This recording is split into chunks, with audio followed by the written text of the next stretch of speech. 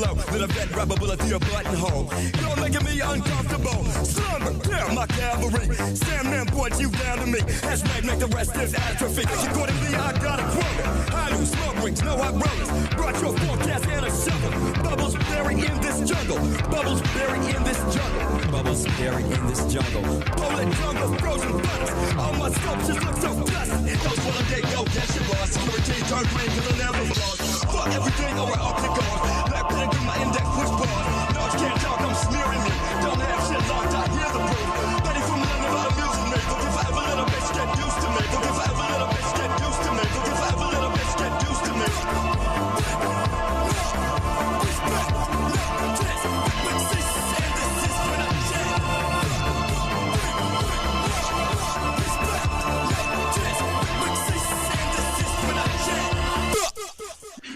What's going on, everybody? I hope everyone's having a fantastic evening, fantastic afternoon, fantastic pre-noon, no matter where you are in the world. I'm Hasan Piker, and this is Dawson on broadcast coming to you live from cloudy California, Los Angeles. Folks, we're live and alive, and I hope all the boys, girls, and MBs are having a fantastic one because today's a beautiful day. Today's a wonderful day. Today is a very special day, as a matter of fact. That's right. Unfortunately, 66 degrees and cloudy here in California, Los Angeles, but we're going to have a good time regardless.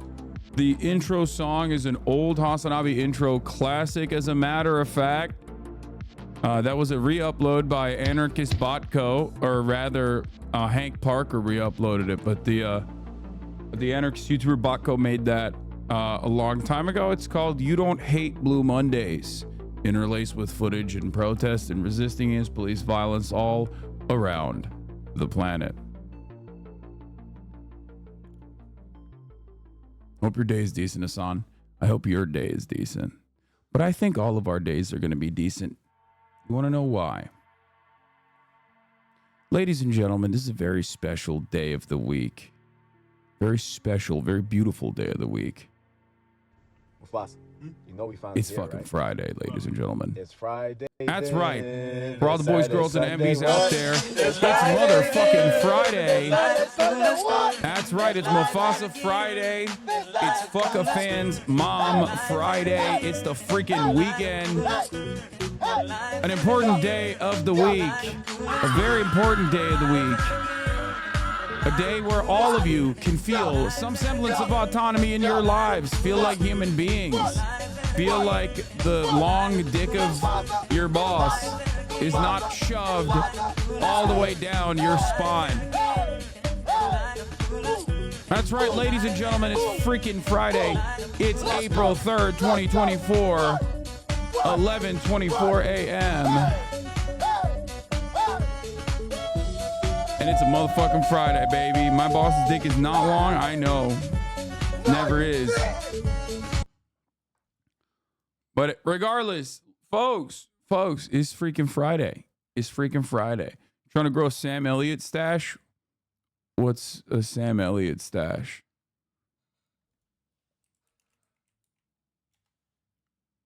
Oh. No, I'm not. If it's made illegal to criticize Israel, does it mean Twitch will ban us if we do because it's illegal? No. It's ridiculous. Anyway, ladies and gentlemen, blood, never seen a calendar. My therapist is pro-Palestine. Can I get a fuck yeah? Congratulations for finding a pro-Palestine therapist. More like a pro-Palestine terrorist. New Kendrick diss before politics? Wait, what? Is there a second Kendrick diss?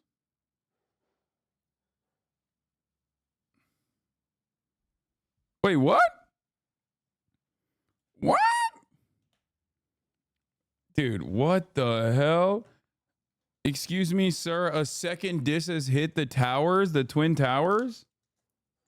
I didn't even realize. Anyway, listen, folks, this is part of the broadcast where I tell you a little bit about my personal news, about what's going on in the world of Hasan HasanAbi Piker in between the time period where I press the stop streaming button and press the start streaming button. And a lot has happened. A lot has happened. Okay.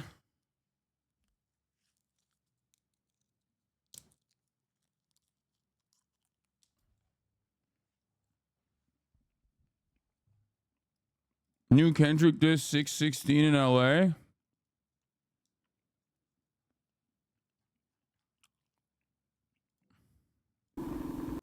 That's crazy.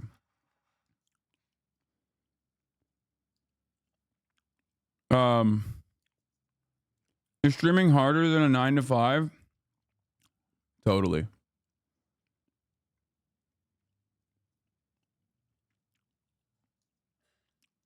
As good as the first, but he made some pretty major accusations / leaks.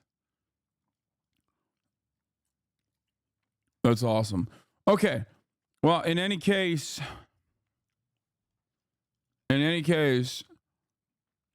ladies and gentlemen, as far as personal news goes, let me just blow right past that. I've been watching Blue Eye Samurai, hanging out with Kaya, my dad. Love Blue Eye Samurai. We watch Warrior together, me and my dad. Season 3 is not as good, but it's all good. Also, this morning I woke up and I did some frickin' legs, baby, and I'm feeling pretty good. The real reason why I'm feeling pretty good is because not only did I do legs, but it's official. On the gym scale, I have officially hit 239. I'm in the 230s now, baby. It's a whole different ball game. Now, obviously, unless I fuck this up, it's going to be hard to keep it there and keep it going. But, my parents are watching today. They're expecting a whole lot of news commentary.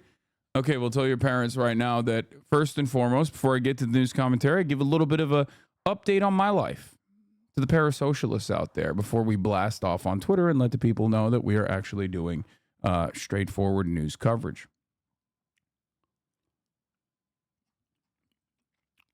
230 is a lot, isn't it? 230, my friend. I'm 6'4". I'm 6'4", and 230 pounds is actually, especially with my level of muscle mass, is, it's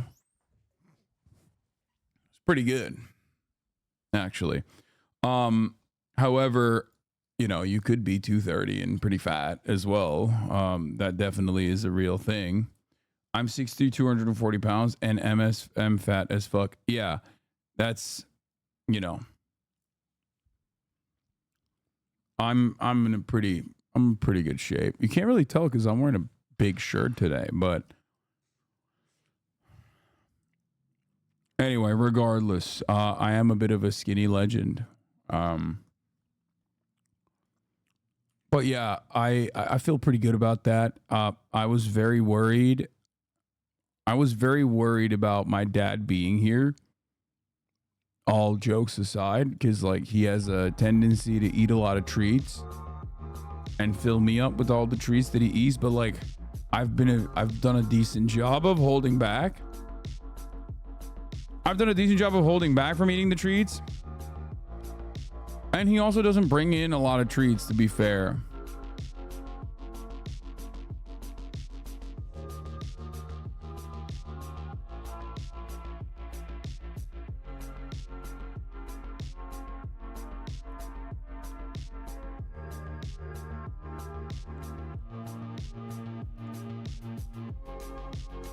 So yeah.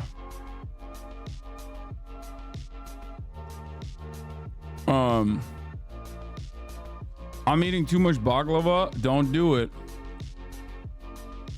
Did you see this? It's sick as fuck. I probably did not. Do you want to know why I did not? Because I don't have Twitter. And honestly, sometimes I feel like, because I don't have Twitter, sometimes I feel like I go into the Discord now. I go into Hoscord a lot more. And I just lurk, right?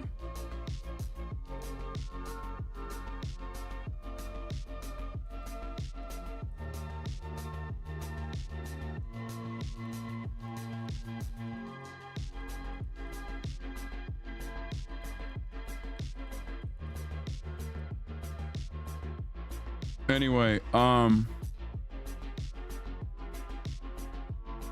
What the hell's going on here?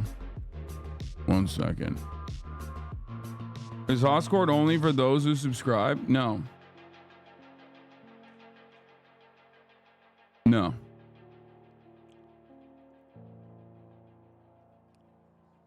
Hoscord is not only for those who subscribe, but if you subscribe, you can get like extra benefits, I guess. Like you can get a little button, I think. I don't fucking know. I don't run any of this shit. Let's be real. It's run by you guys and it's for you guys. That's really how this stuff works. Anyway, regardless, what I was saying is like, I don't really see what pops off on Twitter because I don't have Twitter. So I just go on the Discord now. I go on the Discord, but it makes me miss out on like everything that's happening in the world. However, having said that, it also does simultaneously keep me very, I don't know. It keeps my mind clear, let's say. Mehdi Majority Report interview deserves a recap. Potentially we'll do that. But yeah, do you want a 26 X-Men Sentinel action figure? It's fucking dope and I bought 2. I'd love to see it up on your shelf. Yeah, well, how are you gonna bring it to me? You know what I mean?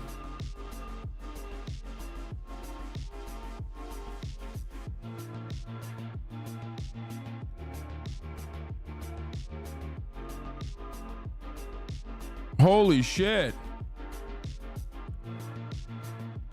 Is that R. Carter?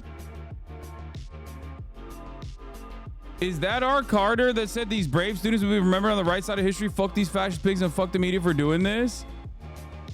Bro, that has 222,000 likes, bro. Be for fucking real, Carter. What's happening right now, bro? What's going on? No notifications today. I haven't blasted off yet. I'm gonna blast off right now and then we'll do it. But yeah, I am gonna obviously talk about the student stuff. The student protests are going on all around the country, the reactions to said student protests and everything else. And more. But we will do some fun stuff today too, because it's freaking Friday. You know what I mean?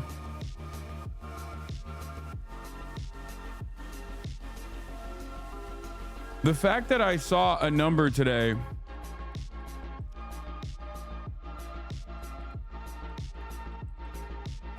for not loving Israel hard enough. 2,300 people since the student-led protests began on college campuses. What is to be done?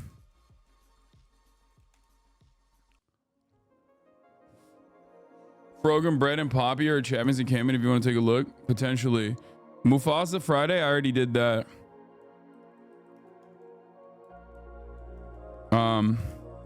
Antisemitism Bill links anti-Israel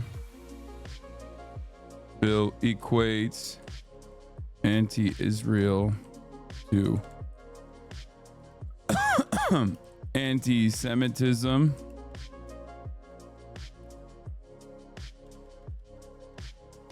And so second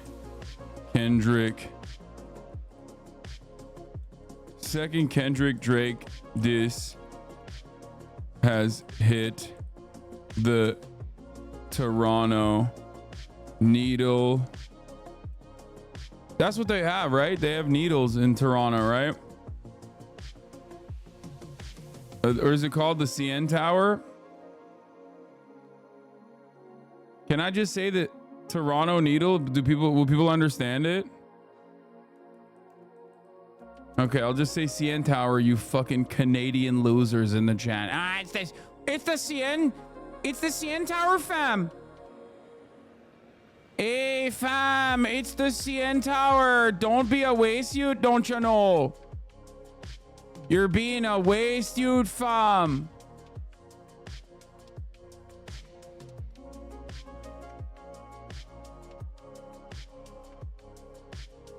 Stop cheesing, Crody.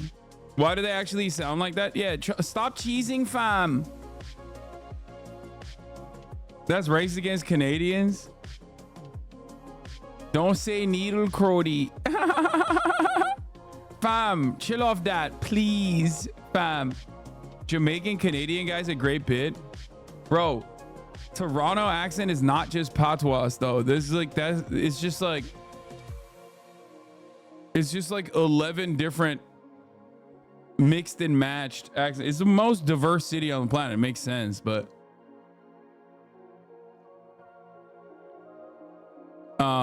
anyway,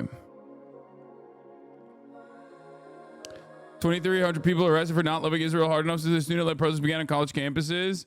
What is to be done? Antisemitism Bill equates anti-Israel to anti-Semitism. Second Kendrick Drake just hit the CN Tower. Walking Dead finale later. Get in now. I'm doing it, fam. I'm doing it. I'm doing the Walking Dead finale later. No matter what, fam.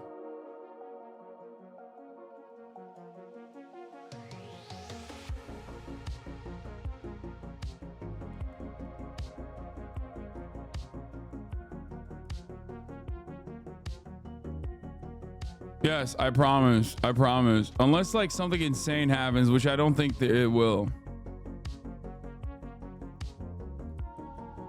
Nuclear war comes and we're Walking Dead anyways.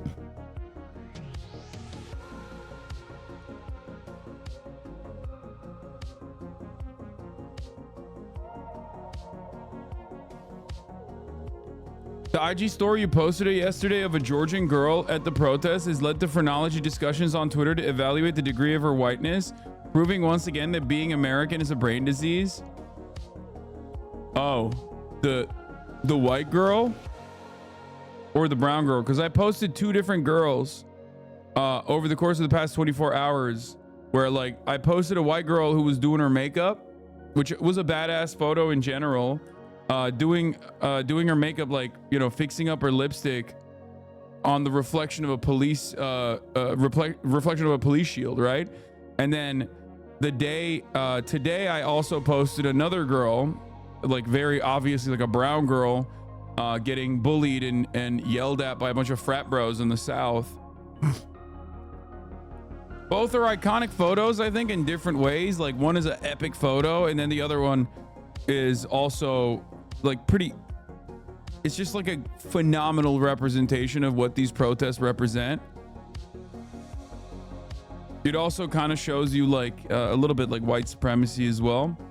Bro, you can't just post girls without their consent. What the fuck? No, these are at protests, chatter. Like these are people in public.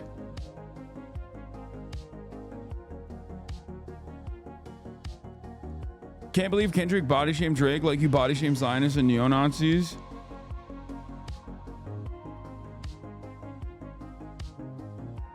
I assume you saw the frat bros making monkey noises and face at a black woman too, right? Yeah.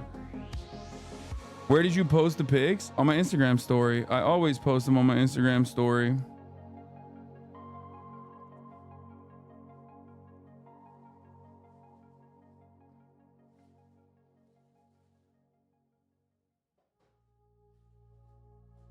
Anyway, Gooner Gate has ended.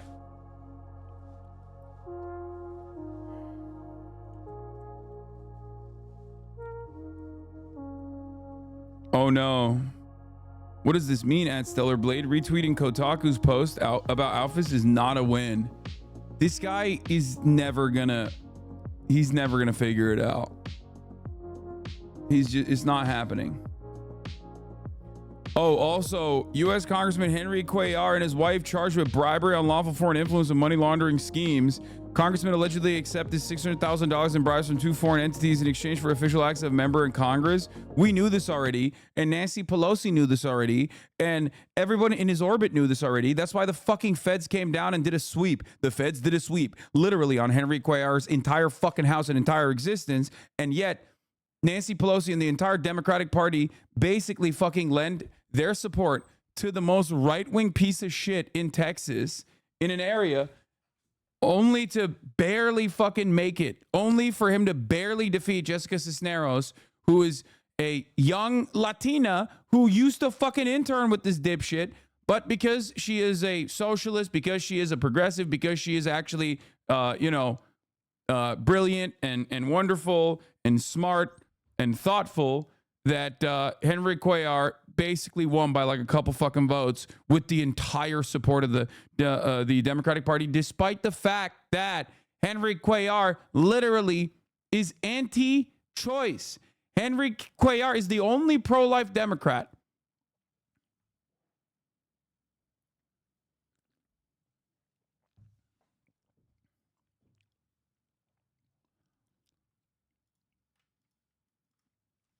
So cool that the Democratic Party knew about this. The feds did a sweep and still chose to lend their support to the most right-wing Democrat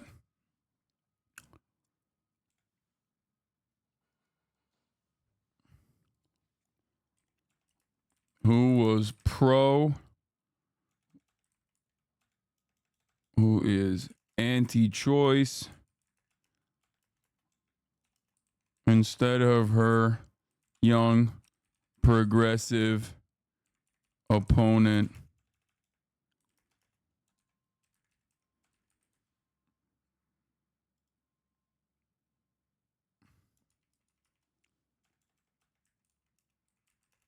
Who lost by 300 votes.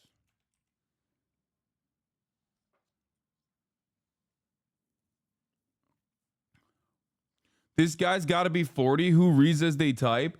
Chat, I'm reading as I type for you to hear what I'm saying. What do you mean?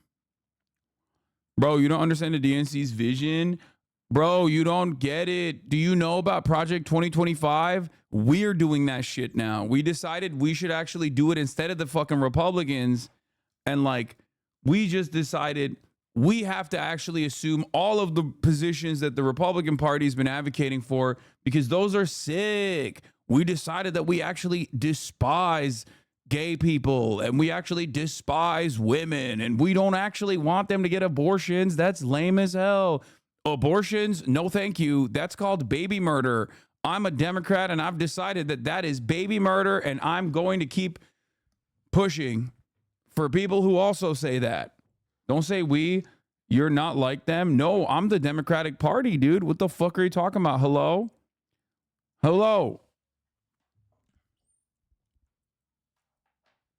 Instead of his young progressive opponent.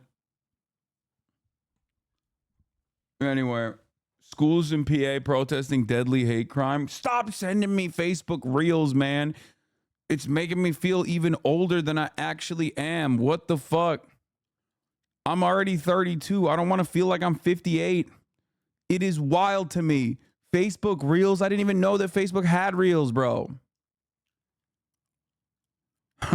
Every week, a Latino chatter goes, as a Latino, I sincerely apologize for the sorry existence of insert the most Nazi right-wing Latino man name here.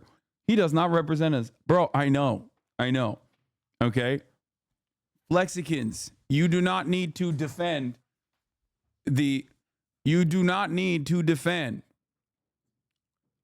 your honor on this broadcast. This is a Flexican broadcast. It's a Swagapino broadcast. We are always in support of our Chicanos, in support of our Flexicans, in support of all the Latinx community, okay? except for Cubans over the age of like 40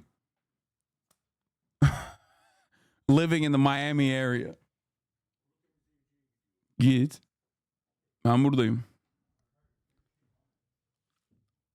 All I'm saying is if you're living in Miami and you're Cuban and you're like 40 years old, you probably believe everything the opposite of everything I believe, okay? Statistically speaking, there's a very, very high likelihood.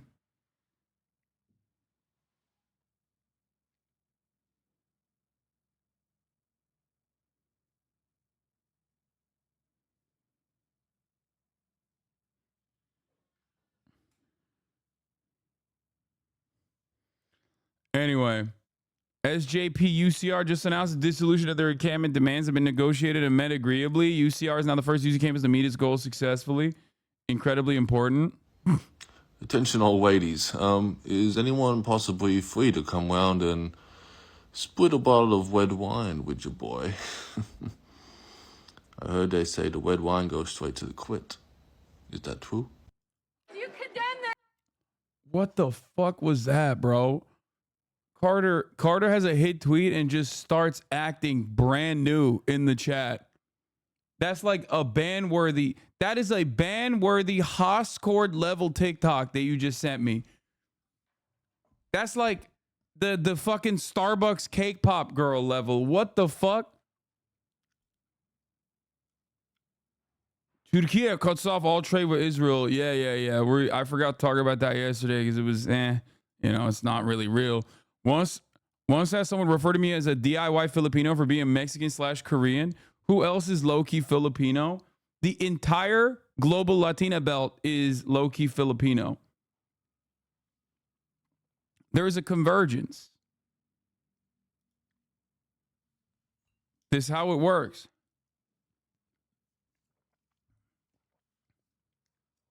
Technically.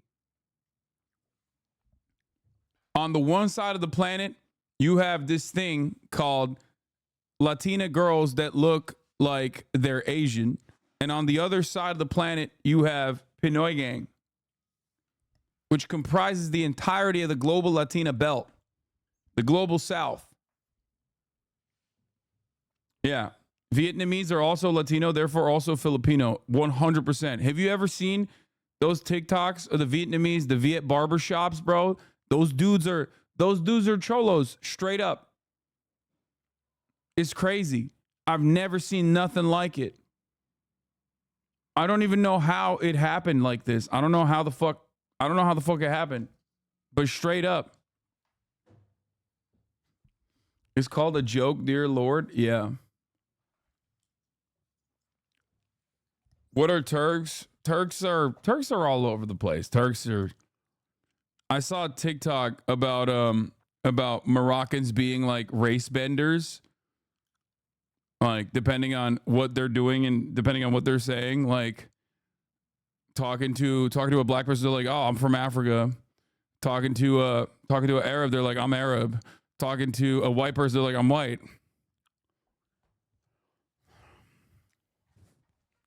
Turks are everything. You know what I mean? Just everything. There's a little bit of Turk in everybody. Tito's Yugoslavia was obsessed with Mexican music. I love that. Thank you, Themasius, for the playlist.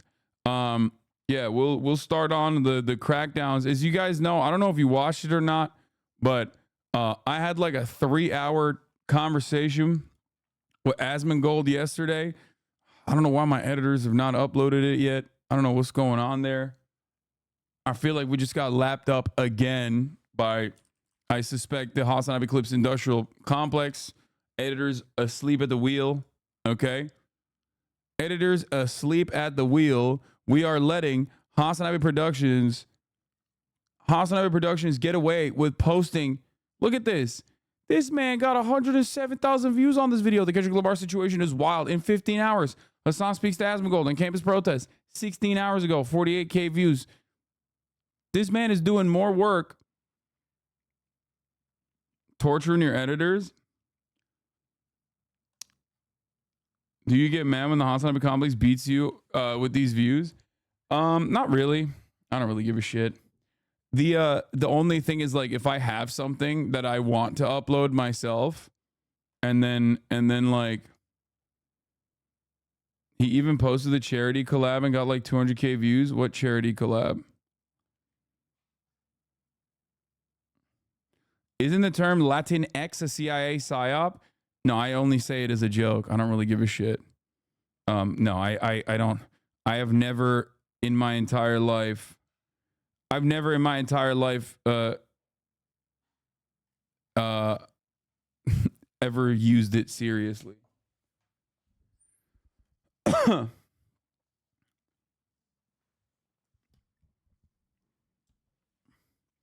I do, however, feel kind of weird whenever I say Latina. I feel like I'm too white.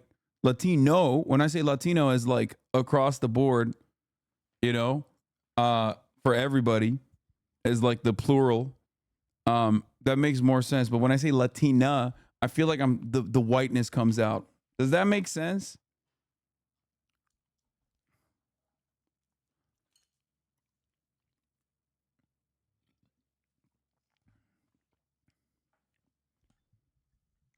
What about Chicano and Chicana? I don't think this is the first time I said Chicana. Why are you saying it like that though? I don't know, man. I don't know. But like you notice it too, right? When I say Latino, it makes sense. When I say Latina, it sounds like a fucking frat boy looking for like a porn category. You know what I mean? I don't know why. It just comes out of my mouth like that. I don't know how to like tongue twist it in a way that it doesn't seem like I'm Drake saying the N-word with a hard R for some reason. It feels weird. Latina. That's what I got to do. Latina.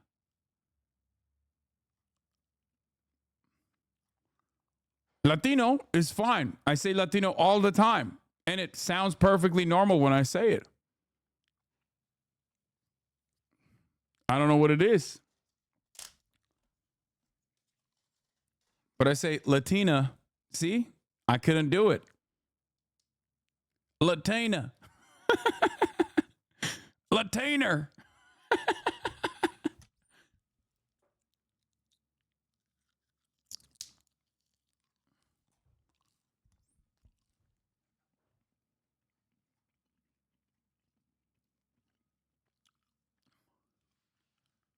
Anyway.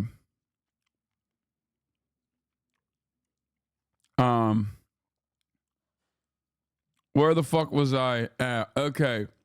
Let's get started. Shouts out the card. Look at this. These brave students will be remembered on the right side of history. It's true. Police unmasked low-life UCLA person for the world to see. These guys are so funny. Like, they're just watching Fox News, angry as hell, excited at the prospect of a 18-year-old being, like, doxxed. I thought y'all love free speech. What the fuck's going on, man? Oh, man.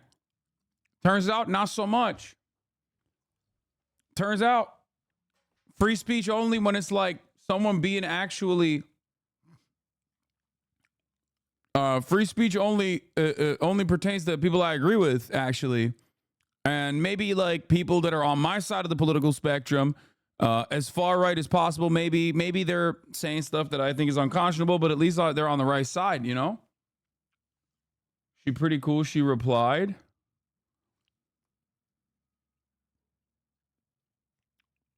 Wait, what? She got straight A's, moisturized, thriving, fundamentally unbothered, success in life guaranteed. I would know.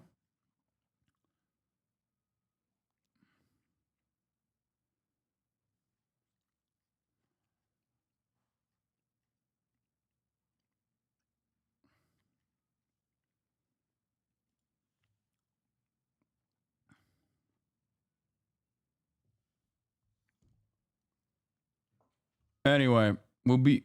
What? Okay. Crazy how these piglets will remember this as the peak of their career. Yeah, I agree. Proof God exists and doesn't like being talked to. What?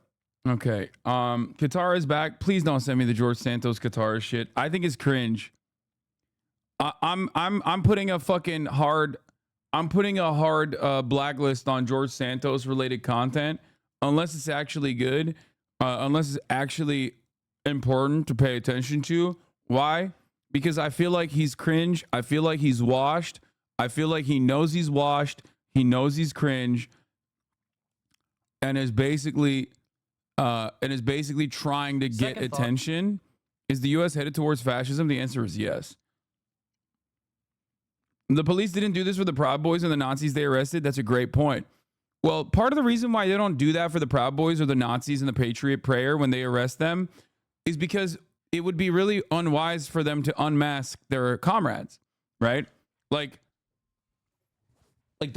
they're already there. They're already there on both sides of the spectrum. They agree on everything. And it would be really lame if they unmasked their own fucking Nazi friends. You know what I mean? Like it would be an awkward moment at the water cooler the next day. You're like, Hank, why the fuck did you take my mask off, brother? Like, we talked about this, right? That kind of situation. Why is a more perfect union being a hyperfixated keyboard warrior? What are you talking about?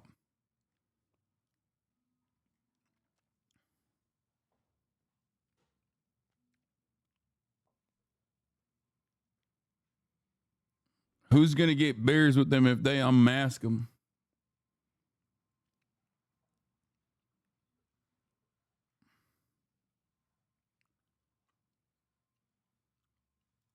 What is this? An Israeli body previously classified hostage, Eliakim Libman, discovered in grave of October 7 victim. Eliakim Libman was a security guard at the Nova Music Festival. During the course of October 7, he rescued several people from the massacre. Wait, how the fuck did that happen?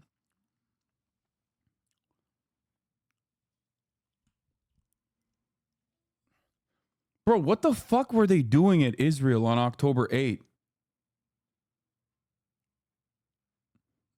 Wait, I don't get it. He rescued several people. IDF confirmed discovery saying the IDF and National Institute of Forensic Medication has conducted an investigation.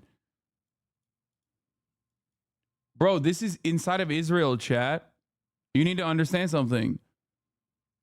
This is literally inside of Israel. So as in, like, they did a phenomenally bad job at forensics and also simultaneously a phenomenally bad job at, like, investigation and even, like, proper maintenance of the bodies that is respectful to the fucking victims.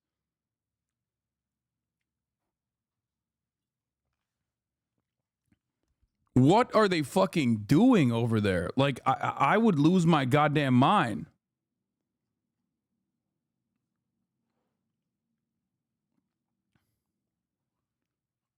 Like, this doesn't make any sense. At the beginning of the war, it was initially suspected that Libman was not a hostage after no indication of abduction was found. After that, a body part of his was found in the area that raised the possibility that he was not kidnapped but buried with another victim from the Nova Party massacre. Dude. Zakah, what the fuck are they doing? They need to disband that organization in its entirety. Okay? Like, there have been, if you're not following Israeli news, you are probably unfamiliar with what the fuck's going on here. But Zakah is like one of the major organizations. It's supposed to be like a charity, right? Tasked with it's supposed to be a charity tasked with taking care of, like, victims of natural disasters or whatnot. And they were very active after October 7 as well. Comprised a lot of, like, of religious Jewish people that are supposed to follow the Jewish practice of the Jewish practice of, like, taking care of the bodies, right? Because there's a bunch of rules and stuff. The problem is Zakah basically took over the forensics side and, like, mishandled a shit ton of the bodies, mishandled the forensics, did atrocity propaganda, literally fucking took bodies out of the body bags they were in to place them in Zakah body bags, like, basically working and using October 7 as a way to, like, farm donations, which they got a shit ton of. They weren't trained properly.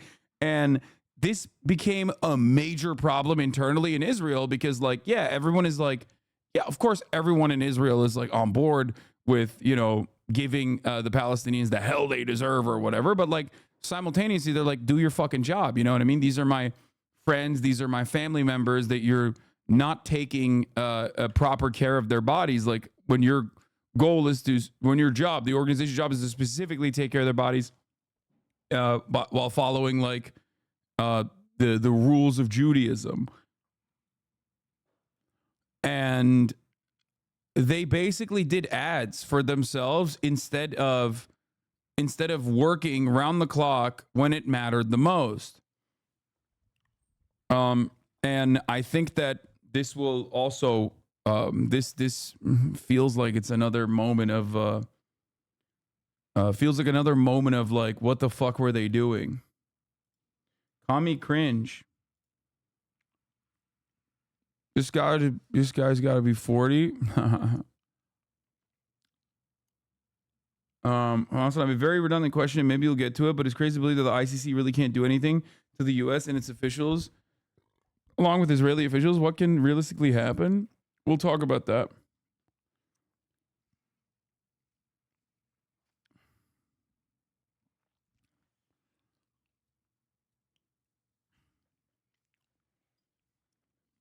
Seems only people Netanyahu government likes killing more than Palestinians is leftist Israelis. No, this isn't a leftist Israeli or anything. This is just a regular old Israeli that the government totally fucked up in not handling their body properly, because they delegated the responsibility to an organization that was too busy caring about their own interest and like doing ads and stuff, and also covering atrocity, like creating atrocity propaganda when many atrocities already had existed.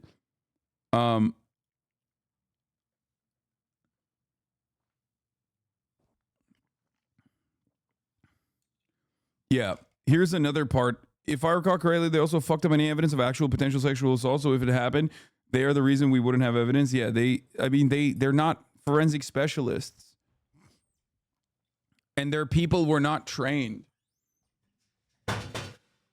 So, you know, they fucked up big time and have cooked a lot of the investigations that should have been conducted.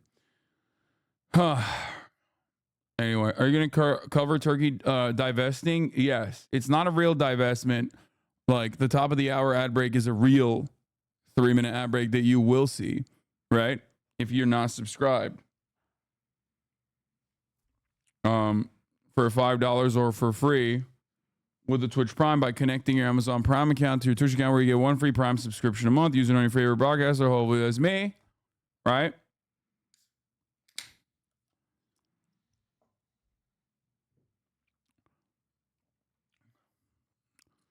You can also get gifted a sub. Hey, Raiders, thank you for the Raid Central Committee. Michael from Pennsylvania, hope you had a good stream, brother.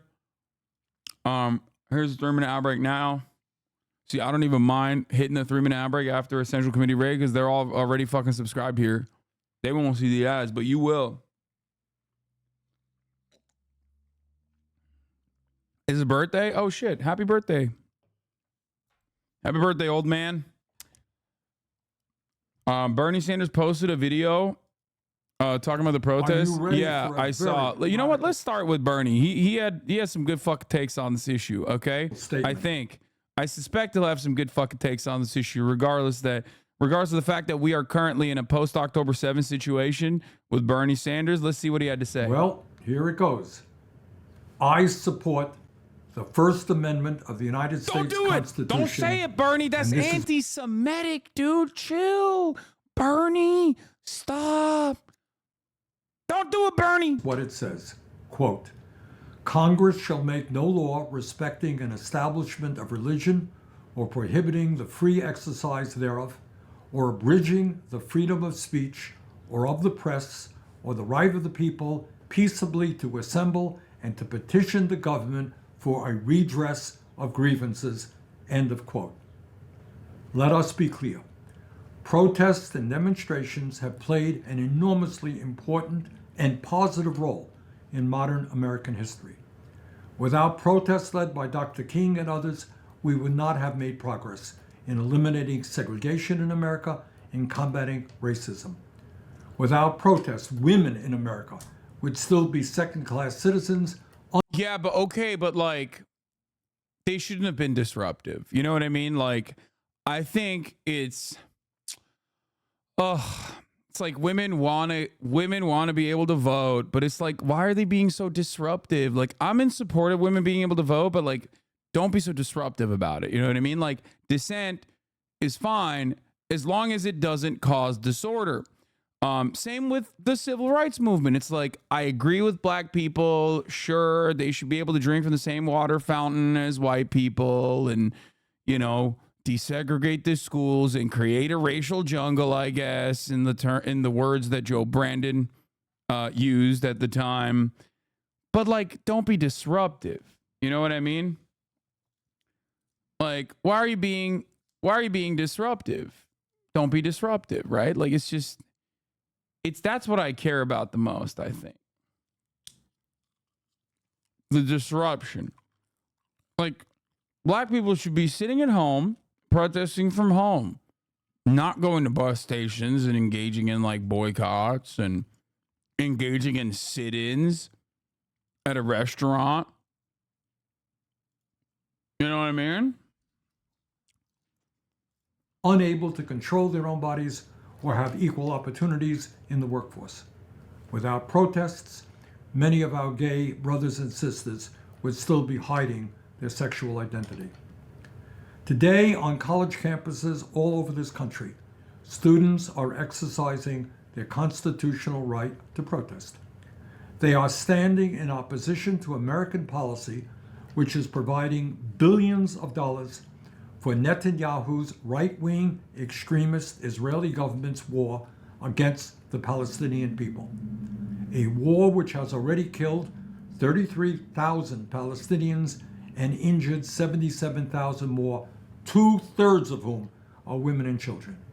A war which has destroyed or damaged more than half of the housing in Gaza. A war which has essentially annihilated the healthcare system in Gaza. A war which has done incredible damage to the civilian infrastructure in Gaza, electricity, clean water, and sewage. A war which has bombed every one of the 13 universities in Gaza and left hundreds of thousands of children without schooling. In my view, demonstrations must... I mean, I wouldn't call it a war, Bernardo, but, you know, I'd call it a genocide, but, you know, otherwise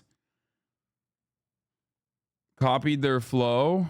Hey, listen, I agree with the protesters as much as the next guy, but they shouldn't be disorderly about, of course, Black Lives Matter, but property damage, that is too... You think this is the first time I've made this joke? Like, you think like I saw this video and that's where I arrived at the, you know, you shouldn't be disruptive?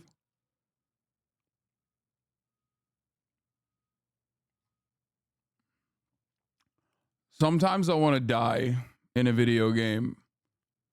Guys, I've been making this same exact joke, like that exact same joke with the exact same terms in the exact same sarcastic tone for the past 10 years, okay? You might be new here, but it's like definitely one of the fundamental principles that I believe in and defend. You know, much love to the Zoomer TikTokers and stuff like that, but, you know, come on now. That's why you can see it in my videos from like 10 years ago, 5, 6, 7 years ago, 8 years ago. Convo with Hazel Wen. Be nonviolent.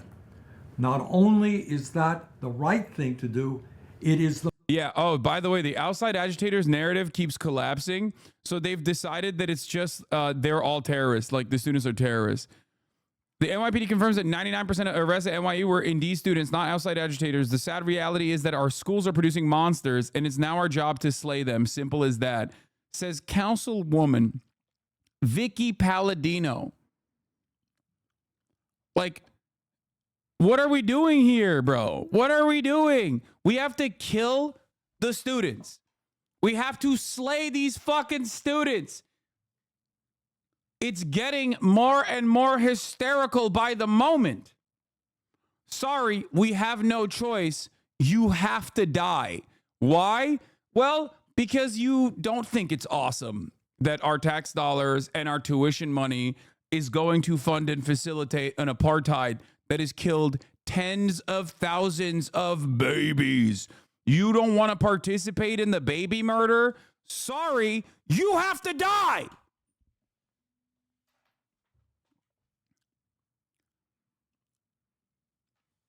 Think they'll walk back their statements about none of the protesters were students? No, dude, of course they won't. And no one will fucking hold them to account. Here is the problem. The actual outside agitators are the counter protesters, okay? They're like 70 fucking years old. Their median age is like 58, okay? The outside agitators are the police. The outside agitators are literally the media. Morning Joe is an outside agitator demanding that police violence happen at these college campuses for peacefully demonstrating. And they can't find anything that actually goes against that narrative. The reality of the matter is, even if they weren't fucking peaceful, I would still be on board with the movement and the momentum. It would make it much harder for me to defend it to a bunch of fucking liberals who literally refuse to get on board with a movement that they would otherwise agree with, as long as it's like fucking things up a little bit. But they're not even doing that. They're not even doing that. The students are being perfect optically by liberal standards. They're perfect victims. And yet people are still lying about them. And at a certain point, people are going to start being like, okay, well, what the fuck am I doing here?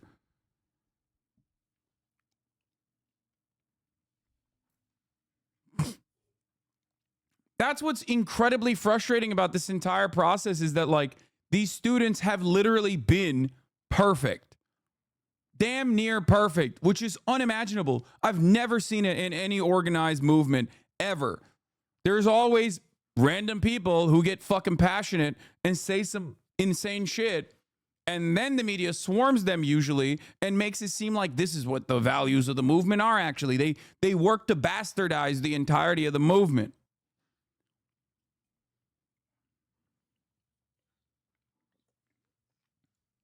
Who cares about the 60s? You break the law, you get arrested. You should care, because the reason why you're saying that is because you would be saying that back then as well. Who cares about the 60s? Well, I'm showing this to you because guess what? This was also civil disobedience. And it was presented in the exact same way in the media. And of course, the majority opinion on that in that very moment was identical. Like, oh, well, why are they doing sit-ins? I agree with you, but also at the same time, two wrongs don't make a right. Wait, what? Brother, if you're going to come in 2024 into this chat and think that you're going to get away with saying that like the civil disobedience during the civil rights movement was a wrong, I don't know what to tell you. The reason why I bring this up is because I think, you know, this is the bare minimum. I think that you have like some semblance of humanity, right? Like it's me being charitable to people. I'm saying if one group breaks the law doesn't mean another can. Yeah, no, I always suspect that you're not going to take the position that you are anti-civil rights movement. Like, I'm being charitable and assuming that you're not a fucking fascist animal, right? Which is precisely the reason why I'm thinking like, okay, you probably look to the civil rights movement and you say, no, those acts of civil disobedience were met with a lot of state brutality, and it was actually deeply unpopular in the majorities, in the framework of the majority, and yet they were totally valid, and it's good that they did that, right? Because I assume that you think the civil rights movement is good. If you think the civil rights movement is bad, then we don't really have any conversation that we can have here.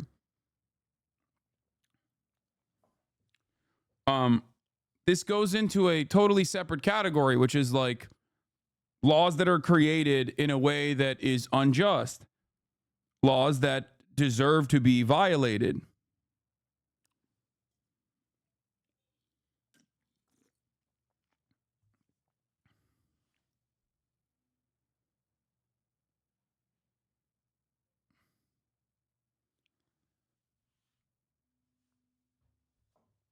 Like, I don't know. I don't know what's happening here. I don't know if you have like the clan robe on or something.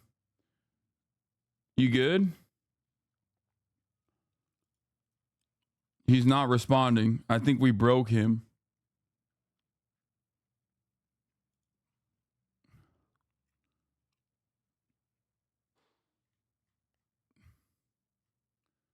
Bro, why are Destiny's fans like this? I just don't understand it. Like, why are Destiny fans always fucking roaming the internet looking to fight on issues that I would suspect that they already agree with? And it turns out they don't. Like, you're trying to be a liberal in 2024. You're trying to be a centrist in 2024. This means you have to do the reading a little bit, right? This means that all the previous acts of civil disobedience are good, just not this current one, right? Like, you're supposed to act like you think the civil rights movement was good. You're not supposed to say that was bad and wrong. Do you understand? Like, you're fucking it up. You're fucking up your own propaganda. You're messing it up because everyone then immediately recognizes that you're a racist fucking idiot who is trying to make an argument and failing to do so. I'm telling you right now, okay, there are certain laws that are bullshit laws that are created or weaponized against peaceful dissent. This is one of those instances. Then I'm also saying that there are certain laws that must be broken, that it is moral, because morality trumps over legality. Okay? For example, slavery. It was the law that you could keep and maintain a slave as a part of your capital. It was, as a matter of fact, illegal to free slaves. It was illegal to facilitate the abolition or the emancipation of slaves. I don't think anyone here would say, no, laws are laws. They should have followed it to a T. Some laws are meant to be broken. Some laws are ridiculous and unjust. Okay? During the period of segregation, the laws, or rather the lack of regulation or restriction that gave private institutions the right to segregate, private institutions, private corporations, the right to decide that black people can't come in. Or if they do come in, they have to go through a separate entrance, or they have to go to a separate area.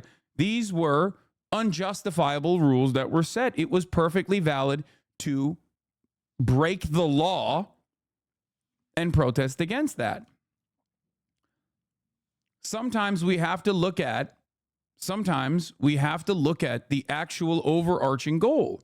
We have to look at the overarching goal of a movement and make up our minds, because we're all big boys here, right? Big boys and big girls and big MBs.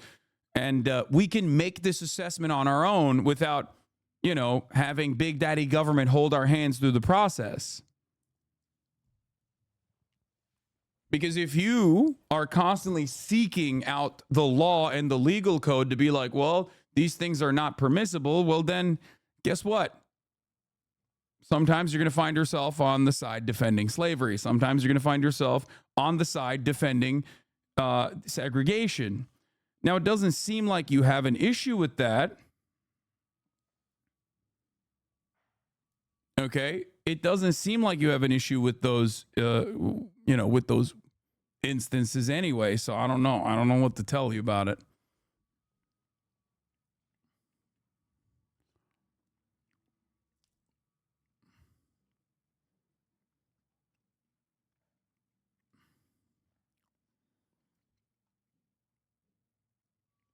Defense lives are reposting this morning. What the fuck is this? What is happening here? I don't want to ever see something like this ever for the rest of my life. NYPD is looking for the guy. Somebody's radicalizing our students, says Deputy Commissioner. Uh-oh.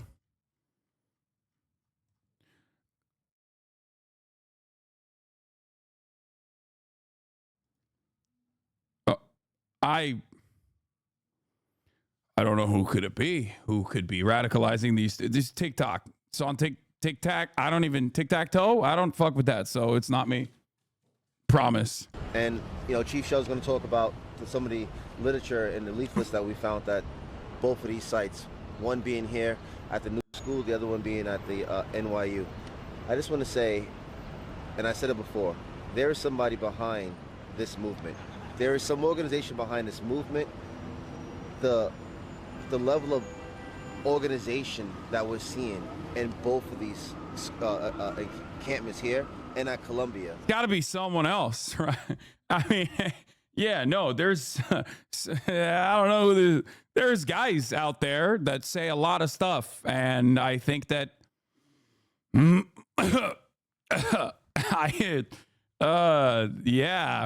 I don't know. I love Israel. As you guys know, I'm Israel Chai, okay? You know this. I know this. We know this. We love Israel. I've been watching the TikTok compilations of the Israeli Defense Force terrorizing the West Bank Palestinians, and I'm always thinking to myself, that's so sick. They call me the son of Israel. You know, the son of Hamas. I'm the son of Israel. I'm the son of Benjamin Netanyahu. Such a fan. Dude, I wear the tightest capri pants you've ever seen with flip-flops and listen to techno music on repeat. Everybody knows this. I am a massive fan of chocolate hummus. Not Hamas, hummus. Leaflets on how to protest. Leaflets on how to commit civil disobedience. Leaflets on what to do when you get arrested. Leaflets on what to say to the police when they ask you. There is somebody funding this. There is somebody radicalizing our students. Bro, they're so mad. They're so mad that these kids are actually doing too good of a job. They're too organized. They're doing too good of a job. And these motherfuckers are just bent. They're so goddamn bent that they can't just use their regular tactics of disruption, use the regular propaganda. They're mad at fucking leaflets, bro. Have you seen the Piers Morgan interview with Cornel West and Uncle Cenk yet? No, and I probably will not watch it. Because that shit pisses me off usually. It's just even when I'm on the panel, it pisses me off. And our Deputy Commissioner of Counterterrorism and Intelligence will find out who it is. And we're going to be asking them some questions when we do. So this is a piece of literature amongst many that was we recovered from NYU, and this is, like I said, one of many. But I just want to read this to you. Can you hold it up, please? Yep. It says, "Occupy the occupiers. Enter the temporary autonomous zone from New York to Gaza and across Turtle Island." Occupy the occupiers, they're saying. This is violent rhetoric, violent language. Let me tell you something. I apologize for the words I'm about to read. Let me tell you, it's a trigger warning, as the fucking queer kids say, right? Trigger warning. All right? Words of violence. I'm about to read some stuff from this fucking pamphlet. All right? That is about to fucking make you blow a gasket over here. All right? Words of fucking violence. Silence in this moment is complicity, if you know what I'm fucking saying. I'm about to read something that's, what are the kids calling it? A fucking microaggression, right? All right, we're doing a microaggression over here. Hey, yo, this Italiaphobia will not fucking stand, dude. Disrupt, reclaim, destroy. Zionist business interests everywhere. Death to Israel real estate. Death to America unschooled. Long live the Intifada. So this right? Think about how violent that is, right? They're using Arabic words over here. Intifada. Let me tell you something. Hey, yo, they said a fucking Arabic word. Hey, I thought this was post 9/11 America. You guys know? You guys know about this fucking place over here? They call them halal guys. They're doing chicken and rice and it's fucking delicious. But they have the audacity to use Arabic words, brother. I'm fucking losing my mind. Mindset of some of these protesters, sure. And did you have any greater difficulty at one of the colleges than another today? No. With resistance? No, not at all. We gave the kids something they need to learn. We gave them options, multiple options, and Yeah. We gave them a lesson. We tried to make them as stupid as us by giving them fucking multiple concussions over here, but it didn't fucking work out, unfortunately, because they're trained by this Hamas guy. what their options were is to, in NYU, leave peacefully, and a lot of them did, and that's what we want. A couple said, I want to be arrested. Okay, fine. And we said, okay, you're at the summons level, don't resist, and you'll get a summons. That worked out fine. Here, the same thing. A couple kids took us up on the offer, a couple kids did not. You saw them being arrested. And I hope you captured, I know you captured, the complete hatred for Israel that was being spewed, and the hatred for the NYPD being spewed by the youth of this school. All right, and that's something it's upsetting as a father and as New York City people, correct?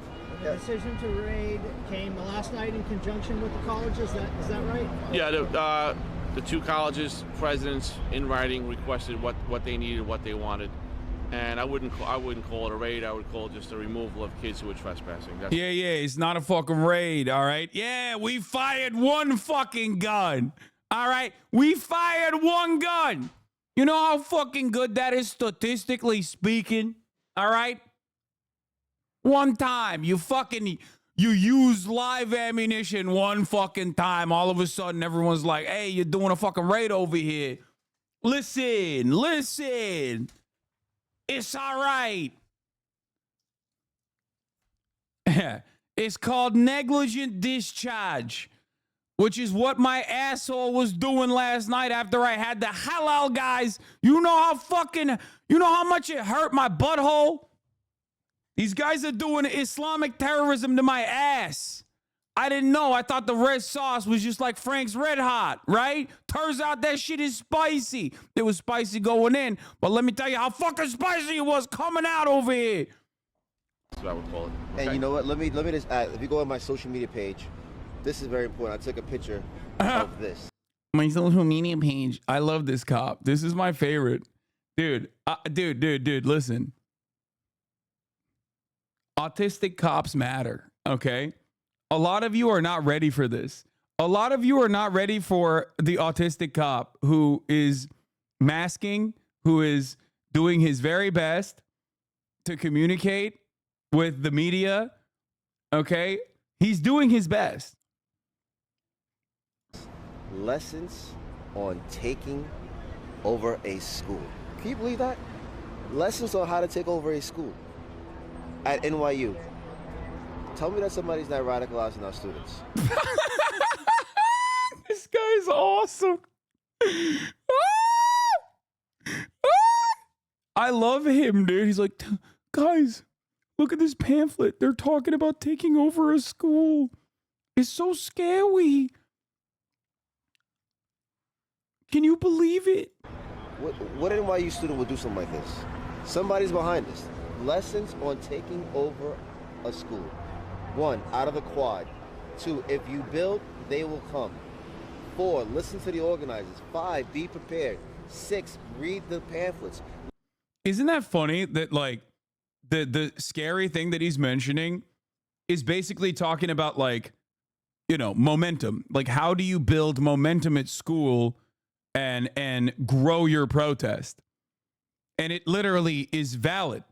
Like not a single part of that was actually scary or fucked up or wrong. So I like that this is the greatest level of propaganda that they can conduct. The amount of resilience and the organizational capabilities of these students is so fucking phenomenal. It's actually so phenomenal that they can't even find a single thing. Like, I'm shocked, okay? Obviously, under normal circumstances, especially as someone who has like covered this kind of stuff, covered like any kind of protest that threatens the existing hierarchies, there's always a guy who says something that is offhanded, you know what I mean? Off-colored remark. Like, You'll always have like during the Black Lives Matter protests, you have people that would say like anti-white stuff or whatever, and everyone would get so scared. Oh my God. Or a guy would be like wearing a dude would be wearing like bacon socks or something, and they'd be like, see, they want to kill cops. They're calling him pigs. And the sensitivity demonstrated by obviously reactionary media that only gets woke, quote unquote woke, when it comes to things that actually threaten power was always frustrating to deal with. But like in this circumstance, there is no thing that you can actually point to. But make no mistake, even if there were, I would still be defending these fucking protests. I just want everybody to understand, like, because maybe some of you think that, these are defensible acts of emancipatory protest only because they follow the law and yet they still get brutalized. No, it is not because of their perfect victimhood that I am in defense of these students. Okay? It's actually shocking to me that they are able to be perfect victims in this circumstance, and yet the media still fucking lies about them. Anyway. Lessons on how to take over a school. Come on, folks. There's somebody behind us. Have a good day, Thank guys.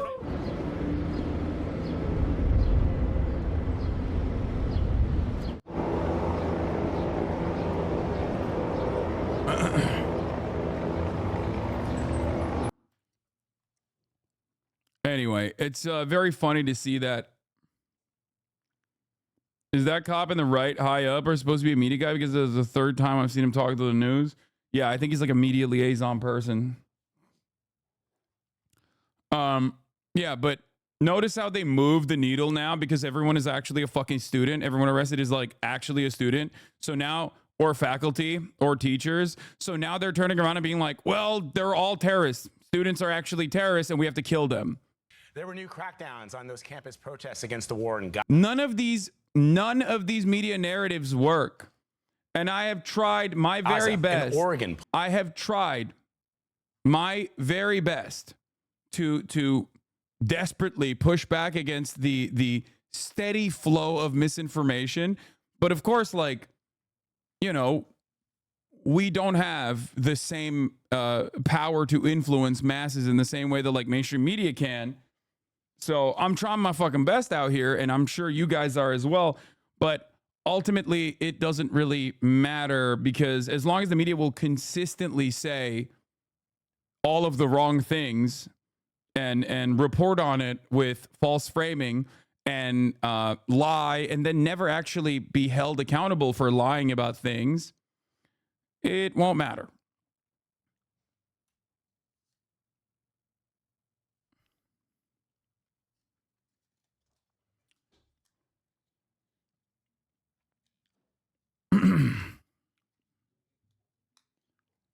All right, let's continue. Police cleared an occupied library at Portland State University. New video shows damage inside the... Like, I don't care about the vandalism on the walls and stuff, too, by the way. Like, I just want everybody to understand. Like, I know that there's probably not a lot of people that have... probably the reason why not a lot of people have come in here to yell at me about, like, how I'm defending unconscionable things, such as vandalism or whatever, is because like the students have been following the rule of law almost to a T, right? But regardless, like these nonviolent rules being broken in nonviolent ways, I don't care about at all.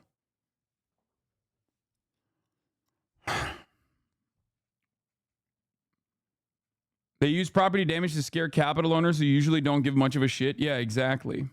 Building including graffiti. Earlier, President Biden had some sharp criticism of the demonstrations just hours after officers cleared a protest camp at UCLA. Jonathan Bigliotti is there for us today. Jonathan, good morning. And good morning to you, Vlad. It's hard to believe that just 24 hours ago you had this chaotic standoff. Seems like a losing battle. It's not. Because you want to know why it's not a losing battle? And I've said this already.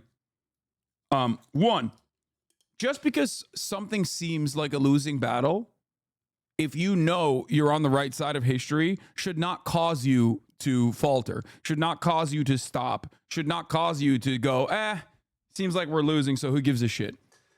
You're talking to a fucking 10-year loser, okay? Since the beginning of my professional career as a political commentator, I've been on the losing side of every single fucking conversation, nonstop. That's what being a leftist is about in many instances, is about being on the right side of history, but taking L's for being on the right side of history just too early, okay? It doesn't matter. You should not stop. You shouldn't stop. You mustn't stop. You must continue because your cause is just. There is always going to be naysayers throughout this entire process. And yet, as far as like this iteration goes, this round of conversations goes, for years and years, I've talked about Palestinian emancipation, and I have never seen this level of support in the Western world in any demographic. Many people could have given up. Many people who have been talking about this stuff for years and years could have given up. And they should have. But slowly but surely, we are now at a tipping point, basically, where there is mass mobilization occurring in the Western world against Israel's actions.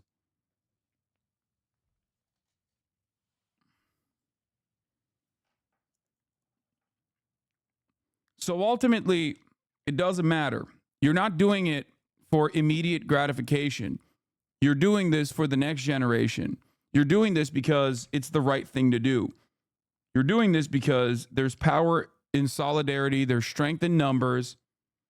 You're not doing it so that people give you brownie points, that people go, oh, you're a cool guy. Oh, you're on the right side of history. That's not the reason why you do it. You do it because it is right. Yeah. This is only the beginning. I love these arguments. This is only the beginning. The Vietnam protest started in 1963. The war ended 10 years later. Yeah, it takes a long fucking time. So much coverage all of a sudden. They just need to look away from the encampments like they did for Gaza. So many Zionists at UCLA. So much coverage all of a sudden. Yeah, now that the police packed them up, they are doing victory laps on the fucking encampments, but it doesn't matter. The only reason why you feel like there is not much to hope, there's not much momentum for hope here, is because you might be a little new to this process, no disrespect, right? And you might be a little new to like being a progressive person in a country like the United States of America. You just have to remember that your cause is just. If you truly believe in emancipation for all peoples, then you're doing the right thing.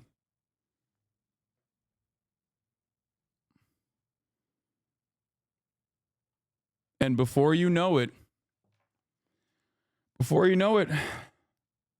you arrive over the course of 10 years, you arrive at a situation unlike anything you've ever experienced before. I'm telling you, the reason why I always feel hopeful despite seeing so much violence every day, especially as it pertains to Palestine and Palestinian emancipation, is because I've never felt more like there are people out here on this side than this very moment. And tomorrow there will be even more people. And the day after, the movement will continue to grow.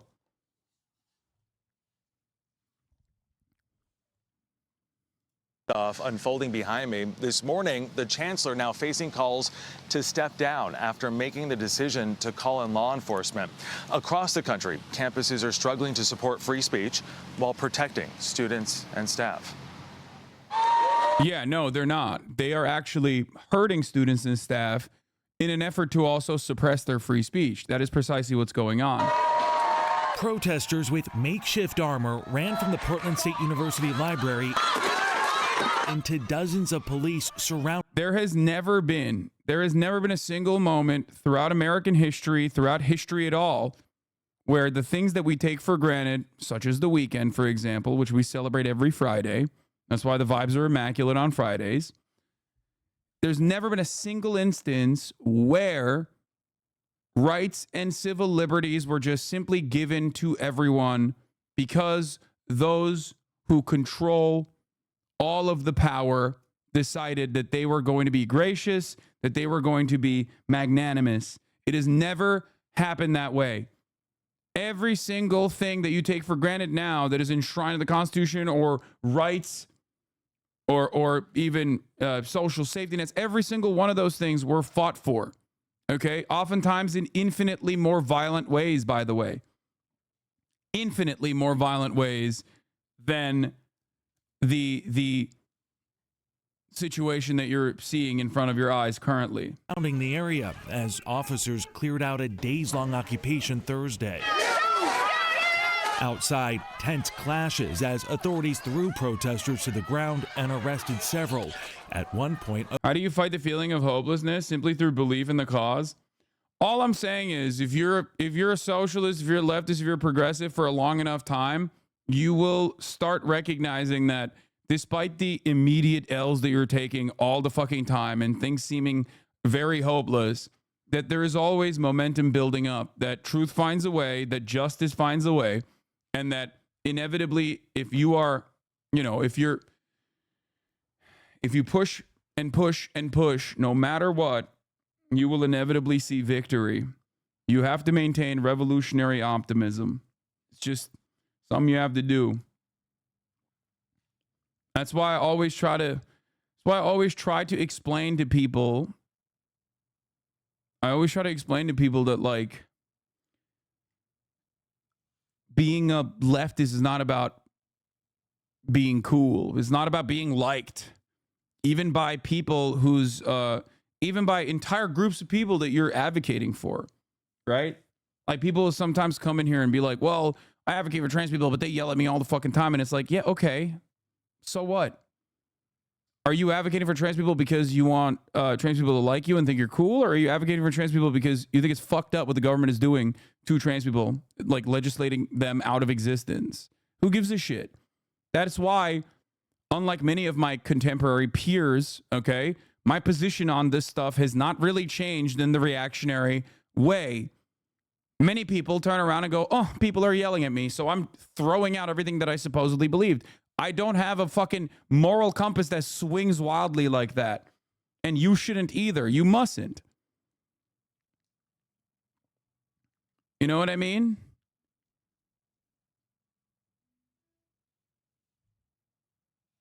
Same with Black Twitter. Black Twitter is eating your ass, dude. They're calling you a white supremacist. The Barbs are calling you a white supremacist. Okay. I guess it's fine now. I guess I no longer am in favor of genuinely restructuring the white supremacist criminal justice system. Like, that's ridiculous. Are you so malleable that a couple people yelling at you changed your entire worldview? It blows my fucking mind. And the same thing goes for even fucking Nazis. Like, I advocate for healthcare for all, including fucking Nazis, okay? My goal is to fix the economic volatility that creates radicalization of that sort, that makes a perfect breeding ground for reactionary sentiment.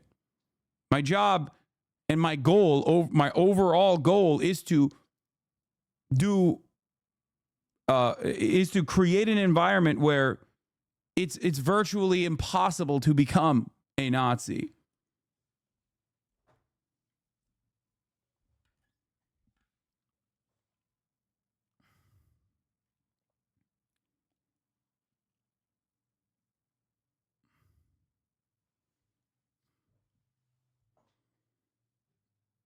Sorry for the blast off, but this was 3 years ago today. Wow, look at that. Biden summit. Kendrick Lamar is the GOAT.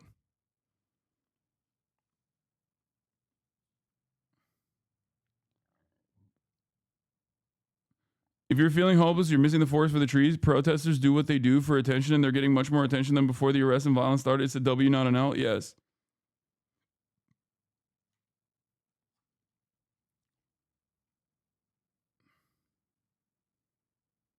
$6.16.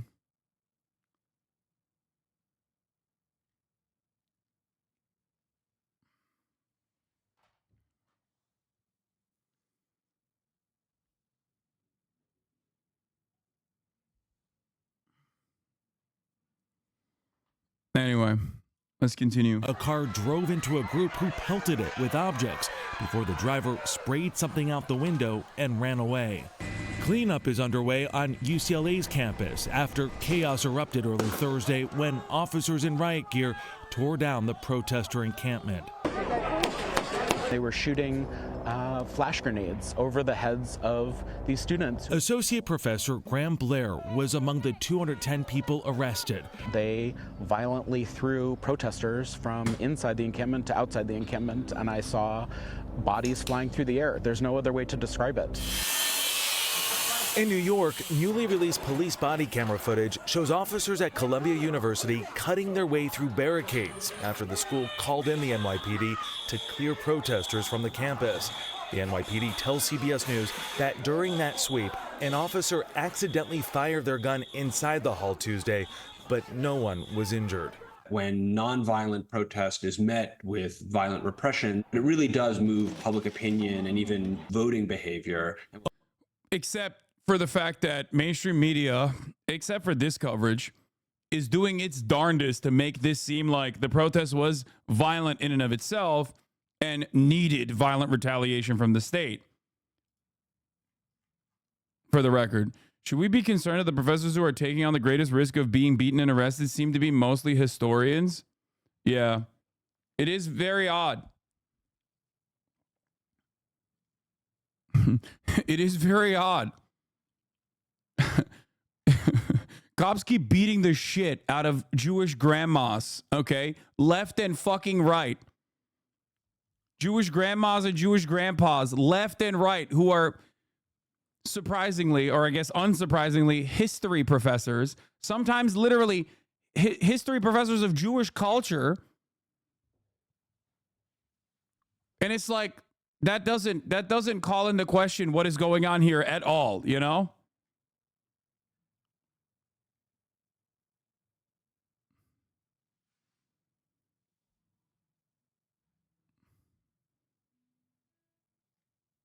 Anyway.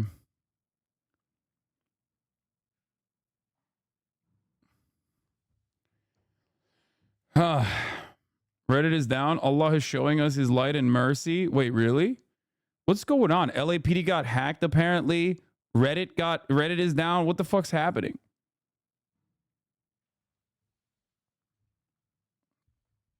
The professors who aren't history professors are literally leading NYPD intelligence agencies in Tel Aviv. Oh, yeah, I saw this. The NYPD crackdown on Columbia University students was led by a member of the school's faculty. Rebecca Weiner is a Columbia professor who leads the NYPD Intel division that maintains an office in Tel Aviv.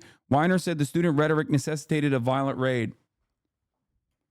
Like, in a truly just world, that person would lose their job for demanding a violent retaliation and a violent, like, unimaginably violent escalation for the state against her own fucking students.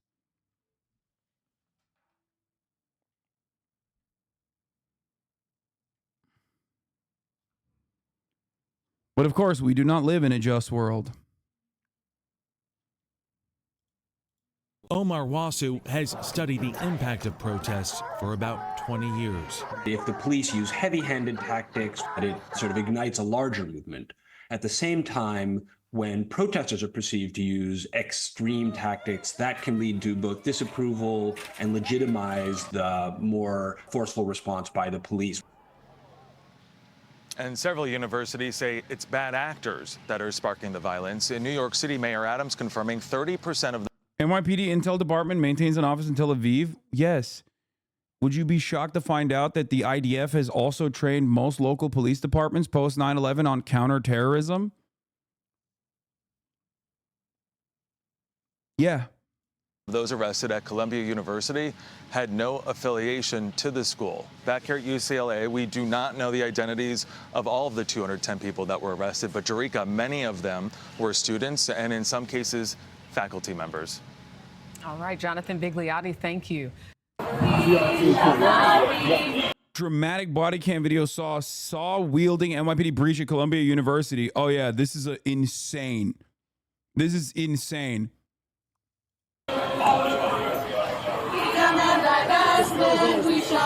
What? This is two right here. Look at how violent they are, dude. They're saying they're violently refusing to move. We have to kill these students now, guys. We have to do everything we can. Think about the property damage. But what about the property damage? Well, it's you know, it's totally fine and valid when the cops do it. You don't understand.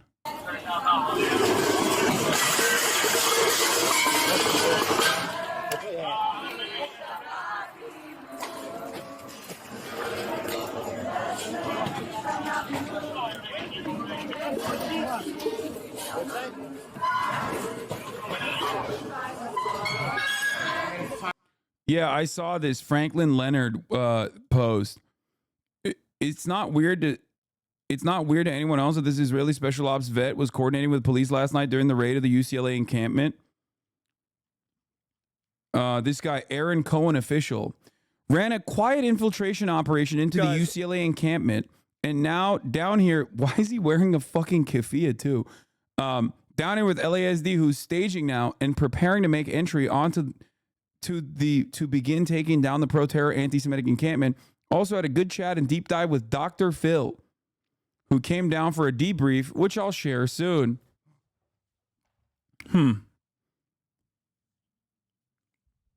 Why is a counterterrorism expert who's an Israeli special operations veteran collaborating and doing infiltration? That's very odd. It's a very odd thing to me, at least. It's like Aaron Cohen here, counterterrorism analyst, law enforcement instructor. I'm down here at UCLA right now, and have the opportunity to spend a minute here with LASD, some of my associates, and I just want to take a minute right now to make it very clear that these guys here, this is one of the finest. This is the largest sheriff's office in the country right here. Special Enforcement Bureau, their SWAT team. You got. Yeah, they're fucking freaks, dude. They're literally gangsters. Like, fuck you mean? SRT down here. You've got some search and rescue elements. These are some of the finest trained individuals, not just in the city of Los Angeles. That's right, guys. I tactically ascertained that the 18-year-old queer anthropology students were actually saying things that hurt my feelings as an Israeli Special Forces vet. They kept saying, I've killed babies. Not little do they know that the babies I killed were terror babies, babies of terror. And therefore, obviously, the babies were tactically dealt with by my hands and perfectly were valid confirmed kills. I engaged in an ocular pat down to maintain the safety and security of these beautiful hot dog dipshits behind me. Okay, as you can see, they are. Many people are saying that they're fat and out of shape and calling them pigs, which I have decided is also violent rhetoric. But in the country, sheriff's office around the country, they follow LA County Sheriff. You can see behind me, there's a little bit of staging going on. I'm not going to get into the nitty gritty of the staging, just to keep everything. Why don't you stop the fake news already? What have I said that's fake? Give me a fake news. Bro, it's 12:54. Come on, bro. Come on. From Shawnee Witch, I'm one of the facilitators for CU Denver's discussions the coming weeks between students, staff, and faculty. I'm staff at CU, and I want to make sure that I want to make the best of this vague discussion format to ensure pressure on admin is maintained. Any thoughts or advice? Yeah, the thoughts and advice that I will give you right now is to subscribe for $5 or free with a Twitch Prime, but I'll give you a real answer in a second. Hold on. Let me run the top of the hour ad break because this guy cooked me.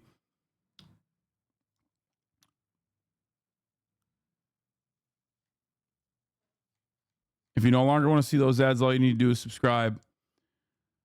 For $5 or for free, he's an actor known for John Wick Chapter 2, Haywire, Rambo, Last Blood. He probably is a lot of these dudes will then turn around. A lot of these dudes will then turn around. You're taking 5 minutes off right now. Okay. Bait comment deserves more than a 5 minutes off, but I'm being gracious today. I'm being nice. Why don't you help the Palestinians by going to Palestine and protesting Hamas? That's sick, bro. Yes, you're right. I think that instead of protesting the American government that is like allowing Israel, giving Israel all the weapons to kill the Palestinian children, I should go to Gaza and get fucking executed by the very same weapons that my tax dollars paid for. You're right. That seems like a really good way to deal with this. Okay, you're right. Hey, why don't you go? Excuse me. You said you don't like murder. How about you go get murdered right now? You don't like genocide? Why don't you go get genocided? See how you like it.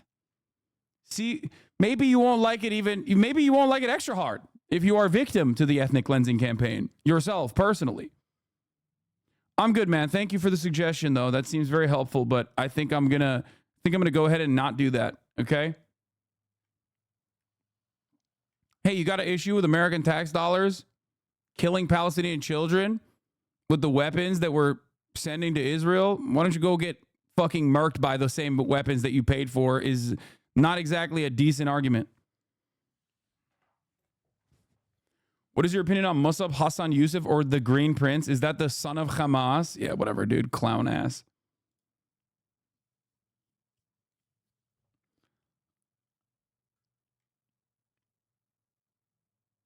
Everything nice and sterile as operations here are ongoing. What was the question from the organizer? I don't know how to answer that question. I just want to take a minute, let you guys know, down here with LASD. That was embarrassing. You know, everybody here is ready to do whatever needs to be done to get this situation diffused safely and with the highest degree of selectivity. But again, LASD, this is the biggest sheriff's agency in the country, some of the finest deputies that I've worked with. And their capabilities, their tactics are incredible for, you know, diffusing a situation like this that's happening on campus. Just want to say it's really important right now to support law enforcement. You know, these are the peacemakers out here, and these are the guys who are going to be risking their life to go in and peacemakers. Not only pull those protesters out and protect the. Yeah, peacemakers, bro. It was so goddamn peaceful.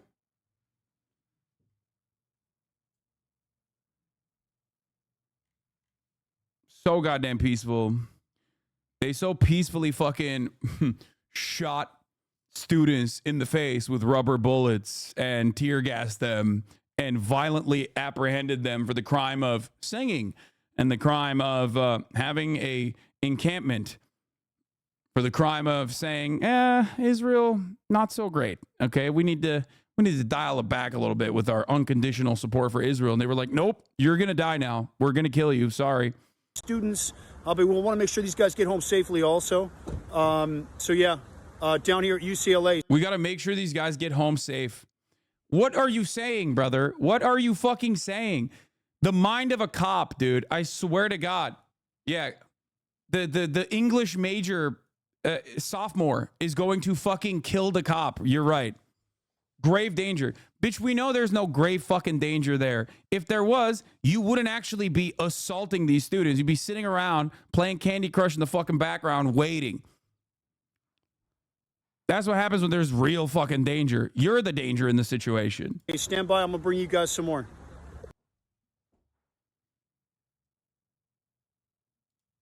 Just don't use their IP. The LA Police Foundation sent a cease and desist letter to the sellers of the shirt that said, fuck the LAPD. The foundation said it holds the exclusive IP rights to the word LAPD. The seller's response was succinct. Lol, no.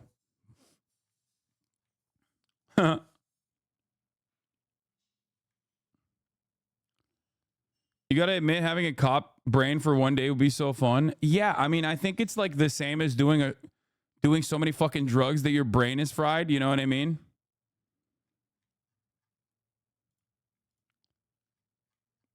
It's basically like being drunk for the day. You're just like permanently concussed.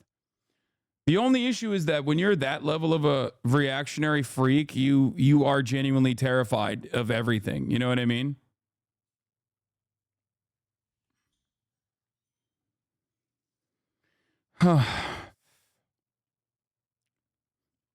LAPD, lactating assholes policing demonstrators. I like that.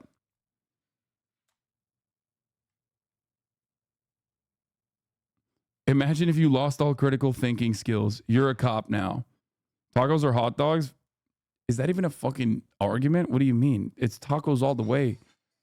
That's insane. You could have just said like tacos or hamburgers or something so we could stand a fucking chance. When you say hot dogs, it's like there's nothing there. That's not even a fucking question, big dog. Come on. I don't even know if...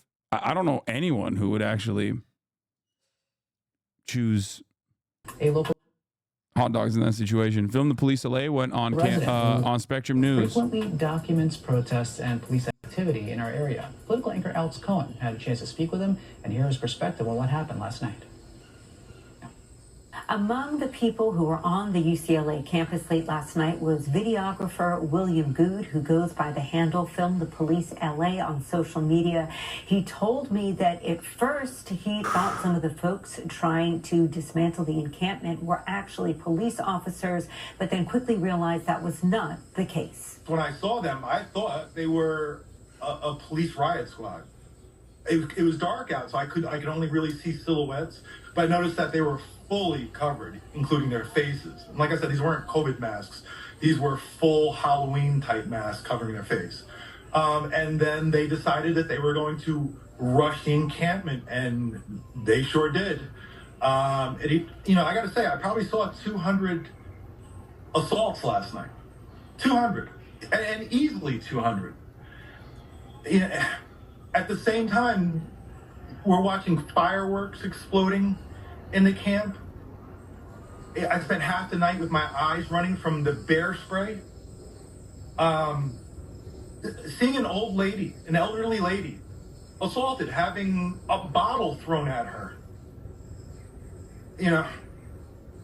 Do you think that there's a difference in between the face coverings and how they're being used between the two sides you saw last night? I think that both sides are covering their faces to hide their identities. I think they're for different reasons, though.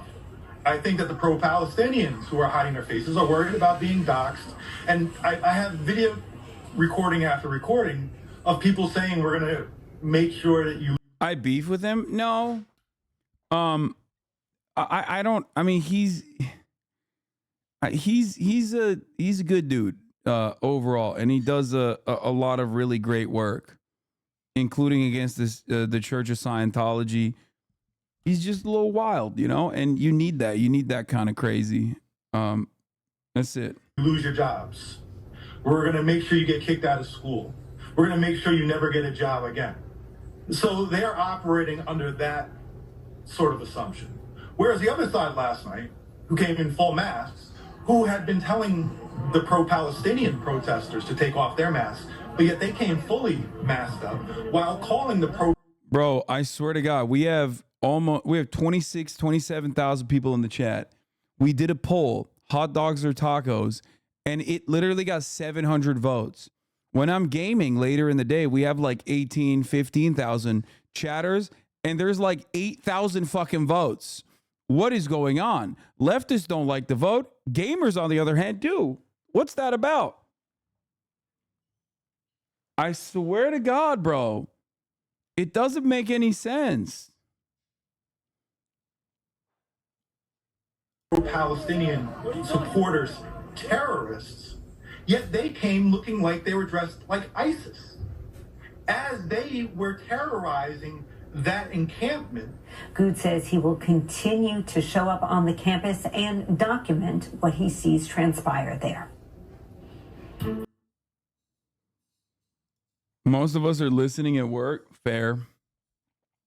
That's true. Gamers don't have jobs. We know that already. New poll on the protests from Morning Consult. 76% of support police for protecting campuses from violence. 47% for banning pro-Palestine protests. 41% for banning pro-Israel protests, 38% plurality for divestment, bonus 56% of Republicans back sensitivity training on campus. That's wonderful. American politics is so fucking stupid, dude. Always and forever. All this is about actions colleges and universities should take themselves and not the government, to be clear.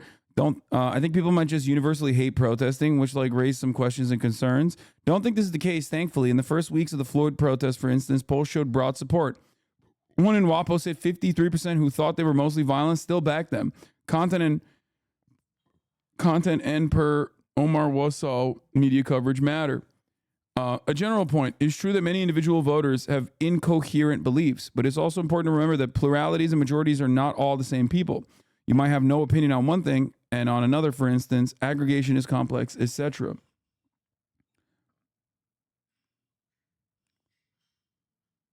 Very funny that the median voter on this issue is basically a Palestinian American police officer in Chicago.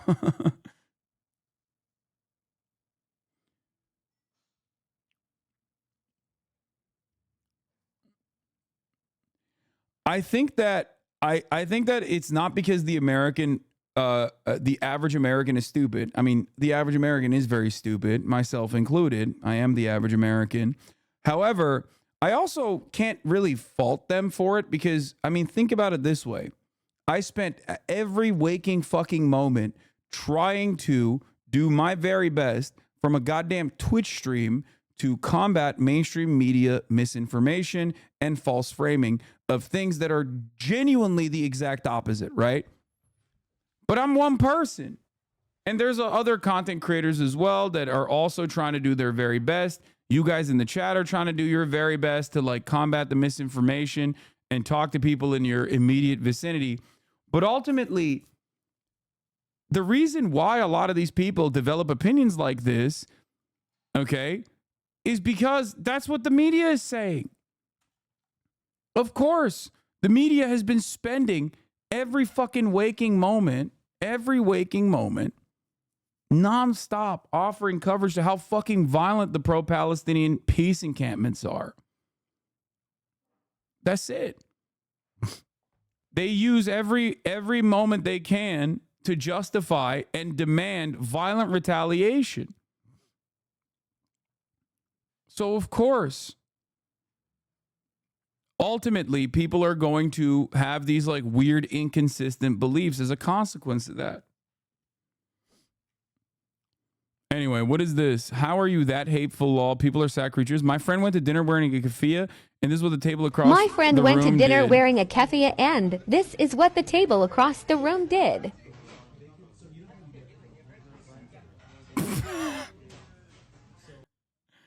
What the fuck? Dude, that's so funny.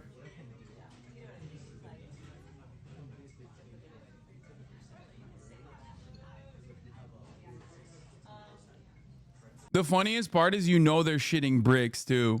They're probably fucking terrified. They're like, oh God, it's a terrorist. There's a terrorist here, but it's okay. We'll show them. No, they just have they went and Googled the fucking Israeli flag and put up the Google search with the Israeli flag within I guess the eye shot of the person wearing the keffiyeh. They didn't even fucking rotate and full screen it or anything. They just like immediately. It's awesome. Whatever. Who gives a shit? Fuck them. My mother calls it the friggin' Arafat scarf.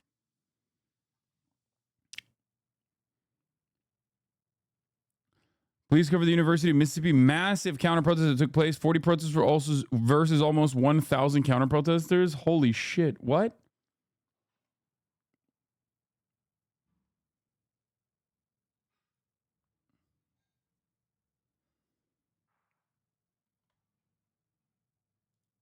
The Irish journo who retweeted you is now more understanding of the base American after all of this. When I was young, I used to be really pissed at Americans for not giving a shit about Palestine. I'm starting to feel more sympathetic the more of this stuff I see. Seems like a lot of wool is getting pulled off of eyes.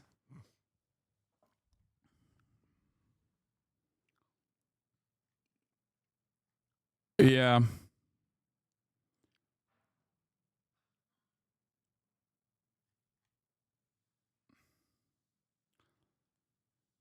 Why is there not much discussion about the Hamas leaders like Hamad and Mashal? I don't, because they're the overarching media analysis on like the Hamas side of the talks is just to basically never cover it at all, regardless of who the leadership is. Like it's all one big blob of terrorist monsters. And hey, yo, shout out for your civil discussion with Asman. I've never seen that side of you, to be honest. Chatter, stick around. I have civil discussions with people that I disagree with all the time. It's just that kind of stuff doesn't make good content and good clickbait. So people that hate me don't post that kind of thing, and they post the worst things that they possibly could find and try to frame it on a regular basis to be like, he's so unjustifiably violent and angry in his rhetoric.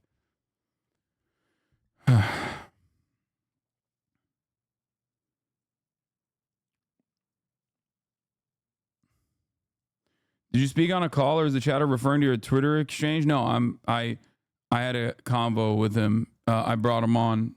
He wanted to come on stream, actually.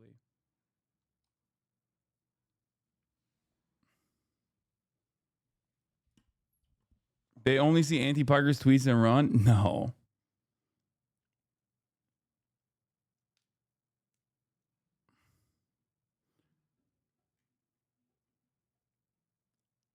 No, it's because you hyper-focus on chatters instead of ignoring them and you get clip-chimped. I mean, that's definitely a part of it as well. Will you have a civil discussion with that lolly avatar guy if you would be honest? I think it would personally just see what that goober thinks. No, probably not. I don't think I could have I don't think I have the capacity to talk to someone who has a lolly avatar and like defends like pedophilic drawings. I think I would probably not be able to do that. Sorry. That doesn't mean I can have a normal conversation with everyone. You know what I mean? Big scoop via Jewish Insider. Mainstream Jewish groups pull out of Department of Education's meeting over inclusion of far-left activists.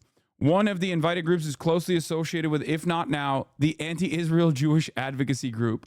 They pulled out of the Department of Education meeting because If Not Now was there, which is hilarious because out of all of the Jewish anti-Zionist groups, If Not Now is literally like the most tame. Like, If Not Now is probably the most, comprised of all Jews, by the way. And it is definitely like the most, the most pacifist, the least like aggro group. Several mainstream Jewish groups pulled out of a meeting on Friday with high-level Biden administration officers. Oh, by the way, wee woo. I'm actually not looking at simply just a Twitter thread, but instead the editor-in-chief of Jewish Insider breaking down their own article. Just so you understand, I know that a lot of people see the Twitter thread and go, lol, you care, you only read Twitter threads or whatever. But, you know, just an alert for those of you who don't understand. This is just a breakdown, a summary of the article itself. So just letting you know from the person who, played a role in this coverage himself. Anyway, several mainstream Jewish groups pulled out of a meeting on Friday with high-level Biden administration officials about campus anti-Semitism after learning that the Department of Education had also included a number of left-wing groups not usually included in White House convenings. The meeting with Education Secretary Miguel Cardona and the White House Domestic Policy Advisor Neera Tanden was requested by Jewish advocacy groups that had previously met with Cardona in October. Shortly after October 7, Hamas attacks that set off a wave of anti-Semitism in the U.S. Jewish groups were also surprised and puzzled to see a group called the Diaspora Alliance, which many had never even heard of. The Diaspora Alliance group is closely associated with If Not Now, which since October 7 has aligned itself with Jewish Voice for Peace and other anti-Israel advocacy groups. 3 of the Diaspora Alliance's staff members, including the group's international director, Karen Luck, along with Simone Zimmerman and Emma Salzberg, co-founded If Not Now a decade ago. If Not Now's New York chapter released a statement this week in support of student activists at Columbia University and other campuses in New York, calling the activists brave students who have spoken up in solidarity with the Palestinians as they face a genocide in which our country and their universities are complicit. I think it's fucking hilarious that these guys are throwing a bitch fit because If Not Now is participating in the talks. Like 90% of the people that are participating in the talks are fucking incredibly aggro, ultra-nationalist Zionists. But now when you have a couple anti-Zionists involved that will actually personally showcase the side of the students a little bit, okay, all of a sudden it's like, nope, how dare you? How dare you do this? It's like you can't have anything short of 100% support. If you don't have 100% support for Israel unconditionally, okay, then fuck you. Then you are an anti-Semite. What's the bro tip for today? I am putting this bro's tip inside of your mother's pussy consensually, of course. I am your father. You are my stepson.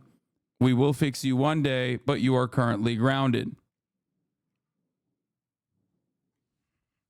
Sorry for all the parents watching.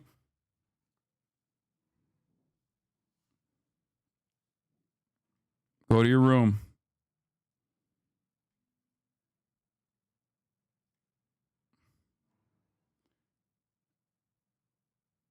Anyway.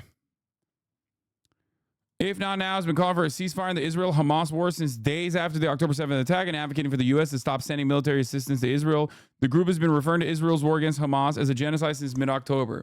I cannot believe that you would ever bring forward a group that is correct and on the right side of history, even if they are comprised of like 3 individuals who are Jewish themselves, of course, that represent another group that is comprised of Jewish individuals who are anti-Zionist themselves. How dare you bring 3 people to this conversation that will now make up, I guess, 30% of the conversation, nothing short of 100% for unconditional loyalty and fealty to the state of Israel and all of its misconduct. How dare you? Anyway, as far as the violent actions taken against students, let's get back to, are If Not Now actually moderate? I thought they were explicit about apartheid, ethnic cleansing, and genocide. They are. They are. If Not Now is definitely anti-apartheid, but they're not as I don't know. I don't want to say anything. They're fine. They're good. They're good. They're comprised of a lot of great individuals for the most part. I think they're two-staters ultimately. If Not Now, arguably still a Zionist organ. I say this is an anti-Zionist Jew. A lot of them are Israel critics because they love the idea of Israel and want it to survive. They are tied to Israel what Robert Reich is to capitalism. Yeah, but they're definitely, their messaging is very tame. They're nowhere near as aggro as Jewish Voice for Peace is, but it doesn't matter. Ultimately, they are still absolutely necessary in this movement, especially considering, look, like even the tamest recognition that Israel's actions are unconscionable and genocidal, which is objectively the truth and increasingly becoming the majority opinion, even that alone being represented at the table is considered unacceptable. It's tied on. Zip tied. Zip tied. Zip tied. Zip tied on the bottom. Team 2, breachers. Lower. Mark, hips. This is zip tied.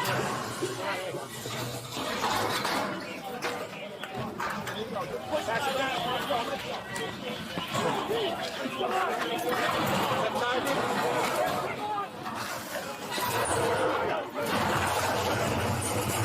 Yeah. ADL considers If Not Now a hate group, by the way. Of course, they consider Jewish Voice for Peace a hate group as well. They consider Students for Justice of Palestine a hate group as well. The ADL is like the ADL. Apartheid Defense League. The ADL is a hate group. Okay, that's all you need to know.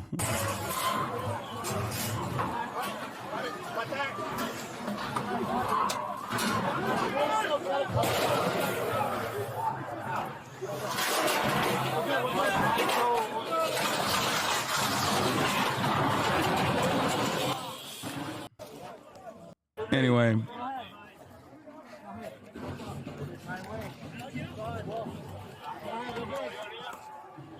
What is this? Hamas fueling their rockets with cookies? When the population has always had a calorie surplus. Yeah, even the diet part. Calorie surplus. They literally have. That's why when the famine started, when all the people were moved, I believe it was UNRWA that made the statement that this is a region that has never experienced hunger before. That's what's so infuriating. That's also why Finkelstein got mad, because if you try to say, really, wait, these people are starving? By what metric? You can't find that's what's so infuriating, Stephen, is that you want to start counting calories and try to discover whether they have a surplus or not, when you're missing the fact that Israel getting to decide what food gets into Gaza is itself outrageous. One people does not get to control whether another side gets to have cookies for their children, and or potato chips or sodas. You don't get to do that. That's a level of dominance and oppression that is unacceptable. But you're not capable of having it because you won't even admit why the blockade exists. So you don't even deserve to be in that conversation. What do you want him to admit?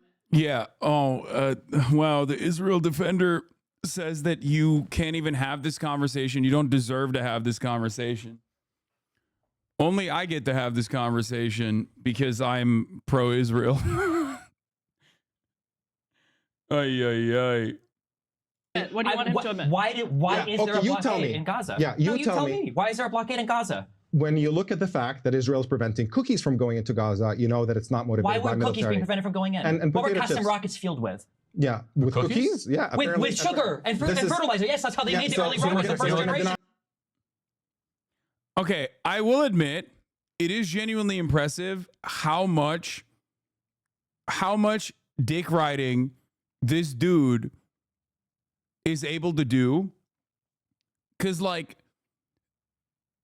it is in some ways impressive that, like, a guy who literally thought Recep Tayyip Erdogan was the president of Israel like 3 months ago knows this level of, like, Hasbara propaganda. Like, this is the type of shit that you hear from, like, not even Alan Dershowitz at that point. You know what I mean? Like, there's certain landmines that those who have dedicated their lives to doing propaganda for Israel won't even touch. He fucking steps on the landmine and does not even give a shit if he comes across like an unhinged psycho. He said, yeah, dude, cookies can't go into Gaza because that's how Hamas rockets are made. Like, that's how we make the Hamas rockets. It's crazy. Palestinians in Gaza sugar because it might be used. You know what? First of all, they're actually allowed back in because they use more sophisticated rockets. But again, he's not going to admit it. I just want to be clear another time. Another thing you're not going to admit. Why does the blockade? Yeah. Why won't Omar? Why won't you admit that cookies are making rockets? He's doing this for clout, right? I mean, this is literally what he loves to do. He's a debate mercenary. This is his favorite shit. Doesn't matter how fucking truly unconscionable or how ridiculous the statements he's making are. He's in it. He's in the pocket. Did you go to the Frank Tyson case? No. It exists. Yeah. It's literally just because of the Hamas fighters breathe air. The funniest part about it is that the funniest part about this stuff is that, like, he's arguing on, like, the most idiotic positions because he doesn't give a shit.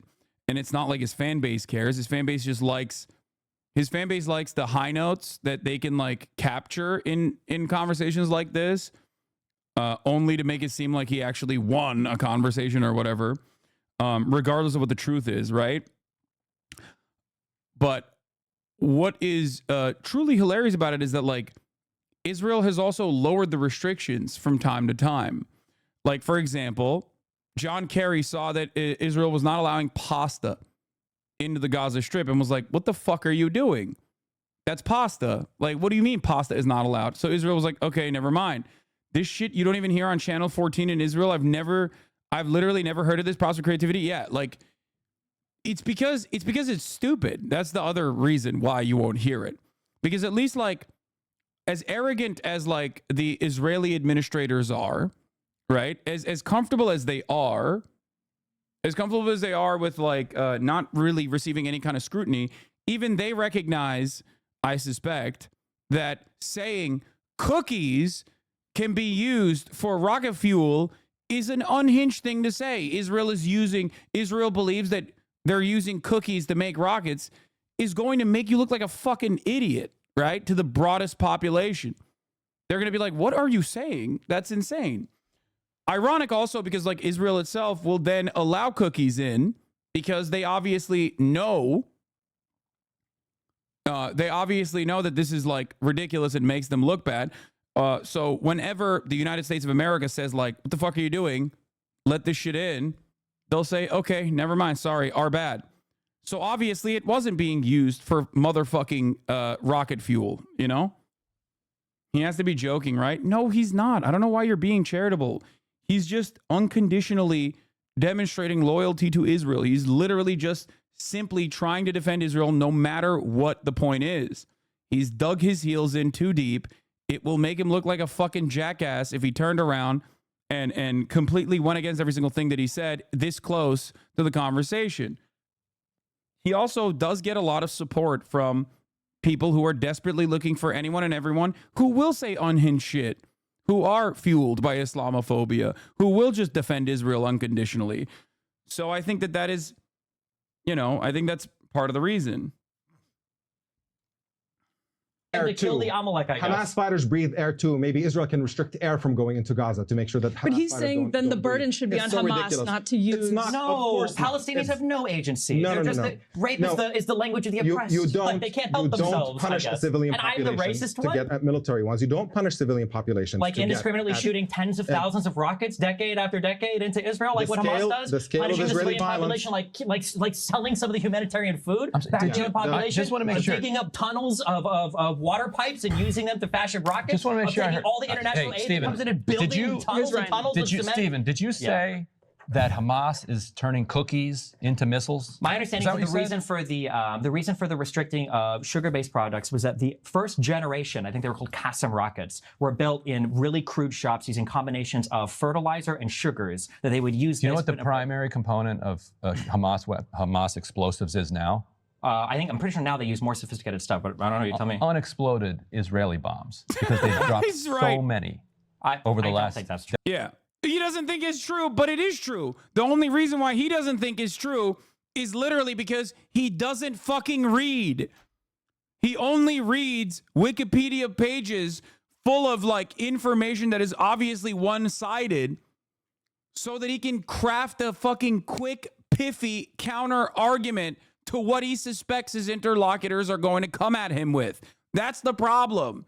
There is a much broader understanding necessary here if you want to truly advocate on behalf of Israel. And this is from the New York Times. It's not like these guys are fucking anti-Israel at all. That's the issue. I don't think that's real. Yeah, you don't think that's real because you don't fucking know anything. You only are looking at information that makes you seemingly look good in short bursts. That's the problem. That's not true. Decade. I doubt that's true. I'm sure they do. With a 10 to 20% failure rate, Hamas then digs them up. The Yasin 105s that you see, blowing up. Bomberelli. No, this is a very funny thing to just like so publicly be in support of, especially to this degree. If he at least was like a little bit more knowledgeable, he would always be like looking at liberal Zionists and what liberal Zionists are saying, maybe reading a little bit more of the pro-Palestinian, seemingly pro-Palestinian stuff, because that way you can actually understand what the talking points are and craft a counter narrative against it. It's not just about like hearing the fact that a lot of people bring up the cookie conversation or pasta as a part of the blockade, as a part of the Israeli blockade, which they've, in cartoon villain ways have considered putting the Palestinians on a diet, right? Which Bommarelli himself has also made jokes about and thinks is really funny. The reason why he knows the counter talking point to the cookie thing is because he knows that some people bring up the cookie conversation as a talking point. So he looked for what Israel claimed at the time was the reason as to why they were not allowing cookies. That's it. So it doesn't go beyond that. So when a person that he's talking to knows more than Octoberelli on the issue and turns back and says, like, that's ridiculous, okay? As a matter of fact, they're just using, for the most part, they're using bomb parts of unexploded ordinances now. He goes, that's not true. That can't be true. Okay, maybe it's a little true. Well, there you go. That's the difference. That's the difference between someone who isn't making post hoc rationalizations, who's been covering this issue for many, many decades at this point, versus a guy who's making post hoc rationalizations and trying to find counter talking points to what he assumes is going to be an avenue of attack by looking into Wikipedia pages and like trying to fucking create like piffy one-offs and quotes. That's it. That's the issue here. Now, of course, when you do this against people that are not super knowledgeable, you will look like a fucking intellectual giant. And if you can't look like an intellectual giant because your opponent is maybe like a historian or something, okay, then you could just like kind of overwhelm them by yelling. When your talking points don't work, and that's what you basically saw in the Norm Finkelstein debate, where Norm Finkelstein packed him up because he's super stubborn. Okay, counter argument, Hamas has made rocket cookies. Yo, chill, bro. Don't show this. This is actually... The funniest part about this is that ultimately, like, his fan base will then now go and try to find like a singular instance or something that does not actually fit the norm at all, to just be like, actually, you were wrong, because here we found one instance where this guy from Hamas is being interrogated by like the IDF or something and saying like, yes, we do love using cookies for missiles. Those interrogation videos are obviously done under torturous conditions. Those aren't real fucking, those are just propaganda confessions that Israel utilizes, and even people inside of Israel don't really believe them either. It's usually just done to humiliate the Palestinians and Palestinian resistance groups in general. But, you know, the conversation will continue, even though it is objectively ridiculous. It's an objectively ridiculous statement to make. All these Israeli tanks?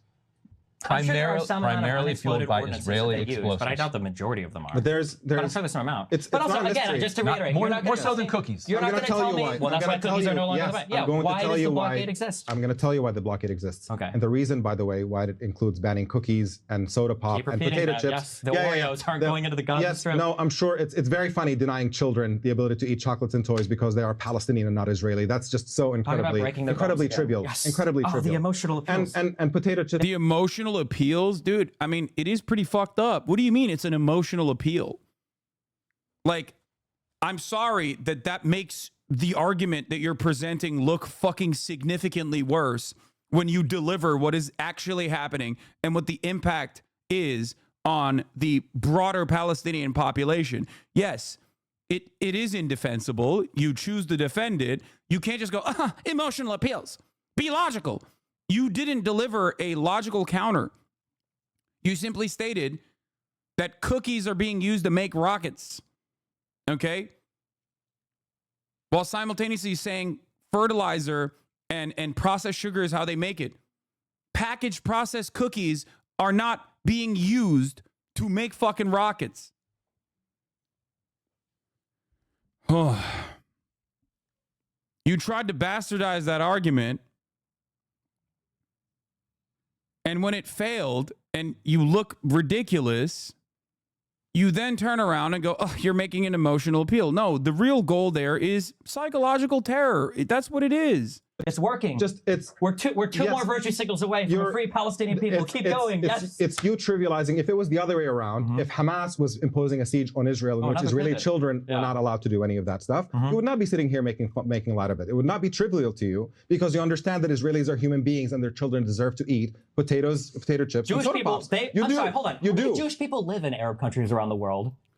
Wow, that's a really good counter, man. That's a really solid counter. Like, what the fuck? Why that one? You just immediately move the goalpost to something entirely different. Okay. And number two, Jewish people now, especially, are perfectly allowed to live in any fucking country they want to live in. As a matter of fact, ironically enough, Yasser Arafat tried to facilitate a reverse migration for Moroccan Jews, which of course nobody wanted to do, and that's fine. But it doesn't even matter in this circumstance. If your goal here is to say like Jews are not safe in any of these Arab countries, like what the fuck do you mean? What is the Abraham Accords? Okay, if we're talking throughout history, Jews were a lot safer under the Ottoman Empire than they were under Christian nations. If we're talking about right now, Jewish people can go to other nations with ease, as a matter of fact, in other Arab nations as well. But none of that has anything to do with Israel's genocidal intent, Israel's genocidal actions, and Israel's blockade. Is this why you tell chat to be normal so we don't look like this? Yes.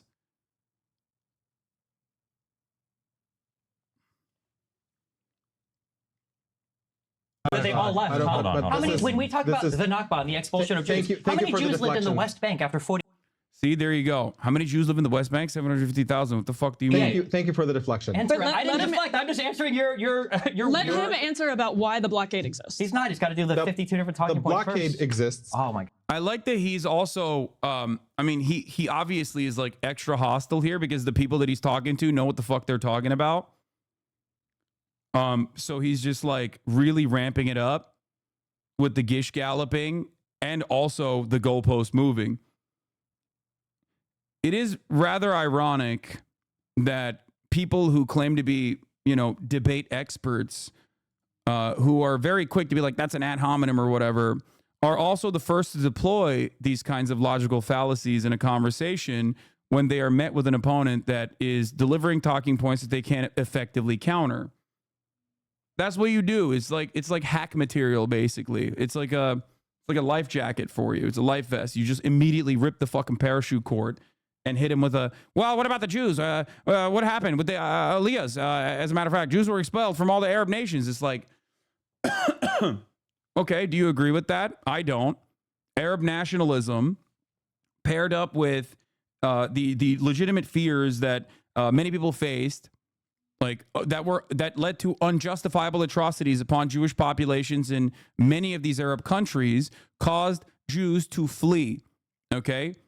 Obviously, this was still very beneficial for the Israeli government. As a matter of fact, the Israeli government and Mossad did its own anti-Jewish terror in places like Iraq, specifically to get the Iraqi Jews to move to Israel instead of staying in Iraq. Avi Shlaim has covered this extensively. As a matter of fact, he's an Iraqi Jew living in Israel. He's an Israeli historian, also another one-stater. Shocking, I know. People that understand the history of Israel and have dedicated their whole lives to chronicling its violence are oftentimes not on Octoberelli's side, okay?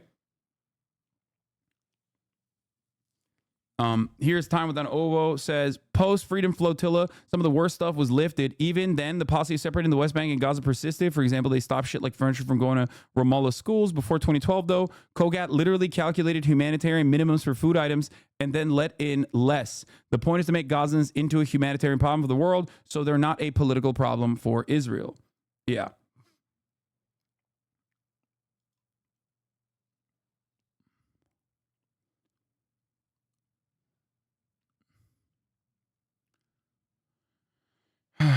You have to hand it to him for somehow being more irritating than Ben Shapiro. Yeah, I think it's even more arrogant, and somehow, and I don't even know how this is possible, but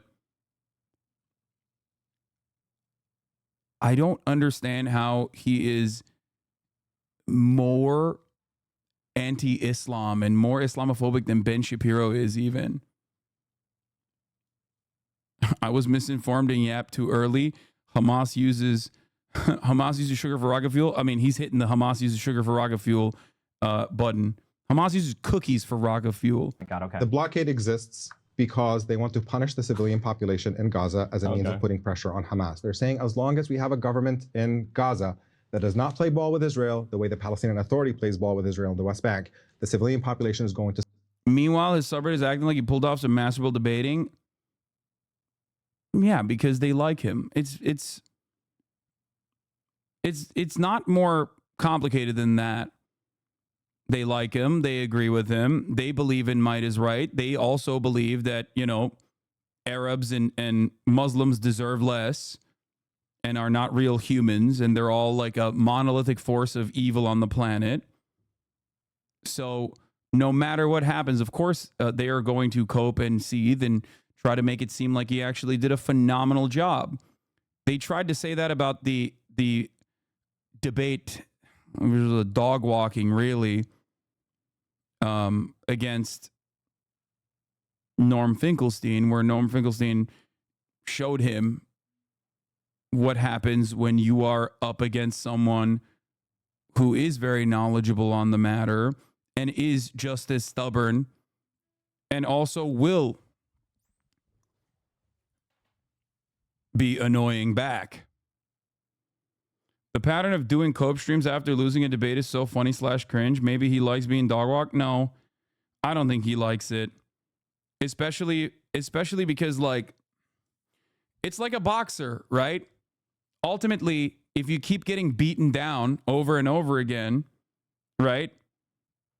At a certain point, if you're not good at boxing and your opponents are beating you up, inevitably your fan base is going to dwindle away.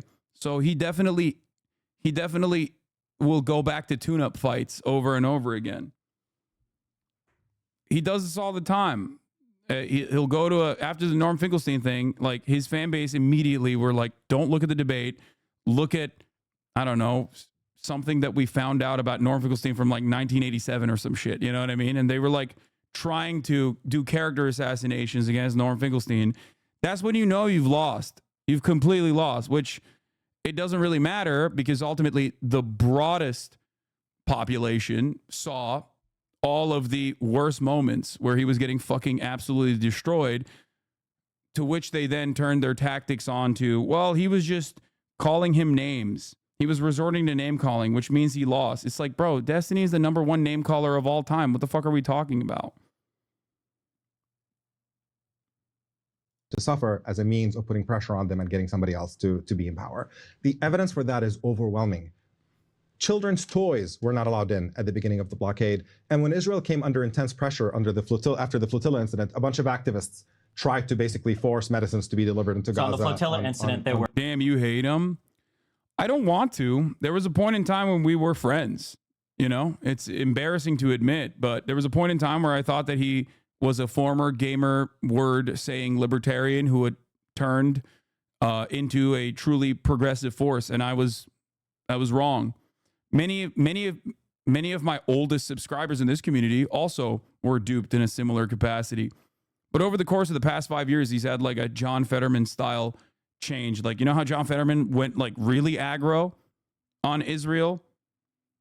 He went really aggro on the left across the board.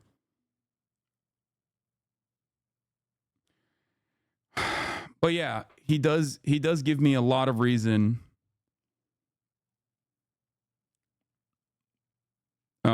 He does. How are you not banned for being anti-Israel in Twitch? Wait, what? It's ridiculous. I wouldn't brag about that. Brag about what? The major reason as to why, like, there's a lot of misinformation out there from diehard fans who have made like videos, documentaries and whatnot, documenting everything in a very one-sided fashion that somehow tries to make Destiny look like the favorable party that was actually wronged.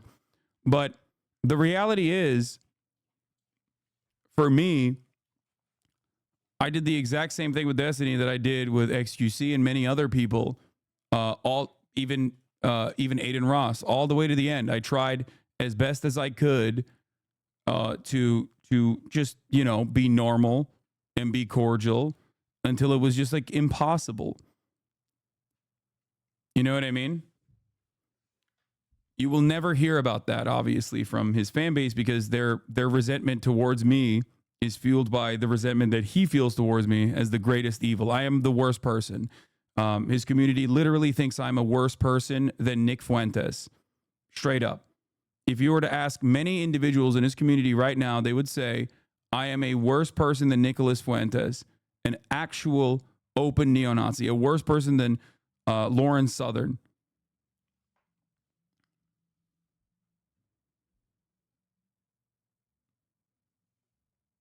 There's a lot of cognitive dissonance there as well.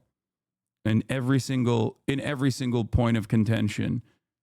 Like, people in his community legitimately think that, like, I told an adult black man to be offended by the N-word, or by his white podcast co-host at the time's defense of being able to say the N-word.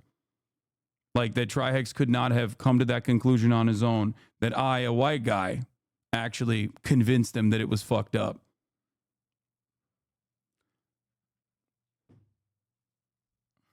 I don't understand how they gauge who's good or bad. It's just entirely dependent on who he hates. If he loves someone, his community loves them. And if he turns on them and decides that they're an enemy, then his community fucking despises that person and will do everything they fucking can to constantly try to humiliate the other person. I mean, it's not an accident that every single time that like Destiny's getting dog walked in public, his fan base immediately turns around and is like, yo, but remember how bad Hasan is. A friend of mine literally likes Nicholas Fuentes more because he's sincere and hates you because you're a grifter. That's what I mean. It's shit like that. Like, that's an insane thing to state.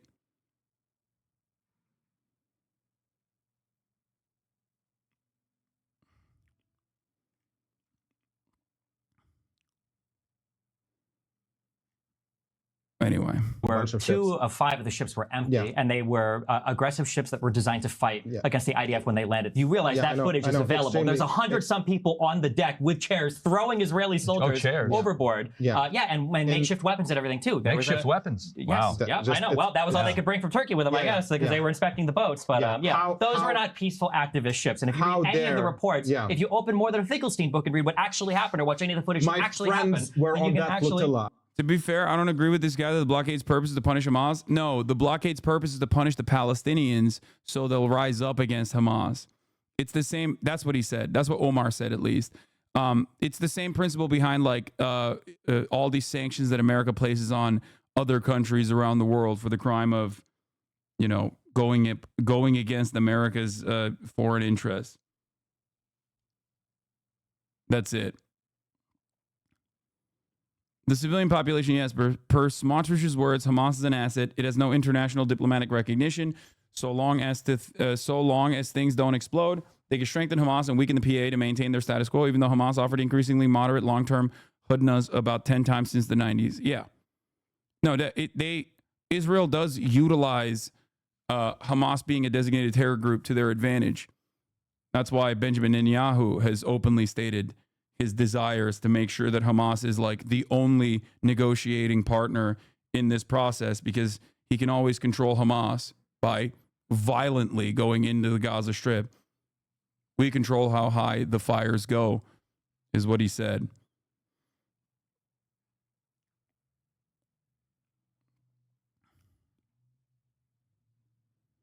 Why is he so embarrassed when saying the airships came prepared to fight the biggest navy in the Mediterranean, barring Turkey? Were they part of the fighters, or what? Were they? Listen to yourself. Wait, did he say that there were makeshift weapons coming in from Turkey? Is he talking about Mavi Marmara? And makeshift weapons and everything too. Makeshift weapons. Yes. Wow. Yeah, I know. Well, that was all they could bring from Turkey. Spending your time reacting to D instead of addressing the sex pest allegations against you Is this the new thing that we're doing now? We're just like fucking making shit up? That's nice, man. Thank you. Tricky with them, I guess, because they were inspecting the boats. But those were not peaceful activist ships. And if you read any of the reports, if you open more than a Finkelstein book and read what actually happened or watch any of the footage that actually happened, were on you can that actually, flotilla. were they part of the fighters or what? Were they? Listen to yourself. Listen to myself. What? You can watch the videos. There were people who, yes, fought back when Israel boarded their ship in an act of piracy in international water. Oh, he is defending Mavi Marmara. That's crazy. Okay. Mavi Marmara was a humanitarian flotilla ship. I'm just shocked that he even fucking knows what that is. And not only am I shocked that he knows what that is, I suspect that it's because I suspect that he's probably heard me talk about it. So he like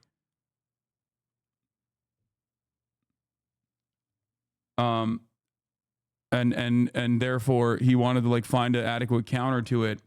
Yeah, the weapons that they found, the makeshift weapons that they found on the ship were like cooking knives and shit. Like knives. That's it. There were no weapons on the ship. That's a lie. It was kitchen utensils.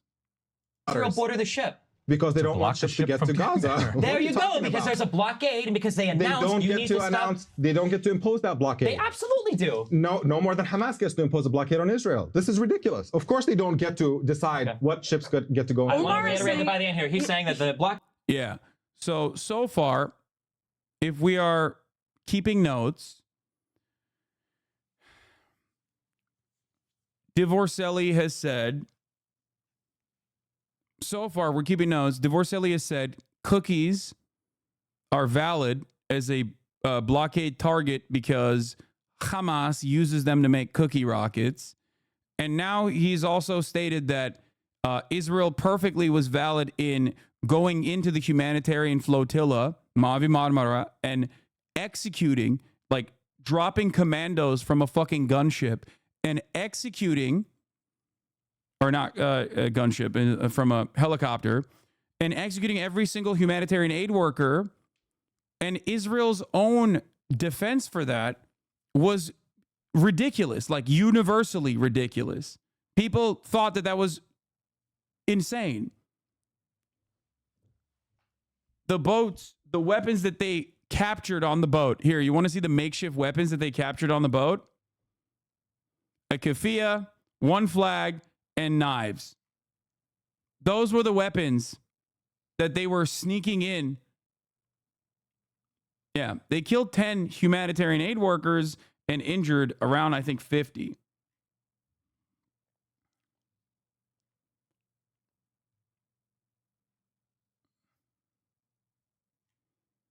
By the way, this was their intel. Like, this was their justification. Now, of course, if you live on this side of the world, if you're not Turkish, you're probably unfamiliar with this incident because I don't think that there was a lot of coverage over this incident in the United States of America. Because this happened a very long time ago, back when people didn't really question what the fuck Israel was doing in terms of like murking humanitarian aid workers.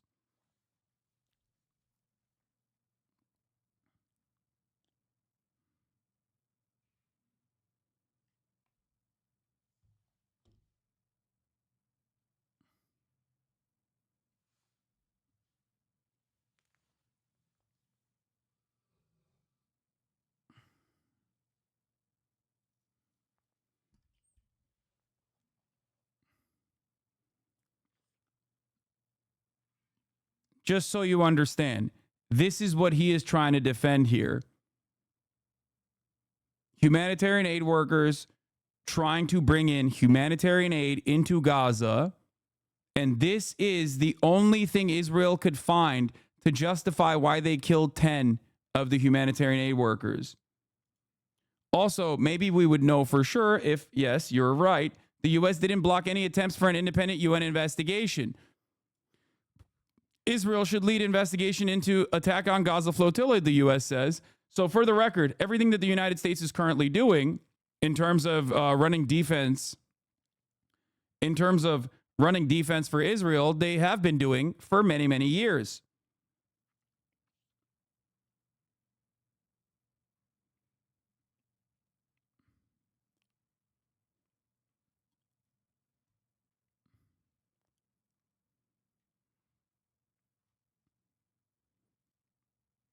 What a wild state of affairs that someone personally thinks that this is a defensible position. And the only reason why I think that defenders of Israel consider this to be a defensible position is because most people don't know what the truth is. That's why. But when you actually bring in facts to the conversation, and you bring in facts such as America routinely stopping an independent investigation from being launched into this unjustifiable attack against humanitarian aid workers, and the fact that Israel only found this as proof as to why they had to go in and kill a bunch of humanitarian aid workers, and how that was valid and moral, right?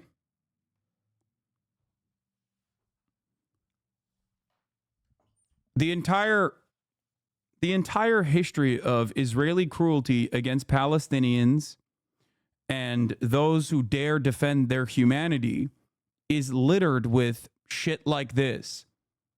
Just an unimaginable use of force against people who are simply trying to survive. Always and forever. And this project only works when people are not paying attention. But because of the arrogance demonstrated by the ultra-Zionist, ultra-nationalist Israeli government and the feeling of security that they have in terms of being able to control any kind of messaging that comes out of Israel through direct censorship, they've gone above and beyond in their cruelty. And now the world, especially more importantly, the Western world, is taking notice. So this kind of stuff doesn't work anymore. That's the problem. The problem is Divorcelli is operating with Hasbara talking points from 2010 when we're in 2024. And the situation has dramatically changed.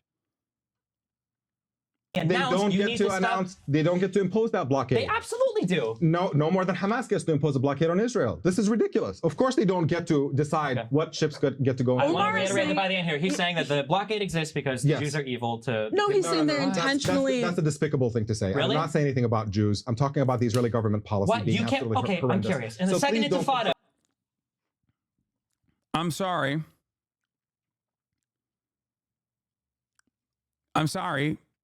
I don't like the argument that you presented, which is why I've decided to put words in your mouth, because I think that in and of itself will favor me. That's great.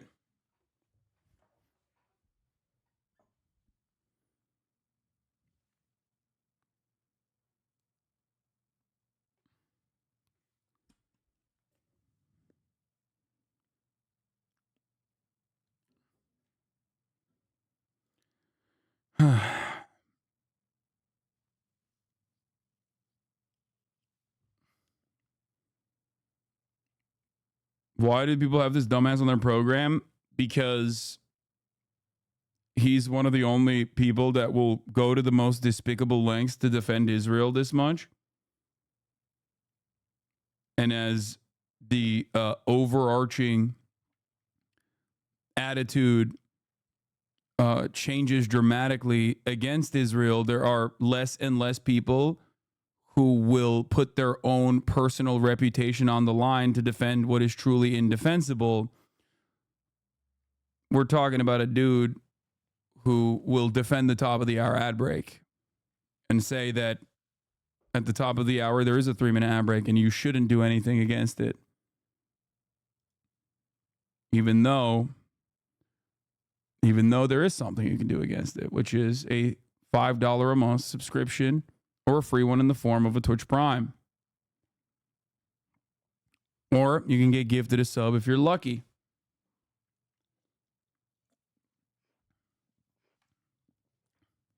Really? Okay, I'm curious. And the second intifada is such a good example of how disingenuous the just asking questions chatter sound. Yeah. Here's a 3-minute ad break now. Miss Susie B, thank you for the 5 gifted subs. Having a goatee without losing a bet in 2024 is crazy. Yeah.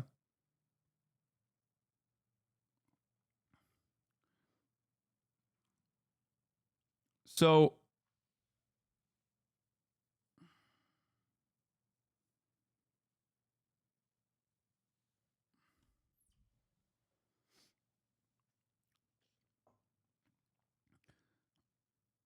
he's openly Islamophobic. He's just a hypocritical piece of shit. Yeah. I mean, he has admitted as much. That is what it. I think that's definitely one of the major motivators here. Might is right politics and Islamophobia. Most defense of Israel can be reduced to unrestricted Islamophobia and might is right politics.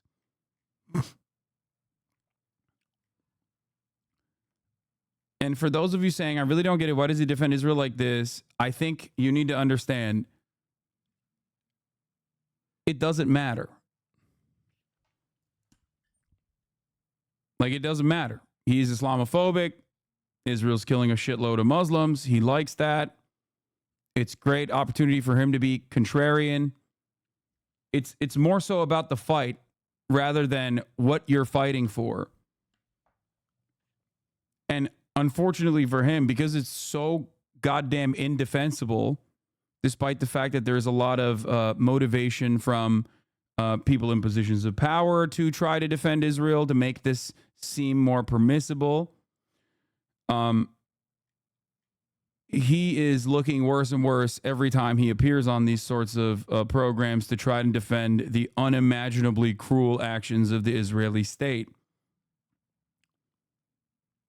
I don't think that he has a personal investment in Israel and its continuation beyond the fact that it gives him a lot of opportunity to defend, to debate people.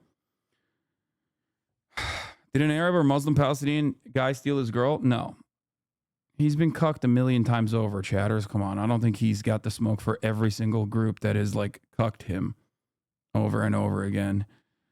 That's not the major role here. That's not the major motivation here.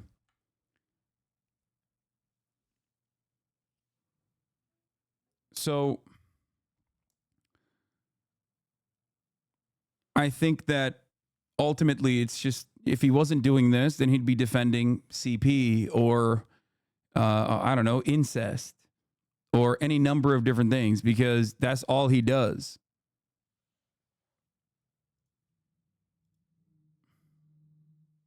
We're going to get you to feel emotions. Okay. Is this just who you are What is genetically, this? or are you running from something? There's not childhood stuff like trauma. It's all sorted and done. You figured it all out? Yeah.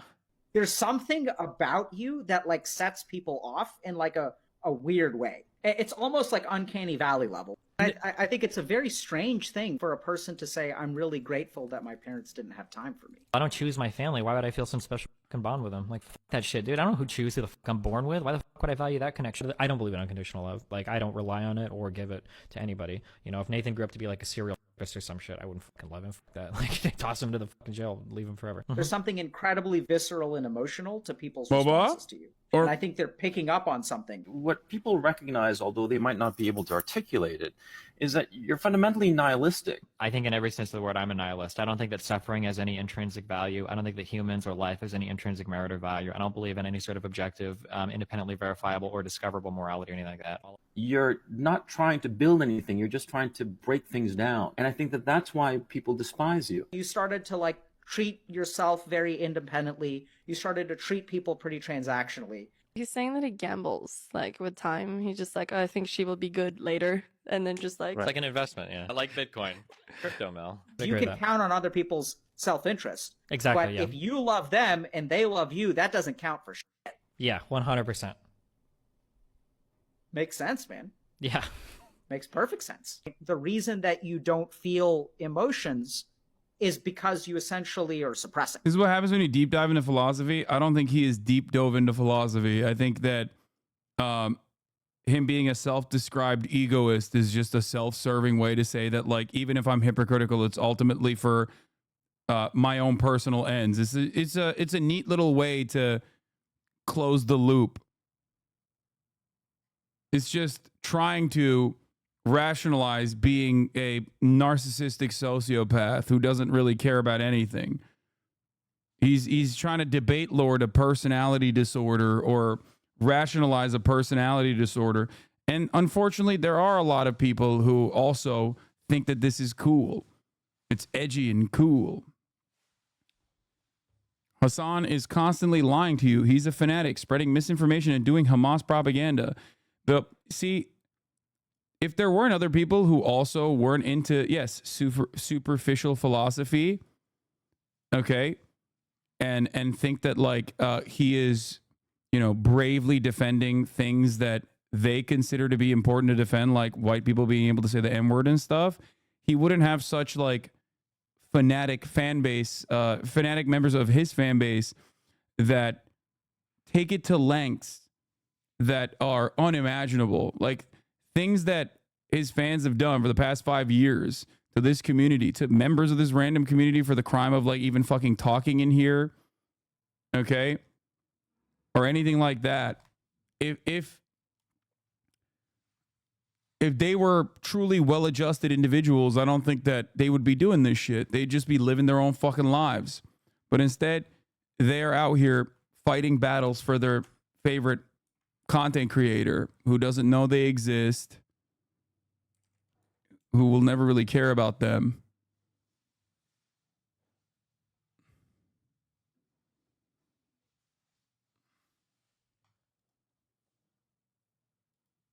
What is this?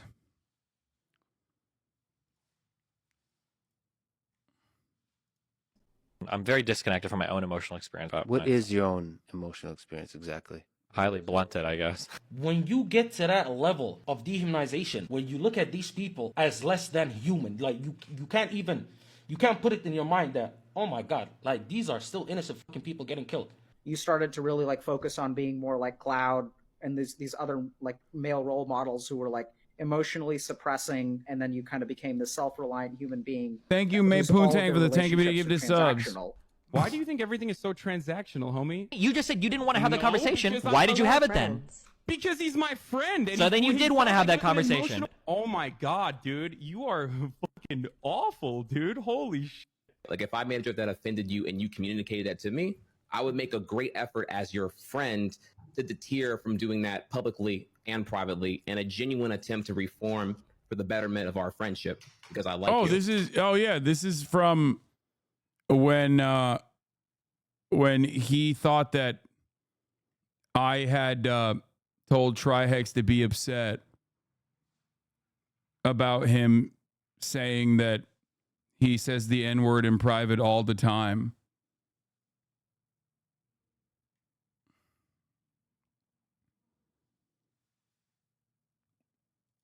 Your emotional interpretation of anything that happens is always yours to own. I can never tell you how you should or shouldn't feel about a particular thing. A psychopath will gain short-term advantage at the cost of long-term relationship. For example, if you're disagreeable, like you are, by the way, your proclivity, if you went wrong, would be to go wrong in an antisocial and psychopathic. I compared what his fans are trying to do to convert people into cult-like manners, like Mormons knocking at your door and telling you this guy's better. I don't care. Please stop trying to convert me.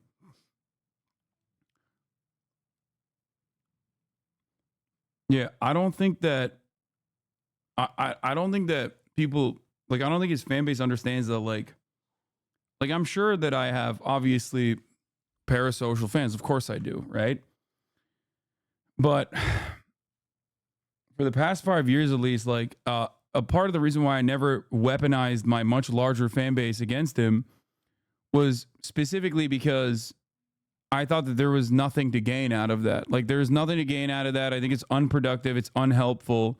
I think he saw my my lack of interest in engaging as proof that he was right somehow, or that I was afraid of him. You know what I mean? I also found it to be just kind of gross, you know, rolling in the mud makes you in that circumstance no different than a pig. Any one of your fans who hate watch D like his fans do is shot too, to be honest. Exactly.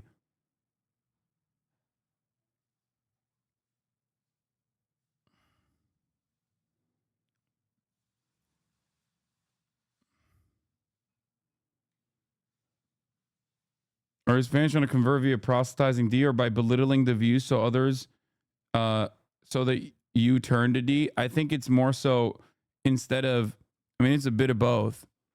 On the one hand, they, I'm sure, do plenty of work to try to make him look good. And on the other hand, it's mostly attacking his enemies to bring his interlocutors down, bring his enemies down to the best of their ability. Yeah. He saw your lack of engagement as a sign of his impotence. That's why he hates you, because you make him feel powerless. I think that's what it was.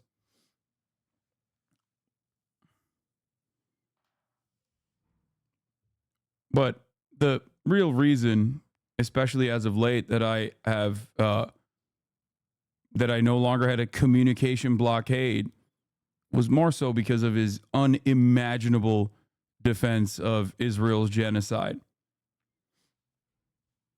Like, that was, you know, there have been so many instances where I could have cut drama videos about how much of a piece of shit he is and why he got banned a million times over, whether it be his incredible defense of what's his face? The dude in Kenosha. I'm not, oh my God, I'm forgetting his fucking name now. Kyle Rittenhouse. Thank you. Demanding that white supremacists drive their cars over BLM protesters. All of the fucking hours and hours of like his community hunting down basically trans content creators or anyone he has ever debated, no matter how small. So many different instances of toxicity, so many instances of his community, which I'm sure are currently watching, that open up new accounts on Twitter to literally just restream my stream and enjoy it, I guess. Only to go in and whenever you see a shit ton of people in here that are like saying the same things over and over again, and you're like, what the fuck's going on? It's usually because someone created, it's because one of his fans opened up a new Twitch account so they could restream my channel, and they're just in there watching, like a couple hundred of them at a time. It's very obsessed. It's, you know, cyber stalking. It's weird as hell.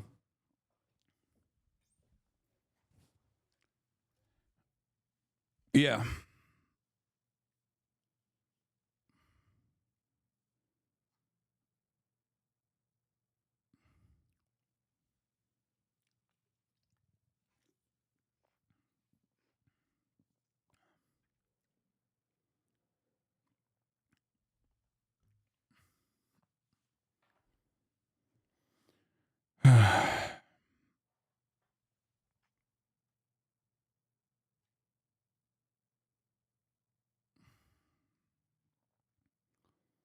They literally are like door-to-door salesmen. I see their comments on YouTube under any comment praising you. They'll be like, you should check out D. He's like a Samba better. Yeah. Direction. You have a track record for disrupting a lot of other people's lives. Narcissism, Machiavellianism, that's manipulativeness, psychopathy, that's predatory parasitism. We're a bit Machiavellian, a bit psychopathic. And those culminate in sadism. Because he's your buddy too. You know? Do you ever see his obsession ending? No. I don't.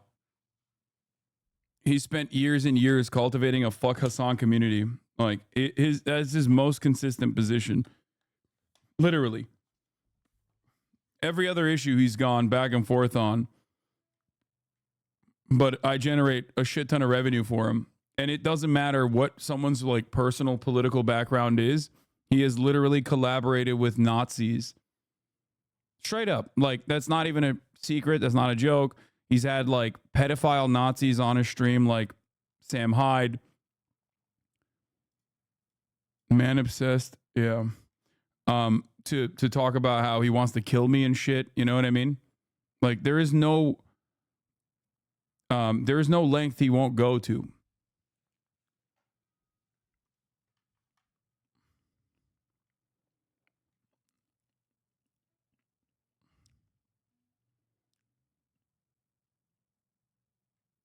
So, you know. Yeah, but you click your fingers at him and you treat him like a butler, you know. I mean, do you have memories of like when you were young and like times that you got upset? I had a very strange relationship with my grandma. She had weird problems. She would buy a dog and she would like kill it in like a year. And she did this like 20 times. She did this to 2 dogs that me and my little sister were like very attached to. I remember obviously being incredibly upset when that happened because they were like the 2 dogs that I liked the most. But then after that, I kind of stopped caring so much about each individual dog because I knew that it had like a 12-month timer on it basically. The shredder thing's really been hard. Wait, how long? Oh wait, hold on. Careful. When I talk about animals, I get sociopathic, so I'm not even going to talk about this. Never mind. You should get a pet. I would have a pet. I think cats are really easy. Cats and dogs. Pets are good ways to build your social media feeds too. Cats are such an easy way to like make content. Why do you think everything is so transactional? And if you're disagreeable, the place you'll go if you go badly is in the psychopathic or antisocial direction. And there are environmental determinants of that to some degree. They are often betrayed. She did this to 2 dogs that me and my little sister were like very attached to. I remember obviously being incredibly upset when that happened. So I think the problem here is that when you are in a transactional relationship with someone who doesn't view relationships it's the same very way, rough. that Yeah. person is going to have a tough time. Of course. Yeah. So I just watched this and I was like, brother, what am I associating with? I don't know if I can associate with you because it does seem disingenuous of me to be around someone who condones that kind of behavior. Like at this point, I'm just asking for like an ounce of empathy here. Do you not think that I would want to reach episode 30 of Kick or Keep? I would have loved to I don't know reach who the episode fuck 30. this Caranthos guy is at all, and I don't want to know. Okay? But the other clip is from the podcast that he had with Trihex. He's a speedrunner, friend of the show, and a long-term content creator on Twitch, on this platform. The conversation that they're having right there came after Destiny openly stated his desires to keep saying that he says the N-word in private, to which many people tried to explain to him, myself included, that like that is a tacit admission and an endorsement of being able to say the N-word as a white guy. Even if you were to say it, you probably shouldn't say that you say the N-word publicly and defend it publicly. This led to the N-word manifesto. This led to their podcast falling apart and the podcast falling apart and then the N-word manifesto being written. Yes. And also that relationship falling apart, which he still to this day and his fans still to this day claim I was the reason why that relationship fell apart. Like an adult black man had to be told by another white person to be offended by his podcast co-host defending a white person's right to say the N-word.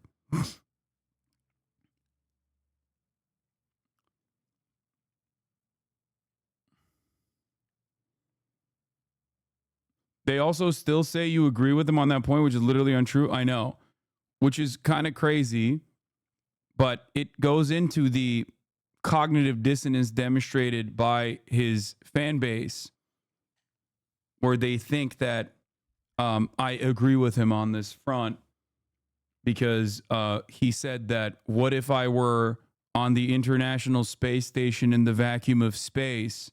Do you think that me as a white guy saying the N-word in that hypothetical would have damaging consequences? To which I said, no, in that extreme hypothetical, it would not have damaging consequences. And his fans personally thought that that was a tacit endorsement of his position overall.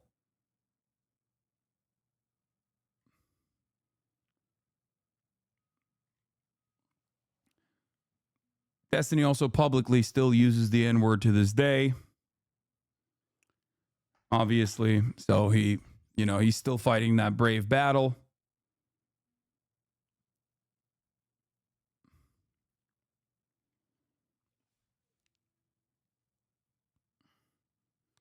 But of course, the reason why, there is many, especially online, that love this shit personally many people love this shit online personally because they also need someone to contextualize and justify it. What is this? Oh. You, because it does seem disingenuous of me to be around someone who condones that kind of behavior. Like at this point, I'm just asking for like an ounce of empathy here. Do you not think that I would want to reach episode 30 of Kick or Keep? I would have loved to reach episode 30. We've been doing the DT podcast now, and this will be, I think, episode 32. I've tiptoed in a lot of areas to make sure that I didn't like come off as inconsiderate as far as like our pending one on open versus closed relationships. I wanted to make sure, you know, that you were cool with it, because I had heard some memes about you were now in an open relationship and that maybe things aren't going so well. He was like, just don't bring up my wife. Never spoke about her. Never. So I'm sat here thinking to myself, I'm respecting this, but that was not reciprocated whatsoever. I would have loved to get to next month where we would have been the 1-year anniversary of Kick or Keep. She would like kill it in like a year. We've been doing this now for over a year. It had like a 12-month timer on it, basically. I don't know, you kind of came back with something that made me feel a lot worse. It made me feel disposable. So there's a predatory and parasitical element to psychopathy that's not there in other addictive short-term processes. The problem here is that when you are in a transactional relationship with someone who doesn't view relationships the it's same very way, rough. that person is going to have a tough time. Of course, yeah. I've had a pretty terrible weekend. I had a pretty awful time. I haven't really been in the mood to stream. My streaming output has been low. My passion towards streaming has been low. My energy has been low. Because generally, this shit was sitting heavy on my heart. I don't know, dude. I don't know. I guess I don't really have much more I can say at this point. So good luck, man. Bye. So, Destiny, I'm going to kind of give you, and maybe you've sort of figured out my punchline. So I think that early on, you experienced a lot of emotions like a kid normally would. Your emotional needs were probably not met. Somewhere along the way, you probably had, and you remember some things, you don't remember others. But I think the grandmother example is a prime example. You learned the very important lesson that emotions are a fucking waste of time. Like, you buried that shit the second time that dog died. Like, those parts of your brain are active, but emotionally, you sort of don't have that. It's like buried. The one black person who tried. It's like how they say you claim you're just white using a clip where you say I'm white, then cut as you continue. But lots of people see me as Muslim when they learn my name, ignoring the other 50% of his replies saying it's stupid to call a Turk white. Yeah. If you're just motivated by fucking pure resentment and anger, you can, and especially if you consider me to be like true evil, ontologically evil, and any matter of hatred or cyber stalking or character assassination with clips out of context is justifiable in that regard, because you're ultimately taking down someone who is truly evil, Tried to appeal to your humanity. This is supposed to be your man. This is supposed to be your friend. Now, regardless, okay, you're right. I don't know you, but this dude does know you. This is supposed to be your people. If you treat your own people like that, God, who else do you treat like that? But you have no empathy, clearly, and you have. This is, again, I think this is from the time when he was like trying to debate, saying that no sense of human emotion. What are you talking about, D, that brought us up? Someone said this maybe explains what his major motivation is for why he's defending Israel, but I don't think so. Like I said, I think it just comes from the fact that he loves debating, and he is pretty decent at it, especially against people, especially on like issues that require someone to talk about really awful shit. Like if it's an issue that is very emotional, very passionate, he can argue on either side of it. This is how he makes his money. This is how he makes a living. It's like a debate mercenary. My ex was obsessed with Destiny and would just bring you up for no reason all the time. Did you see what Hasan said? No help? Yeah.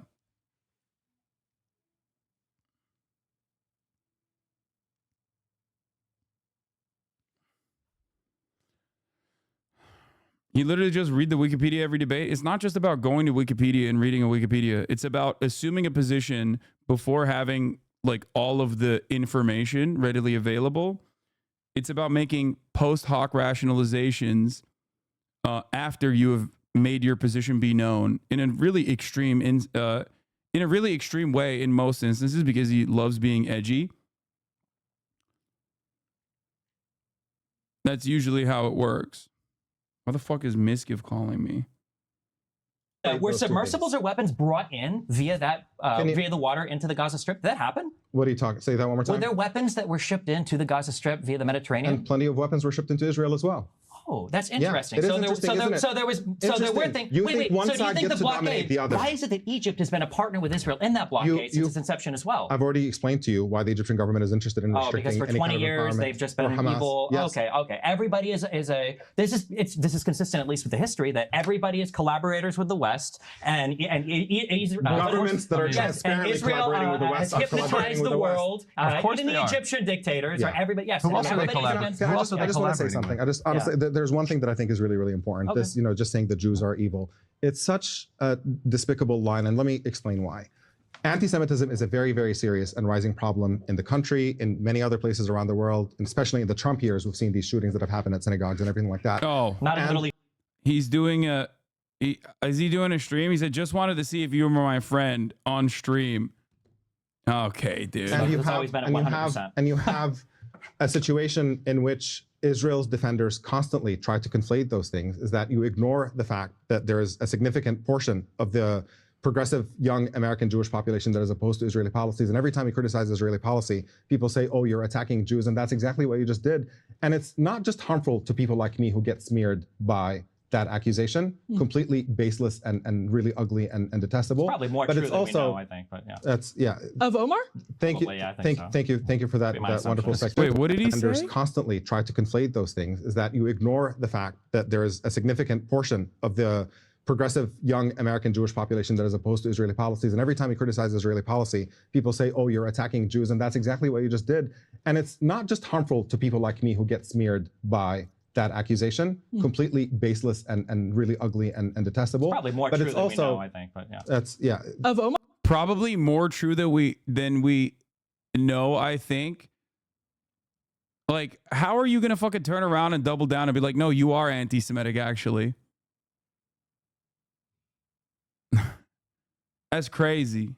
Omar? Thank you. Yeah, Thank you for that wonderful speculation. But it's also actually harmful to Jewish communities themselves that are trying to protect themselves from anti-Semitism, to constantly trivialize that charge, that you throw it around at anybody who is critical of Israeli policy, anybody who thinks that Palestinians are human beings who deserve to have rights. You water that charge down so much when you let it around that real anti-Semites get more room to breathe and operate, because that charge doesn't mean anything. So even if you enjoy smearing people like me and people who defend Palestinians, that's fine. But if you have any part of you that actually cares about Jewish people in this country, I would strongly advise you to stop throwing that smear around at people. Because I'm good. Okay, I'll do my virtue signal since you did yours.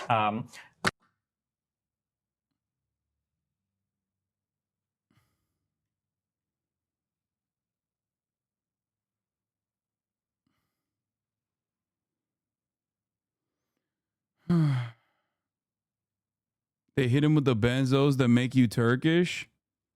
He does look so Turkish, dude. He does. I don't know what the fuck. I mean, I'm sure that this is Photoshop, right?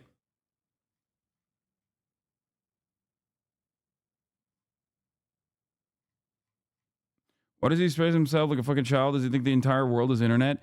Yeah, it's because it plays well to his audience. That's the whole point. It's just like being an edgy fucking shithead, being an edgy nihilistic shithead in every conversation is seen as like a strength for many people who are simply invested in, you know, toxic debate culture. Look at the original pig. It's not edited. No way. Are you serious? No, this is not a real fucking no.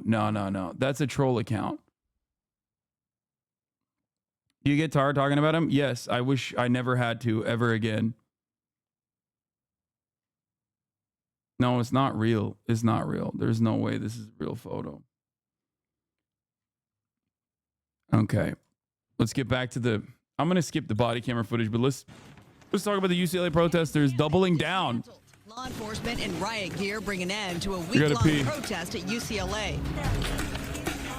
Using flash flashbangs, and zip ties. Protesters detained one by one.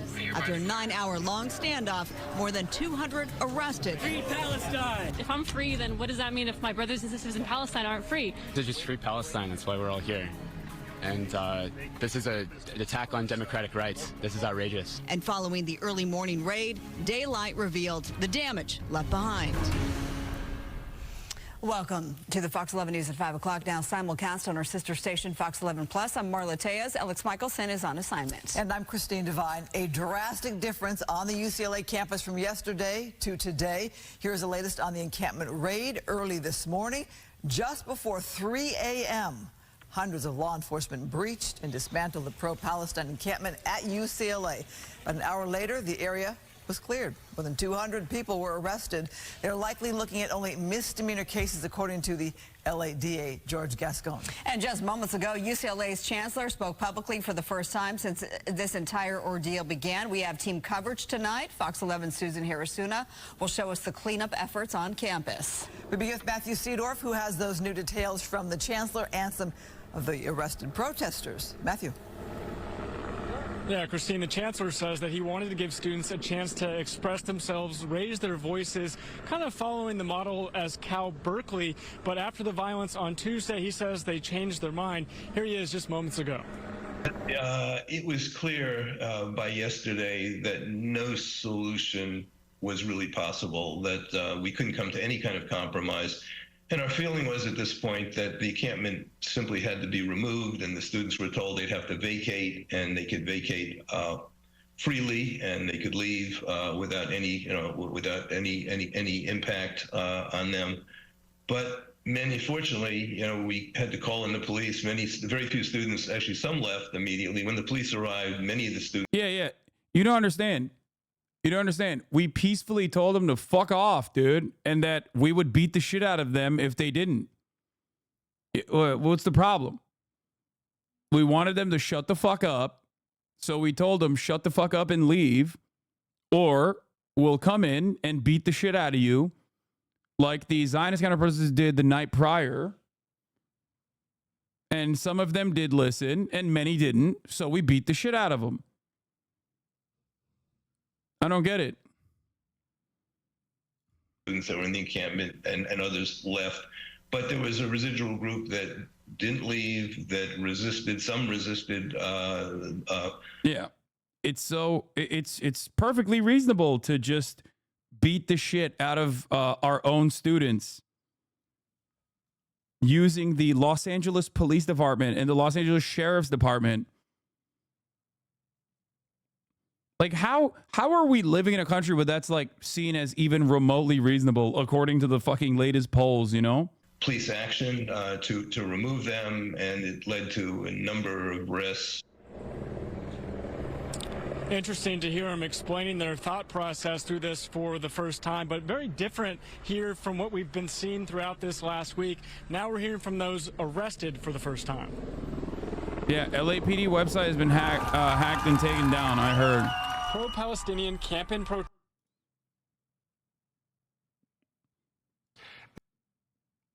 Fox News speaks to Benjamin Kirsten, a Jewish UCLA student who was part of the pro-Palestinian protest. John Roberts, a lot of people are asking why a Jewish student would be doing that. Can you explain? Ben Kirsten is a student at UCLA. That's crazy. What the fuck is going on? What time is this at? 12:25 CT? I mean, it's a part of the morning broadcast, Jewish, so it's... But he sides with the pro-Palestinian protesters. Ben, thank you for being with us. You were in the protest camp, and a lot of people might wonder why you're with the protesters. Do you mind? I mean, the reality is a lot of people in the Fox News audience might wonder that, but if people have a sense of what is going on, they wouldn't be wondering at all.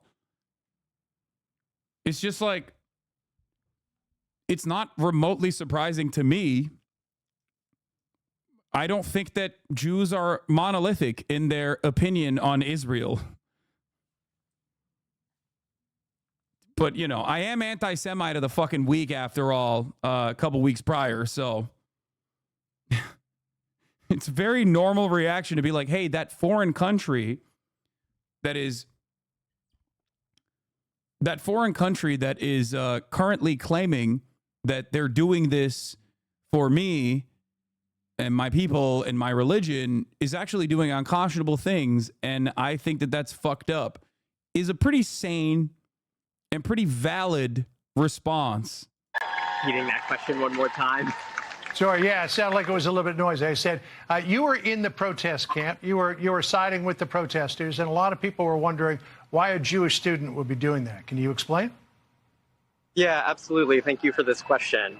Yeah. I'm delighted to be with you as a member of Jewish Voice for Peace at UCLA, which is an organization that is grounded in the values of justice, equality, and dignity for all. As an organization, we believe that Zionism was a failed answer to very real questions of Jewish safety. It's so awesome. It really is dope. I mean, it's added benefit that so many on the pro-Palestinian side are so disciplined in their messaging and look so fucking cool.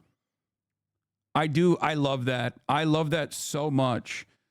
Especially because like optics do matter to those who are uninitiated. Optics do matter to those who are on everything from gun safety to climate change. Biden awards Presidential Medal of Freedom to Michael Bloomberg. What the fuck? Gross. Here's a guy who definitely agrees with his methods of policing. The guy he's giving a Medal of Freedom to, by the way, the guy he's giving a Medal of Freedom to justified stop and frisk with the most racist possible ways to justify stop and frisk, which was a racist police practice anyway. That's crazy. Guy who was the architect of the crime bill, one of the most devastating bills that criminalized black existence, giving a fucking Medal of Freedom to the guy who continued that white supremacist grossness in New York when he was mayor, and defended it by saying, well, black people are the ones who are violent. Of course we're going to stop and frisk them.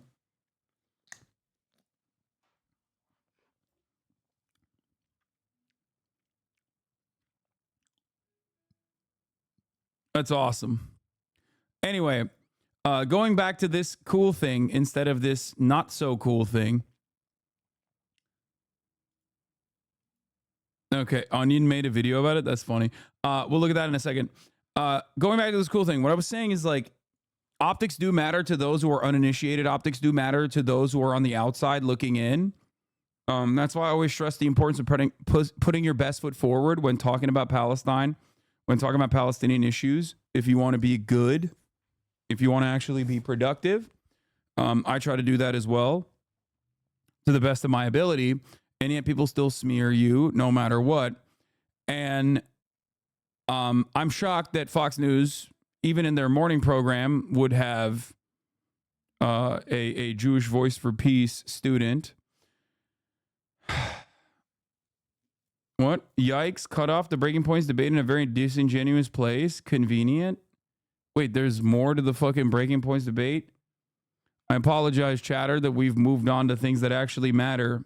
I like that you think that I watched this debate ahead of time, saw the worst part of the debate, and cleverly and with mischief showed the worst part of the debate, which I guess you also recognize was not looking too good for him.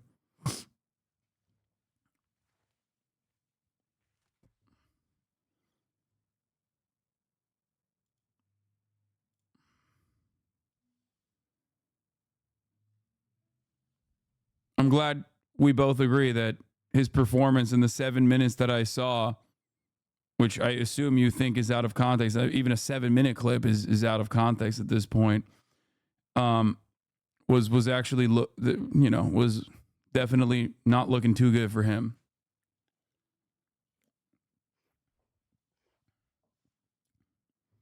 I swear to God, if you were as good as a manipulator and mastermind as your haters make you out to be, there'd be global communism already. Yeah.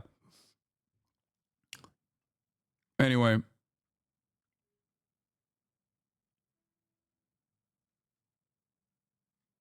So as I was trying to state, it's important to have good optics in this situation, and these guys certainly have it.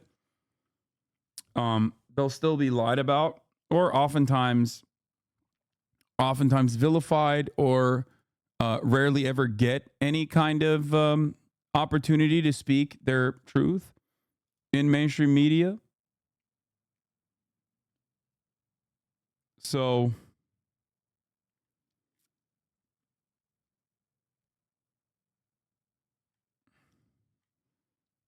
it's interesting. And I, as an individual, I don't believe that this safety should have come at the expense of Palestinians who have faced over 7 decades of ethnic cleansing, and of course the most recent round of violence that's led to 35,000 Palestinians dead, 1.9 million displaced, imminent starvation. Right. These are the here.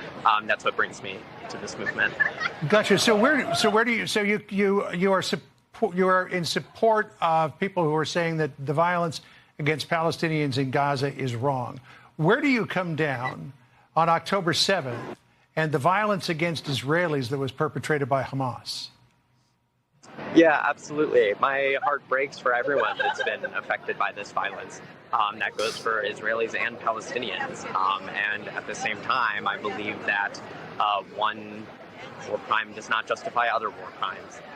As a person in the United States, I see my government backing one party to this conflict and providing weapons and funding and political cover. And so I believe my role is to address my own complicity and the complicity of the government under which I am a citizen. President Biden spoke about this a little while ago in terms of, he talked about violence, he talked about free speech. He also... Is there more? Police. Oh. Ben Kirsten is a student at UCLA. He's no, Jewish. This is the same. Own complicity and the complicity of the government. Go in terms of, he talked about violence, he talked about free speech. He also talked about the anti-Semitism that we see being fomented on some college campuses across the country. Listen to what the president said a short time ago. Jesus, that dude won the genetic lottery? No, man, he's just a good person. And when you're a good person and you advocate for good causes, it clears up your skin. You become more physically attractive to everybody else. That's how it works. Not that like physical attraction matters in this circumstance, but that's why he has this aura to him, okay? Because he's a good person. It's that simple. There should be no place on any campus, no place in America for anti-Semitism or threats of violence against Jewish students. Now that's bull. No, man, it's not bullshit. Many of you are just insecure. Okay? That's all this is. You think you're unattractive, but you actually are. Okay? You are. Everyone is attractive to somebody. Many of you think you're not, but you actually are, and you lack the confidence to recognize that. Especially if you are, on the right side of history. Okay?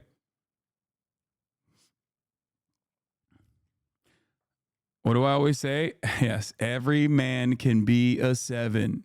Every man can be a 7. Everybody can be a 7. And 7 is fucking awesome. You once said anyone could be a 7 and it changed my life? Absolutely.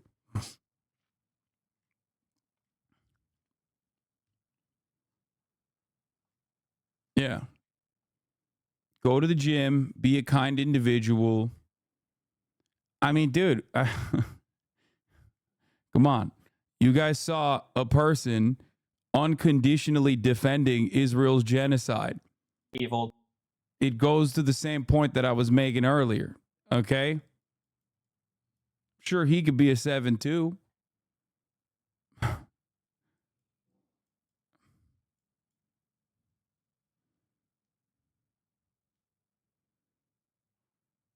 When you defend ugly actions, it just shows,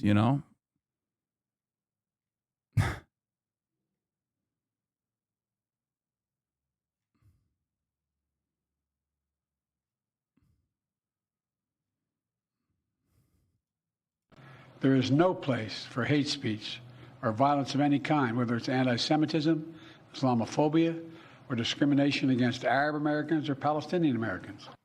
So, Ben, you have been in there amongst the protesters. Have you witnessed any anti-Semitism? Have you witnessed support for Hamas? You know, in my experience, I have not. And I would say that this is a place where President Biden and I agree. I think there is no place for anti-Semitism. And one of my values as part of this movement is a commitment to Jews and Jewish communities. I respect the feelings of others when they feel that this is something that when they feel that they've experienced anti-Semitism. And what I think means is that we need to deal much more critically and rigorously with the problem of anti-Semitism because it is a real problem. And yet we need to be able to distinguish between, say, a protest chant or something that makes us uncomfortable and maybe even conflicts with things that we've been taught from a very young age, and material violence, hatred.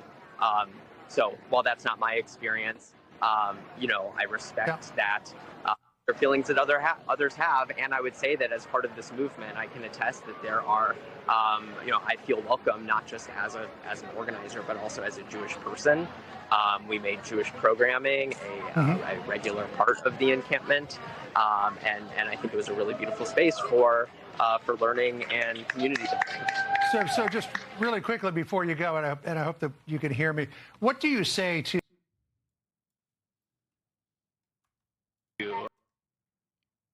phenomenal encampment, and I think it was a really beautiful space for learning and community building. So just really quickly before you go, and I hope that you can hear me, what do you say to the, and we've talked to plenty of them, Jewish students? I think this is having this dude be the guy who talks to Fox News. I think part of that actually comes from the fact that they just can't get anyone to speak on camera from the pro-Palestinian encampment unless they are a media liaison, which is, again, demonstrating phenomenal messaging discipline, demonstrating incredible organizing right there. The fact that you can have so many college students there and you literally are like, no, this is the person that's going to speak is great.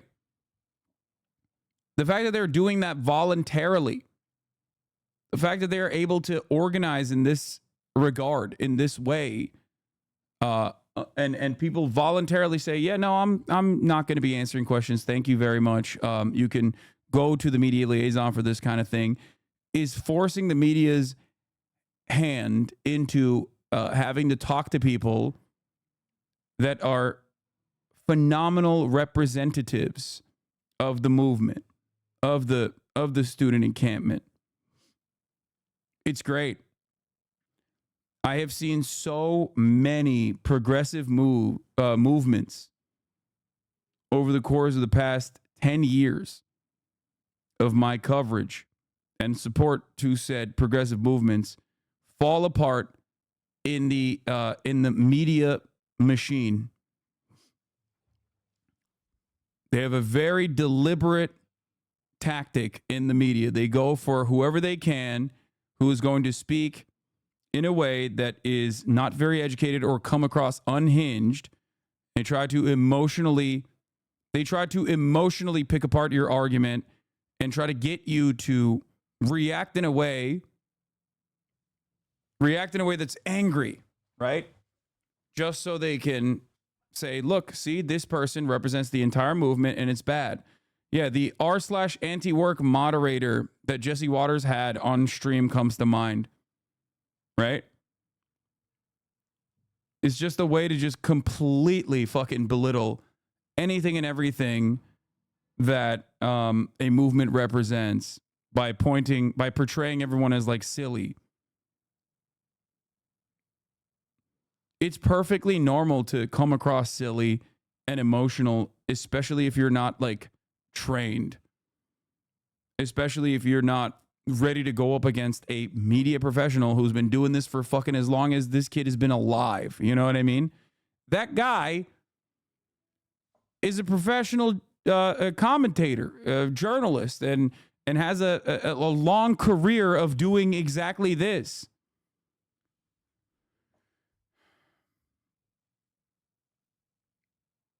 So proud of these guys, man.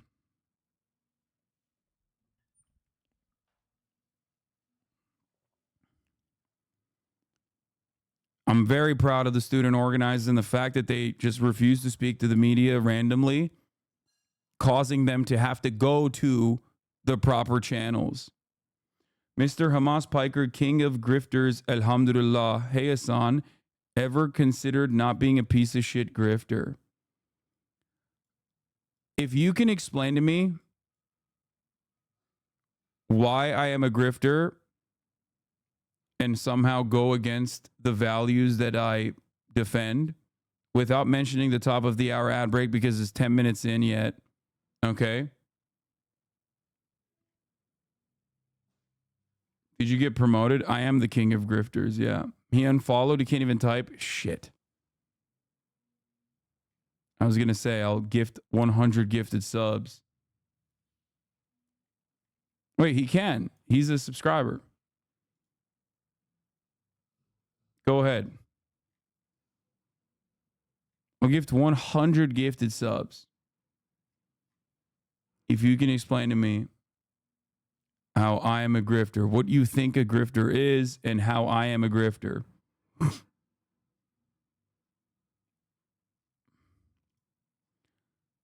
Be quite nice. Low-key, they should switch dresses. Copium, Norwegian national outfit. Iniquitous Prime, thank you for the 10 gifted subs, allowing 10 people to no longer see the ads at the top of the hour. What the fuck is this? Her Piker Kandu Sluta Aliga Loki Forbana Irritande Pogo. More October 7 leavers are coming back in.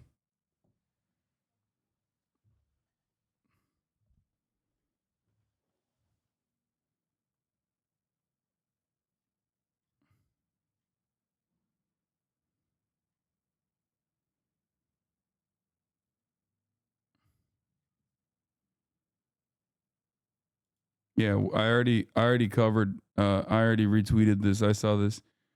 Better Hasan, Mehdi Hasan says, Omar patiently lays out the history of the Gaza blockade, what items, cookies, are banned by Israel, and why it's illegal under international law. To which bargain basement Ben Shapiro below responds, he's saying the blockade exists because the Jews are evil, beyond desperate.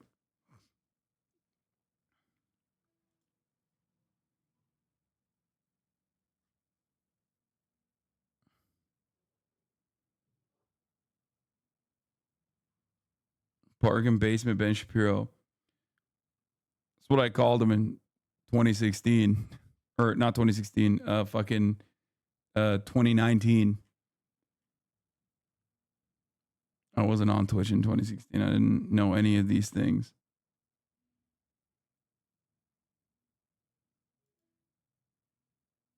The community notes on that. Destiny is correct. Both sugar and fertilizer were used in earlier iterations of the Qassam rocket. Wikipedia.org/wiki/Qassam rocket. Yes, dude. They were fucking using cookies and turning it into fuel for Qassam rockets. Which I guess Israel didn't really care about later when they allowed a summary of this week in America.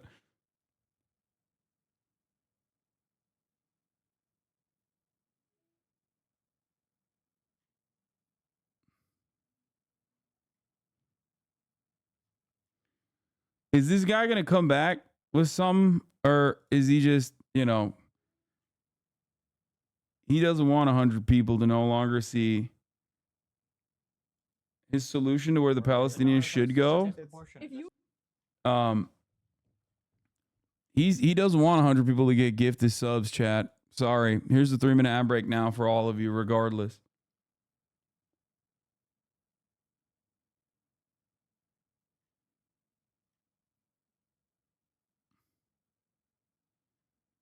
Yeah, he dine and dash without chirping.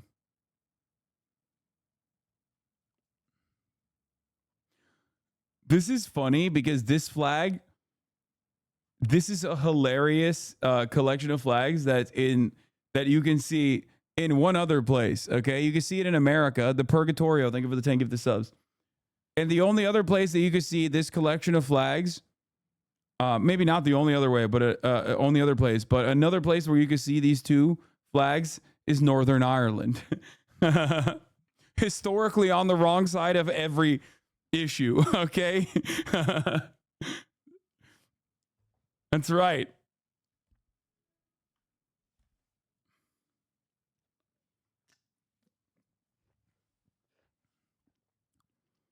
Reactionary has no consistency. No, this is consistent.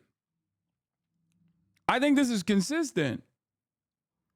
They're reactionaries. They're consistent. Consistently fascist. Consistently on the wrong side of history. That's the whole point. It is very consistent.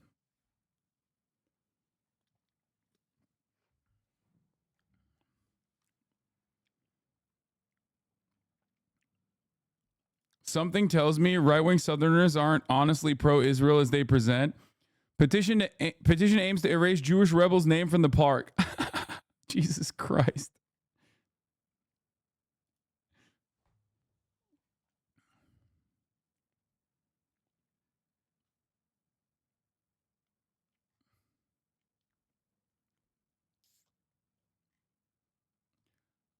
I think some chatters think Northern Ireland and Ireland are the same thing. I'm not even kidding.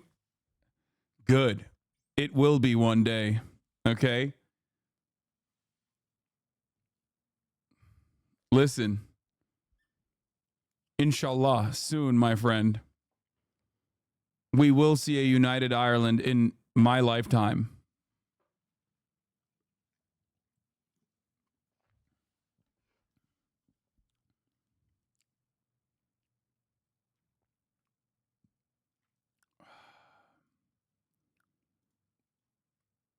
All right, this guy's got nothing. We're ending that. What is this? Palestinian, what would you do if you lived in Probably go south to the whatever the beach was. I wish I had the name of it right now. But there's been one singularly declared safe area, and it's that beach. How many Palestinians do you want to crowd into that, whatever that small beach I guess is? it's 1 point, however many million. How many bathrooms are there? How much water is there? And it's better than getting blown up by a bomb. If you want the war to stop, how about just have Hamas leave and release the hostages? Or Israel could just stop bombing Gaza. Why would Israel stop attacking an enemy that committed the largest terror attack per capita in the history of the entire country? It's a ridiculous double. Just go to the beach, bro. Come on. You're a grifter. What is this even? What? Cuck rage. Impotent cuck rage. Wait, hold on. You think it's reasonable to tell Israel, hey, Hamas, I know that you guys did a little bit of a large terrorism against us and have been, by the way, which is a violation of international law, indiscriminately launching rockets for decades from this law. And every single one of those is a violation of international law because those are by definition indiscriminate, which by definition fail the distinction principle that. This is why I'm an advocate, as I'm sure he is as well, to offer all the Palestinian resistance groups the targeting capabilities in airfield and air force and drones so they don't have to indiscriminately fire rockets into Israel and instead target specific military locations and blow them up. We should be giving the Palestinians Mark 84s, I think, so that they don't violate international law and end up doing what Israel's doing, which is the most moral army. They could even do roof knocking. When they want to take down like Israeli civilian infrastructure, they could do roof knocking beforehand. Think about that. Would that be cool? Hand over the population registry of the entire Israeli population to Hamas. Give them unlimited American military support, U.S. intelligence, so that they can be just as moral as Israel. I don't understand. Are you advocating? You are advocating for more violence? Yikes. Wait, I'm sorry. If you are defending the principles behind Israel's actions, then what I'm saying should not come as a scary moment, but instead scary moment, but instead a moment of reflection, I guess, for you, maybe. I know you're an intelligent person. I can see that anytime you say anything logical, your viewers instantly backlash at you. I understand that you are stuck at supporting Hamas, your will just to appease deranged people in your streams. Heil Porsche. Wait, what? If you understand that anytime I say something logical, my viewers instantly backlash at me, then you must recognize personally that I routinely yell at my viewers when they say something that I don't agree with and will defend it in the most stubborn ways possible. Perhaps that is the reason why you understand that I believe that Israel is mainly at fault here for the violent resistance that it has cultivated. It's not because I have audience capture or whatever you think it is. If I was audience captured, then I wouldn't be advocating for truly unpopular positions especially when you consider the broader American sentiment on everything that I advocate for, especially as it pertains to American State Department interests. That's why the grifter accusations ring hollow usually, because if I was grifting, then I can be a liberal MSNBC style commentator. I like to think that I'm attractive enough. You know, I'm not the most attractive person, but certainly attractive enough. I like to think that I'm at least like somewhat creative and charismatic enough that I could make it in and enjoy much greater celebration from mainstream media. I'm Russian. I know Russian propaganda is pushing pro-Palestinian movement in the U.S. purely to create instability. Yeah, that's true. I am actually getting my FSB paycheck for the past 10 years, even before. I'm a Russian agent, famously.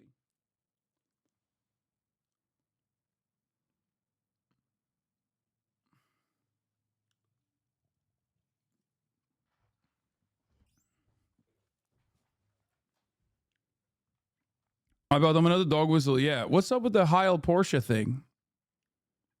It's a very interesting name. What's going on there? Who cares, dude?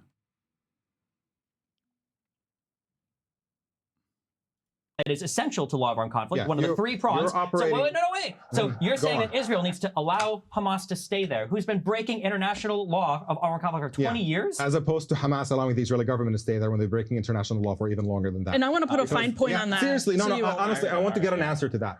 Why is it that you think that the Israeli government, having committed all the atrocities that they committed... Because the Israeli government is a democracy that can be reasoned with. Their neighbors have reasoned with them. People have signed peace agreements and people have reached agreements with them.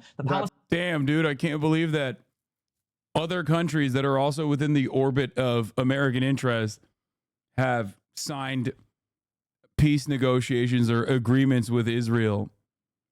Yeah, Israel can be reasoned with, like, you know, when they very reasonably invaded Lebanon and reduced entire cities into rubble. That was super reasonable. Or how they're doing that very same thing in Gaza. It's so reasonable that every time Biden's like, there's going to be a two-state solution, Jack. Remember, we're giving you guys unlimited weapons, please. Netanyahu the next morning will be like, yeah, fuck off. No two-state solution. Suck my dick, Joe Brandon. Yeah. This democracy is going to ban Al Jazeera this Sunday. To which he would say, Al Jazeera, that sounds scary, like a terrorist operation. Why should Israel allow a terrorist channel to continue? He argues almost as vociferously as like the most rabid ultra-Zionist. It is actually kind of shocking. But I guess it's not so shocking when you think about it, because like the major motivator here would be Islamophobia. So as long as you're that Islamophobic, you will be able to find the talking points to justify your unhinged framework.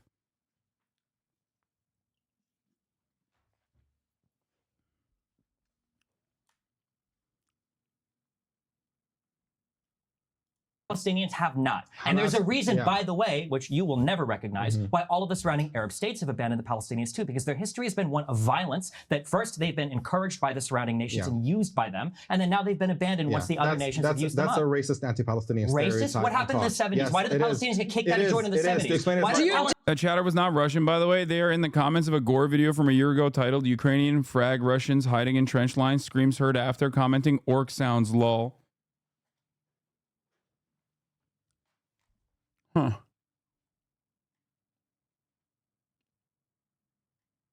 Everybody assassinate the Jordanian king in 52 in Jerusalem. Why did the Palestinians get kicked out of Lebanon? Why doesn't Egypt want to work with the Palestinians? Do you believe he's a racist, Omar? Yes. When he talks about Palestinians, nobody likes them and nobody wants them and nobody whatever. Yes, absolutely, that's a racist description. Why do they? I don't like. Let me be clear. This distinction between like there's a category of people who are racist, a category of people who are not. I think that's a simplistic thing. What he just described is a racist stereotype. There's absolutely no question about it. Yeah, I mean, 100%.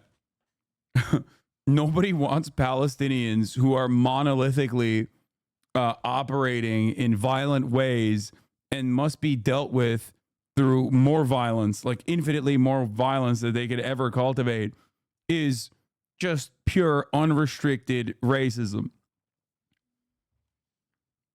I mean, what are we talking about here? The fact that that's even an arguable position is ridiculous. It's ridiculous. Like, yeah, Arabs can't be reasoned with. They're just too violent. We have to fucking deal with them. This specific group of Arabs, which also, these Arabs are Arabs. Why don't they go to other Arab countries again? I'm not. Fact. I don't want to. I don't want to get into who he is. It is to a lot of people that are pro-Palestinian. I understand. The history is like the most traumatizing. If you don't understand that the Egyptian dictatorship is collaborating with Israel to suppress anything that is Muslim Brotherhood affiliated, and that's why the reason they're collaborating against Gaza. Was Nasser collaborating with the Israeli government when they locked all the Gazans in the Gaza Strip and didn't let any of them leave? Yeah. Okay. Yeah. Steve, you do this thing constantly where you bring up random anecdotes that are completely irrelevant to anything that I'm sorry. The reason why that wasn't random is because you applied today that the dictatorship in Egypt. First of all, you said dictatorship, very loaded. Yes, Egypt's had a history of dictatorships. You're implying that they're collaborating with Israel. This current dictatorship is definitely collaborating with Israel. Unique way.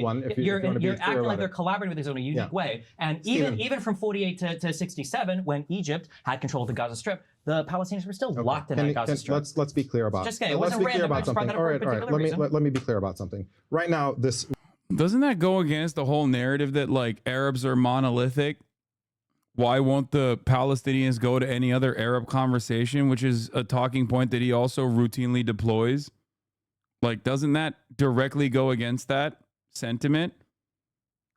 He's got to figure it out. Is it all Arabs? Is it all Arabs, or is it just the Palestinians that are like the violent, rabid dogs? I guess it's interchangeable. He's using the same arguments Hitler used. Yes, it is very Hitlerian. Rhetoric. I'm going to let it go for now. The idea is looking at all the surrounding Arab governments who are collaborating with Israel, it's a sign that they hate Palestinians. When you do opinion polling in any of these countries, all of them, including in Saudi Arabia, the overwhelming majority of the population wants to cut off any talk. They want to isolate Israel diplomatically. They don't want to deal with them. The people of the region absolutely oppose what Israel is doing to Palestinians. And the fact that you can cite a handful of governments in the surrounding area who all effectively belong to the US orbit and operate under and get tremendous privilege and financial privilege and security privilege for collaborating with the United States, and to try to paint that as some sort of validation that they have anti-Palestinian sentiment, I think is completely ridiculous and ignorant of the dynamics that actually exist in the region, a region that I grew up in, by the way. What you have, I grew up in Kuwait, Jordan, Yemen, Oman, and the United Arab Emirates, and I visited Palestine on multiple occasions. Gotcha. Wait, you grew up in Kuwait in what years? Was that when Arafat was supporting Saddam Hussein expelling? I was born in Kuwait in 1982, and I lived there until that war. Okay. And yes, when Arafat made statements in support of Saddam Hussein, that became the reason why many Palestinians could not go back to Kuwait. Yeah, which was a really big deal too, which is also funny because those Oslo Accords, we point to Israel not being a good partner for peace. Wait, why is that a fucking own? Wait, what? Bro, what the fuck?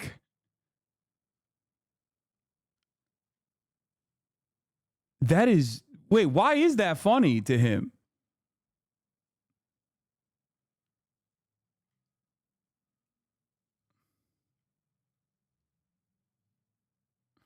The reason why those Oslo Accords were so horrible is because Arafat was desperately looking for a way back into Palestinian popularity after supporting Saddam Hussein when he expelled. Speaking of Oslo, yes, and you know what was also happening, and the reason why Oslo happened is because while Arafat was looking for a way to get validation as the leader of Palestinians and come back, Israel was dealing with the fact that there is a Palestinian uprising, the first Intifada, overwhelmingly non-violent, in which Palestinians were doing civil disobedience, sometimes throwing rocks at soldiers, and Israel was brutalizing them for year after year. After they killed so many of them, that the Israeli officials started being concerned about the optics of it. So they said, don't kill them, beat them up and break their arms instead.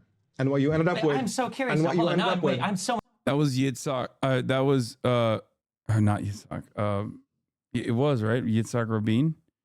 Now, did he say that just now?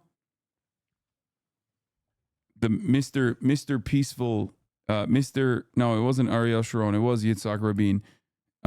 The architect of the peace negotiations, or the starter of the peace process specifically, who was literally assassinated for that crime. He was in charge of interior security at the time and said, break their bones, to which they were talking about children. They were breaking children's hands. Thousands of children's hands were broken deliberately so that they would no longer be able to throw rocks.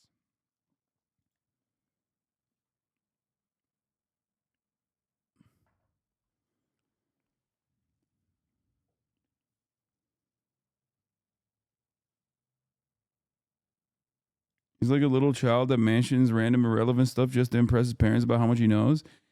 I mean, that, but also he's doing it in a very weird way.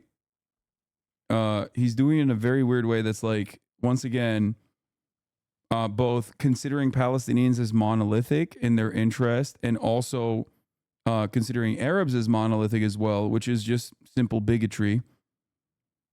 But he also switches the logical underpinning that, like, depending on what his talking point is, he'll sometimes say like Palestinians are monolithic and also rabid and all the other Arabs hate them. In other instances, we'll say all Arabs are the same. Why won't the Palestinians go and like live somewhere else? It's truly inconsistent. And what you ended up with, allow me to finish. You have to let me finish my thought every now and then. Yeah. And what you ended up with, murder the children. I understand. We get it. They started beating up Palestinian protesters and seeing them brutalizing them and breaking their bones on video, and that ended up being an even bigger disaster for Israel.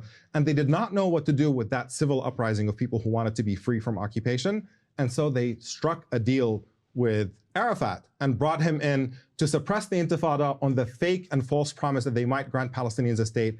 Arafat fell for it, and it was all a sham made to suck the energy out of a genuine Palestinian uprising for freedom and to turn it into the fraudulent Oslo process in which Israel had cover to expand more and more settlements and entrench the occupation under the pretense of peace. That's the history of what happened. So what could Israel have done after October 7th that would have been, and I don't want to lump you into this camp. Some people said it's about proportionality. What could Israel have done after October 7th that would have either been proportional or given some of the legitimate points that Stephen made about a densely populated area where you have a military and a civilian population crowded into hospitals, et cetera?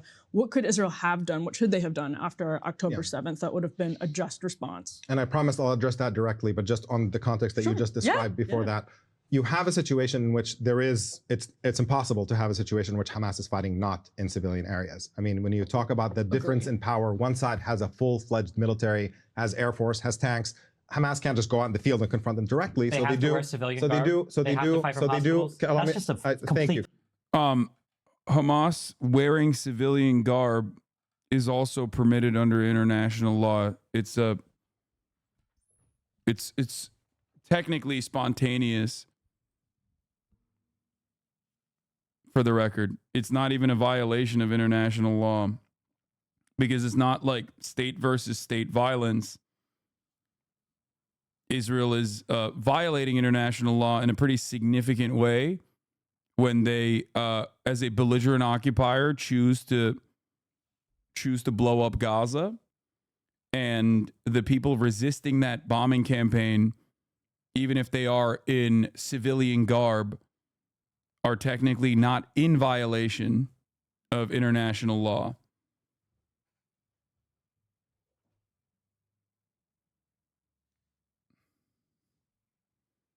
You mentioned the Warsaw Ghetto Uprising, and in comparison here, help me. Yeah. You'd have to let me finish my sentence every now and then, Stephen. Seriously, like just try.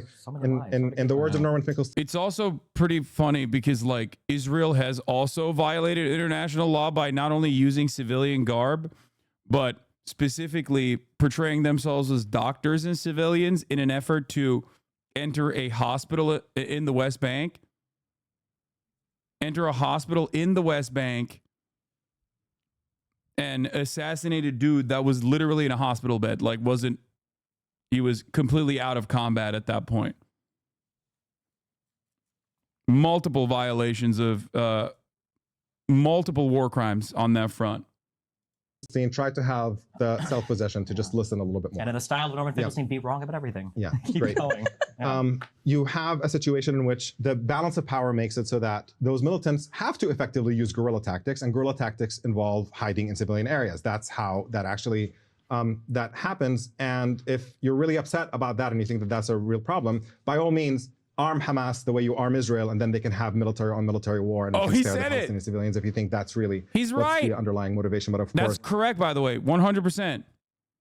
Yeah, give Hamas and all Palestinian militants the same weapons, level the playing field, give them the population registry, give them control over what Israel gets in terms of humanitarian aid or in terms of trade. Okay. And if they react in the way that Israel does, then, we can have a conversation. Then you're right. They are being genocidal. The funniest thing is when you say that and people react with, well, they're genocidal monsters, they basically come to the recognition that Israel is a genocidal monster because Israel is doing that. Yeah. Give Palestine nukes.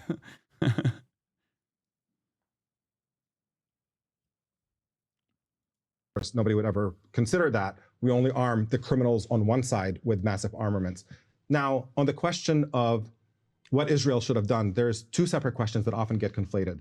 There's the question of, is it a just war to begin with? And then there's the question of proportion. And you can imagine if people in Gaza were free and Israel was not controlling their lives and deciding how much food they get to eat and whether they can go and come back, and then some kind of attack happened, you might expect some kind of Israeli retaliation. And then the only conversation would be about proportionality. Are they doing it in a way that is defensible? And what they're currently doing is obviously not defensible, to be devastating the civilian population in order to thin that population, by the words of Israel's leader right now. There's no source of that quote, by the way, which is it comes from the Red Line. It comes from Israeli press reporting on internal strategic conversations which has that never happen. been substantiated. So Israeli media makes things up. When the population has always had a calorie surplus. Yeah, even the diet part. Calorie surplus. They literally have. That's why when the famine started, when all the people were moved. We watched this part. This is the part that this was like the part that we saw, the video that I watched that I guess the chatter, the Divorcelli fans also recognized made him look really bad earlier in the day. But I mean, we can move on. I don't want to spend more time listening to him and having him make me mauled. When we got this Chad from Jewish Voice for Peace doing the Lord's work on defending the student encampments. Who feel threatened, who don't feel comfortable being on college campuses, people who have been accosted, people who have been told that they cannot pass, they cannot go to school. What do you say to those folks? Yeah, I think this is really, it's really complicated. And, as a Jewish person myself, it's something that I have a lot of empathy for. And having gone through many of these experiences myself, I would say it's freeing to realize that, we're allowed to make distinctions between Jewish and Israeli and Zionist. And although these categories may blur, I think it's important to recognize when a student is, say, being made to feel uncomfortable because of a political position that they hold. I would say has been the case rather than making people feel uncomfortable based on their identity per se. So, again, these things blur, and I think we need to be much more critical about their interaction. Well, Ben, we thank you for joining us, giving us your perspective on all of this. It's a perspective we haven't heard before. Thank you. Appreciate it. Is being divorced a bad thing? No, but twice is.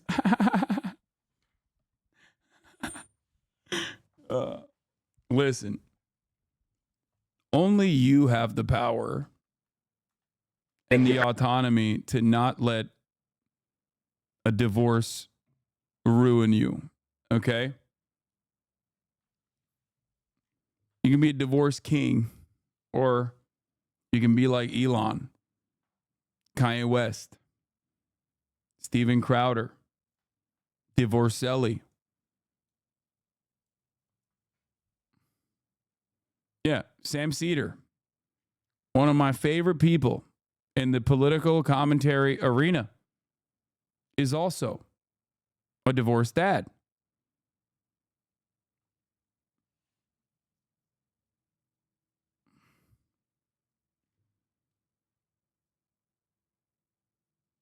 He is the exact opposite of Bonercelli Divorcelli.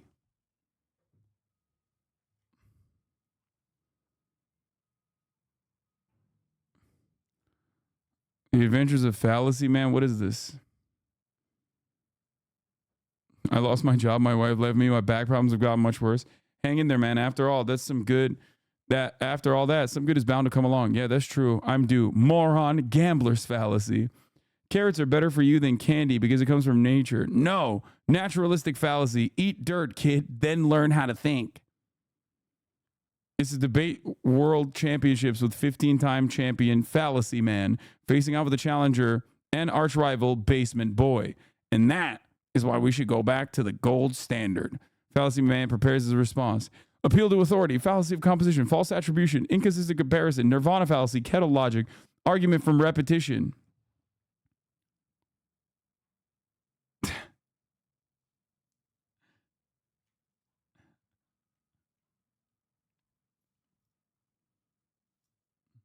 Imagine trying to portray yourself as an intellectual, but most of the internet just sees you as a twice divorced cuck. Yeah. It's not great. Probably what creates a lot of the underlying resentment that fuels this person's animosity towards anything and everything that is even remotely seen as progressive. Protesters from UCLA now getting released from jail. The demonstrators greeted outside with food and cheers. It was for a cause I believed in, and I was surrounded by my fellow students. I'm proud in being arrested tonight. Early Thursday morning, UCLA police arrested 210 people at the camp for failure to disperse. The large encampment covered the campus's quad almost a week. I don't see anything unlawful about it. I think we were peaceful. Late Tuesday night, pro-Israel supporters clashed with encampment demonstrators. At least 15 people injured, some beaten. I was clubbed 2 times in the head with a wooden 2x4 beam. This UCLA student arrested Thursday morning at the encampment says he had to go to the hospital the night before with a concussion after the violent conflict with counter-protesters. One side is being really just protective, holding a line, while the Goats. other side is coming up and being very aggressive. You can't define this as peaceful when you're vandalizing school buildings. You're creating a system of apartheid where you allow certain people into half the campus. Oh, look, they're making their burn. He said, wait, he said it's an apartheid that there's a student encampment protest where they're not allowing everyone into the encampment protest, only to immediately go back to the one student who is like consistently trying to enter the encampment every single fucking day. A system of apartheid. Yeah. So you do know about apartheid. Got it. What Israel is doing, not apartheid. Actually peaceful student encampment protesting against apartheid. That's the real apartheid. Bro, let me explain something to you. If you are wondering where you've heard this argument before, it is literally the one note that every fucking reactionary has all the time. This exact same principle is, White supremacy, sorry, that's not a real problem any longer. The real white supremacy, or the real racism rather, is actually you talking about white supremacy. You're doing reverse racism to me. Oh, wow. Gay pride parades? Why no heterosexual pride parades? Thank you very much. I'll take my answer after the call. Reactionaries have one fucking note. A permanent perception of endless grievances, endless grievance seeking, endless perpetual victimhood seeking. Okay? The real problems are not the things that you can see, but instead the fact that you're bringing those things up as though they are problems at all, and how that hurts my feelings. Cell phone video this week shows protesters blocking a Jewish student from walking through a section of campus, while photos inside the camp show graffiti on buildings and sidewalks, some of it considered offensive towards Jewish people. How do you react to the graffiti inside the camp, even swastikas? I heard you mention swastikas. I've actually not seen any swastikas. I've seen a lot of the graffiti. We wanted it to raise attention to disrupt events because the campus wasn't willing to do anything. Everybody I protested with would not stand with those actions. I'm glad that the cops came and beat the fuck out of these students, dude. There was a chalk graffiti that said the Israeli flag now is akin to the Nazi flag. And honestly, everything I knew about the students, everything I've seen with my own two fucking eyes, all of everything I've experienced, everything I've known, my worldview is shooketh. For doing such things like that, they're not really for. Bro, please, what the fuck? Stop spamming. Stop. Oh my God. Ole Miss, University of Mississippi. It's like, calm the fuck down. I'm gonna get to it, okay? Jesus fucking Christ. I have noticed your message. You're just fucking unhinged. Holy fuck.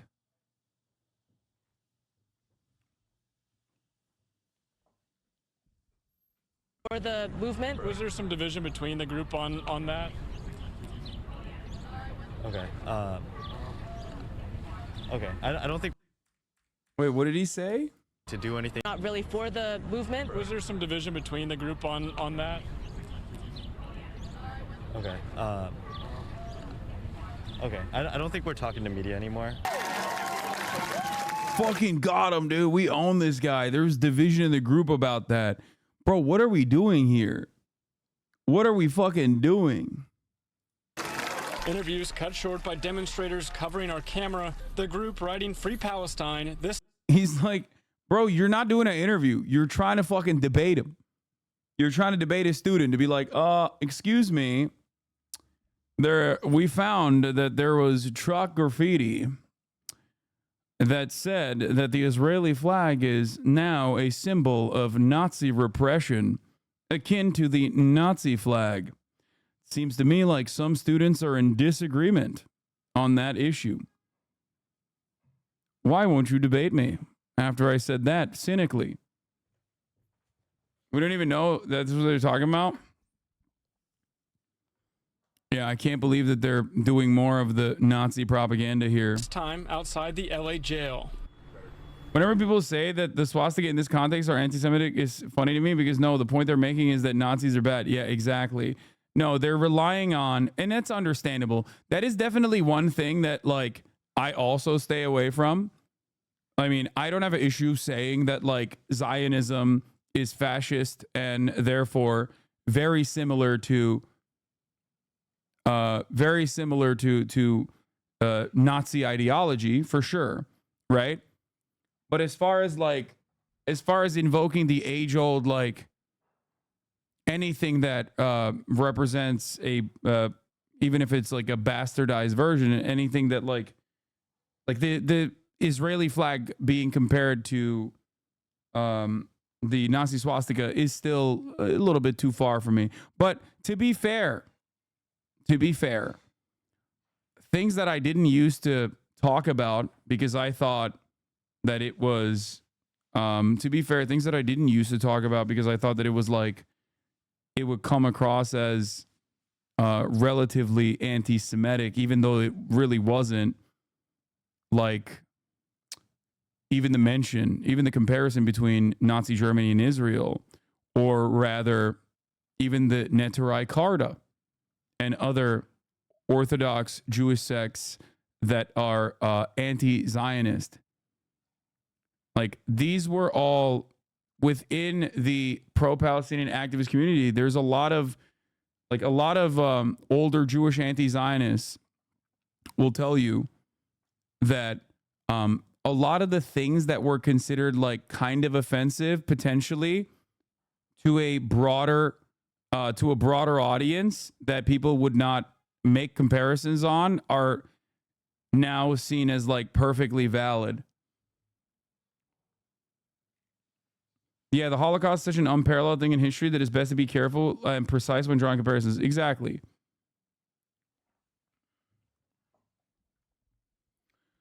Ultimately, though, obviously, contextually, I described exactly what that chalk graffiti implies, which is that Nazis are bad and they're doing fascism to Jewish people, and now Israel is doing a very similar style of fascism to Palestinian people. That's the comparison. It's not like they're saying Nazis are good. I drew the swastika because I like it. They're making a direct comparison.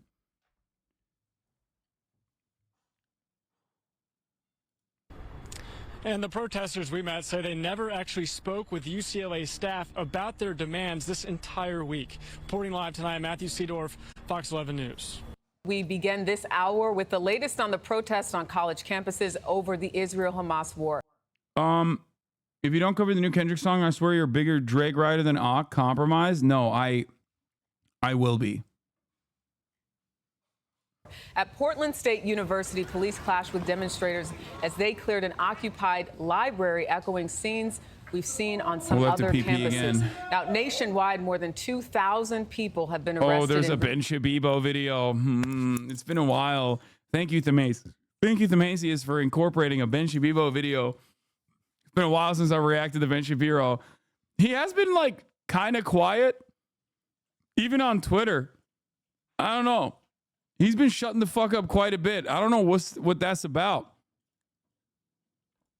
You know? Recent weeks, Lilia Luciano has been covering these protests for us. Exciting. She discovered some of the strife comes not from the actions, but from the language being used on campuses. Oh, it's not the actions that are inherently anti-Semitic or motivated by like Hamas or whatever the fuck. Now it's actually the rhetoric that is violent. We're just moving. We're just moving from one level to the next. It's actually the sentiments expressed that were violent inherently and anti-Semitic inherently. And you can actually have, inherently anti-Semitic sentiment be expressed for sure. Like that is definitely something that could be valid. It's just if you're fucking pointing to someone saying intifada revolution, then no, that's not anti-Semitic at all. That's insane to claim that it's anti-Semitic. It is the Arab word for a struggle, like the Warsaw Ghetto Uprising is called the Warsaw Intifada, as Mehdi Hasan and many others have mentioned. You're just operating on the boundaries of pure Islamophobia and pure anti-Arab hatred to say it's scary. It's the exact same principle behind Fox News cutting commentary saying, if someone says Allahu Akbar, I'm terrified of that. It means God is good, dumbass. It doesn't mean anything else. Okay, I'm Turkish. The word Allah is also in my language as well. We have another separate word that is not an Arabic loan word, Tanrı, but it doesn't matter.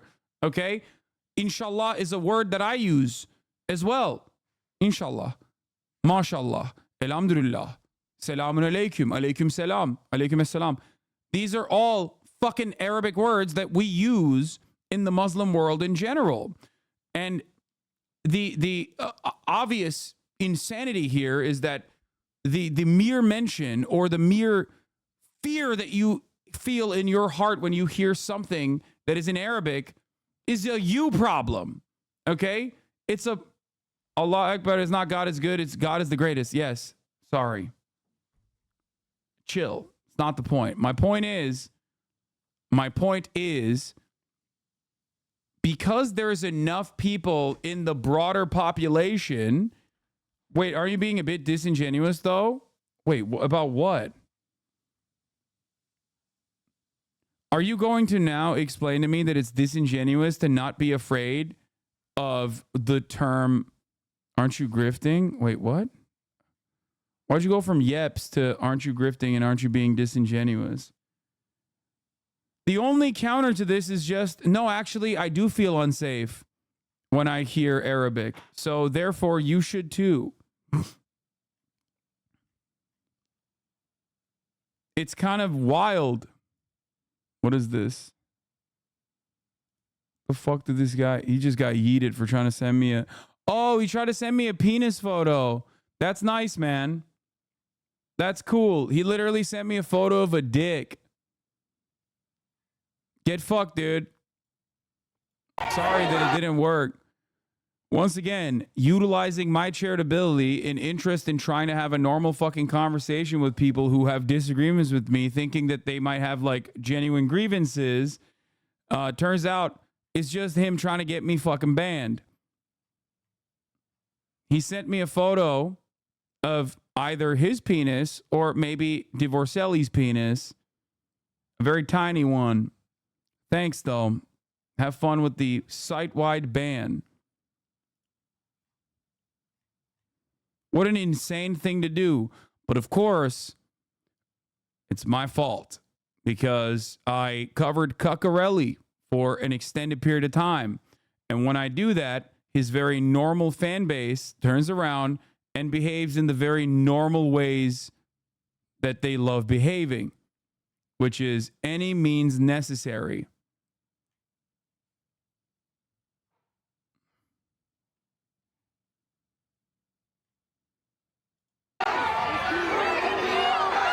As anti-war protests have erupted on college campuses across the country, words some chant as slogans of resistance, others interpret as calls for violence.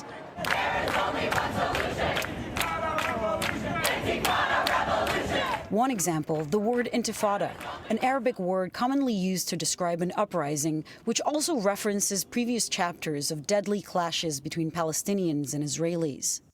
Unfortunately, that language is not deadly with the Palestinians, by the way, for the most part. Every single instance is always infinitely more deadly for the Palestinians. Not only divisive, but people shut down when they throw those things out. I lived through the second intifada. I'm largely deaf in my left ear because of an Israeli bombing that killed 2 of my friends and almost killed me.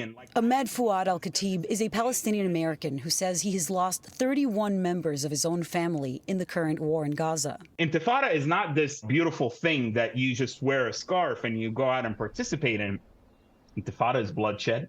And this is speaking to me as a Palestinian. To the Israeli side, it has also meant, yes, like suicide bombings and random car rammings and stabbings. Fouad al-Khatib believes there is a place for protest, but that if the rhetoric deliberately or inadvertently endorses the messaging of Hamas, possible solutions will be ignored. Zero-sum approaches that I think are incredibly detrimental, talking about dismantling Israel or dismantling Zionism or unrealistic visions for the return of millions of Palestinian refugees to mainland Israel. By the way, I call for the return of Palestinian refugees and diaspora refugees to the future Palestinian state on the West Bank and in Gaza. And I understand, once again, that there are difficulties in trying to push for a two-state solution, given what's happening in the West Bank, given what's happening in Gaza. But we should use this global, once-in-a-lifetime opportunity, this global attention to Gaza and to the Palestinian issue to pursue very specific and realistic and reasonable goals. And that's what I worry is being squandered with some of these college protests. Damn, bro. This guy seems to be a very good person to ask about this. I mean, we can't really blame the average Islamophobic Westerner for being as such. It will take time to deprogram the Islamophobia rhetoric he's been fed for years. The problem is that these people who control it push this rhetoric for ulterior motives. Yeah, I mean, the thing is, like, I do try as best as I can to deprogram people away from this Islamophobia, but bigotry and other forms of reactionary sentiment are very comfortable narratives. It is so fucking difficult to get people to shake people away from their previously held positions that they strongly hold with like an incredible amount of moral conviction. They genuinely think that that is like, they genuinely think that that's just like the truth. And that, especially, this is probably one of my weakest areas. Like, I can get a transphobic person to no longer hold transphobic opinions, but I can't get an Islamophobic person to no longer be Islamophobic because of my Muslim background. So this is the one area where my background does actually cook me, because it's the one area where I objectively don't maintain that same level of privilege that others do. Even if I said personally, like, oh, I'm not Muslim, fuck Islam, blah, blah, blah, it would still not work, because people would still, that's how bigotry works. People still go, well, you're from a Muslim country, your name is Hasan, I don't really know. That's why, yeah, it seems like I have a personal interest in the matter. Exactly. That's why whenever I talk about like my own, my privilege that I try to use for good on matters that pertain to, you know, anti-black racism, on matters that pertain to anti-trans sentiment, on issues of misogyny and things of that nature, I can be a much better advocate on that front in a way that I never will be able to, as far as like trying to shake people away from their Islamophobic positions. Wait, no offense, that's kind of bullshit in my experience. Deprogramming doesn't really take an excessive amount of time. It's kind of once you know better, you do better sort of thing. What? Well, I think I have more experience than you on this field overall. No disrespect, chatter.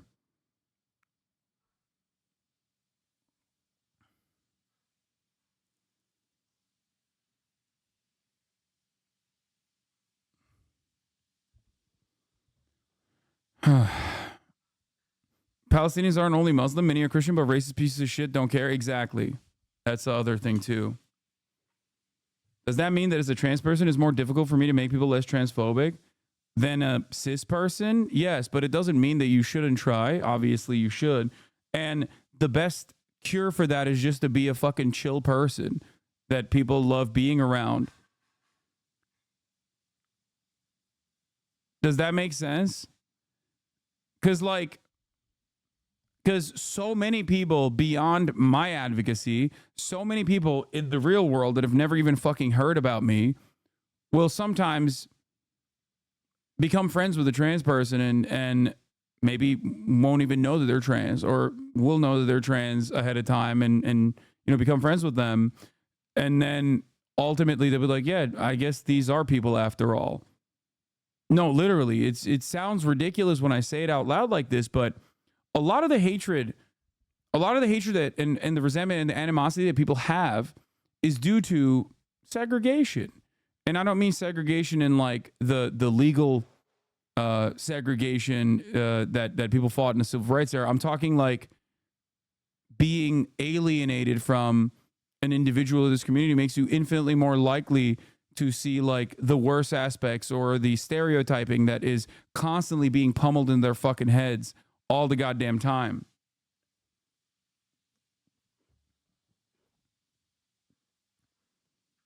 That's it. That's why I also always repeat, like, be normal to everyone, both individuals from marginalized backgrounds and those who are encountering individuals from marginalized backgrounds. Like don't change your behavior around different people.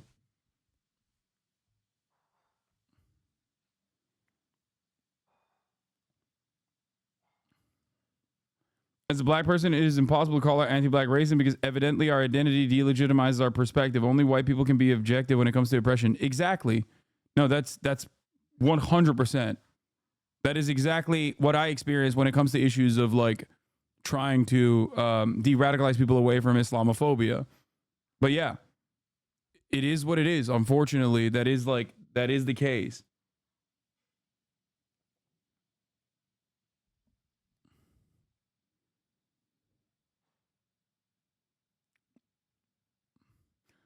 In many instances, that's precisely the reason why I try to tell chatters, like when I'm talking about a specific issue, and like a trans chatter will get mad at me or something, and I'll be like, this isn't for you. You know what I mean? I wish to live in a world where people, even racist people, would take black people seriously. It's just that it's not the world that we live in, right? If you're transphobic, you're less likely to listen to a trans person and listen to what they have to say. It's a much harder hurdle to clear.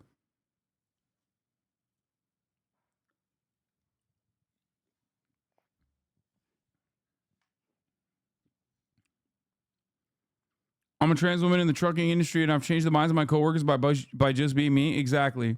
That's one of the most. That is one of the most successful ways that you can have permanent allies too. Just being you and being chill, and being fun to be around. Dude, oh my god, bro, what are you saying? Are you gonna go on Piers Morgan again? What do you think of Dylan Burns? Are you gonna debate him? Like, shut the fuck up, dude. Please debate chatters, please. Please, I beg you, just get a job, get a life, focus on stuff that's like, focus on stuff that makes you happy, please. Oh my Lord.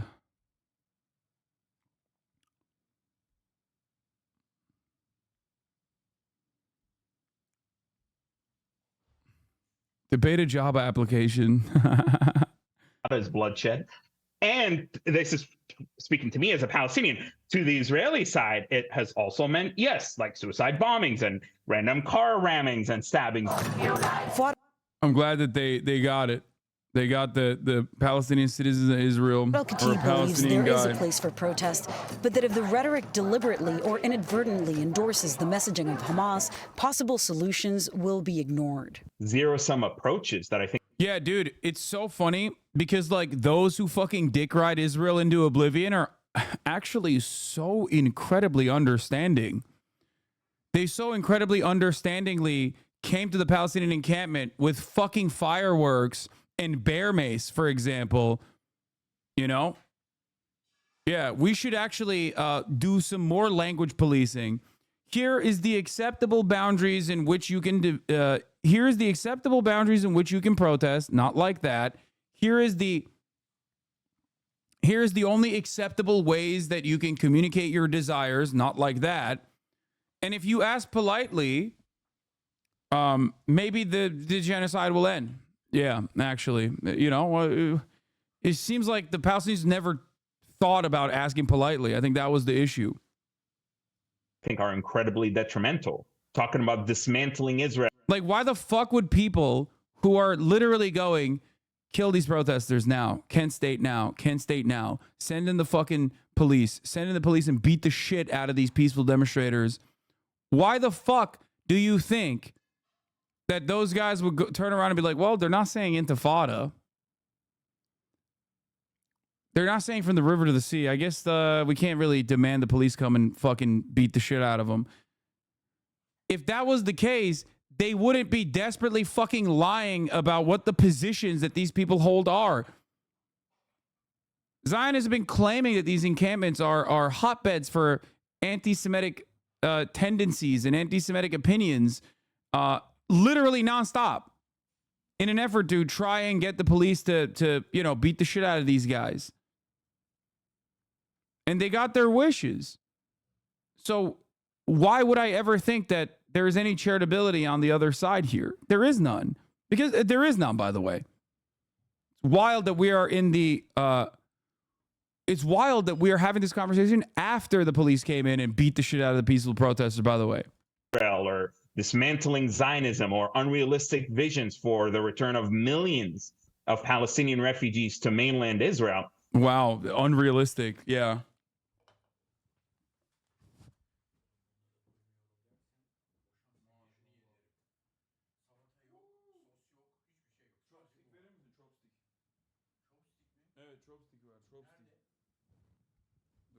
By the way, I call for the return of Palestinian refugees and diaspora refugees to the future Palestinian state on the West Bank and in Gaza.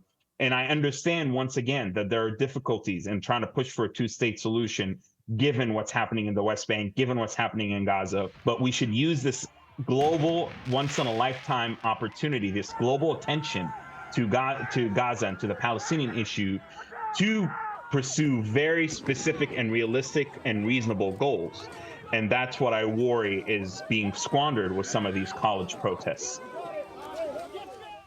Al-Khatib told us that the most fundamental element for bringing people together to stop the war, to stop the killing, is to be able to hold multiple truths at the same time. We keep talking about that. And also to not lose sight of the humanity of both the Palestinian victims, My man literally was like, yeah, we can't. Hey guys, listen, okay? Listen. As a Palestinian, I think people need to understand something. We just simply cannot let the Palestinians return. Okay? And you know, it's like during the Holocaust being like, well, you know, Germans really want to do the final solution. Okay? They just really want to do it. And as a Jewish person, you know, I'm here to tell you that, like, we just have to kill some. Like, they just have to kill some of the Jews. You know what I mean? Some of them. It's their political will. It's their wishes. We have to listen to it.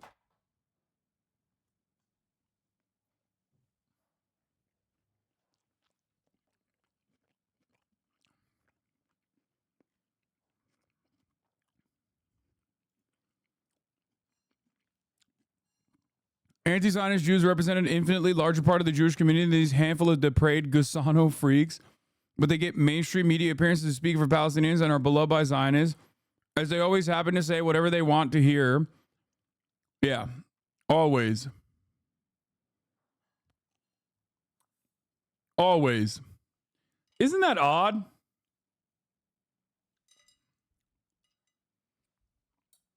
There are like only a handful of Palestinian grifters, and yet they get the most amount of time to speak on behalf of all Palestinians. There are a shit ton of Jewish anti-Zionists, and yet they are roundly condemned and criticized, depending on who you're listening to, even called bad Jews, which is anti-Semitic already. Oh, shit. It's crazy.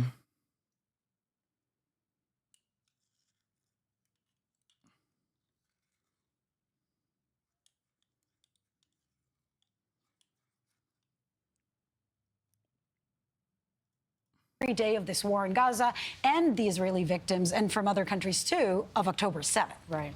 I think it's important that, and I know he's just one voice, but Mr. Al-Khatib talks about that word intifada, which for many Jewish people, many Israelis, is one of horror. He actually says to you that intifada. Bro, this is literally like having a black dude on to be like, yeah, Black Lives Matter is actually terrifying rhetoric for white people and is totally justifiable. And they should say all lives matter instead. The fuck do you mean? There is no other. I mean, I guess Fox News does that kind of commentary, but there's no other social issue where you literally look at a group of victims and a group of perpetrators and go, let's hear honestly what the group of perpetrators' perspective is on the messaging, on the emancipatory sloganeering coming from the victims and those who are on the side of the victims.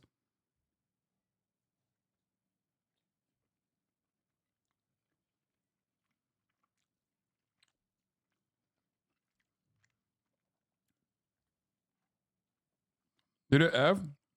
I didn't see it.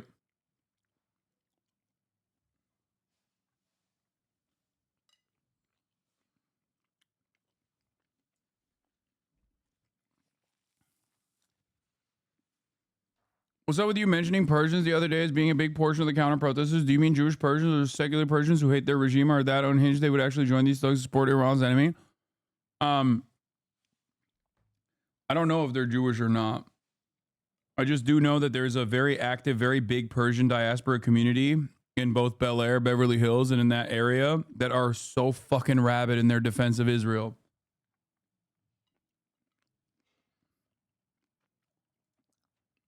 Is bloodshed, and I think that's important for people to know if they casually use language that they don't have any context around, and I like that he explained that. And I've also heard from a Columbia professor who is a Jewish professor who tells me this just means revolution.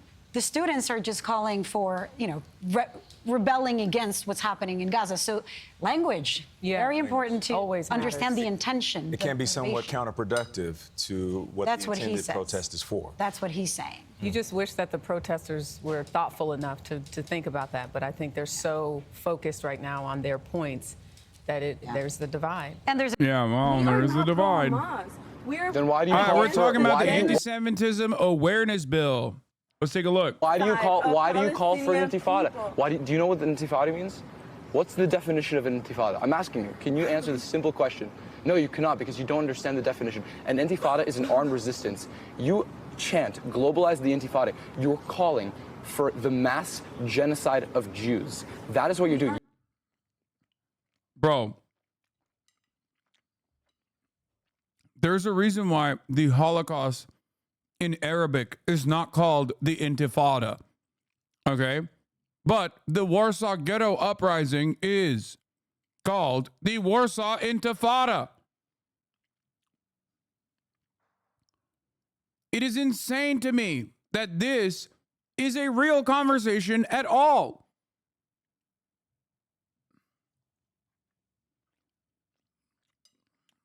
This dude rears his ugly head everywhere. It's crazy. This is the one guy they have.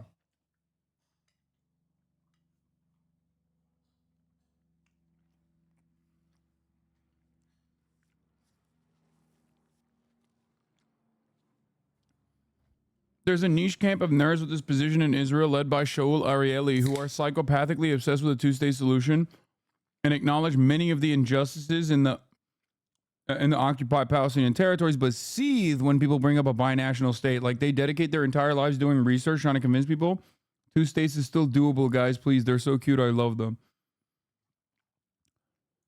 I genuinely don't know what the reaction from a group like that would be to, like, what do you do with 750,000 Jews that are currently living on occupied Palestinian territory? Like, what's the argument? It's just give that to Israel too? It's just a two-state solution, but every fucking decade, it's just a smaller and smaller state?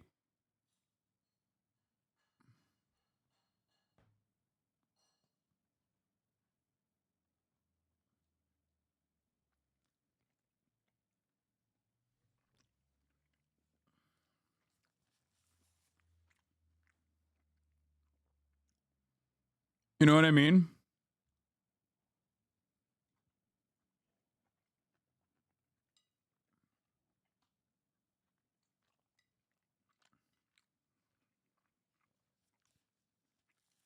You might not know you're doing this. I think it's honestly despicable. But you are. It's despicable that you guys are using the Holocaust or any of this to, like, say that we are still trying to do it. Like, no, that is not true.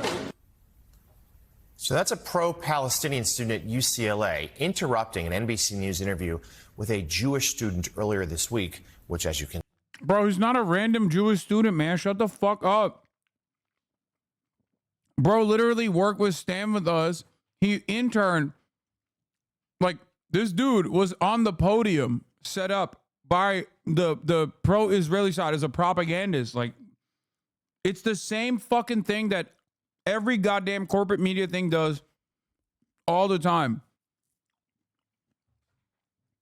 Whenever we were talking about anti-abortion protesters, every single instance, corporate media would be like, here is a concerned parent. And then you would literally Google the concerned parent, and you would find out that the concerned parent is for, like, Moms for Murdering Pregnant Children Foundation or whatever the fuck. You know what I mean? Like a rabid Christian cult.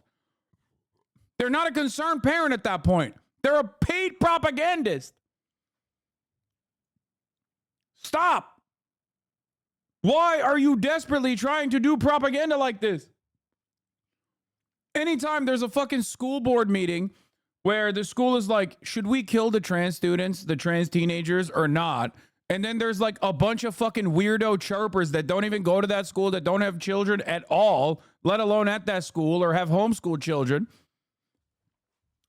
will come up on Fox News or MSNBC even, and they'll be like, here's a concerned parent that is advocating to actually cleanse the school grounds of the scourge of trans teenagers.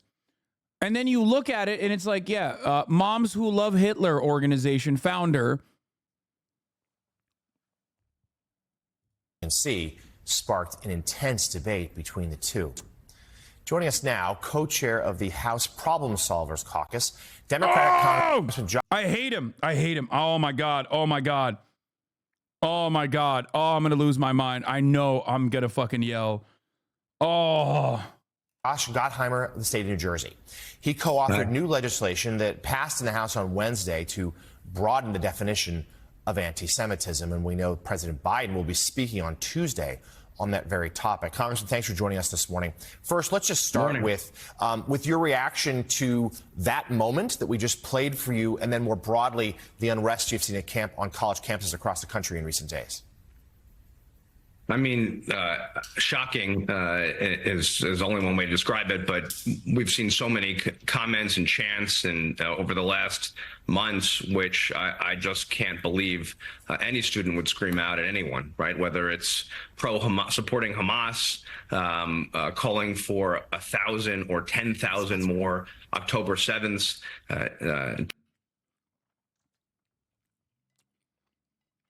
Josh Gottheimer. There was not even a single fucking student. You do not have a single fucking student that called for 10,000 October 7s. You do not know or have seen a single fucking video, a single student in any of these encampments that have done that. Oh my God, you are so rabid. You are such a fucking fraudulent bitch. You are such a piece of shit liar. I hate you so much. Oh my God, he's such a piece of shit. Gottheimer is the second most conservative Democrat behind Cuellar, by the way, according to 2022 data, and was the most conservative Democrat in a 2020 compilation of data. Yup. It was Gottheimer from the Problem Solvers Caucus, by the way, which is a whole different issue. Guys, stop bringing up how much money he's gotten from AIPAC. You're out of your fucking mind. This dude, if he got $0 from AIPAC, he would still be a rabid little fascist, okay? It's not AIPAC that's causing him to fucking operate this way. It's Islamophobia more than anything else.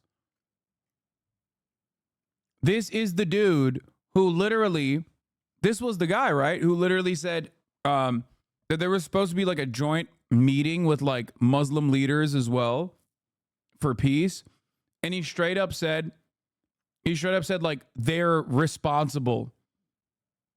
Like they know they have, they're morally responsible for this. They'll tell you correctly, to be fair, that historically Abbas agreed to keep 80% of Israel's settler population on blocks along the border, leaving only 170,000 people to evacuate. Piece of cake. And yeah, they've sneaked rightward with time. Like every time there's a new settlement built outside of Jerusalem, they'll say, don't worry, guys. The Palestinians will let us keep this. Please, right-wingers, we're good leftists, please. Why don't you think it's AIPAC? For Josh Gottheimer, I think a lot of people greatly overstate the impact that AIPAC has.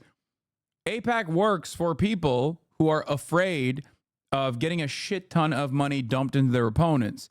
AIPAC works for people who are going to be on the side of Israel regardless, because that is the side of the State Department, but has to just be numb to the genuine calls for changing the attitude of the congressperson.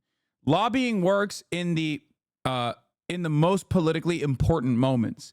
This doesn't genuinely change people's perspective overall on issues. Okay, you seem uneducated on AIPAC. I promise you, I'm about to pack you up at the top of the fucking hour if you think this is a solid ass way to fucking do a debate. Okay? Let me tell you, I promise you I'm more knowledgeable than you on AIPAC and lobbying in general.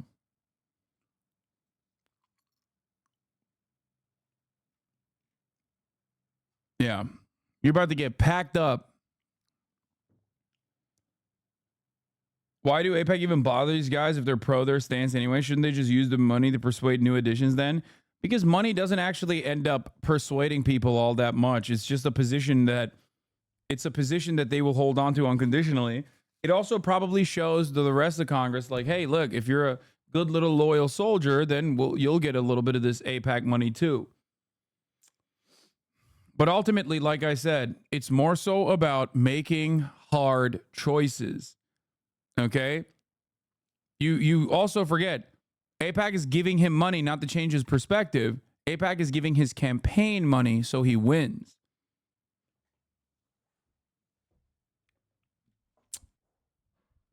You fucked up. You should have said there's a pack of ads about to be delivered on your screen. True.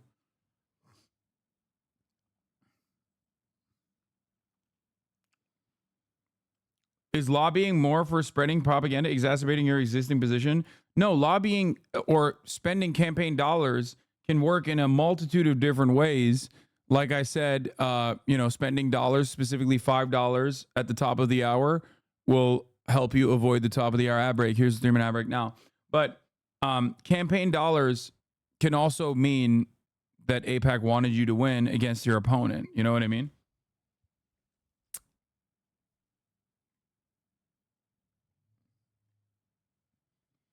AIPAC has become the new BlackRock on TikTok. All the content creators who were blaming everything on BlackRock 9 months ago are now just blaming it on AIPAC regardless of his importance or influence.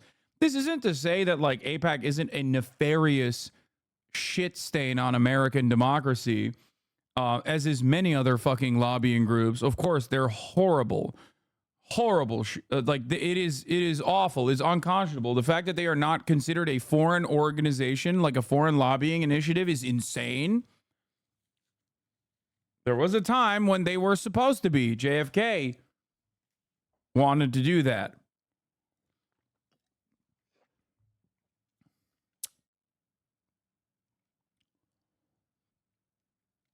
Yeah, I'm smoking on that JFK pack. What happened to him? He just had a big headache. Big old headache. Most of Congress is taking AIPAC money. Your logic doesn't make sense. I wonder why most of Congress has gotten AIPAC money.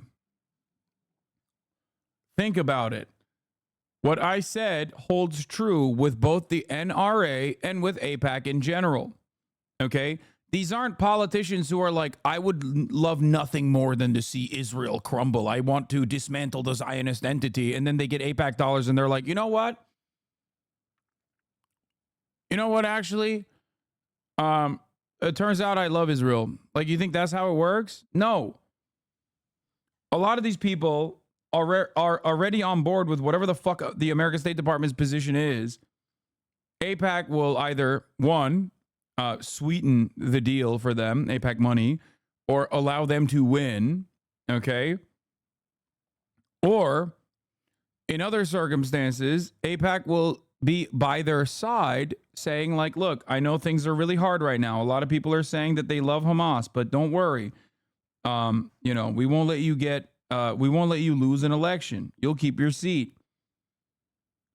It's in the moments where it is the moments where it is most important for lobbying and lobbying dollars is the moments where there's a lot of public pressure launching against whatever your fucking interest is as your interest group.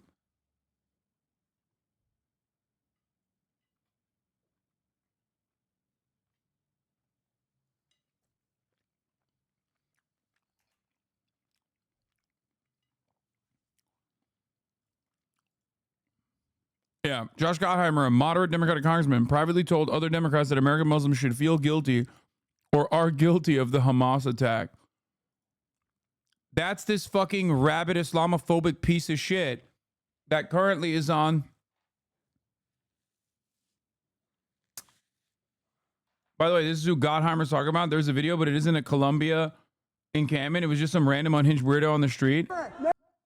Never forget the 7th of October. Yeah, dude, I love that.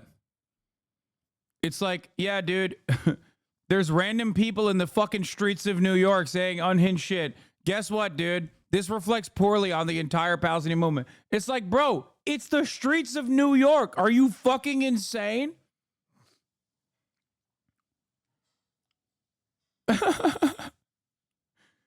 Have you never been to New York City? Do you know how many unhinged things you hear just riding the fucking subway? Yes, every black person is simultaneously Hotep and Black Israelite, because I saw a bunch of dudes wearing Mortal Kombat uniforms talk about how Shakespeare was a black man. There you go, chatter, who said, give me an example, as I was in the process of giving you an example.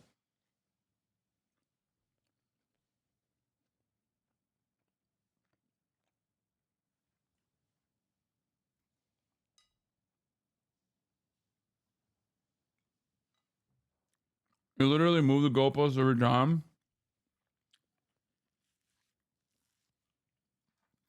Hasan, you are not at every protest. Why are you advocating for all?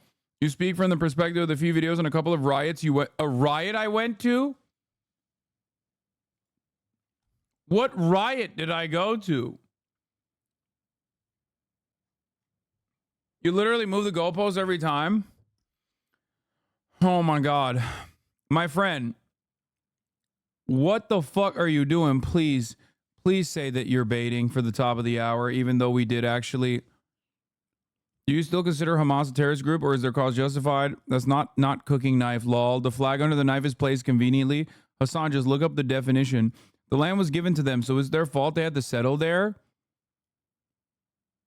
Brother, we were talking about the West Bank, and this motherfucker said the land was given to them. Is it their fault that they have to settle there? So it's propaganda where Jews defend themselves. The Palestinian riot is not pushing a narrative, lol. Hasan, you were not at every protest. Why are you advocating for all?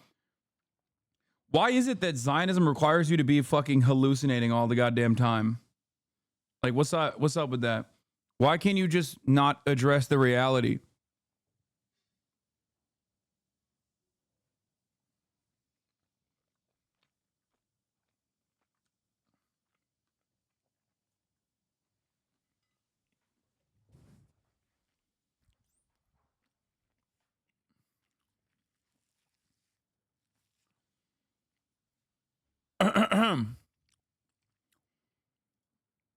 I did not go to a riot. I went to a peaceful encampment, which is wild that you would consider that to be a riot. But not only that, October 7 leaver, thank you for coming back to the community. I love you. I hope that you can change your mind a little bit. You can still be reasoned with, I hope.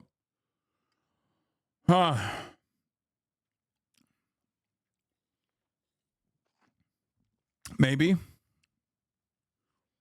He panicked, threw his computer out the window when you pulled him up. Having said that, however, as far as like a random person saying something unhinged, of course, does not actually mean that the entire movement is fraudulent. You have to look at the goals of not only the organizers, but just the movement in general. And many people refuse to address that. You are currently in the process of refusal to address that. It's that refusal to address what these students are actually protesting that causes you to feel like they're actually doing this on the boundaries of anti-Semitism and Jew hatred and wanting to genocide the Jews or whatever fucking thing you personally believe. I don't know.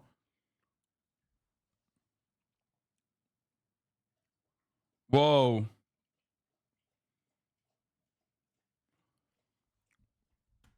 Not every day when you get big influencers hitting you up, asking you what good Palestinian charities there are. That's crazy. Things are changing, boys.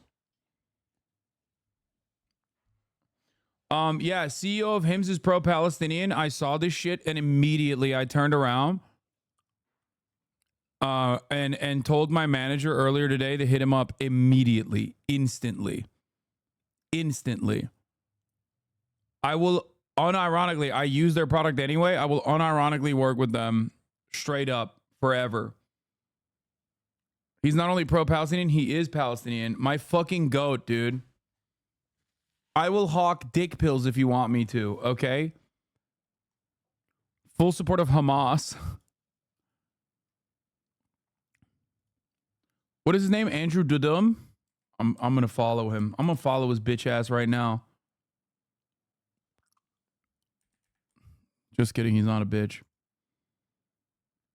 My fucking goat.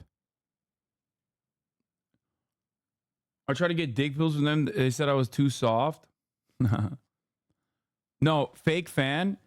I've used fucking hymns for years. I actually recently swapped it, but I would easily work with them after seeing that shit.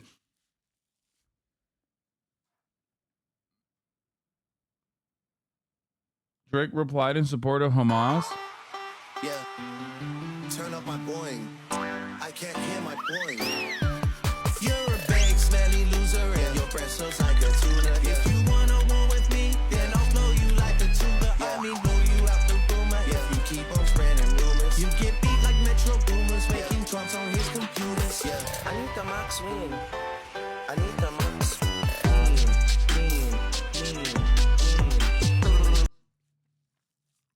Drake has never been able to make such a fucking hard body song like this. He doesn't have this level of hard body attitude in his entire discography. Okay? If this was a real song, it would be the hardest Drake song.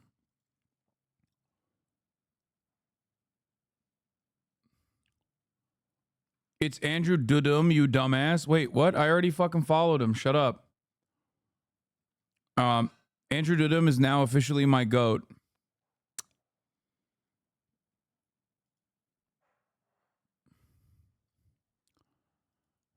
Death to Zionists, kill the Jews. All of this is totally unacceptable, as it would be of hate of any kind against any student on our college campuses. Josh, it's Paul Mary. Good morning. Good to see you. Good morning. Tell us about. I want to say something. Once again.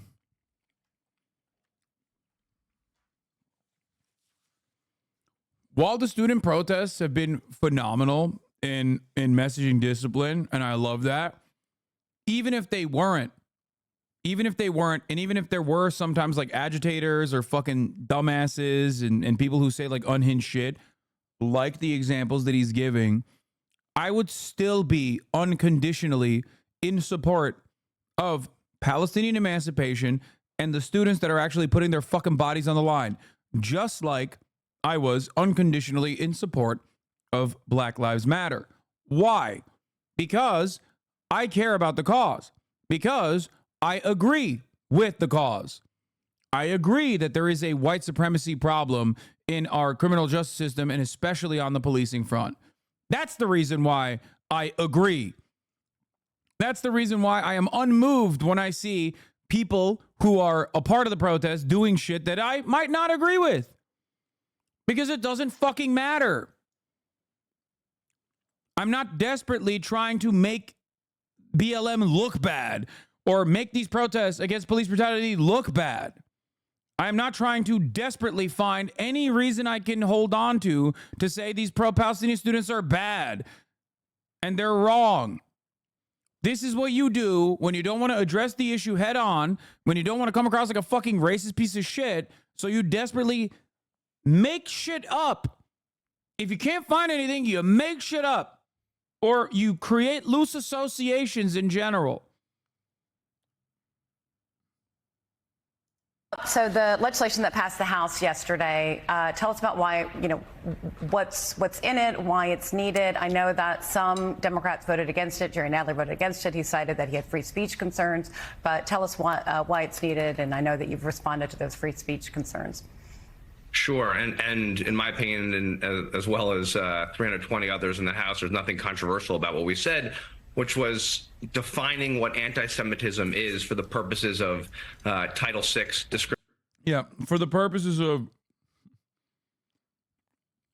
greatly expanding on existing definitions of anti-Semitism, specifically so that you can fucking bastardize it and weaponize it against like valid dissent against the state of Israel and against the United States of America that is offering unconditional support to the state of Israel. Fuck you. Discrimination on college campuses so that there's actually meat on the bone of what the definition of anti-Semitism is, which, as you know, is one of the things that the Department of Education looks at when it looks at discrimination on a college campus, where we should have which is no place for hate. And what's important about people know about this is that 3 administrations now, Democrat and I'd love to have a bunch of majority Gentiles define anti-Semitism. I mean, this is literally America. You just described America in general. It's a bunch of like Christian fascists being like, that's right, you better not talk poorly about the Jew, which controls the media, okay? And every orifice of power in this goddamn country, and I hate it. That's why we need to send him to the desert, okay? That's why you better not say nothing about no Israel. That's the desert land that the Jew belongs to. You understand me? Shut the fuck up. Are you Jewish? Oh, you are? Well, why the fuck are you here? Where's your tail and horns? Go back to the desert, Jew. That's right. I'm fighting against anti-Semitism.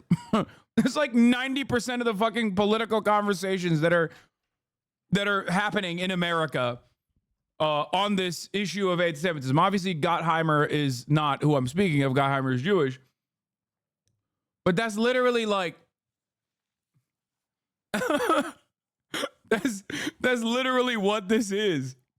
It's just a bunch of dudes with fucking Klan robes being like, yeah, Jews control everything. That's why they should go to Israel. That's why they need to go to the desert.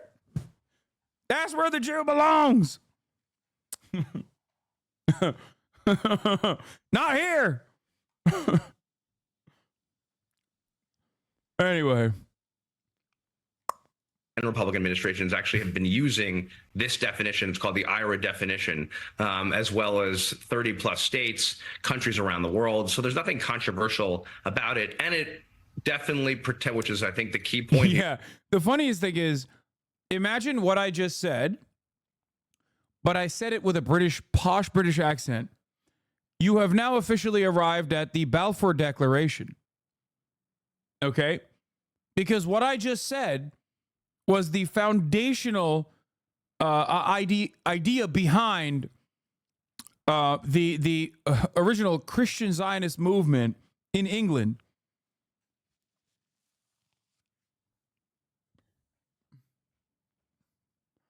Here, it protects speech, so which I believe deeply in. It allows people, of course, to criticize Israel or to speak out. What it doesn't allow is for hatred, intimidation, and violence, driven, of course, by anti-Semitism, which we're seeing on far too many college campuses right now.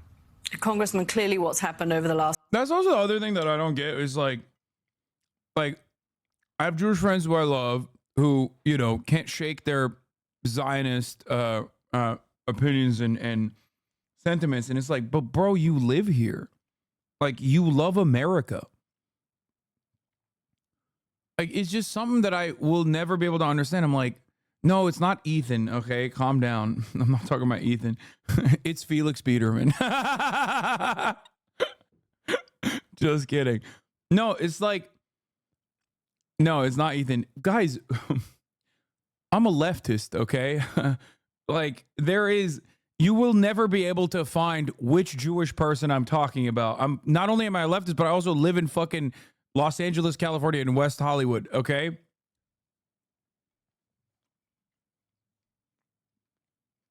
Like dudes live in Nashville and they never encounter a Jewish person their entire lives, thinking like that it's the same fucking situation. It's Bryce Belden. Anyway, but the thing I don't genuinely understand is like, bro, you love America. You love living here. You've been to Israel like one time for birthright. Like, how are you so on board with this shit? You don't even want to live there. You don't want to live there. You don't want to raise your children there. You do not associate with this country in any way possible, in any way, shape, or form. It's just like, but those are your token Jewish buds? Yeah, dude. Exactly. My token Jewish buds.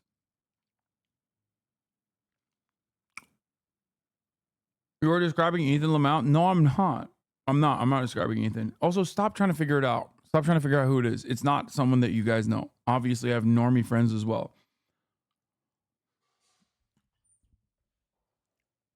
It's just that, like I said, it doesn't make any sense to me, because it's like, how the fuck do you have this level of loyalty when and this level of like nationalism in your heart for a country that you obviously don't want to fucking live in? You know what I mean? You have the opportunity to go live there if you wanted to. And it's just like, it doesn't make any sense.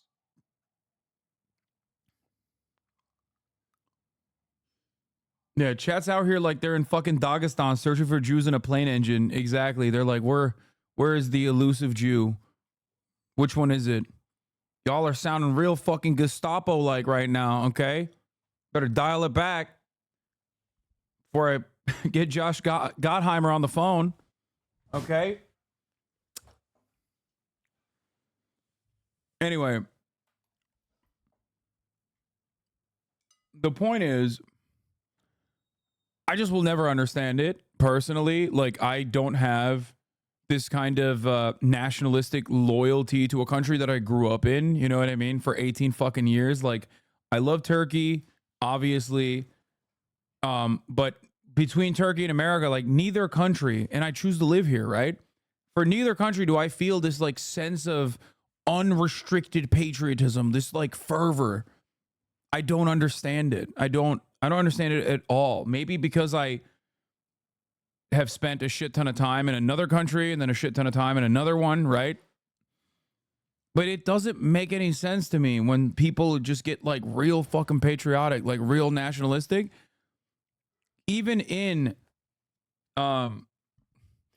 especially when we're talking about a whole ass different country, not even the one that you're currently living in. You know what I mean? I don't even understand it when people are like, if you don't like it, leave, right? In America. But I just legitimately can't understand how you can be nationalistic for a whole ass other country that you choose to actively not live at. You know what I mean? It's not like you can't live there. You could, and you choose not to, but you still fucking are ride or die. Last few weeks has shown that there is a need for more clarity in the definitions and exactly what constitutes hate speech and what is allowed and what isn't allowed. Were you surprised by the array of people who have opposed the legislation? Because we mentioned there's some on the left, but there's also some on the right as well, calling, I think Matt Gaetz called this ridiculous hate speech. The ACLU said it's misguided and harmful. Congresswoman Jayapal raised the Charlottesville. I mean, it's true. Like, the ACLU is right. Comparison when Republicans didn't speak up. I don't know if that's particularly relevant when you're trying to do definitions, but it is interesting that you've got a kind of a broad spectrum of people opposed to the bill, and I'm just wondering what you make of that.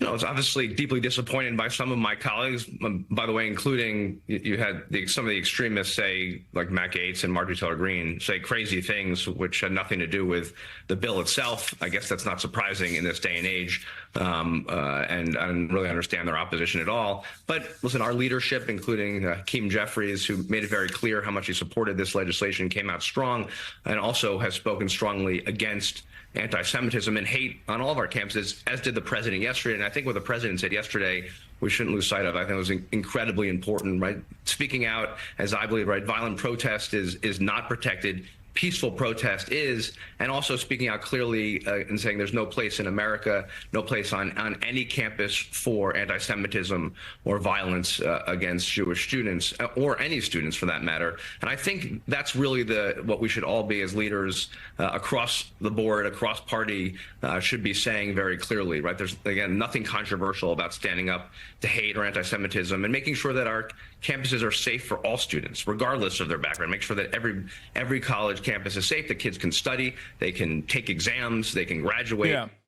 Campuses will only be safe for everyone to study once everyone who disagrees with Israel's actions are fucking killed, okay? Once everyone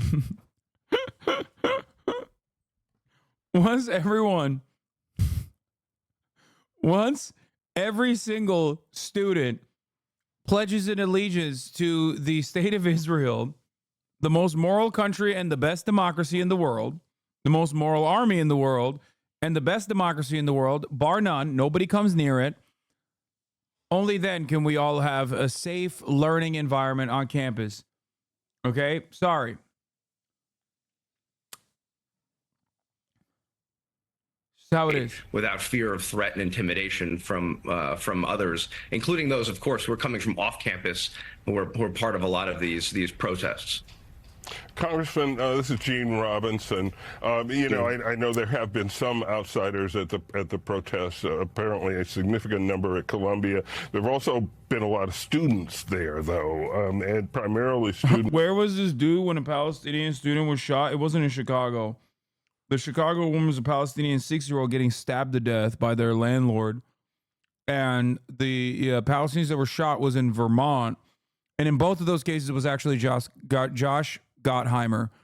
That's why he was nowhere to be found, because he was on the scene of the crime, doing both of the hate crimes that we're talking about.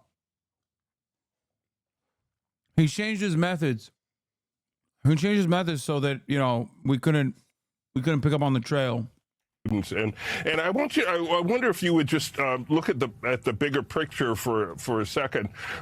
This is a relatively small number of students who are actually pitching, you know, the tents and participating in the protests. On the other hand, I have seen polling that shows younger American adults are more sympathetic to the Palestinians in the Israeli-Palestinian conflict than they are to the Israelis, and a marked difference between voters under 30 and all the age cohorts. Sir, you're being quite anti-Semitic by bringing this stuff up. And once the law that I'm advocating for becomes the law of the land, I will remember what you just said. And yes, I will ensure that the police takes care of you. It's over 30. What do you make of that? What do you think? Do you think, is that of concern to you? And how do you address that? We should arrest 81% of 18 to 35-year-olds. 81%. Yeah. Instead of doing a boomer cause, we got to do a genocide on the youth, okay? Sorry. It's got to happen. The beatings will continue until morale improves. Zoomer cost. Euthanasia, yeah. Well, I think there's a clear difference between being sympathetic, as I am, to innocent Palestinians being used as human shields by Hamas, a foreign terrorist organization, and then outwardly supporting Hamas, right? And on a lot of these protests, and of course, again, I'm a huge supporter of making sure that students and anyone can speak out and in a peaceful way. Are you? Huh. It doesn't seem like it.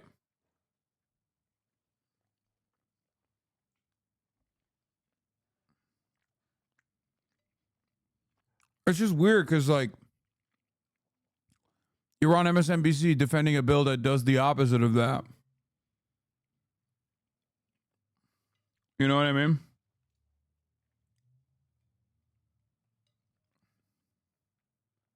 There's no world in which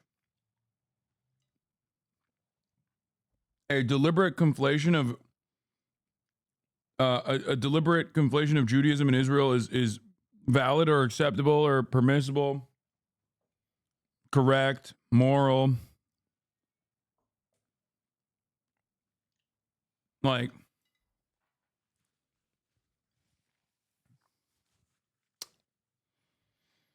and protest in a peaceful way, but I believe the country, if you ask that question differently and said, and I've seen polling on this too, do you support Hamas? I'm sorry, I don't believe you when you say you care about the innocent Palestinians. After all, you literally said Muslim congresspersons were responsible for October 7. If you think American congresspersons that are Muslim, that were in the same room, that are members of your party, that could hear you, are responsible for October 7, then I don't think you give a shit about innocent Palestinians. You literally want to do to them what you want to do to the rest of the Palestinians. And here you are doing a much, much lighter version, not like direct death or whatever. But if that's happened along the way, it doesn't matter. Yes, I am not making this up. I know it sounds fucking insane. But Josh Gottheimer, straight up, Democrat, by the way, said that Muslims were responsible for October 7 with an earshot. Intense closed-door meeting on Gaza. Josh Gottheimer comment on Muslims sparked fury.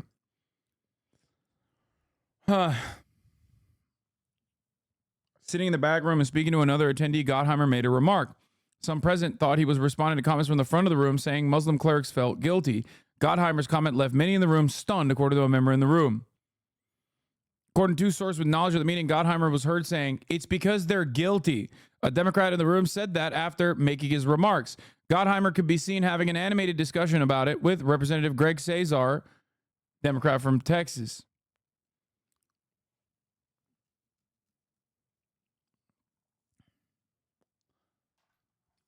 Despite an anti-Israel fueled smear campaign, Congressman Gottheimer never said anything about Muslims in today's caucus meeting.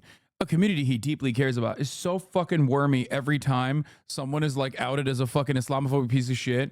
They will literally do desperately whatever the fuck they can to be like, no, you don't understand. There was context. Gottheimer spokesperson Chris D'Elia said, Congressman Gottheimer said that the members of Congress who have not yet condemned Hamas terrorists should feel guilty.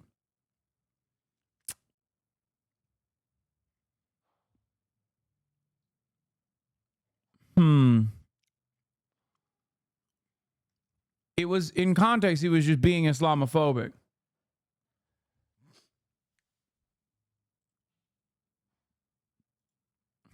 Piece of shit.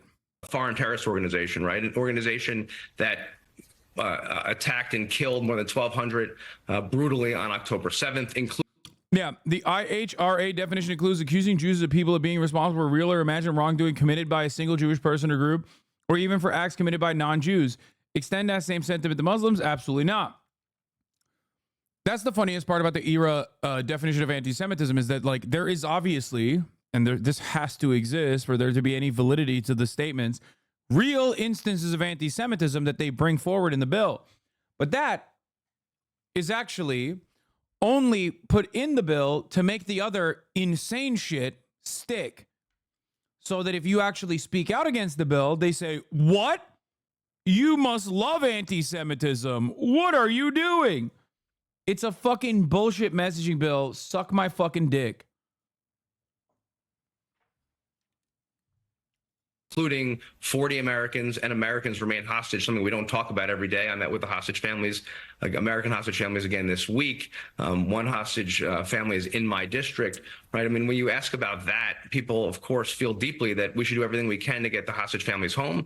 Just thank you, 34 NKD, for the 50 gifted subs. like we should do everything to get humanitarian aid into Gaza, you know, and I think these are not false choices, but there's a strong opposition to terrorists who Hamas and other Iranian proxies, remember, want to hate us, America, more than they hate Israel. And they are continuing to fire missiles at our service members. The Houthis are, Hezbollah, Palestinian Islamic Jihad, Iraqi proxies, our Iranian proxies are continuing to fire and have killed American service members. When you talk about it that way, the importance of standing up to terror, I think you get a very different answer. Co-chair of the Problem Solvers Caucus, Democratic Congressman Josh Gottheimer, New Jersey. An important discussion this morning. Thank you for joining us. Thanks for having me. I really appreciate it.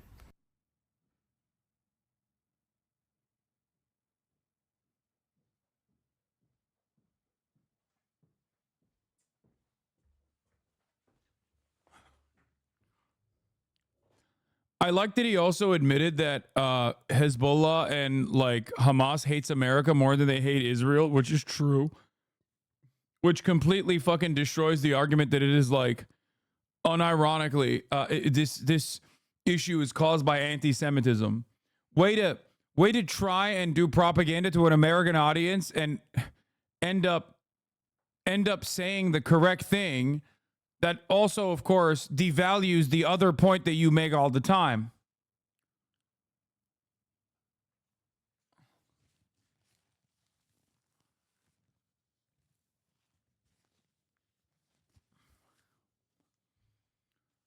Anyway, so let's hear what Ben Shapiro's.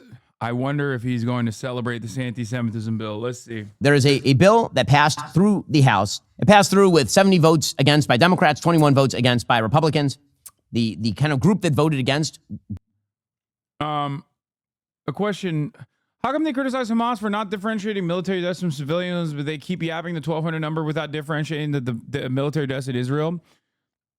Because every Israeli life is a real life of a human being. Every Palestinian life, on the other hand, is not. I hope I was able to clarify it for you.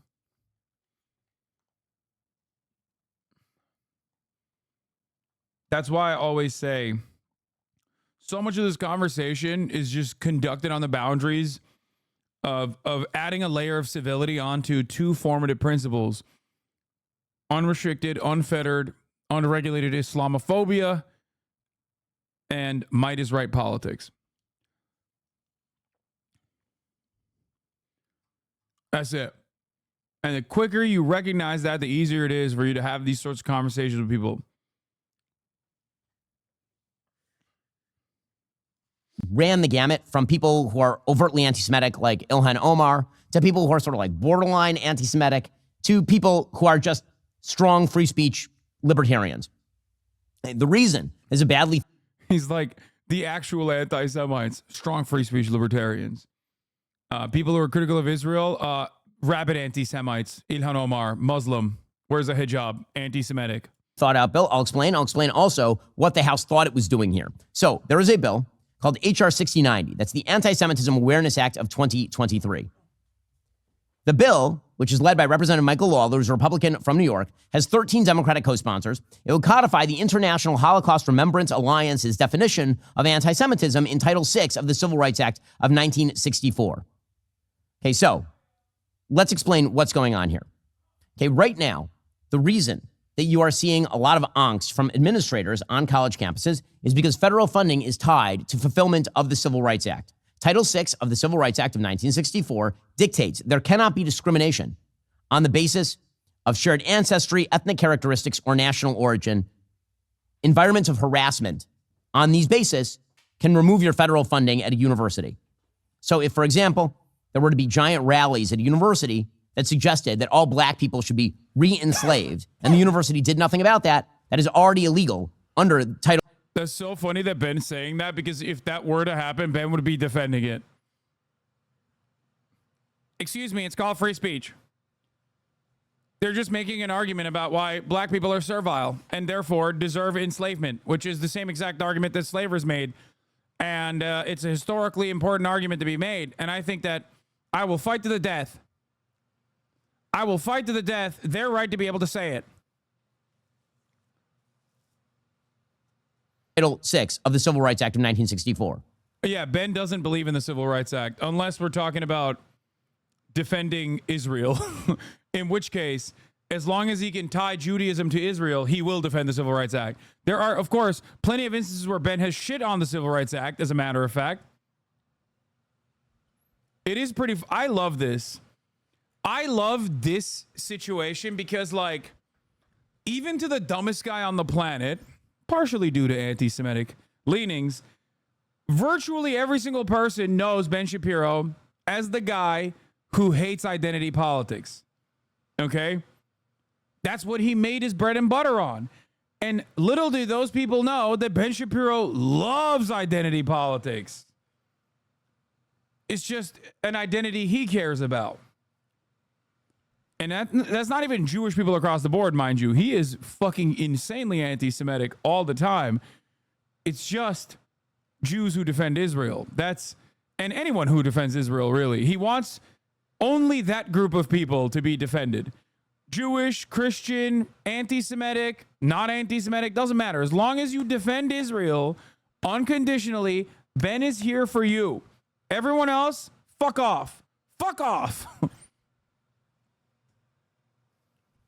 Now, there's been a lot of talk about the fact that that is a violation of free speech principles. It absolutely is. Title VI of the Civil Rights Act of 1964 is a full-scale violation of free speech principles. Yo! Oh, that's so good. Oh, my God. Oh, that's awesome. It's like, Title VI is a violation of free speech principles. It's really fucked up that it exists. I told As you. Christopher Caldwell wrote in his book, The Age of Entitlement, this is replete throughout the Civil Rights Act of 1964. The Civil Rights Act of 1964 is chock full of violations of the Constitution. Title VII of the Civil Rights Act, for example, criminalizes private accommodations discriminating on the basis of... Oh, this is so awesome. Oh, it's so good. He's doing his anti-civil rights. He's doing his anti-civil rights argument. Oh, that's so sick. This is a unique Ben. This is a rare Ben. Okay? He normally has the wherewithal not to do this. He used to do it all the time back in the day. There's still like plenty of public debates that we can draw from. But I haven't really seen this Ben in a while. And I love when he debate lords the civil rights. Of various categories. Private accommodations, like you own a bed and breakfast. It criminalizes that, right? You're now called a public accommodation, and now the federal government can step in and fine, regulate you, criminally prosecute you. He hates that. He hates that. He has openly fucking been like, you should not infringe on businesses. People will just simply go somewhere else. Okay, but they don't. And they didn't. And that's kind of the reason why this fucking legislation exists to begin with, because people were not doing that. They weren't just going somewhere else. They were specifically going to that, and all of the private corporations in surrounding areas were just all not offering accommodations to black people. So it's kind of the whole reason why the law and the civil rights movement happened, but whatever. Let's keep going. It's a violation of what used to be a divide between private property and public property, which is why I've always had massive problems. I've talked about this for years with Title VII of the Civil Rights Act. I also have massive problems with Title VI of the Civil Rights Act, because Title VI of the Civil Rights Act is very unclear. He hates it. He's like, why can't you let private business be racist to black people? It obviously violates free speech principles because it says that if you create, quote, a harassing environment on, for example, a college campus or in a business that takes any sort of federal contract, the federal government can then remove money from you. And now, that being said, the Supreme Court has already cleared Title VI of the Civil Rights Act, and there appears to be no actual momentum inside Congress for getting rid of Title VI of the Civil Rights Act. Isn't that a libertarian viewpoint? Yes, it is. Many libertarians are just as racist as Ben Shapiro is, so yes. Anyone that tells you that the federal government should not step in when many businesses in almost every fucking state, and in some states almost all businesses, are routinely discriminating against certain subsects of the population, and the federal government shouldn't step in, is a racist piece of shit. I will stand on that. Okay? That is insane. Now, again, if you got rid of Title VI of the Civil Rights Act, what would actually happen at campuses? Okay, you would have some rallies that were really bad, or maybe you wouldn't, because it would turn out that now colleges and universities would have student codes, and they would enforce their student codes. One of the great lies about universities generally, it's one of the reasons I don't like public universities nearly as much as I like private universities, generally speaking, mainly because public universities, you run into all sort of viewpoint and free speech concerns. Universities, believe it or not, were not meant to just be repositories of everyone's thought or equivalent. Universities, as we talked about at the very top, Columbia University, when it was King's College, was designed to foment particular views. There's nothing wrong with that. In fact, that's quite good. The idea that a university actually promulgates virtue and does not take a morally relativistic stance about good and bad, that to me is a good thing. The problem with classical liberalism in general, which is sort of the idea that all viewpoints are to be treated with equal fervor, classical liberalism only works so long as there are boundaries to the classical liberalism. Meaning that if everyone shares a basic notion of virtue, then yeah, we can have arguments within that basic notion of virtue about what's good and what's bad. But if that completely disappears, classical liberalism turns very quickly into simple moral relativism, where we're supposed to treat neo-Nazism, communism, and constitutional conservatism as exactly the same thing on a college campus. I don't think. We shouldn't. The only acceptable viewpoint that you just mentioned is communism.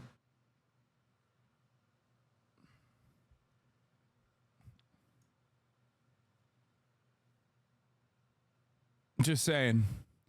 The other stuff is, I mean, you just repeated neo-Nazism twice. So I don't know why you had to bring that up twice. Constitutional conservatism, neo-Nazism.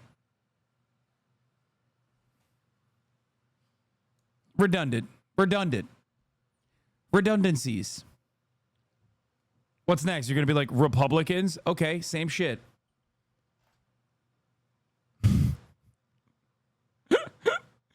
The universities have an obligation to do that. I don't. Are you looking for that perfect Mother's Day gift that will make the women in your life feel pampered and appreciated? I want to see him worm out of this. I really do. I wonder where he's going to go. I don't know. Maybe he doesn't like the Antisemitism Bill. When it comes to Title VI of the Civil Rights Act, Title VI of the Civil Rights Act. I suspect he might go with like a any or all. If the current way persists with the Civil Rights Act, then this is valid, and that that protection should extend to Jews as well. Why wouldn't it? And if it if this anti-Semitism bill doesn't go through, then we should abolish the Civil Rights Act as well because it's unconstitutional and anti-First Amendment. I suspect that that's probably where he will try to go to, knowing full well that like the other thing is insane. Like, so therefore, it's just a tacit endorsement of the anti-Semitism bill without openly saying it, because everyone in his fucking fan base, aside from being rabid anti-Semites themselves, also understandably are peeved by this anti-Semitism bill greatly expanding on the definition of anti-Semitism and creating another mechanism of enforcement that squashes dissent against a foreign nation that Ben happens to not live at, but weirdly enough, will consistently advocate on behalf of. I don't understand it. Like I said, it's like, bro, go live there then. You don't want to live there. Why the fuck are you defending it so aggressively from here, where you choose to live? I don't understand it. Why are you trying to fuck up what's going on here in America at the behest of Israel? Has been used by administrators on college campuses to protect their favorite intersectional minorities only. So, as we all know, if these were protests right now that were being held on college campuses, and they were calling for, say, killing black people as opposed to killing Israelis or killing Jews, if they were chanting for the elimination of an entire state, an entire Muslim state, for example, if it said Saudi Arabia ought to... Bro, what do you mean? You literally do that almost every day when Iran comes up. What are you saying? You defend Japan and don't live here? I don't know why people say that about Japan. I'm fucking insanely critical of Japan's xenophobia and its also lack of recognition for its historic war crimes that are literally damn near identical to the Holocaust, almost 1-to-1, especially when we're talking about what they did in fucking China. So the notion that I show this level of sympathy, just like I defend the top of the... Man, it's 4:53. You guys are fucked up. It's 4:53, chat. That's not a got 'em. You in the chat are offering support to bad baits. Engage in positive reinforcement for good baits. Okay?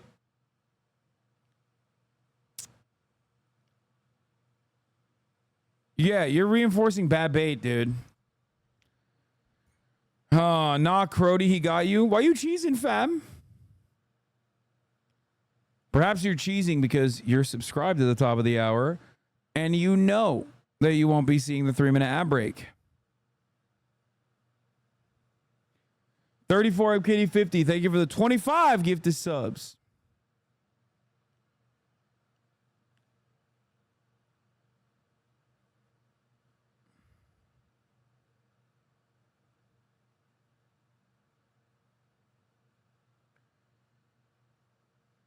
You say it's too early? You're the white moderate that MLK was talking about? Yeah, I'm putting a timeline on another man's emancipation.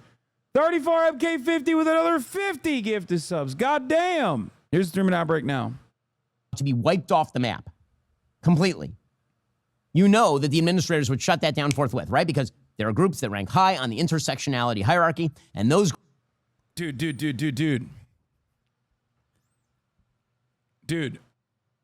One, this is not an argument that pro-Palestinian demonstrators are making.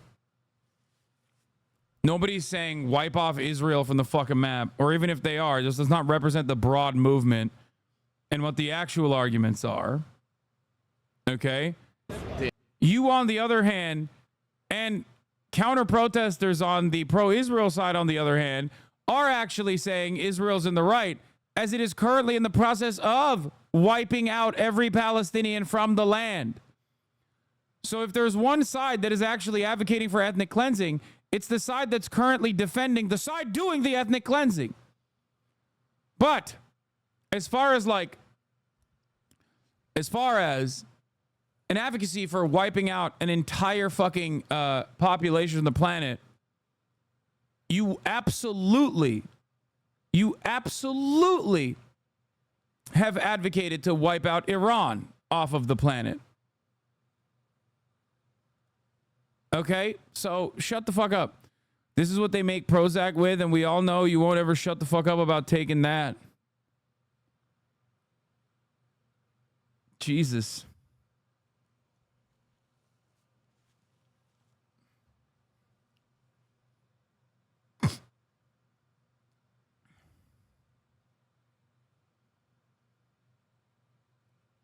Groups are preferred. Those groups are the ones you're not allowed to discriminate against.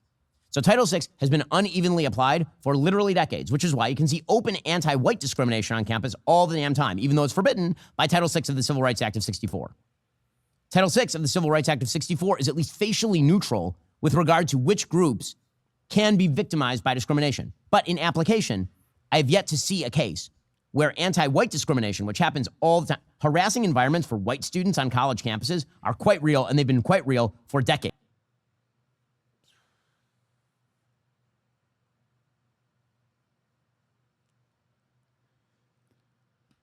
Oh my God, bro. Oh my God. Oh.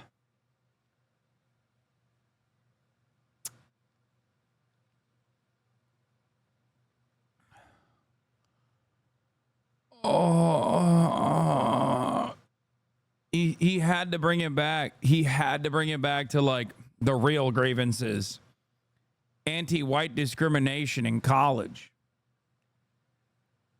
College open spaces should only be for white people. Is that his argument? No, if you ask him, he will say the same dog shit that they've been saying since like 2014, which is that having safe spaces on college campuses for like queer students, for example, is actually disrespectful to the white heterosexual students. It's actually it's actually not allowed.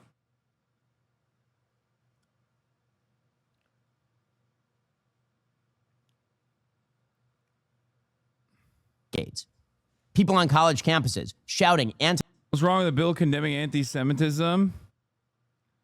You anti-Semitic? Oh, come on, bro. Come on. We already ran the top of the hour ad break. Yeah, I know. You got me, dude. Yeah, you got me. I already ran it. Anti-white racist slogans. That's been a thing since I was in college and long before. And nobody's ever said that's a Title VI violation. Hey, so. Because it's not, dumbass. Having safe spaces in a learning environment is productive and good. I hate this fucking argument all the time. Here, the example I will give you is this. If you have a safe space for queer students, okay, where only queer students are allowed to be in, then individuals who are questioning their sexuality can actually get the helpful learning tools and social programs without being in fear of constantly having to fucking debate their existence to a bunch of random interlocutors that want to go there, invade the space, and fucking annoy and harass them. Trust me, they can get that level of harassment in every other part of the college campus, with the exception of this one random fucking safe space. Oftentimes, It's an allotted time in a community hall. Holy fuck. People always go, that's not how the real world works. It's like, first of all, that is how the real world works. It's precisely the reason why there is a need for safe spaces. Why the fuck are we centering the feelings of heterosexual white students when we're talking about like one fucking random area over the course of an entire week where there's like an hour where students can have discussion without having to fucking debate? They already do that every other hour of the week in every other space on the college campus. Why the fuck are you trying to Israel the safe spaces? It's like, sorry, you can't have it. I have to come in there with my Mark 84s and blow up your safe space with my debates.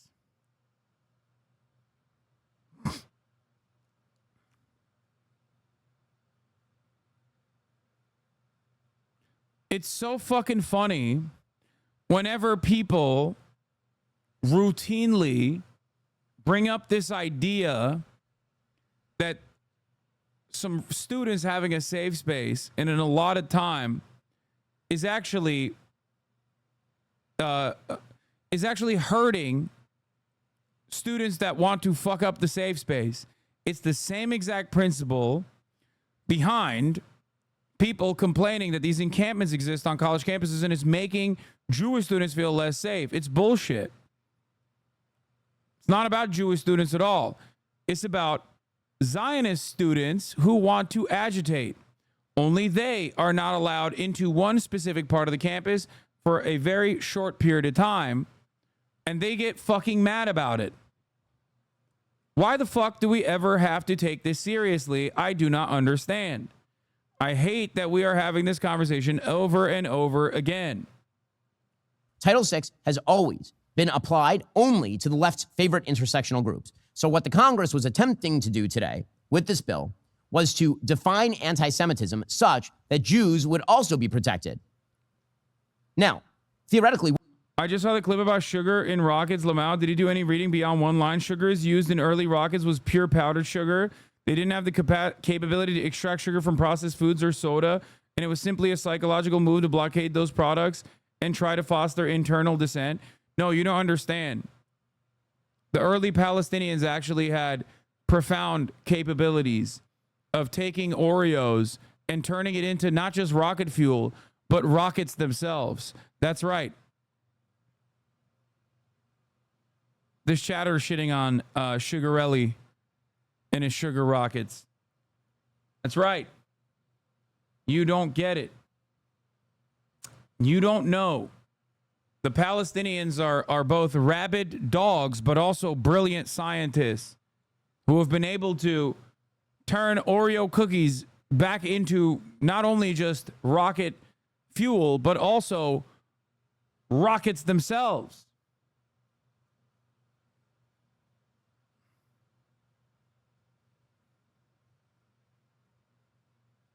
That's right.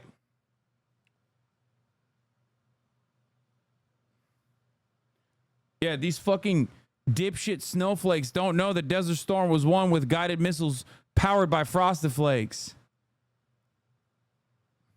A women's shelter is a safe space in the real world. Never hear about them talk about abolishing that. Oh, God, don't mention that, chatter. They're going to start trying to abolish women's shelters.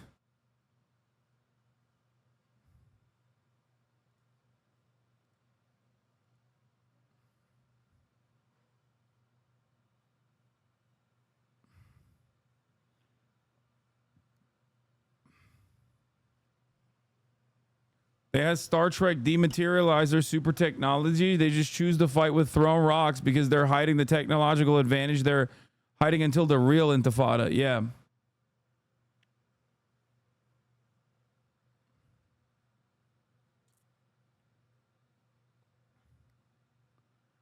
Anyway, here's the real part of the conversation where Ben opens up what his perspective on the bill looks like. Define anti-Semitism such that Jews would also be protected. Now, theoretically, white people should already be protected because, again, discrimination based on race is forbidden by Title VI of the Civil Rights Act of 64. Discrimination of Jews is forbidden, but discrimination against Jews is a bit of a weird category because the anti-Semitism is a category difference from racism. Anti-Semitism is not a subset of racism. It's an entirely different theory of discrimination. Not better, not worse, not more important, not less important, just different. Anti-Semitism, in its essence, is a conspiracy theory about the shadowy power of the Jews behind the institutions, about how the Jews are conspiratorially ganging up together in order to harm other people, and that's why they must be stopped. That's the common running thread of all anti-Semitism. So what Congress was trying to do was create a working definition of anti-Semitism such that they could then apply Title VI restrictions to go after the funding for the universities. That's what this bill was about. The problem is the bill fails in two particular ways. I mean, this just sounds like racism, but okay. It fails, number one, because it obviously is unconstitutionally vague, right? It operates as yet another element of what should originally have been an unconstitutional hate speech law. As I say, all of Title VI is an Oh my God, he's saying that the Civil Rights Act is hate speech.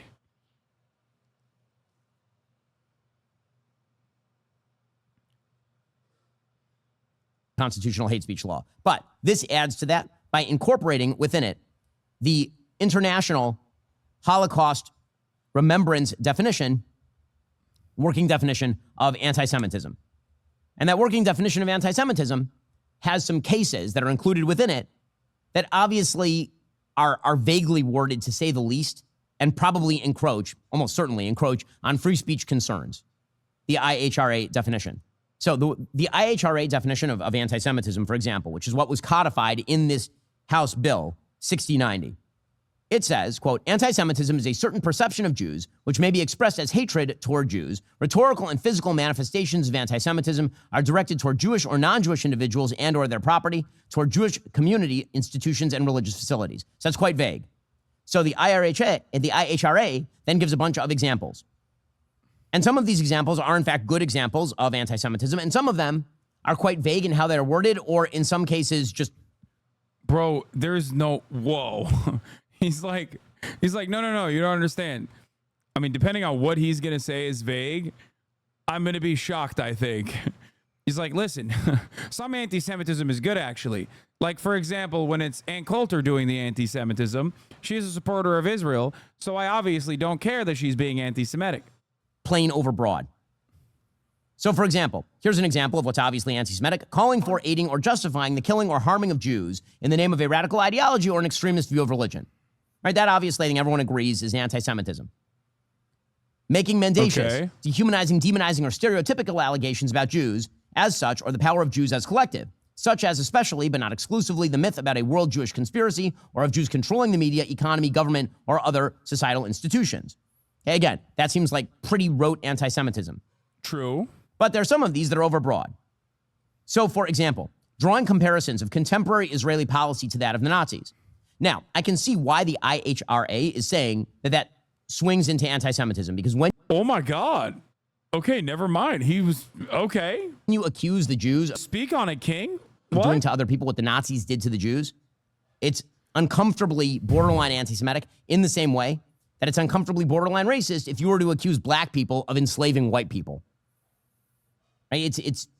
It's weird, but, however, that definition may have worked better 30, 40 years ago. It doesn't particularly work well now because everyone compares everything to the Nazis. So comparing Israel to the Nazis is basically rote at this point. It's what everyone does with everyone at all times. Trump is Hitler. Okay.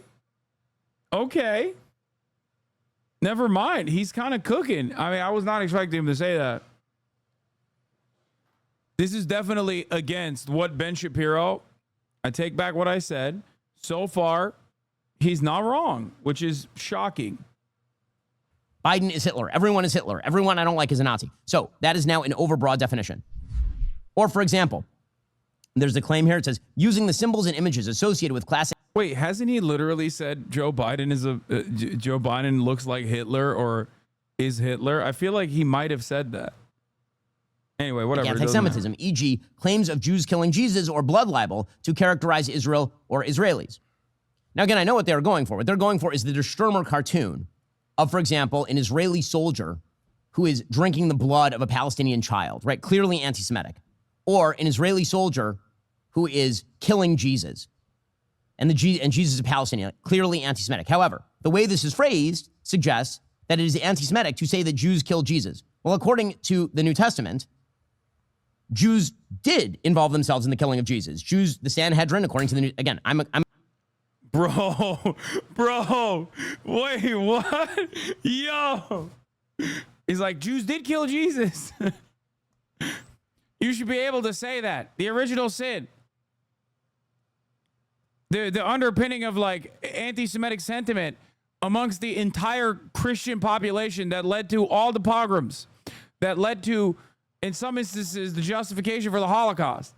Totally, like, that's okay.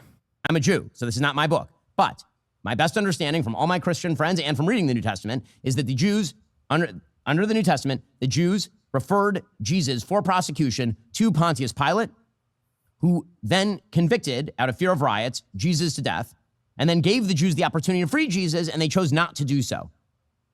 And in the book of Matthew, there's a verse where it says, his blood be upon us and our children, right? That's all from the New Testament. And Christians saying all that stuff doesn't make Christians anti-Semitic. I think what the IHRA was actually going. Bro, it's more so. I mean, Christians don't just say that. It's not like. It's not like they're just referencing the book when they're saying that.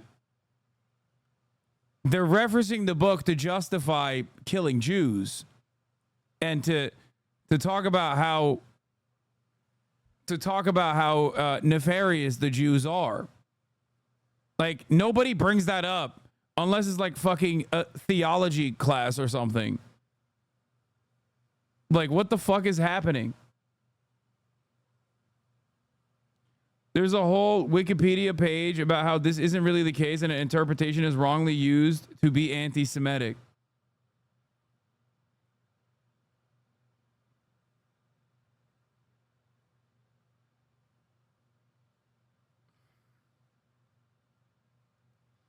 Here's what Ben's referencing. Yeah, I saw the fucking psychos get real mad. I mean, these are definitely fucking anti-Semitic freaks that are like, see, the Jews are making it illegal to preach the gospel.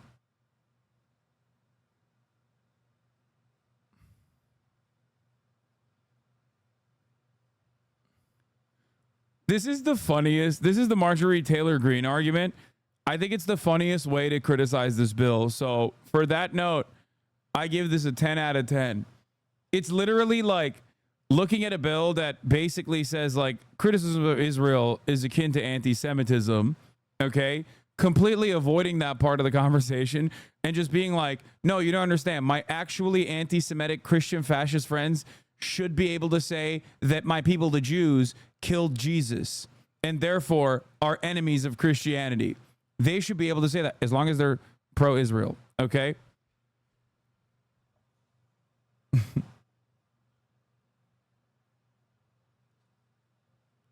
Yeah, like I also mentioned, the bill has one inherent contradiction. One of the bullet points in the bill, according to the IHRA definition, says that claiming that Jews are a monolith and are loyal to like Israel is anti-Semitic, which I agree, that is anti-Semitic. But then also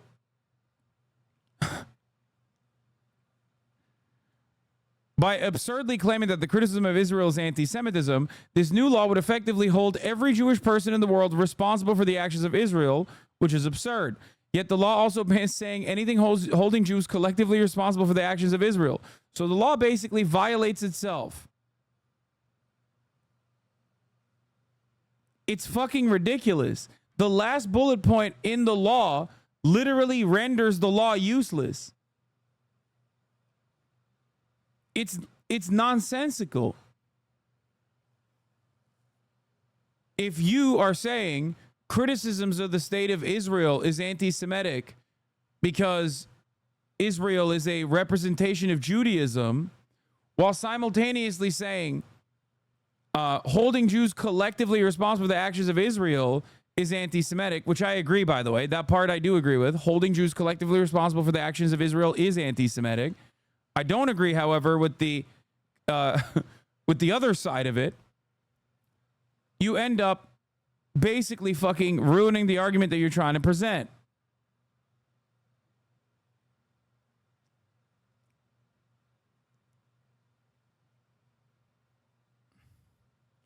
It doesn't contradict the law, but it does make the Antisemitism Bill anti-Semitic. Well, if the goal of the Antisemitism Bill is to not be anti-Semitic, then it does contradict the law. It's like breaking the law that it presents, the new expansion. It just doesn't make sense. Like, it literally doesn't hold any weight whatsoever.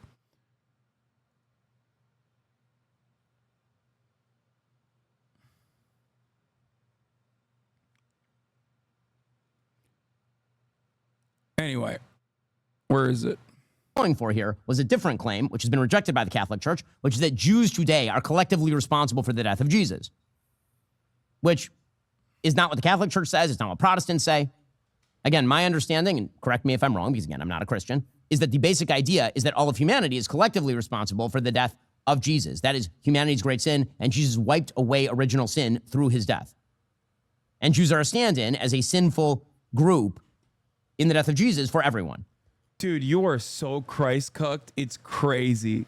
He's cuck-maxing on that Christian tip.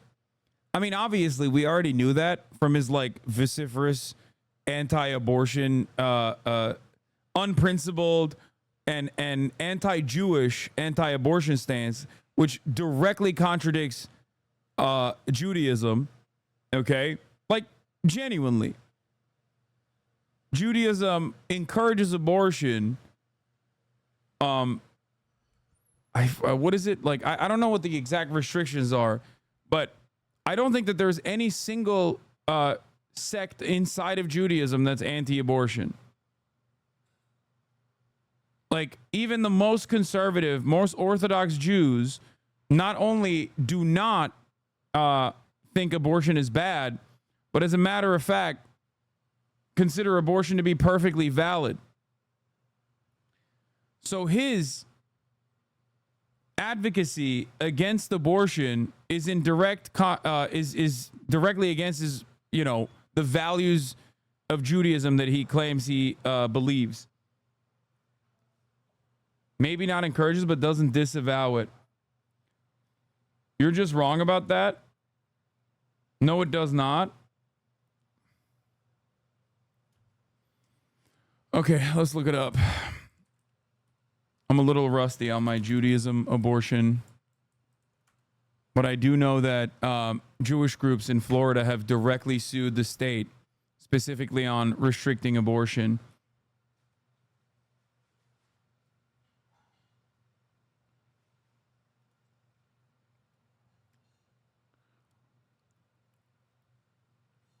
The Jewish position on abortion is nuanced, neither condoning it nor categorically prohibiting it. When Judaism takes far less stringent approach to abortion than do many pro-life denominations of Christianity, providing explicit exceptions for threats to a mother's life and rabbinic support for terminating a pregnancy in a host of other situations, there is nonetheless broad objection to abortion in cases without serious cause. In addition, despite the consensus that abortion is permitted, I mean, this is like, I suspect I'm reading like a very far-right article on the matter as soon as they hit it with a nuance. Jewish law does not share the belief common among abortion opponents that life begins at conception. That's number one, even though Ben claims it does. Nor does it legally consider the fetus to be a full person deserving of protections equal to those accorded to human beings. Once again, in Jewish law, a fetus attains the status of a full person only at birth. There you go.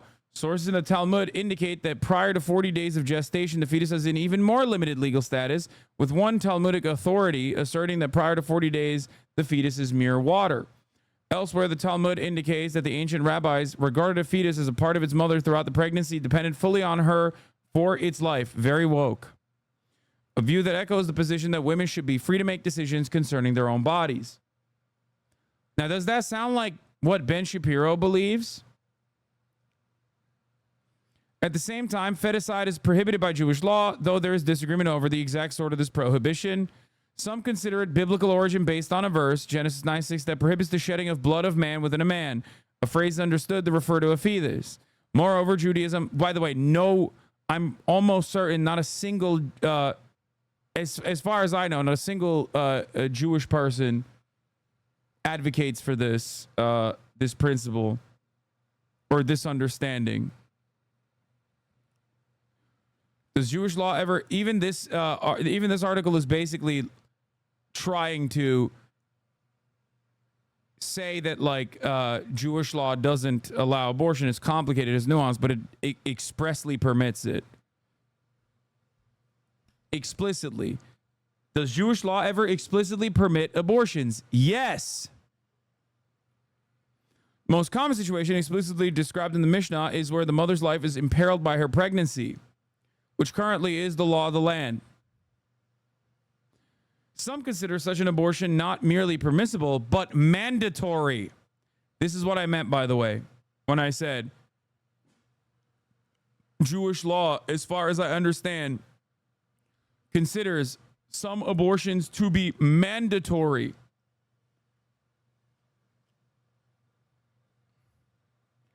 However, once the baby's head has emerged from the mother, some authorities say the majority of his body, some say merely a limb, termination is no longer allowed since Jewish law does not permit sacrificing one life to save another. Yes. So do you guys understand? Do you understand that, like, technically under Judaism, does this seem close, even remotely? Is my position on abortion closer to the position that Judaism holds on abortion, or is Ben's opinion closer to abortion in the way that it is understood in Judaism?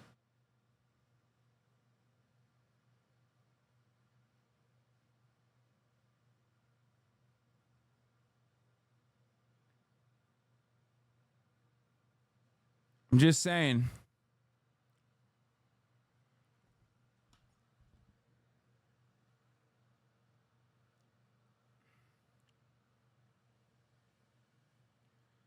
So the Hannibal Doctrine is against Judaism? Brother, so much of what Israel does is directly in contradiction with Judaism.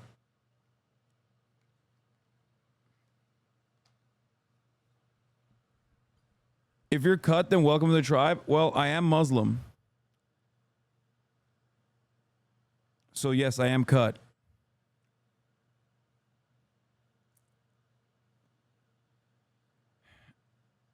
It's the same as Islam? Yes, it is. The chatter is not spreading misinformation. No, you're stop spreading misinformation because you brought her. No. The Islamic position on abortion is very similar to the Jewish position on abortion. That's why many Islamic countries do not actually prohibit abortion. In Turkey, for example, abortion is not only legal, but you can go and get it in a fucking public healthcare facility. So the government is directly paying for the baby murder, okay?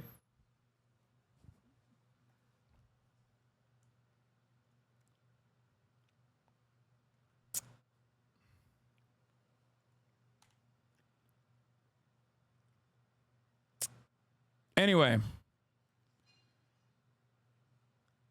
why the fuck did we get here? Oh, because Ben picks and chooses, and he is a Christ cuck.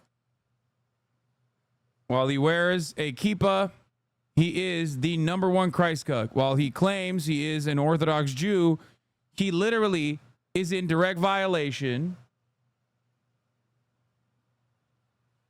He is directly violating Judaism, principles in Judaism enshrined and believed by practicing Jews.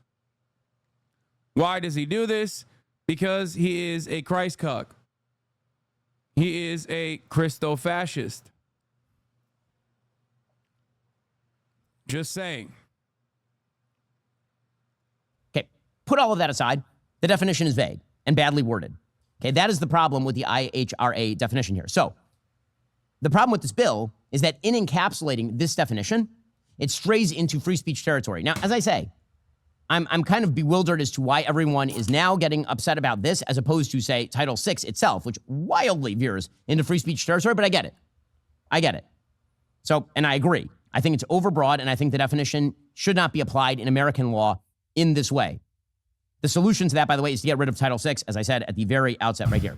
The most important thing that fails here is that it actually doesn't achieve what it's trying to achieve. So the goal of the bill is to give the legislature an additional tool to hold Joe Biden and the White House accountable for not defunding all of these universities. Well, they can already do that. There are already letters on the books from the Department of Education. They are called Dear Colleague letters that say that the Civil Rights Act of 1964. Yeah, he knows the Civil Rights Act is not going to be fucking rolled back, so he can just take this position like, I was right. He took the position that, barring the rollback of the civil rights, then, this law is, it's not great, it's expansive, but like neither is the Civil Rights Act. Before Title VI applies to Jews. You don't even need a definition of anti-Semitism to hold the executive branch to account. What's more important, you shouldn't do any of that anyway. You shouldn't leave it up to the executive branch. You should just defund the universities through political act. All you have to do is pass a law that says federal funds shall not be used on behalf of higher education. You should go seek private loans. That would be the actual solution to the higher education problem. But they're not going to do that. Again, I see what they're attempting to do, which is to say to Democrats, listen, we see that you only want to protect certain groups. We want to protect all the groups. And so we're going to add new definitions here that protect all the groups. But it's sort of like the argument people sometimes use with DEI where they're like, should we... That's not the reason why this bill was pushed. Abolish DEI, or should we just... But he'll never fucking recognize nor admit that. Also, am I crazy, or did he not even mention the most important aspect of the bill, which is the most expansive aspect of the bill? Because the IHRA definitions of anti-Semitism are pretty close in line with our understanding of what anti-Semitism is, with the exception of the criticism of the state of Israel. That is the new addition to the conversation. Broaden DEI to include other groups. The answer is you should abolish DEI. It's the same sort of argument. Are you tired of... Oh my God. So there's... He mentioned it here. Stop sending me the Drake thing. We're done. We're done with all of this shit. Okay, we're done.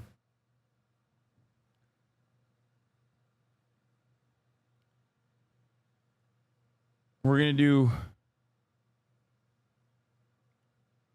Yeah, I don't care about Mark Hamill. I want to watch Is the U.S. Headed Towards Fascism, but I guess we'll do that tomorrow. International Criminal Court put a statement out. We're going to do the new Kendrick diss, yes. The Office of the Prosecutor is aware that there is significant public interest in its investigations and welcomes comments, communication, and concerns, engagement in its activities from state and elected officials, NGOs, scholars, and activists. The office seeks to engage constructively with all stakeholders whenever such dialogue is consistent with its mandate under the Rome Statute to act independently and impartially. That independence and impartiality are undermined, however, when individuals threaten to retaliate against the court or against court personnel should the office, in fulfillment of its mandate, make decisions about investigations or cases falling within its jurisdiction. Such threats, when not acted upon, may also constitute an offense against the administration of justice under Article 70 of the Rome Statute. That provision explicitly prohibits both retaliating against it. The office insists that all attempts to impede, intimidate, or improperly influence its officials cease immediately. He's talking about Benjamin Netanyahu. That's a call-out post. Representative Brian Mast, who... God, I'm so close to just having another Dan Crenshaw moment. I stopped myself. let's just say, much easier for him to suck Israel's dick. Is all I'm saying. Make with that information. I mean, I didn't say anything. I'm just saying that he just loves dick riding Israel. You know what I mean? He does. What do I mean by that? I don't know.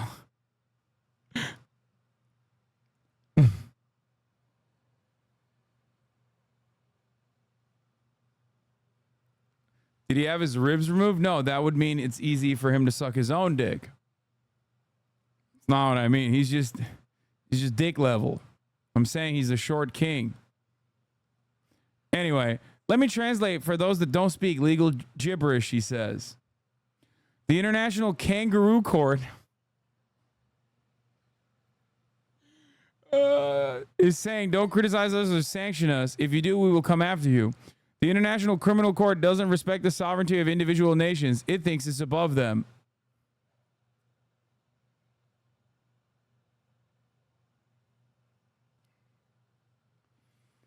I don't know where to begin, but I do hope they put his ass in jail. I'm trying. If you don't stand for nothing, you'll sit for everything, Brian Mast.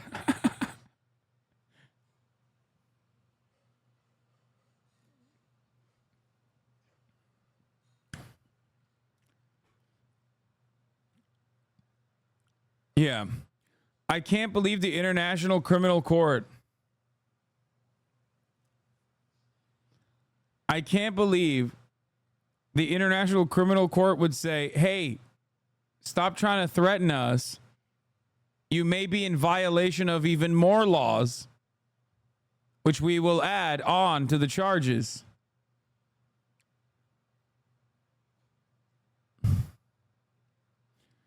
Is he the one who dressed the IDF uniform? Yes, he did.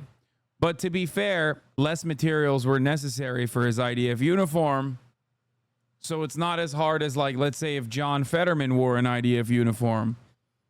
A lot more material is necessary for John Fetterman to wear an IDF uniform. A lot less material is necessary for Representative Brian Mast to wear an IDF uniform.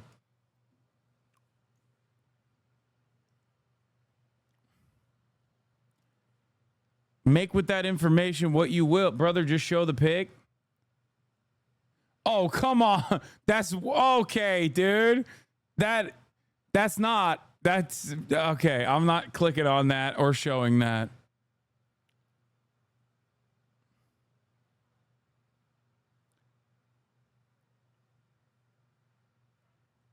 Brian half-mast. You keep being coy, but I'm surely nothing is afoot. No, nothing is afoot at all.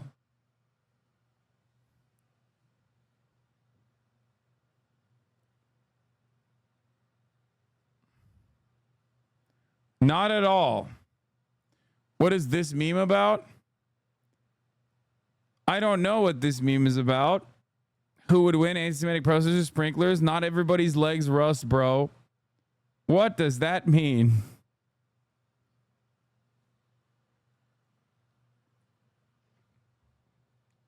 Are you trying to say his argument is bad without a leg to stand on? Yeah. That's what I'm saying. You can't peg what I'm trying to get at. I'm just saying he's lame. It's a hop and a skip away. You know what I mean? The argument. You can recognize it if you just took a hop and a skip. Okay? We don't have to wheel around this argument. We can just figure it out.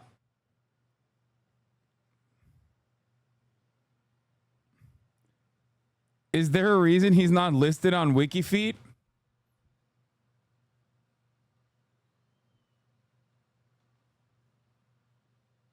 Okay.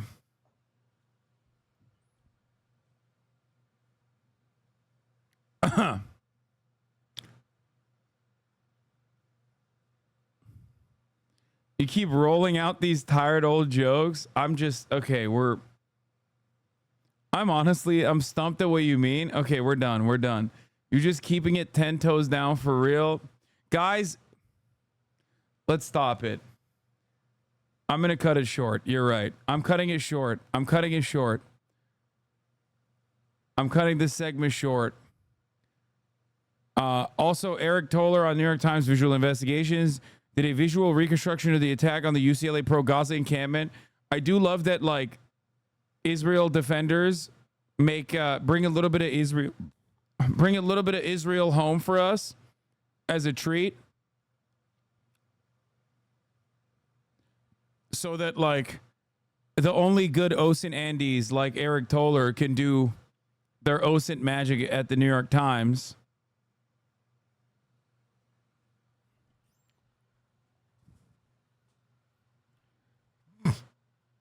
I'm trying my Eric Toller. Okay, dude, stop.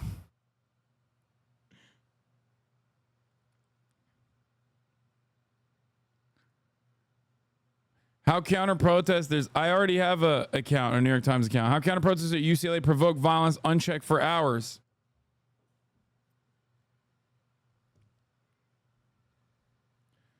Put yourself in his shoes, man. Oh my God. Okay, I'm not going to go into this article. But here, New York, NYPD outside WSP, where the march landed on a community, Shabazz said there's an agitator and flooded in and pulled out Rabbi Shmuli instigating. He claimed he was attacked for wearing a yarmulke. NYPD Baudet. It's not about the yarmulke. There's like 100 Jews in there.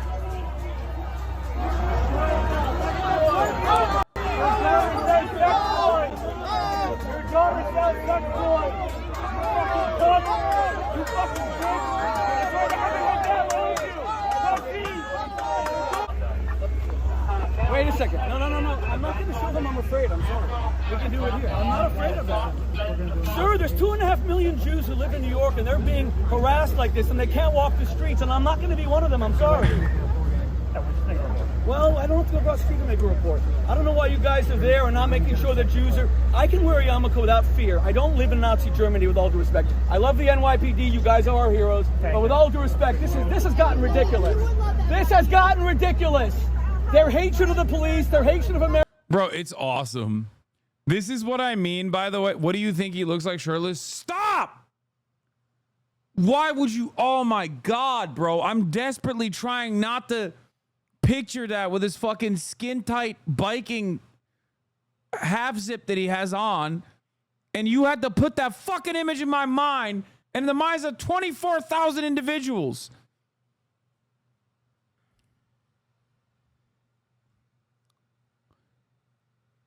He loves having sex. Think about that. Stop! Ah, gross. Anyway, once again, I stand vindicated on my original assessment that Rabbi Shmuli hurts the Zionist cause by just simply being so historically ugly and so fucking annoying that even people who would easily beat the shit out of like pro-Palestinian protesters are like, bro, shut the fuck up. It is so awesome. Like, look at this cop's reaction when he's chirping. Look. Well, I don't have to go across the street to make a report. I don't know why you guys are there and not making sure that Jews are... I can wear a yarmulke without fear. I don't live in Nazi Germany, with all due respect. I love the NYPD. You guys are our heroes. Thanks. But with all due respect, this has gotten ridiculous. This has gotten ridiculous. Their hatred of the police, their hatred of American freedoms, their hatred of the First Amendment. They harass, they intimidate, and it's... He goes, all right. unacceptable, and you guys are supposed to be protecting us. I can wear a yarmulke without being attacked. It's not that. Listen, 100 Jewish people. Oh, dude.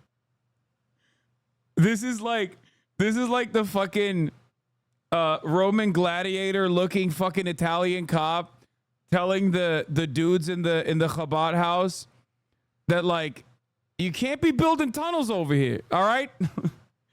You can't do that. He's like, dude, there's 100 Jews in there. That's what he said. He walked up to him.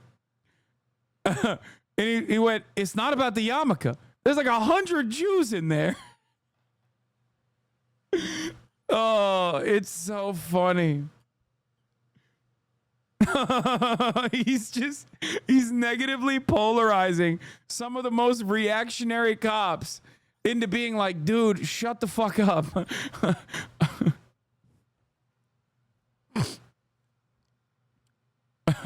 He said, it's not about the yarmulke. There's like 100 Jews in there. I can wear a yarmulke without being attacked. It's not that. Listen, there's over 100 Jewish people. Really? It's not the yarmulke? He's shocked. He's like, what do you mean it's not about the yarmulke? Excuse me, sir.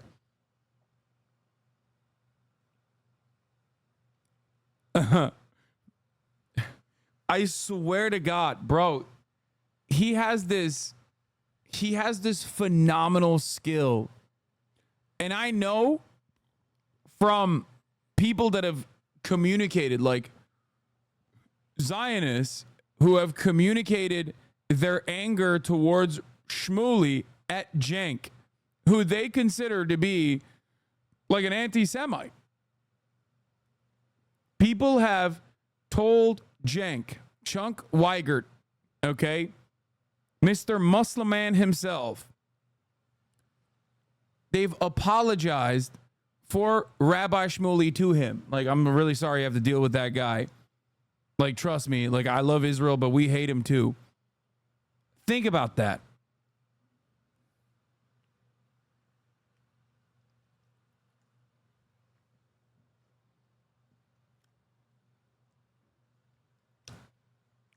He is so fucking annoying. Like, everywhere he appears, he basically creates rabid anti-Zionists. Like, he is literally, he is a benefit to the Palestinian emancipatory cause. Like, repulsive. He looks like human prosciutto. He is a repulsive person. And the sheer arrogance that he demonstrates every day of the fucking week causes people to just be like, I'm reconsidering my unconditional support to Israel. Think about that. They're part of it. You know, come on, officer, you know what? The NYPD are smart people. We're not that naive. None of us are that naive. You know what this is. I'm trying to make this is anti-Semitism. This is He's trying to debate the cop.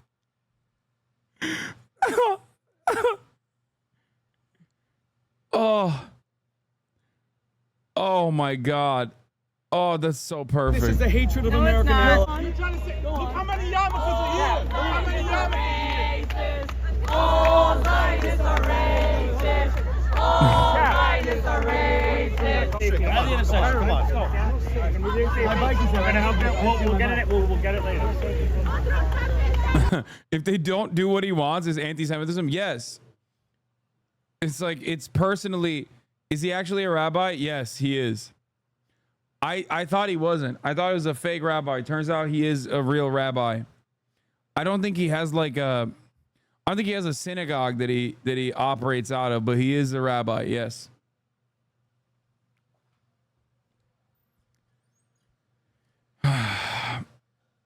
He also is a purveyor, a merchant of sex toys, kosher sex toys. That's right.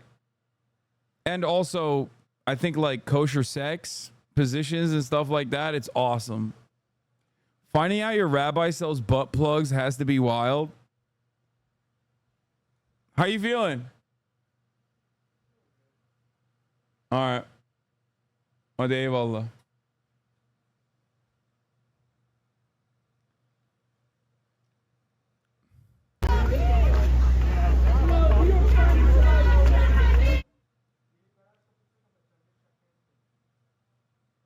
Damn, a synagogueless rabbi, extremely damn bad.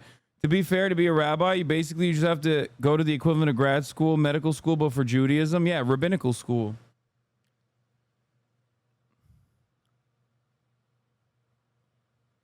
What is this? You need to see this? Okay, Dua Lipa's not going to be there, though. He's just listening to the new Dua album.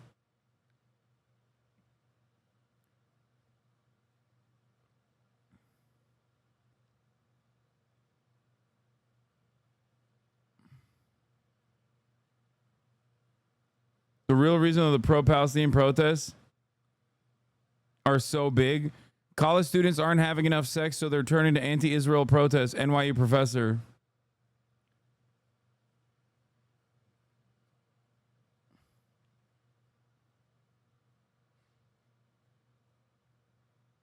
Apparently, Don Lemon was out and about harassing anti-Zionist Jews and pro-Palestinian students on Shabbat. Pathetic vibes. Bro, this is not going to help you get the CNN job back, okay? Let me tell you. Or maybe it will. I don't know. He's like, if I act like I'm still at CNN and I'm doing commentary on the ground, maybe they'll let me back in.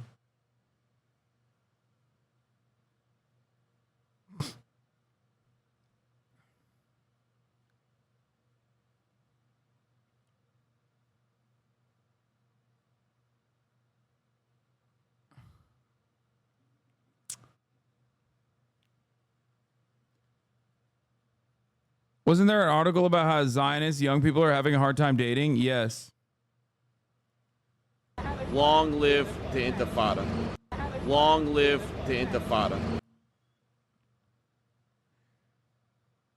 Hamas has infiltrated the NYPD. Oh, here. This is another fun moment. Someone in St. Louis drove into a crowd of pro-Palestine protesters, but that wasn't enough. They also got out and started swinging and almost got their ass beat.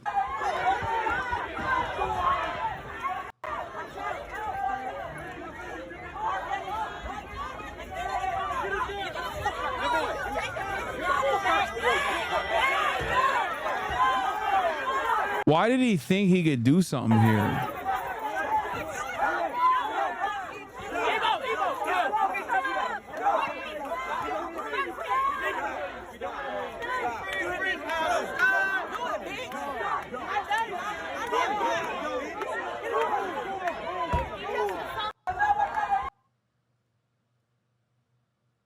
I just don't understand why someone would do that. As I was walking up to PSU in Portland, Oregon, a car turned down an alley in front of me where the crowd of protesters were standing. On the dash was a can of Bear Mace and the license plate holder read, "We the People." This wasn't an accident. The driver accelerated towards protesters and police before exiting with a can of mace and fleeing the car and spraying people on the way out. I think in that circumstance, like, everyone should be allowed, including the cops, to just, like, beat the shit out of this beautiful Toyota. Like it's the rage cage, you know what I mean? Hey, get away from the car!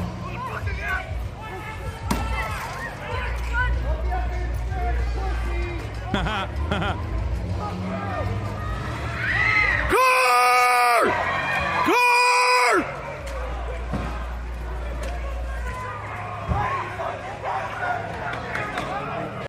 I can't believe people would do this, and no way any Twitch streamer would tell people to do it, right? Well, there was a former Twitch streamer who did tell people to do this for the BLM protesters. I'm sure he would probably have a similar opinion on the pro-Palestinian protesters as well. So, I mean, I don't know. I haven't heard his recent commentary on American protests, but.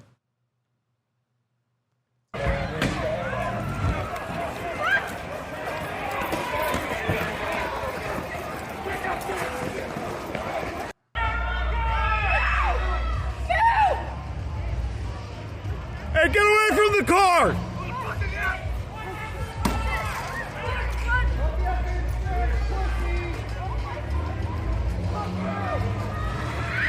Car! Car!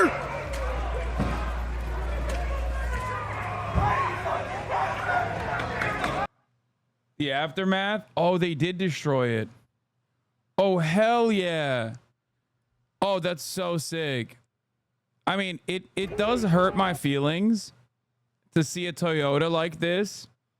As a lover of Toyotas, I do hate to see it. But also, you know, definitely deserved. He posted an Insta story.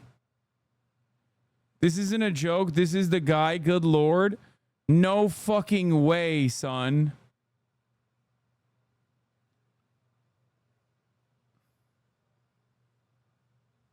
Oh yeah, that is a pedestrian walkway on campus. If you couldn't figure out by the where is it? Like, you can kind of see it when the camera flips around. You probably can tell by the fact that it's like blocked off.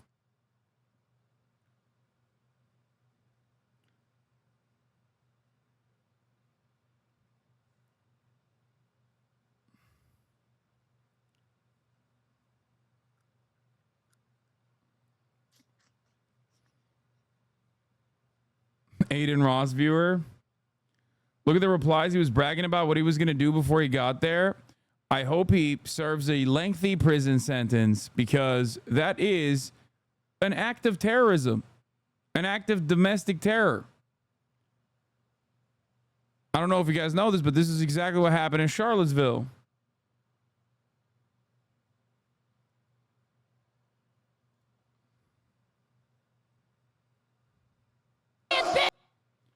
What the fuck? No. Show me the video.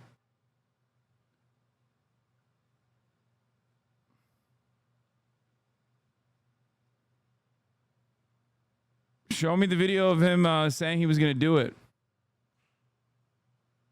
Reverse the roles. You'd be saying it's epic or some shit? Yeah, totally.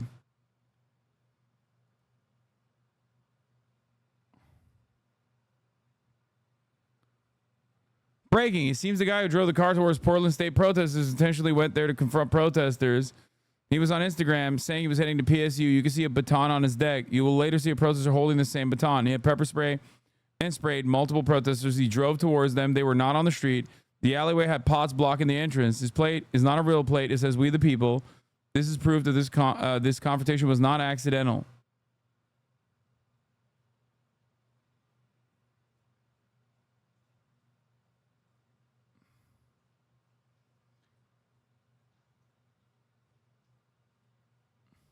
He posted on Insta tagging PSU Vanguard, which are student journalists covering the protests.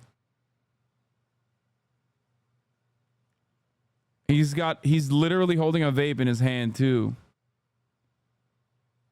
Innocent Camrys get killed every day. Law-abiding degenerate. 10 toes down, no discussion.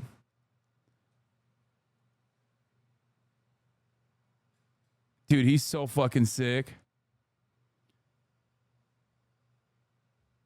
Lean belly.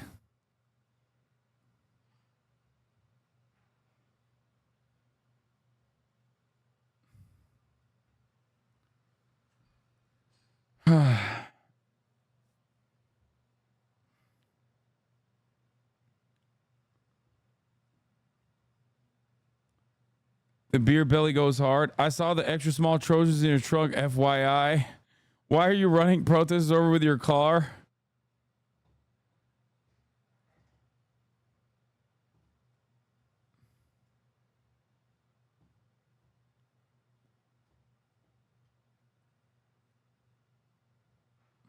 I love the kind of white people that simultaneously are culture vultures towards black culture while also themselves being white supremacists. Bro, you just came for the entirety of Naperville, and it's kind of fucked up.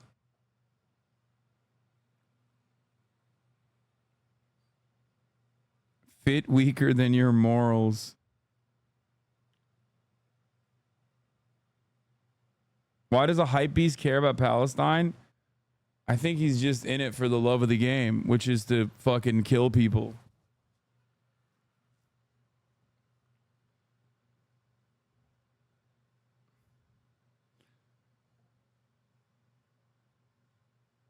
Anyway.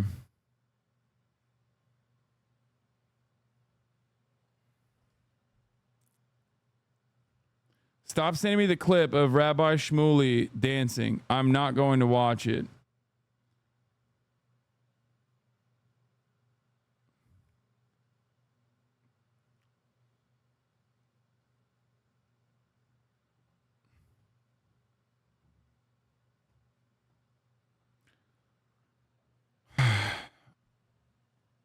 React to Ole Miss, mate? Sure, send me the Ole Miss videos of the fucking frat bros coming to the counter protests with like in the thousands and then making monkey noises at the black pro-Palestinian protesters.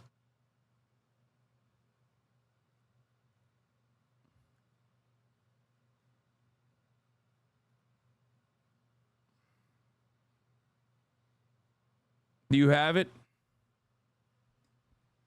No, I'm not going to react to Mark Hamill. I do not want to react to Mark Hamill. I don't care about Mark Hamill.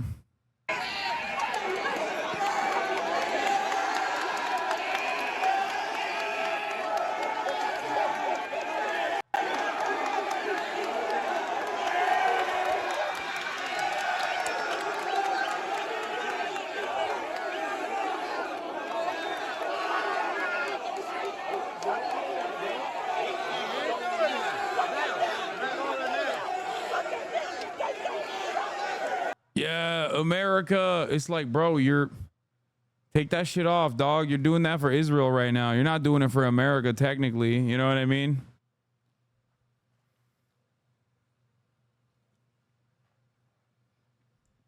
I mean, I guess they are doing it for America, but I don't think they think about it that thoroughly.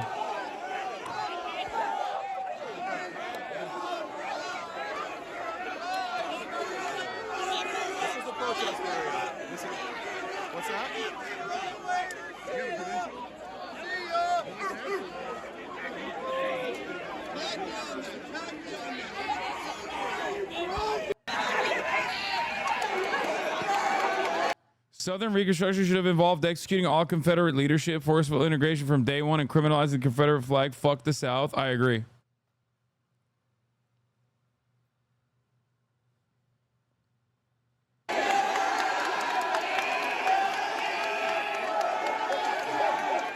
That's nice, man. Thanks. Cops with their backs to the races? Yeah, surprising. Well, not surprising. One of the frat boys was quoted as saying, we're going to go to the pool, but then we said, fuck it, let's see what's going on here.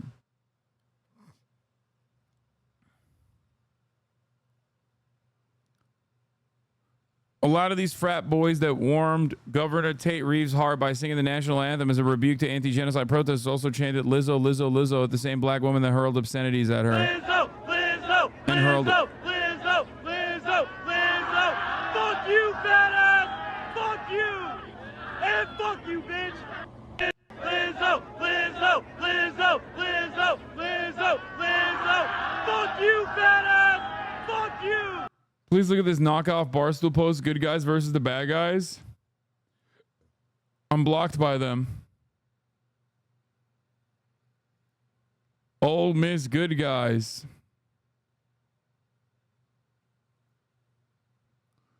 Bro, the theory that Angloids who refuse a little bit of genetic diversity looking like the old fucking royals in the way that they are so fucking inbred and so goddamn ugly stands truer than anything else, okay?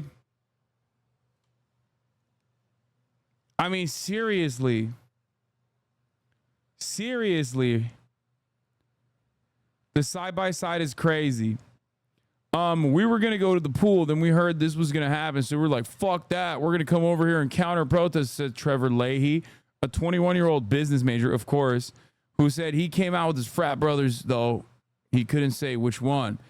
Though the pro-Palestinian students have had a right to free speech, Leahy added, he thought they were taking it too far. I don't care that much. I just don't want them to encamp on my school, Leahy said. It looks ugly. I'm paying for them to be here.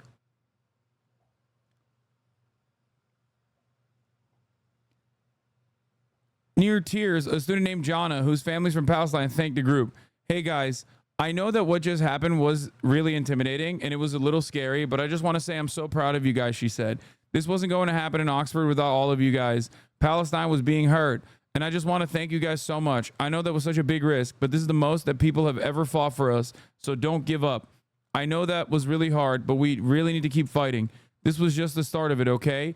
Jonna grew up in South Haven, but her dad was born in a refugee camp in Jericho in the Palestinian West Bank. She said that her family still knows people in Gaza. Oh. I was in the room. She was really nice.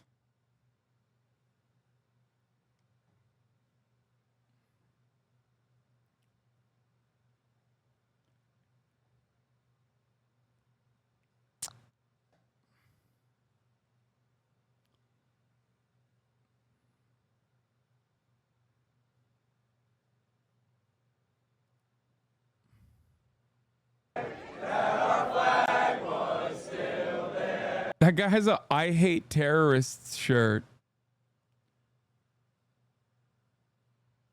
What the fuck?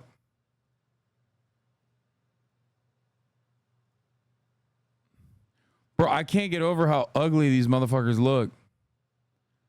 Like, bro, you desperately need a little bit of fucking white genocide, dude. You need some consensual miscegenation to occur in the bloodline. Y'all are looking hurt, my man. Trevor Leahy's a Trailer Park Boys reference? Yeah.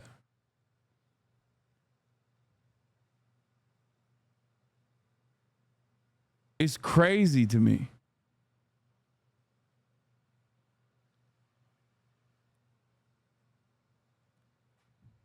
What's the thing on that flag? It's just like Habsburg jaw making a comeback.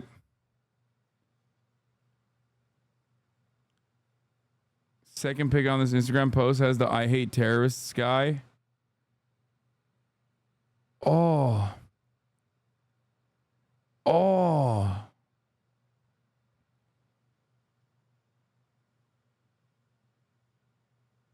Oh. Oh my God. So hurt. These are the dudes fucking screaming soy boy in my Instagram comment section. You know what I mean?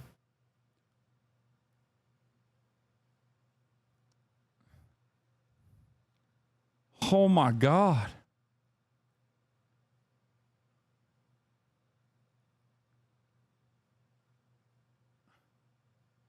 The biggest Biden supporters, surely. They're not even supporting Israel. Yeah, no, they're just in it because they saw a bunch of fucking black and brown people gather in an area and were like, the epigenetic memories kicked in. You know what I mean?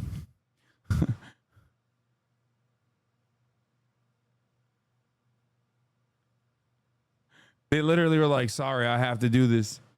I saw a gaggle of black and brown people in an area and it fucking caused me to immediately start doing hate crimes.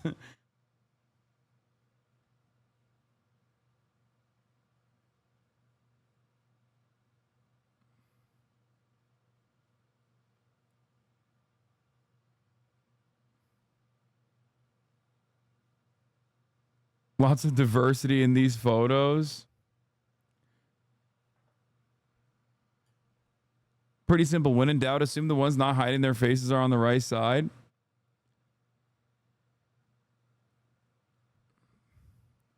Bro, they are down abysmal. I'm going to be honest with you. They are down horrendous. They are down abysmal. I saw that a GoFundMe the frat boys made raised nearly $500,000 and they intend to spend it on throwing a party. They're going to get wasted and I'm worried about the drunken shenanigans they might enact. Maybe it'll clear itself out. Maybe the problem will clear itself out.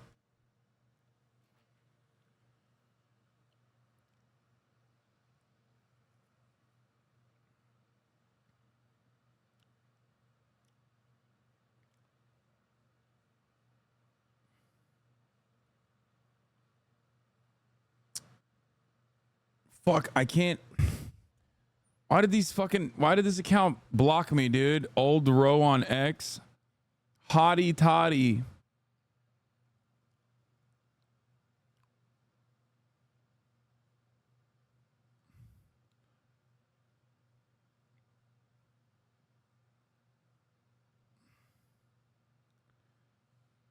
The top donator on that GoFundMe is an Epstein client. Yeah.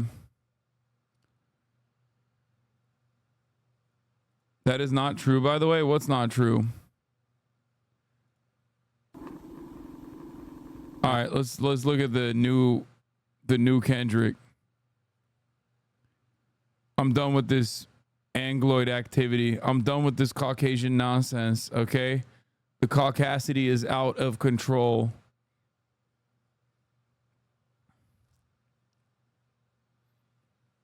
It's completely ridiculous.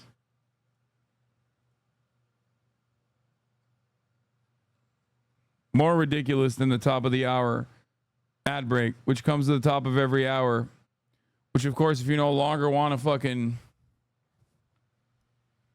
see, all you need to do is subscribe for $5 or for free with a Twitch Prime. Here's the 3-minute ad break now.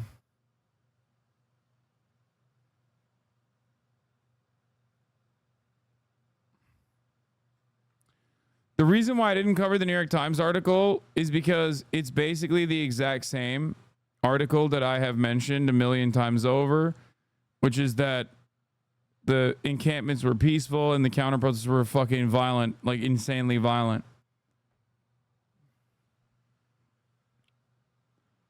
Why isn't anyone repping America merch on the right side of the protest? This sucks. I wonder why no one on the fucking pro-Palestinian encampment is repping the flag of the country that has been most devastating to the Palestinian plight, contributed the absolute most to the genocide of the Palestinians. A real mystery. I wonder. Now let's listen to Kendrick Lamar.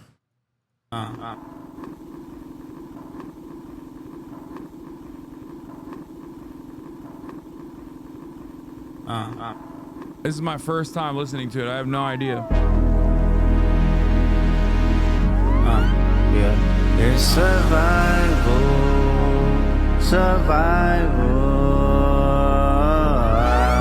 I think somebody lying. Smell somebody lying. I don't see no fire.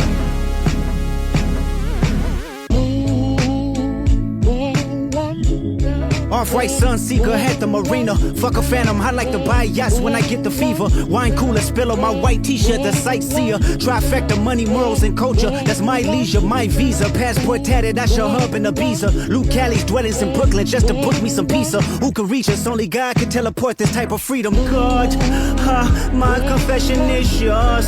But who am I if I don't go to war? There's opportunity when living with loss. I discover myself would not fall short. Raise my hands to a falling sky. I fantasize me jumping planets, immortalized. I correspond. 3 angels watching me all the time. Put my children to sleep with a prayer, then close my eyes. Definition of peace. Tell me who gon' stop me. I come from love, and still cover my heart, then open me up. Remember when picked up a pen, lyrics that I can trust. Timid soul, staring in the mirror, asking where I was from often. I know this type of power is gon' cost, but I live in circadian rhythms of a shooting star. The mannerisms of Raphael, I can heal and give you art, but the industry's cooked as I pick the carcass apart. Yeah, somebody's lying, I can see the vibes on act. Even he looking compromised, let's peel the layers back. Ain't no brownie points will be in your chest, harassing ant. Fucking with good people, make good people go to bed. Conspiracies about cash, dog, that's not even the leak. Find the Jews like cash, dog, I just need you to think. Are you finally ready to play? Have you ever, let's see, have you ever thought that OVO is working for me?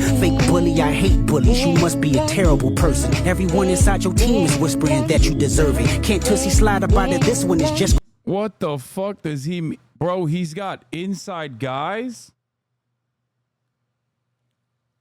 He has guys on the inside? People preying on his downfall? Okay, I feel like he's just trying to make Drake extra paranoid, right? Like he's trying to cause dissent.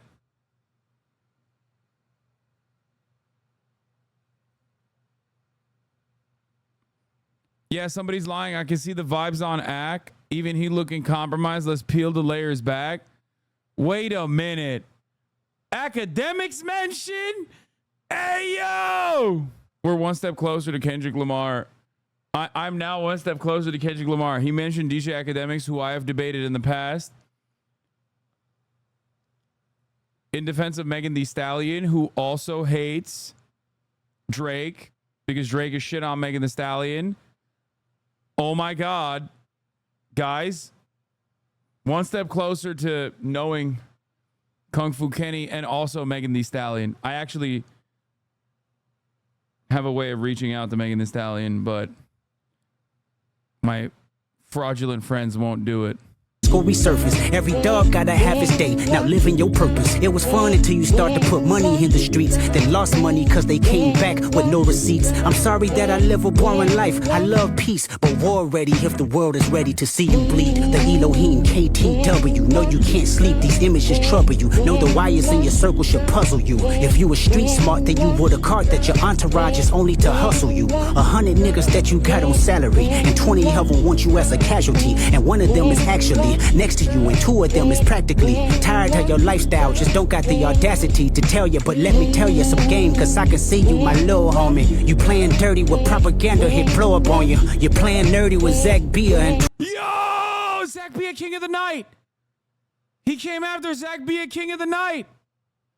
That's Zach Bia King of the Night, dude. The Zach Bia King of the Night.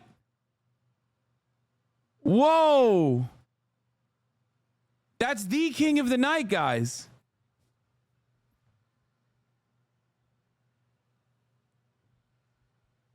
Wow. This is just a meme for me and like 8 different people that are in the Los Angeles greater metropolitan area. I guess people know who Zach Bia is now because of Drake, but it's fine. I won't even get into Zach Bia King of Twitter the Night. bots, but your reality can't hide behind Wi-Fi. Your little means is losing steam. They figured you. Oh, I did talk about it extensively with the Olivia Rodrigo shit. That's true, because Olivia Rodrigo made a whole song calling him a vampire. That's right. I did talk about that. He's the clout demon haunting Los Angeles like a vampire. Well, the first opinions is not convincing. Y'all need a new route. It's time that you look around on who's around you. Before you figure that you're not alone, ask what Mike would do. Kendrick is referring to Drake's song Survive from his album Scorpion, where Drake rapped about the streets and almost losing his life. Kendrick is saying that this might come true. Also, Kendrick calls Drake a liar, just like he did in Euphoria. It also references the fact that he doesn't have anything serious to say. He says, I think somebody's lying. Smell somebody lying. You can smell smoke when a fire is ignited, but as you don't see no fire, what seems to be like is like an emergency. Okay, bro, we get it. Off-White Sunseeker at the marina. Seeking the sun is done in attempts to tan your skin darker shade, but it can also mean pursuing attention or fame. Off-White and Sunseeker simultaneously calls out Drake for trying to associate himself with Virgil to bask in his success, and to associate himself with black culture in an effort to mask his own insecurities about being raised by a single white mother. Also, at the marina is a homophone for at them arenas, referring to Drake having concerts at arena stadiums. Another meaning of Sunseeker could be comparing Drake to Icarus. Bro, every fucking Rap Genius article literally requires like 8 layers. For Kendrick Lamar's music, because of his interest in utilizing like quintuple entendres, every single fucking line is meticulously, carefully researched with a Wikipedia reference and a whole ass page. Look at this shit.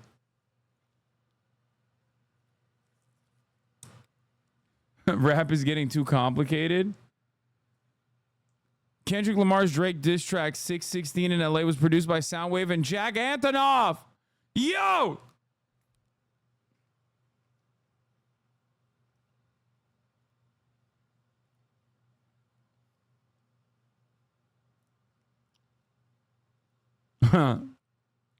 Drake, your feet are small.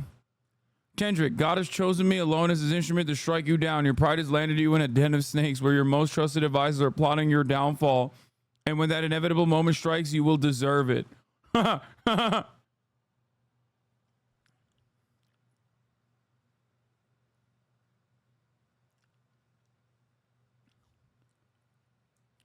Yeah, it's tailor-made.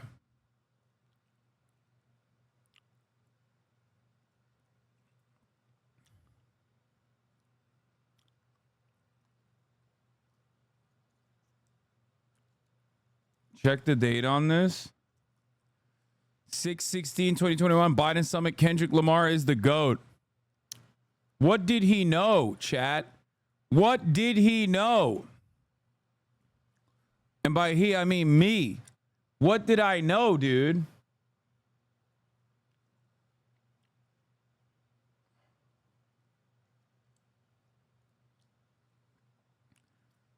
(6/16) in LA, 6/16, Tupac's birthday, 6/16, start of the OJ trial, 6/16, Nicole Simpson funeral, 6/16, Father's Day, 6/16, release of the TV, date of the TV show Euphoria, 6/16, date of the 2011 Kendrick show in Toronto, multiple Bible references referring to Drake's timestamp records.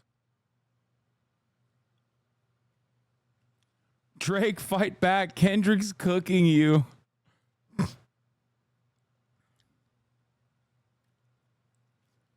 Okay, I feel like we are now turning into Taylor Swifties. It's also currently 6/16 right now. What did he know? What did he know? It's currently 6/16 in LA. Survival. I think somebody lying. Smell somebody lying. I don't see no fire. All right. Fuck a phantom. I like to buy yachts when I get the fever. Off-white Sunseeker had the marina. Fuck a phantom. I like to buy yachts when I get the fever. Drake is also partial to Mansory Rolls-Royce Phantom, a car which he acquired in 2022 when he used to rent a Rolls-Royce for $5,000 a month to keep up his pre-fame appearance. Kendrick shares how his take on opulence involves buying a luxury yacht that can cost over $50 million, which is around 30 times more than a Phantom would cost, alluding to his belief that he can outdo Drake in any way. Fuck a Phantom is also another double entendre. A Phantom is a ghost, which ties to Drake's ghostwriting allegations. Lil Yachty has written for Drake in the past, which again ties lines back to yacht. Kendrick also mentioned the use of ghostwriters in Euphoria, where he asked, am I battling a ghost or AI? The fever can refer to when Kendrick feels like he needs to spend money. In United in Grief, we learned that he spends as a way to grieve. It can also refer to how things are getting heated in his rap beef with Drake. The fever is also another yacht brand. Wine cooler spill on my white t-shirt, the sightseer. On the surface, Kendrick continues to boast the lavish lifestyle of drinking wine, enjoying his expensive boats and traveling the world.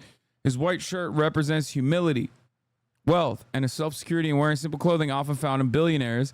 Sightseer is a line of paper shooting range targets made by Thompson Target that usually comes in red. Circular targets closely resemble a wine stain on a white shirt. Kendrick both recognized the target on his back as well as the target he now places on Drake. Possible that Kenny is using Sightseer to rehash that Drake is an outsider hip-hop culture and the African-American experience, whether it's because he's Canadian or biracial. It's because of neither of those things. On the other hand, Kendrick could instead be again commenting on his own heightened character. Slime beat you to the comp? All you conscious heads are meticulous to dissect the Kendrick Lamar lyrics, doing the exact same thing Swifties did 2 weeks ago, so you can't make fun of them ever again. Like, sure, they are terminal sorting hat millennials, but this is identical fan behavior. Don't be ashamed.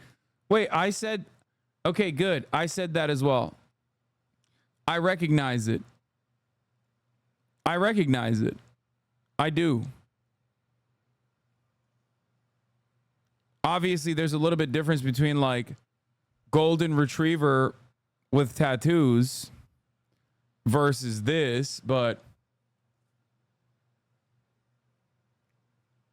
you know, I do recognize that this is a little bit QAnon.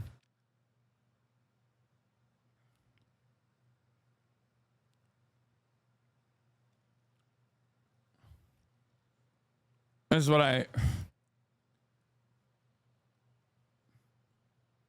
Yeah, it's like it's giving white supremacy to compare Pulitzer Prize winner Kendrick Lamar to Taylor Swift's writing. A little bit. I'm not saying it, but I am saying it. He is bald after all. Maybe on his own volition.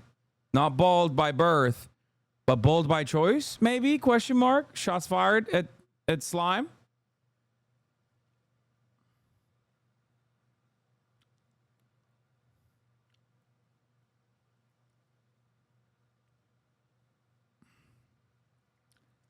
I'm just saying.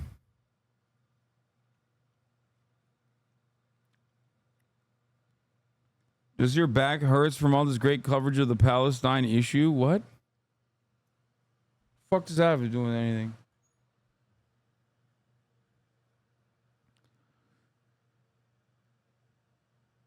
Trifecta, money, morals, and culture. That's my leisure, my visa, passport.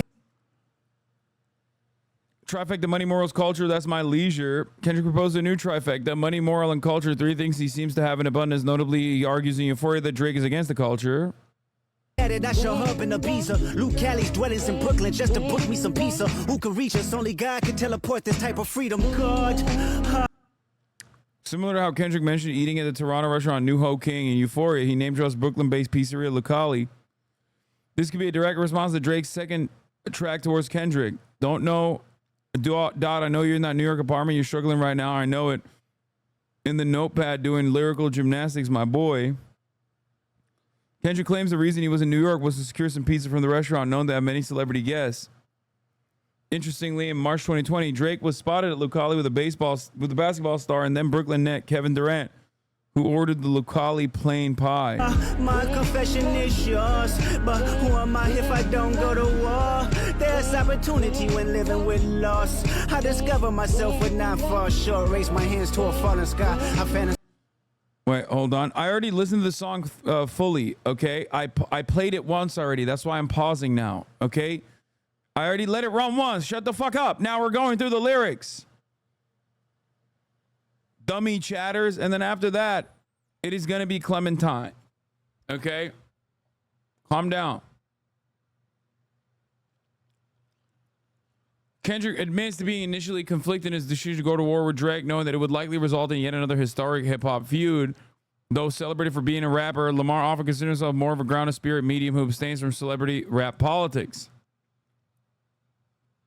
Speaking the truth to consider what God considering, you don't know nothing about that. You don't know nothing about that.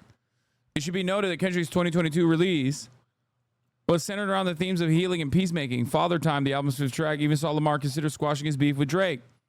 When Kanye got back with Drake, I was slightly confused. Guess I'm not as mature as I think. Got some healing to do. Kendrick ultimately decided to go to war. He figures that even if he loses or betrays his character, the loss will give him time, give him the opportunity to learn more about himself.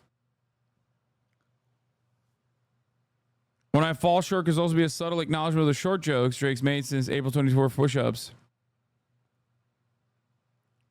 Me jumping planets, immortalized. I correspond. Kendrick is raising his hands up to the sky. Fallen skies used to describe a world after a catastrophe. He's doing some biblical references. Three angels watching me all the time. Kobe, Tupac, and Nipsey. All three substantially well-respected and huge advocates for the West Coast rap culture. Furthermore, he dropped his first track, Euphoria, on Kobe's birthday and this track at Tupac's birthday. The three angels mentioned here could be Michael, Raphael, and Gabriel, the only angels named in the sacred scripture, and all three of them have important roles in the history of salvation. Because he then continues to mention Raphael, as well as Michael's name at the end of the track. This weird shit is relevant to who again? What subset of our population? What age group? Brother, Kendrick Lamar's last diss track that came out, that came out like a couple days ago, became in the year 2024 the most streamed, single day most streamed song. Got 9.2 million streams in one day on Spotify. The most streamed single rap song, I think, right? Like, just because something is not immediately within your realm of interest doesn't mean that, like, rap music isn't still one of the most popular fucking genres on the planet and is consumed, and especially in a moment like this where it's like two genuinely phenomenally popular artists going at one another with drama. I'm 27, so I guess. What do you mean? If you're 27, you're literally uncle status. This is firmly within your wheelhouse. The fuck do you mean? You're unc status too, bitch. Don't act like, oh, this is like for people older than me. This is directly in your fucking age demographic. Motherfucker said I'm 27. Bro was there when the Bible was written talking about, oh, this is for old people, not me. Bro, you were there when Kendrick Lamar was being born, and you're out here talking about how this is for old people.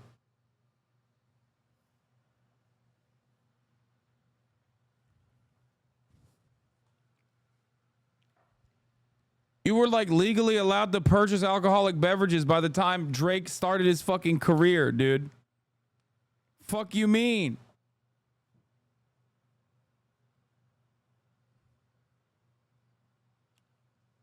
Bro was there when they invented the drum? Yes.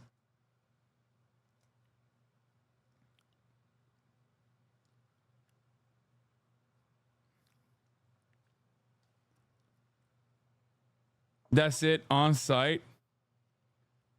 Just saying, bro is ancient.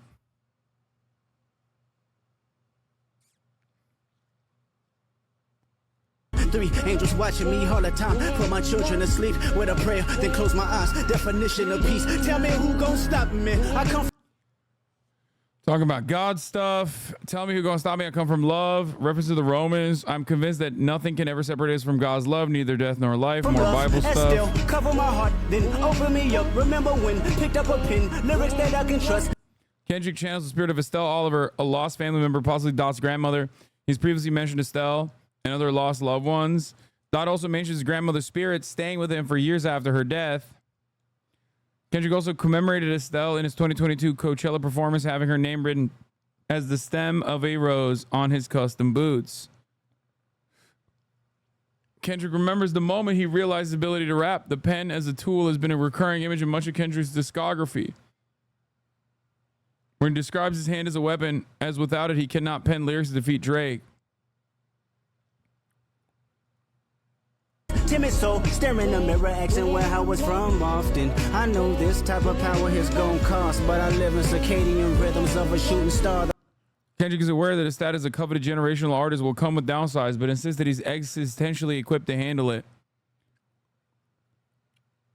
Lamar himself is a star or a celebrity who shot or launched himself into mainstream success with the rhythm of his music he makes. Of course, the star here could also refer to Drake as a celebrity, while shooting refers to shooting bullets or disses. Kendrick might be suggesting that he figuratively lives in Drake's mind so much that he dreams about him when sleeping.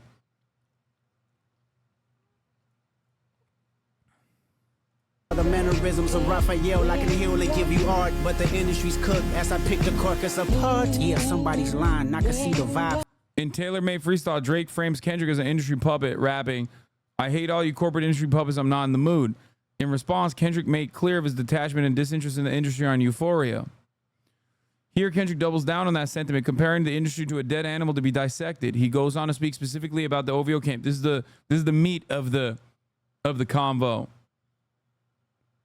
Drake's original framing of the industry puppet back onto him.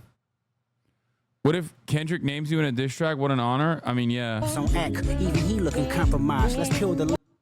So this part is the This best. type of power is gon' cost, but I live in circadian rhythms of a shooting star. The mannerisms of Raphael, I can heal and give you art, but the industry's cooked as I pick the carcass apart. Yeah, somebody's lying, I can see the vibes on act.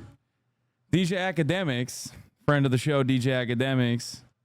Who's John Terzian? You know these LA boys, Hasan. John Terzian is one of the is the owner and like main founder of the H-Word Group, which Zach Bia, King of the Night, is also a part of. John Terzian also basically brought up Zach Bia to become the King of the Night and friend of Drake. Yeah, John Terzian is H-Wood Group basically is the main. H-Wood Group is basically the major power players in Los Angeles nightlife. There's nothing else going on in LA outside of like H-Wood Group spots for the most part. Actually, at this moment, I feel like H-Wood Group is like not as poppin' either. There's not really, I mean, I don't know, I'm too old, so I don't actually go out and I don't know what is like poppin' in LA nightlife. But like back when I used to go out, H-Wood Group had the best spots.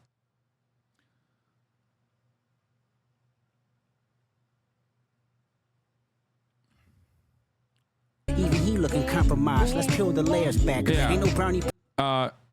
Okay, tell me what the fuck is the King of the Night? Zach Bia is a promoter for H-Wood Group.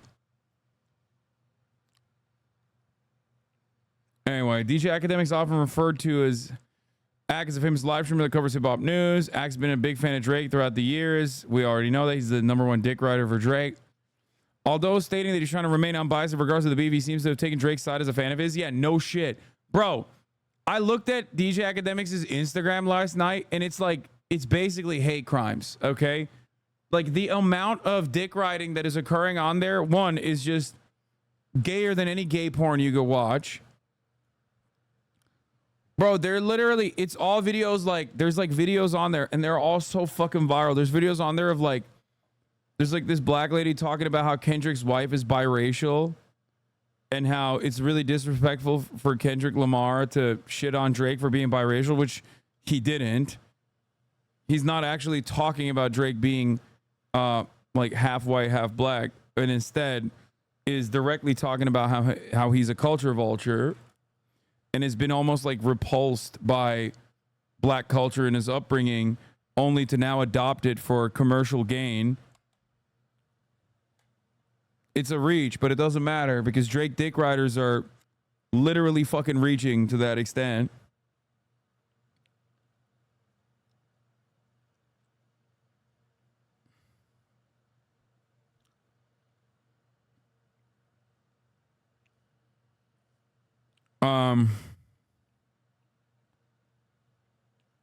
Anyway. Tell us you don't listen to music without telling us you don't listen to music. Are you telling me that? This man is generational.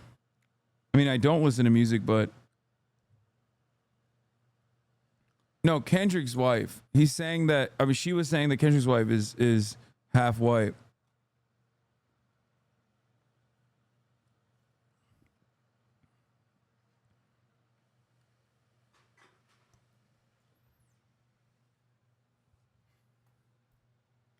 Reddit is saying Terzian is a mob guy. No, he's not, brother. John Terzian is a fucking... No, he's not a fucking mob guy. All right. Anyway, Kendrick alludes to academics being one of the leaks in Drake's camp and possibly a reason for his downfall. A month prior to the release of 616 in LA, Ock bought a Maybach and labeled it as a tangible representation of the rappers whose careers he killed. The cover art for this track is a photo of Maybach gloves. Yo! Academics immediately replied to this verse on his reaction stream, assuring he is not compromised and is a target because of his presence in this beef. Oh my God, bro. If there was one person that I would think is like a major dick rider for Drake who would be compromised, it would be DJ Academics. Oh my God. Some Raphael, I can heal and give you art, but the industry's cooked as I pick the carcass apart. Yeah, somebody's lying, I can see the vibes on Ack. Even he looking compromised. Let's peel the layers back. Ain't no... Nigga, what? Yo! He isn't that close to Drake. No, I don't think he is, but still, you never know, man. He still DMs I him live in and shit. circadian rhythms of a shooting star. The mannerisms of Raphael, I can heal and give you art. But the industry's cooked as I pick the carcass apart. Yeah, somebody's lying. I can see the vibes on act. Even he looking compromised. Let's peel the layers back. Ain't no brownie points will be in your chest. Harassing ant. Fucking with good people make good people go to bed. Conspiracies about cash, dog. That's not even the leak. Find the Jews like cash, dog. I just need you to think. Are you finally ready to play? Have you ever? Let's see. Have you ever thought that OVO is working for me? Fake bully, I hate bullies. You must be. How am I compromised? Why you say fuck me for? Terrible. You know what you did. You know what you did. Act.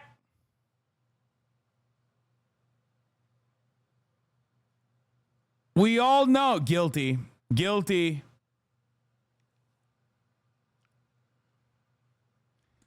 Yeah, the Jack Antonoff producer credit is pretty funny because, like, Jack Antonoff, for those of you who don't know, is obviously, I think many of you probably do know this more than you know anything about Drake or Kendrick Lamar, is obviously Taylor Swift's producer. So then,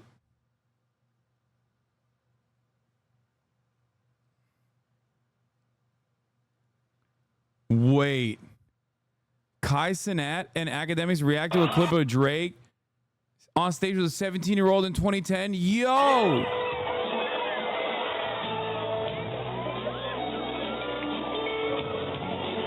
How have they never seen this? How have I seen this, but they've never seen this? There ain't no fucking way.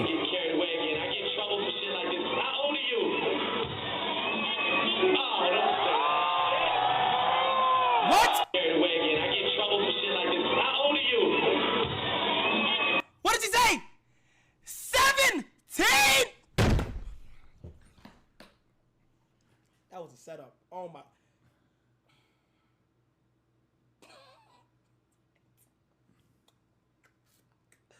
What the fuck? I don't know if I should feel guilty or not, but I had fun. No, Drake, what are you doing? No, what the fuck? What are you? The way your breast feel against my chest. I just want to thank you. No, no, whoa, oh my gosh, no, no. Wait, what is DJ Academics?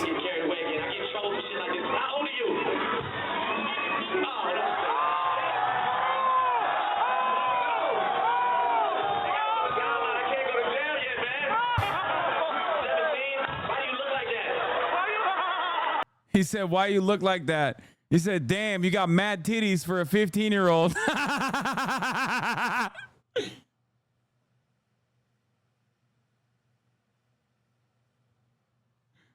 just like Bad Baby. For those of you who don't know, that's a reference to the time when DJ Academics was actually compromised. His account was, if I recall correctly, and he tweeted that insane fucking tweet.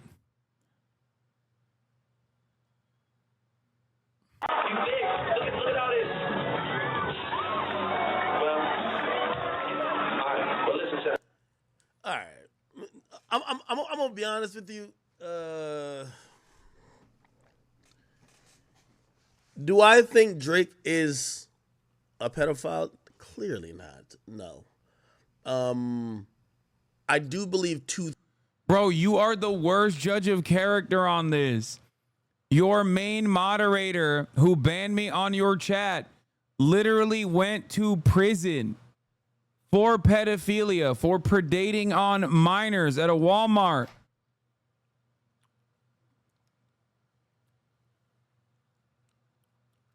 I would, like, in DJ Academic's shoes, you are supposed to see yourself out of this conversation.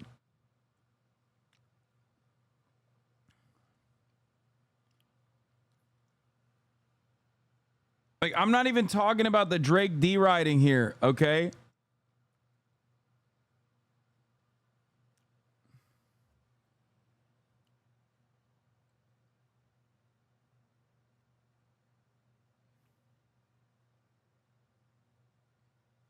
It's so funny. You made it sound like his mod banned you for not being a pedo. I mean, half the time, that's how it works. I always find myself in the crosshairs of pedophiles, dude. Before they go to jail, their final act of resistance is always taking shots at me, bro. Why?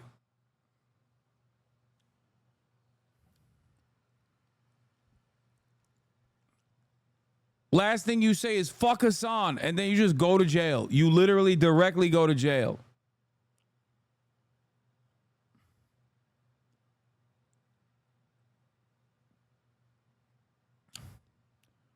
Who else is the other one? Come on, bro. I don't want to fucking start naming names, but in this past year, a bunch of people either literally straight off themselves or, you know, were outed as pedophiles, and many of them were rabid anti-Hasan haters who also collaborated with Octoberelli.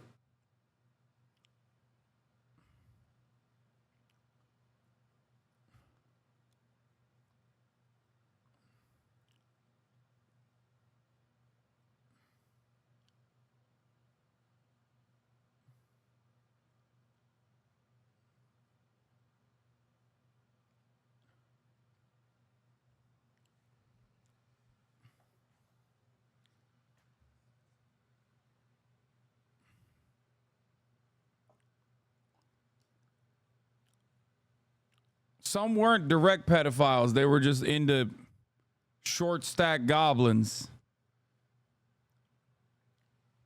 You know what I mean? And then there were others who, you know, very publicly did, I think they did seppuku. Anyway, that's neither here nor there.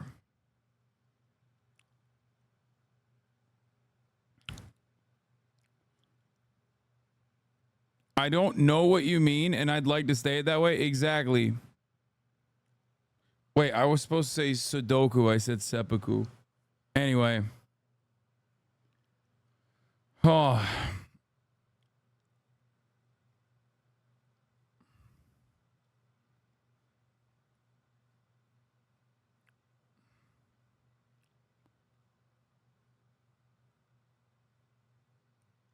I ruined my own joke. Things could be true, though. By the way, I don't think this looks good at all. Thanks, DJ Academics. He doesn't think that Drake being like, how old are you? 17. Damn, why do you look like that? To go in for a kiss looks good. Yeah. Yeah, it doesn't look good to law enforcement officers either. to members of the court.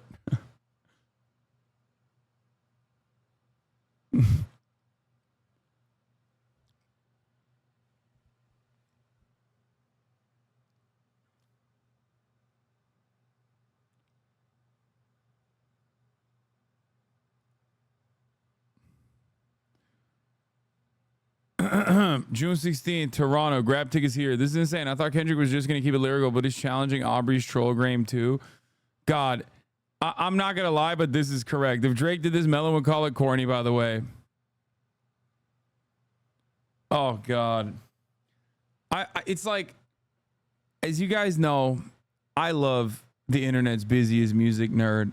But his reaction to Kenny, his reaction to Kendrick Lamar is making me really reconsider how fucking objectively nerdy and Caucasian I come across when covering this stuff. That's like the ballsiest, objectively the ballsiest move anyone can do. He's a bit of a simp.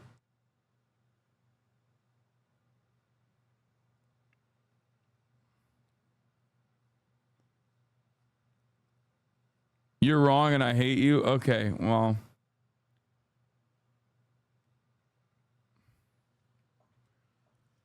No shit, you're reading Rap Genius word for word? Okay, listen, it's long, but it needs to be done.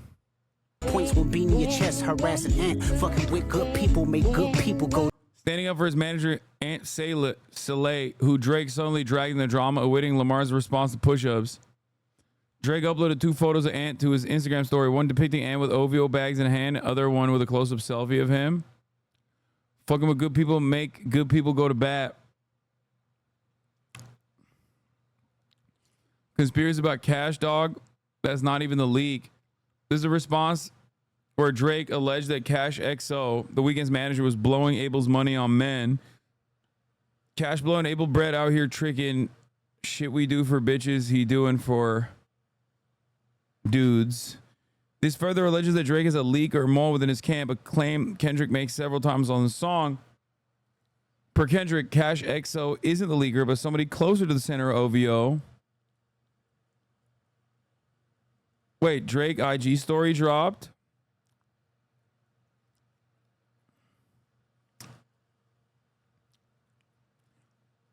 Fellas.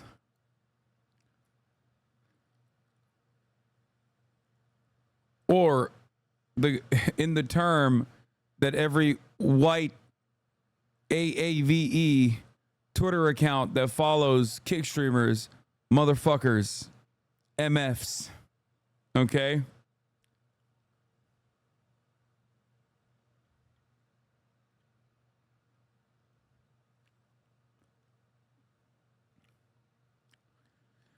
I do really think that it's a lot of this is vibes based though, because like Drake's vibes are just abysmal.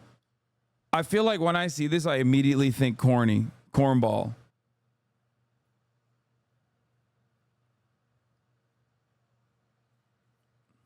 Like, I don't know if it's because of the vibes overall or what it is. Drake is sending drones after his ops. Rick Ross blames Drake. Drake's fighter jet shot us down. What the fuck?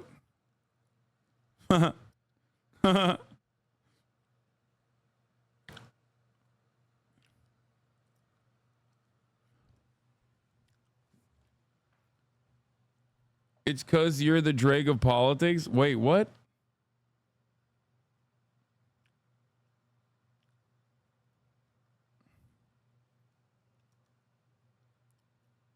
No, I saw. Here it is. Like by Champagne Poppy. Just a few weeks ago, Rick Ross was telling Drake to be careful about getting on his old cargo plane. Like by Champagne Poppy. Oh my God. The retired Miami government employee and current cosplayer walked away unharmed because the wing stopped the plane.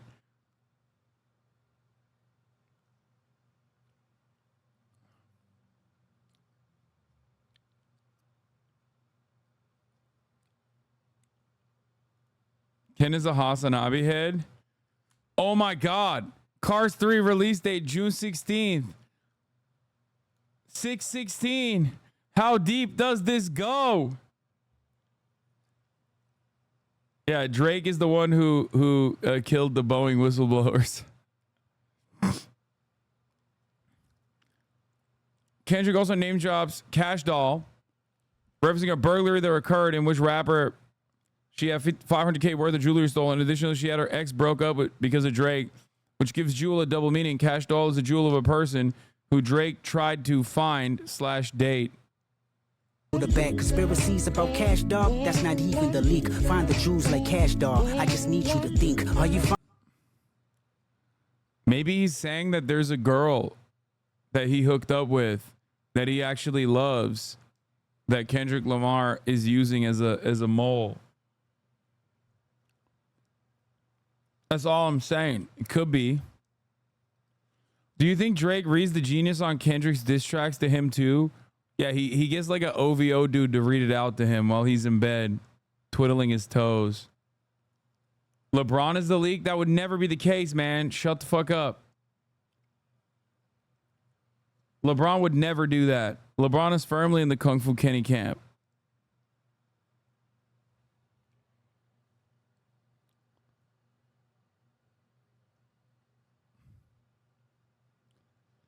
Kendrick interpolates his own lines from Euphoria. finally ready to play? Have you ever, let's see, have you ever thought that OVO is working for me? Fake bully, I hate bullies. You must be a terrible person. Everyone inside your team is whispering that you deserve it. Oh my God. Dude, I feel like if you're thin skinned, which obviously Drake is, and also like a paranoid person, which Drake seemingly is, like, this is exactly the type of shit that would make you so fucking unimaginably paranoid.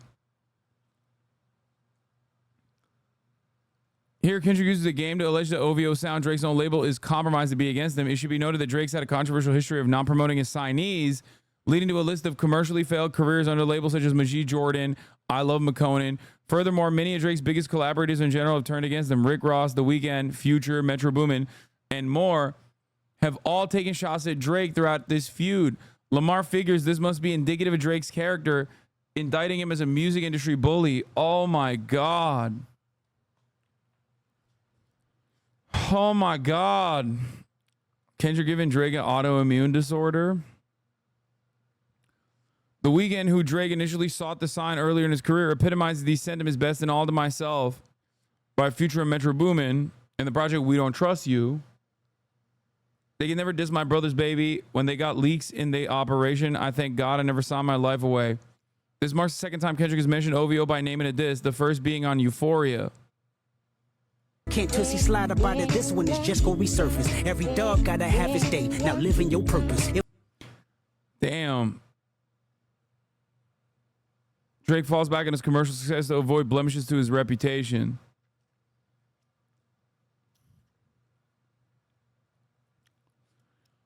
Every dog gotta have his day. Now you live in your purpose. For all the dogs. The expression every dog has his day means that everyone, no matter how unlucky they may feel, will have at least a moment of fulfilled purpose. Kendrick jokes that him dissing Drake is that moment for him.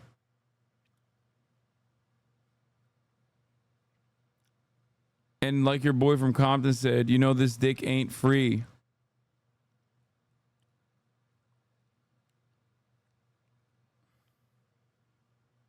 It was fun until you start to put money in the streets. Then lost money cause they came back with no receipts. I'm sorry that I live a boring life. I love peace, but war ready if the world is ready. You got 100K floating around for info? Can't no amount of money create skeletons that don't exist. Hashtag I'm upset. Oh, Kendrick doubles down on his allegation that Drake secretly paid for people to find dirt on Lamar to use them in his diss tracks. Oh, shit. Lamar laughs this off as a futile act, implying that his coveted reputation hides no damning secrets due to his peaceful nature. That said, he's willing to engage in violence if necessary. This mirrors the sentiment. What is this? Yes, I've seen the old Breakfast Club clip from DMX saying, like, I hate the way he talks. I hate the way he raps. I hate his hair.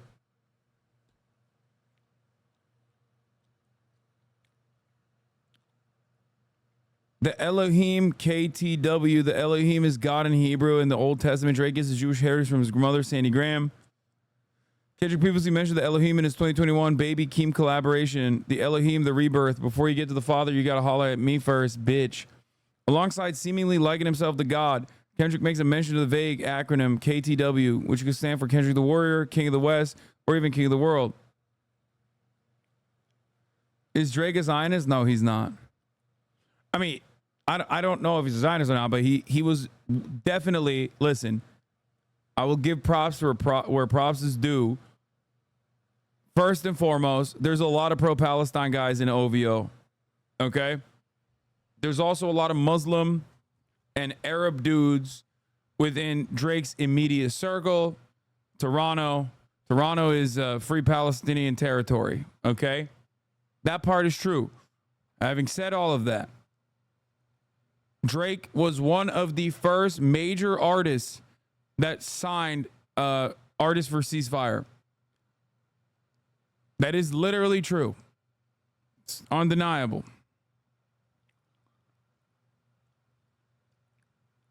Obviously, The Weeknd is like, you know, way more committed to the Palestinian cause than Drake is even, but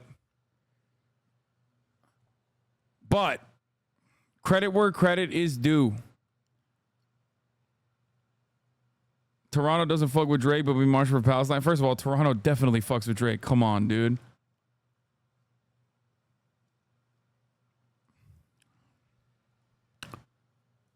Like, I'm not that fucking partial, okay?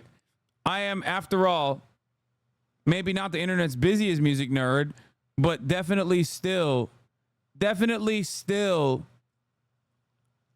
someone who is going to be impartial. To see you bleed, the Elohim KTW. No, you can't sleep. These No, the wires in your circle should puzzle you. Oof. images trouble you. No, the wires in your circle should puzzle you. If you were street smart, then you would have caught that your entourage is only to hustle you. 100 niggas that you got on salary, and 20 of them want you as a casualty. And one of them is actually next to you, and 2 of them is practical. Continue with this allegation that someone in the OVO is leaking information. Kendrick alleges that 2 of the 20 moles in Drake's OVO circle are tired of his controversial antics. Interestingly, Pusha T alleged that Noah 40 Shabib, one of Drake's signature producers, was the one who leaked the information about Drake's son that would go on to be brutally exposed on the story of Adidon.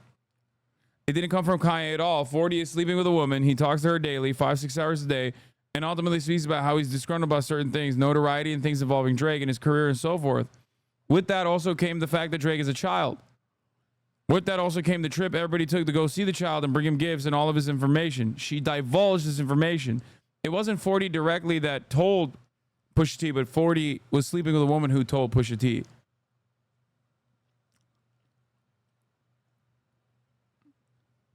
It should be noted that 40 is pubically diagnosed with multiple sclerosis, so it makes sense for him to prefer Drake to stay out of trouble. That said, wait, what does that have to do with anything?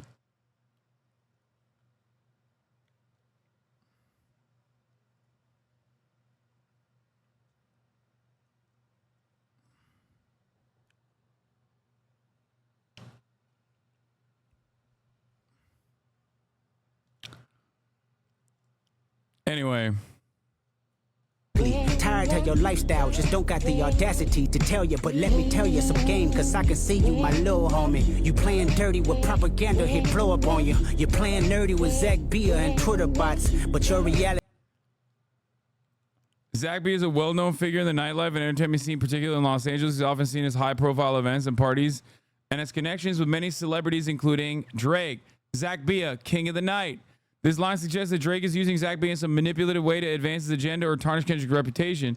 It implies that Drake is not playing fair and resorting to tactics that involve leveraging relationships. Kendrick additionally accuses Drake of using Twitter bots to slander his name, similar to how late in 2023 Pusha T's name went trending due to bots accusing him of random things. Dude, that would be so fucking funny if Drake was responsible for the Pusha T bots.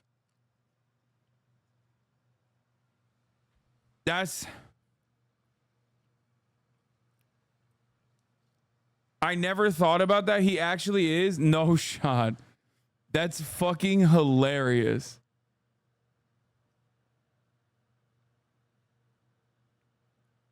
Drake has no chance. Kendrick has God on his side.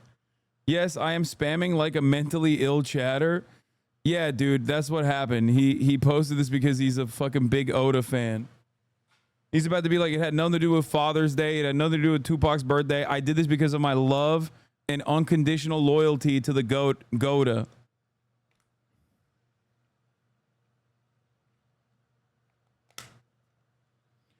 Dude, I've seen the fucking Pusha T bots. I've been swarmed by the Pusha T bots in the past before, and I never even considered that it could be Drake.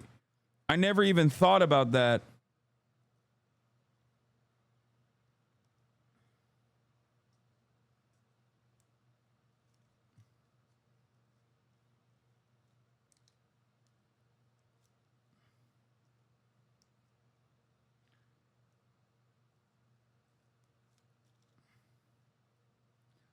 Kendrick got God and anime on his side.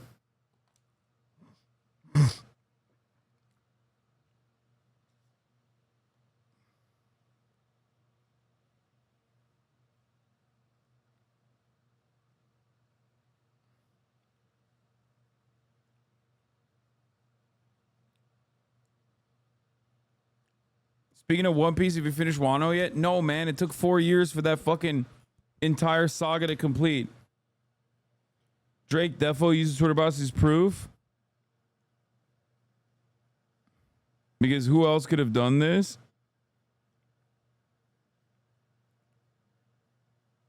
Kanye West smokes THC concentrates cut with pine resin. Kanye West fell off. Oh my God.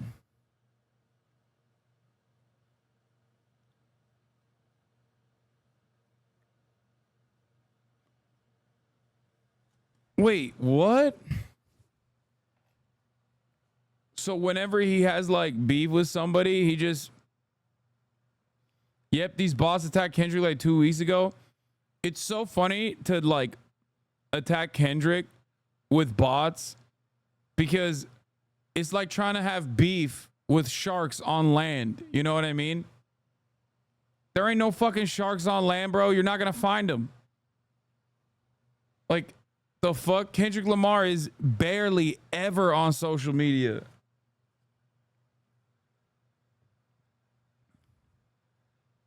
And he's damn sure is not on Twitter. You know what I mean?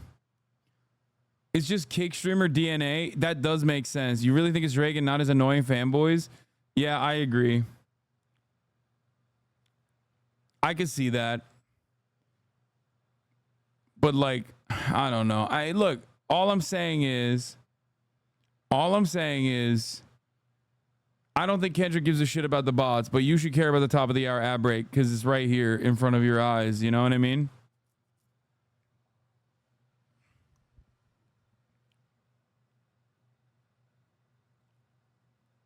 Because at the top of the hour, there's a 3-minute ad break. If you no longer want to see those ads, all you need to do is subscribe for $5 or for free. Here's a 3-minute ad break now.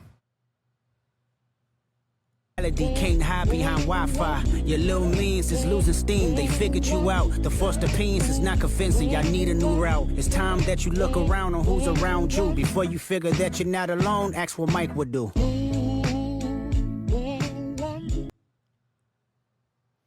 Unpopular opinion, Rick Ross had a better Drake diss than Kendrick, at least. He came with some jokes. BBL, Drizzy funny. Kendrick just say the same shit. Shit wasn't even that funny or clever. Okay, academics.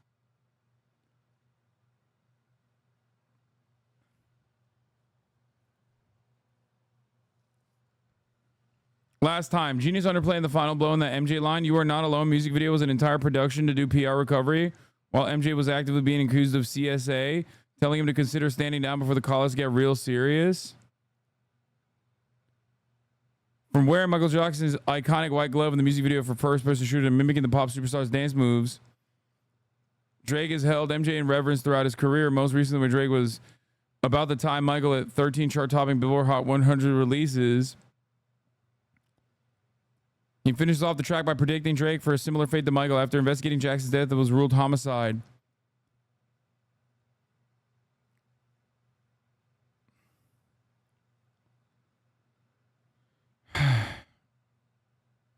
Okay.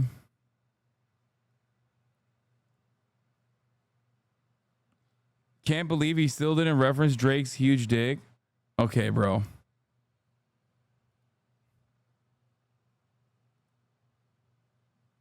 I mean, this is pretty good. Like, I definitely am biased. I will admit that. Why do I admit that? Because when Drake did a back-to-back release, I felt like it was him being nervous.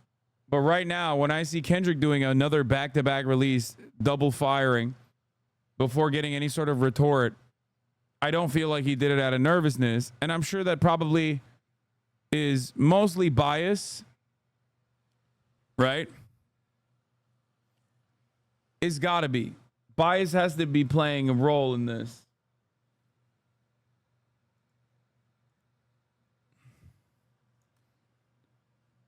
Like, vibes do play a role in this, in my opinion. Bias does play a role in this, in my opinion, a little bit, but who cares? Fuck it. YOLO. Team Kendrick. It's time. We finish the final chapter of the finale of The Walking Dead. Get in now. As you guys know, this is it. This is literally it. From this point on, I mean, it's Clementine, but from this point on, we're going to move on to other Telltale games or potentially Disco Elysium.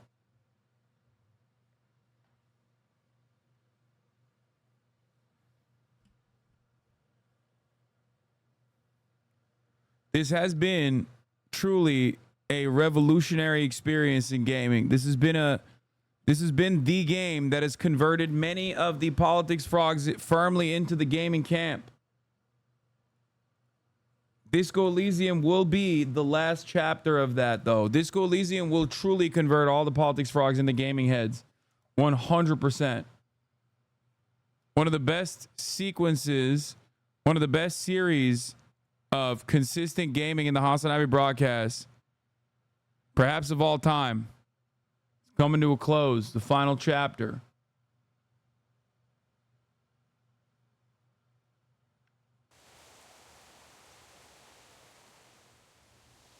Finally almost done with this gaming arc? Yeah, you're wrong, though, because I'm going to keep playing Telltale-style games.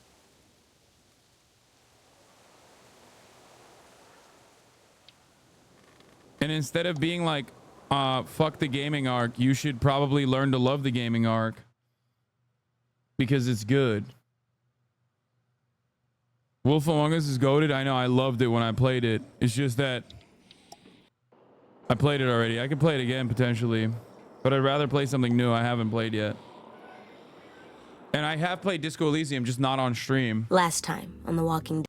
But before we get to the last time on The Walking Dead, here's the blast off tweet again. The Barbs were right. You're so my type. Bro, stop ignoring MS. The Barbs were right. Bye. What? The Barb said I was aging at the speed of white. And I literally had to, I got destroyed so hard that I had to go back. Oh my God, that's another person I beef with. Oh my God. I just remembered that's another person I beef with that, like, herself has had some issues with the same stuff that I was talking about. That's crazy. I forgot about that, dude. I have so many fucking beefs that I forget about them sometimes.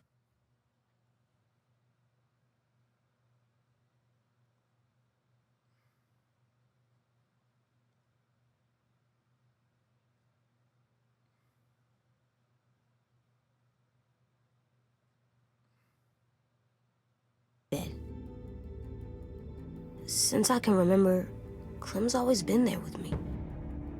She taught me to be careful, to be quiet, to be strong, to always aim for the head, to atone when I did something bad, to show mercy sometimes. I always listened to Clem, always, but I've been thinking more. I don't know if she's right every time. She told me to shoot her if she got bit. That doesn't feel right. We're doing a lot of bad things to save our friends, to protect our home. And when Clem told me to shoot Lily, I got mad. So mad. I don't know what I feel anymore. I don't know if Clem knows either. But I remember all the rules. And the first one is never go alone.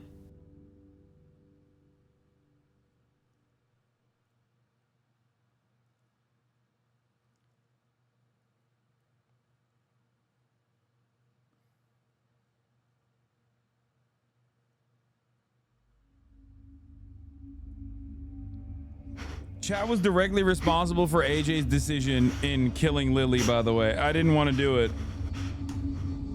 Which was crazy to me.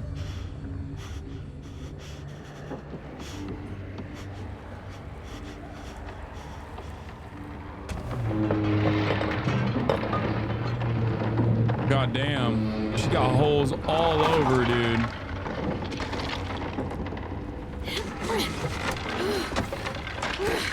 He didn't just aim for the head. He aimed for the neck. He aimed for the titties. He aimed for everything.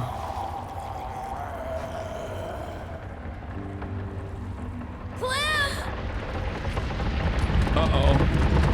Hang on, I'm coming. The hat's gone.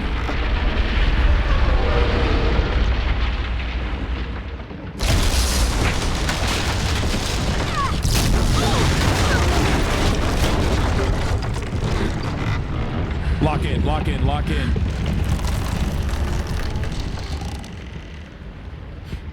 Hey, Jay, you have to trust me. On the count of 3, let go and I'll catch you. Promise? Promise. What the fuck? 1, 2, 3. Am I gonna fail this QTE? Got him. Hurry, Clem. Incoming failed QTE. Stop! I'm Don't fucking say that, chatters. Oh my god. Please, Clem, help! Now what? I'm the QTE We need god. to find a way down. This ship isn't gonna stay afloat much longer.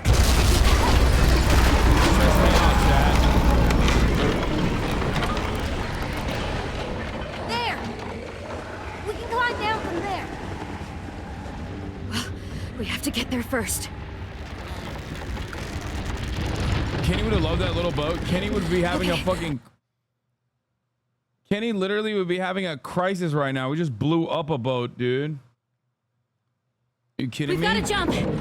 It's far. I know it's far, but it's the only way.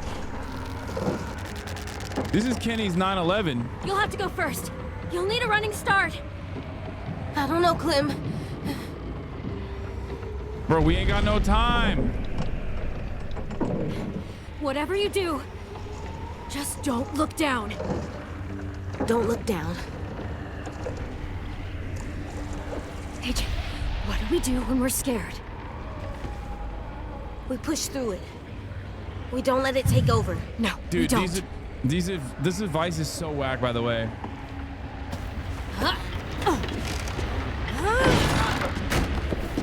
Damn, parkour. Parkour.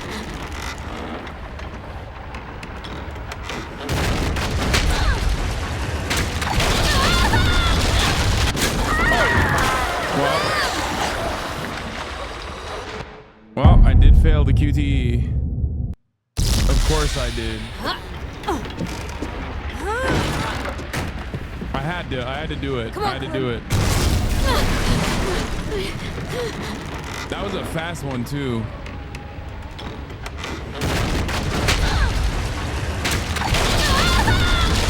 That it like sneaks up on you, you know what I Clem! Get to the pier. I'll meet you there. I'm not going to leave you. There's nothing you can do. I'll find a way there. Now go! Bro, that was a QT that snuck up on me. That's not my fault.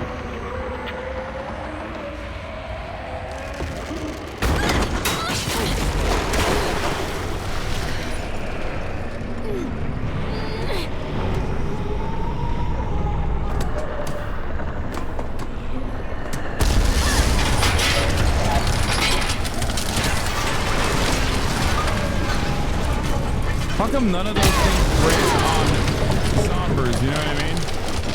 Hurry! None of those things actually fall on Zomber heads and take them out. Only me. Whatever you do, don't look down.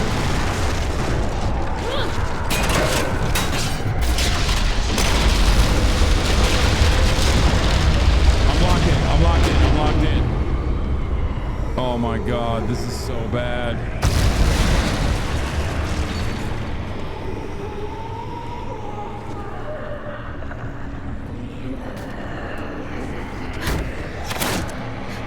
Got something.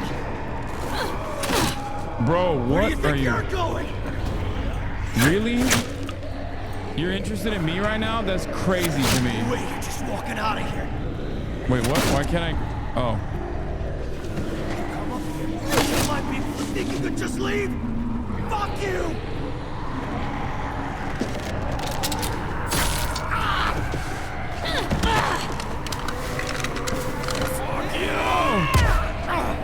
dig. Get him in the dig. Get him in the dig.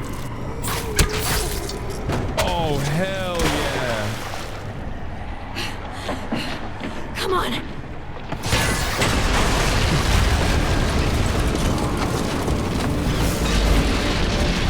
Uh-oh, don't fall. Don't fall on us. Oh my god, we destroyed this damn thing.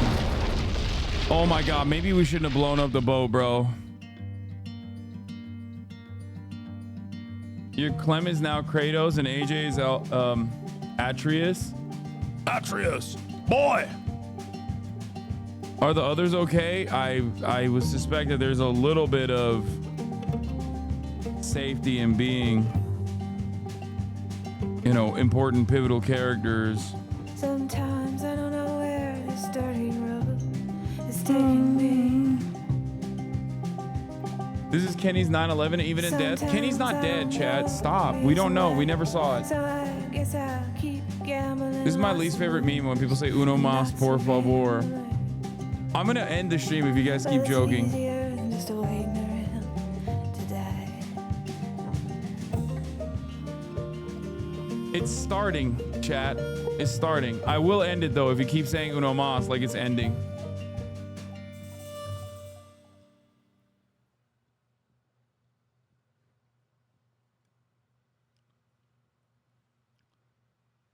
No jokes. No, it's not that it's jokes necessarily. It's the fact that like people believe it and leave.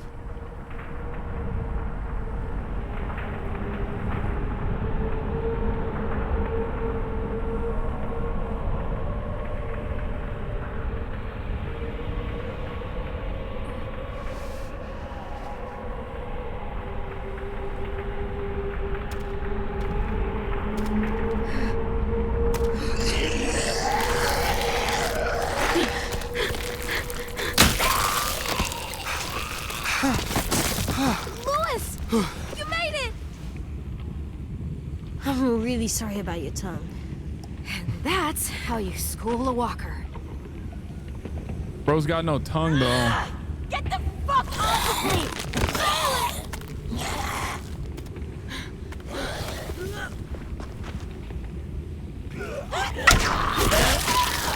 God damn. Pop. Are you okay? One frame, one frame, Yeah. one frame. My ass is a little singed, but I'm good. Fuck. I was so afraid you. Me too, but we're okay. I like him better now that he can't annoy us with songs. Bro, that's a child whose tongue was cut out of his mouth. Both Come okay.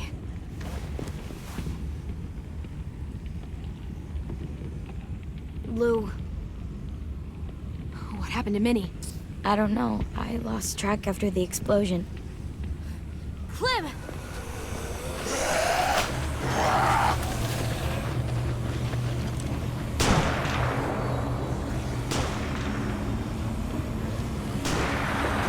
Do we save them?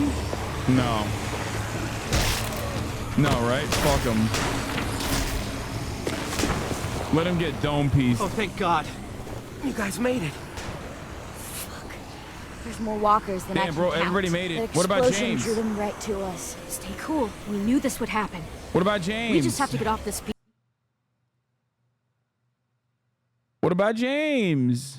beach.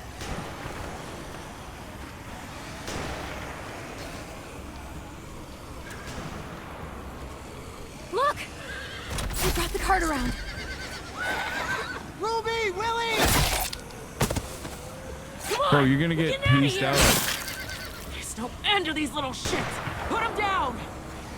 Put them down. How about you worry about the zombies, dude? Shit! Clem, do something!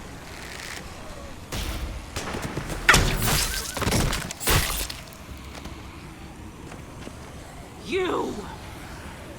Bro, I have one for you too. I have one for you too.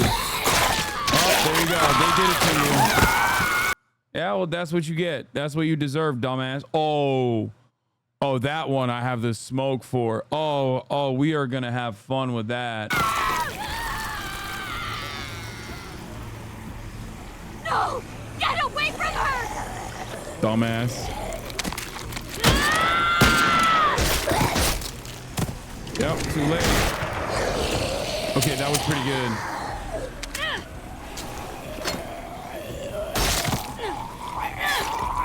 Not the best weapon of choice, I'll tell you that much. What the hell is she doing? She's gonna get herself killed. Well, she's killed now. She just got bit. God. We've got to break for it now. Everyone run for the cart. I'll stay back and cover you. I'll be right behind you. The second I see an opening, I'll make a break for it.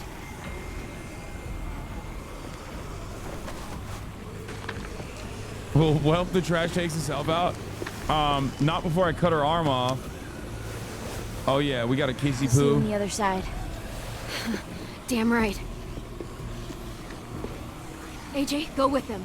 No, I'm staying with you. Oh Thanks, my kiddo. god, bro. Baby got the blicky and he blicked it up twice now. 2 pivotal leadership figures he assassinated.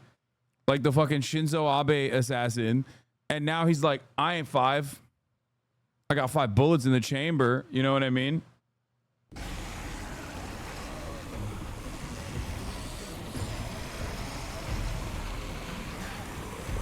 Blicked up.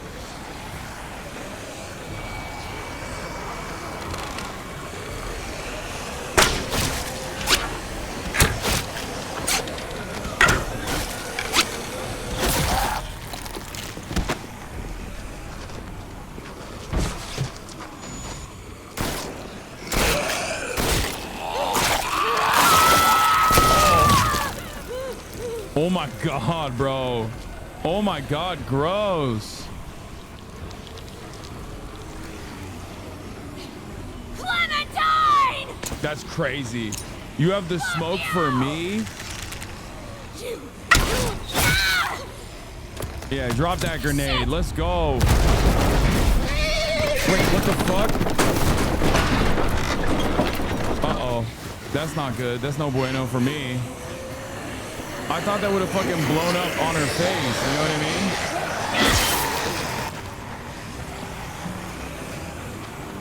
mean? Your knife is missing. What the fuck am I supposed to do? Wait, did I fuck that up? Was I supposed to grab it or something?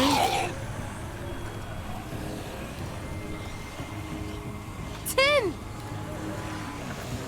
Go!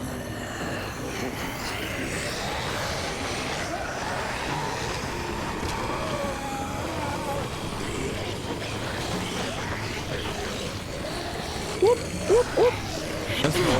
Easy peasy, baby. Not even a question for me. Not even a problem for me. Be for real, son. Yup, easy. Okay. That's what I'm talking about, 10. That's what I'm talking about, 10. Woo! Let's go. 10 is my goat. Dude, everybody's alive. This is incredible. Drake inbound. Yeah, DJ Academics tweeted out, is happening.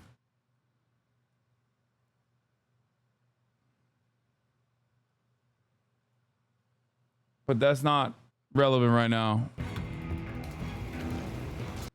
We got other goats to deal with. And Drake is not a goat anyway.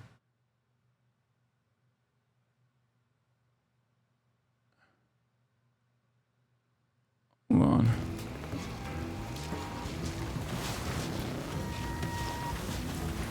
James!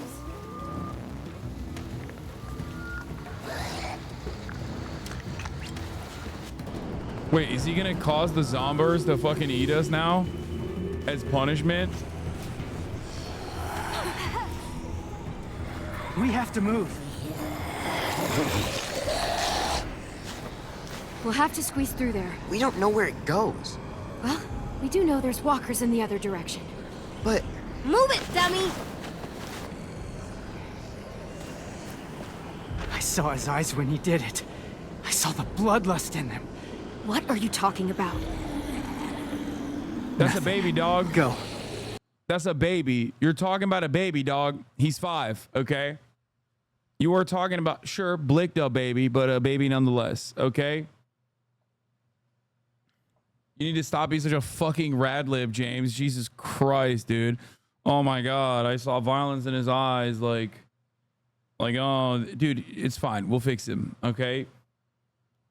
Why is it that rad libs always become like Mr. fucking capital punishment when it comes to like murdering children that you've declared to be sociopathic?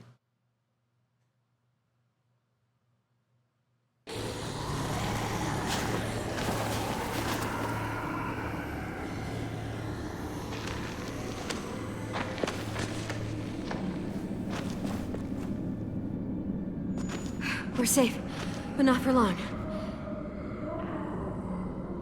Damn it. It's so dark in here. We can't move forward without a way to see. I'll figure something out.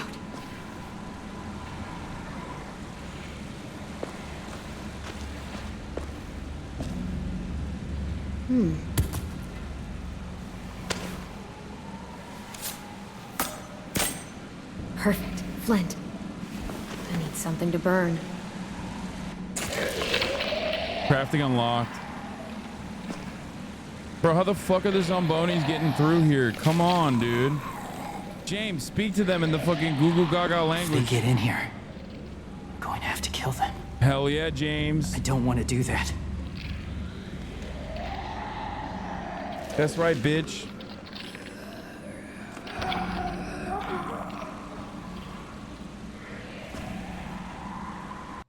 He's such a pussy. Isn't wearing a mask like that dangerous? Yeah, he doesn't care.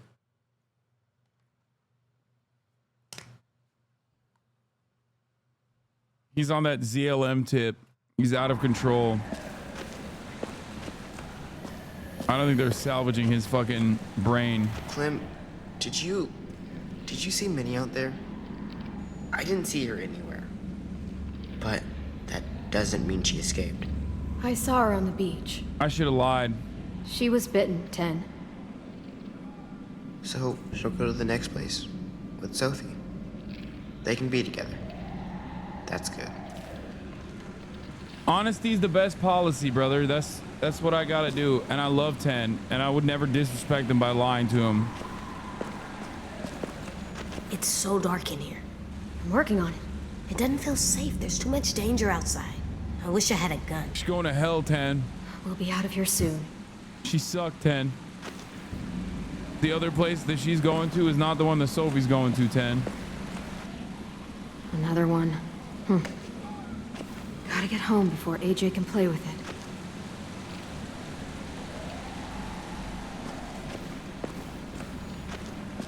Yeah, what's up with the broccoli and like calypso cauliflower and shit?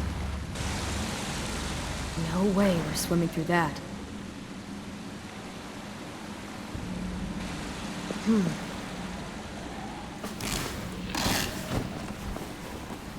Can't burn this without something to hold it up.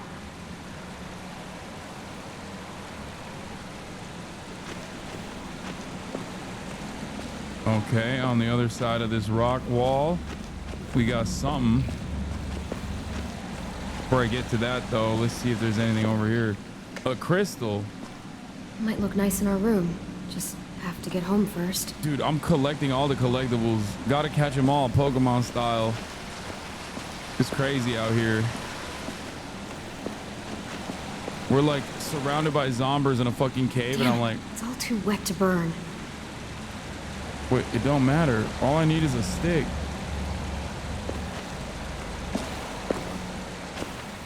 Okay. All right. Okay, good. Look, there's another tunnel over there. It's too far. Well, we gotta find something to help us cross. The walkers are getting closer. Don't worry. We'll be home before you know it. Maybe this log? If I yanked that out of there, it would drift down the river and get caught in the rocks. That's what I'm Could work talking as a about. bridge. That's what I'm talking about.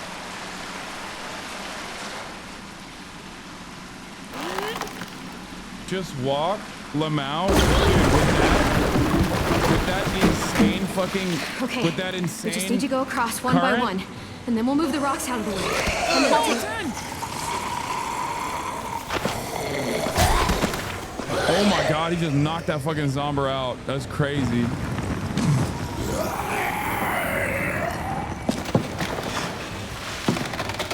Oh no, they can't all go at once too. Bro, why did James go first? That's crazy. Uh-oh, he's on fire. That makes it harder for me. They're gonna catch on fire, bro. Uh-oh. Uh-oh, they're gonna fuck the log up. Go, Clem, go. Uh-oh. I'm gonna fucking, oh no. Oh, they're standing on it, aren't they? That's crazy, bro. That's crazy. That's crazy. Get the fuck over here. Come on, quick. Why can't I jump to that thing?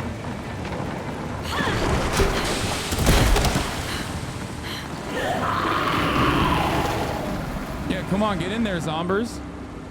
Get in the water. It's so nice.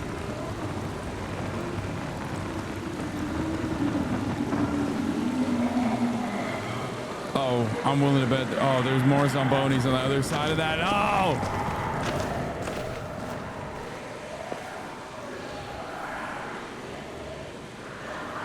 Is this game basically a movie where you can make some choices? No hate, just wondering? Yes. James being genuinely distraught at the sight of zombers trying to fucking cross the river and dying is so insane to me. At that point, it's like a natural process, brother. Come on. Like, yeah, they're too stupid to take care of themselves. Like, what are we doing here? What the fuck are we doing?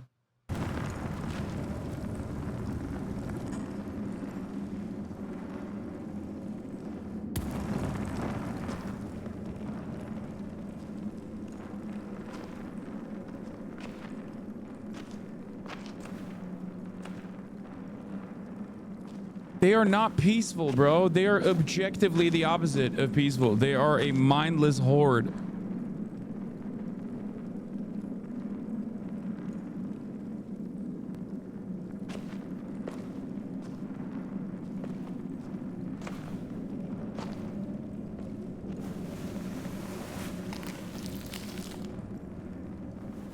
Taking it off forever. All right, which way do we go? 10, do you see a light down any of these tunnels? You brought this on yourself. Wait, what? But it's not too late. Let go! For him, at least. Wait, what? Follow us and I sprain your ankle. Follow us after that, I break your leg. I won't let... Bro, what's up with dudes always trying to kidnap children? Like, this game does have like a very consistent thorough line where dudes are always like, no, you don't understand. Like, I have to kidnap your child because it's the right way to do things. It's like dudes have one button in the apocalypse, and that's the Jeffrey Epstein button. That literally happened to Clementine. Remember? The fucking psychopath that was like stalking us in the first season was like, nope, sorry. Have to do it to you for the one time. Got to do it. The only way that we can fix these children is by kidnapping them. In a way, all of them are like those fucking weird right-wing freaks.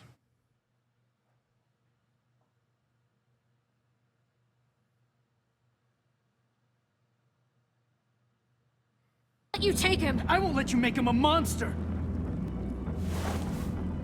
Not any further. Clem! Shh! What happened to not wishing anyone harm? I'm gonna debate him. You found him. I'll kill you before I leave her. James is like, wow, you don't want to be kidnapped? Well, that only reinforces my opinion that you're a violent monster, AJ.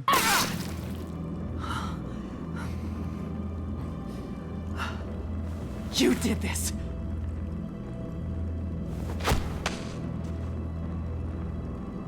You made him this way. You had him empty and... Wait, smart? You mean? Smart? Knows how to physically ward off kidnappers? That's cool. It seems like I've done good parenting, I guess.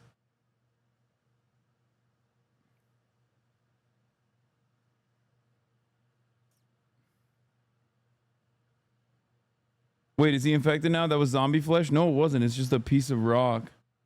An entire clip into that woman's head! It was only half a clip. Damn! Is this what you wanted? He's also a debate lord, which is kind of punishable by death. Let's be real. Like that, AJ, I won't stand, like, capital punishment, you know, we can work on that. But I will not stand for debate purgatory. It was only half a clip. Like, come on, dude. You can't be doing that. Well, to be fair, he does become Alvin Bragg Jr., Manhattan District Attorney. District Attorneys are debate perverts. A boy who only sees an answer at the end of a barrel. Look at me. And tell me this is what you wanted. You didn't see what she did to our friends. It's easy to judge when you don't have the facts. I'm not the only one handing out judgment. Only his is fueled by rage, Clementine. A rage he's carried for a long time. Too long. You told me you wouldn't let him become a killer. I'm trying to de-escalate, chat. This is good lessons to learn. I liked it. What? Bro, you're fucking it up. Bro, you're fucking the bag up, AJ. Come on. You're really having a hard time destroying the allegations that you're not a fucking relentless sociopath here. Oh my God. When I'm in a fucking competition about who's a bigger, bloodthirsty monster sociopathic baby and my opponent is AJ. I liked killing her. No! It made me feel strong. Okay, I'm about to return this baby.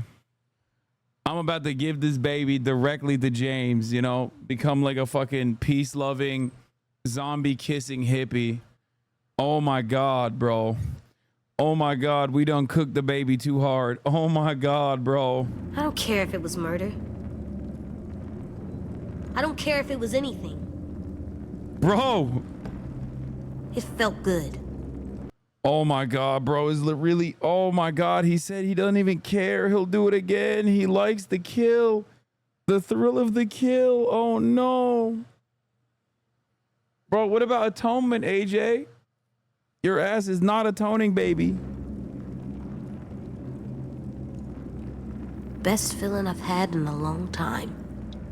Maybe ever. AJ, you talking like that? It scares me. Never think that again, and certainly never say it again. Does it matter? You can tell he already believes it. Stay out of this, or I swear I'll claw your fucking eyes out. Neither of you are listening. Anyone that wants to hurt us should be dead. And I'm not sorry about it, and I'm not gonna feel bad about it. AJ. I don't know why you're scared when you've always said for me to be like this. Oh my God. He's like, bro, James is right. You made me this way. I love murder. I love the thrill of the kill. Okay? You raised me to be this person. Surviving was the most important. It turns out I taught him the wrong lessons. This baby is Israel now. This is an Israel baby. Be strong. Be brave. If something wants to hurt us, shoot it right in the head. Killing Lily made us safe. There's nothing wrong with liking that.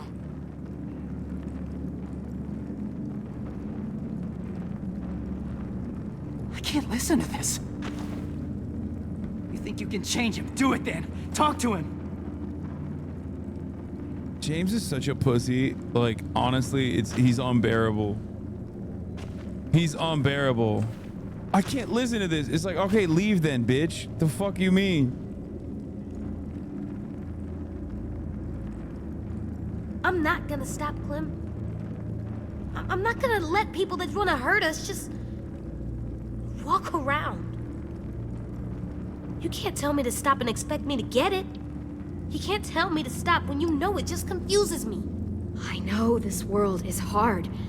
For us, for you especially. I got to do course correction and say you can't kill ever again. It's done. Sorry. Don't question mark me. It's fine. Bro, he's going to kill out of spite. Killing is making you lose yourself. So I won't let you kill again. You told me to kill Lily in the first place.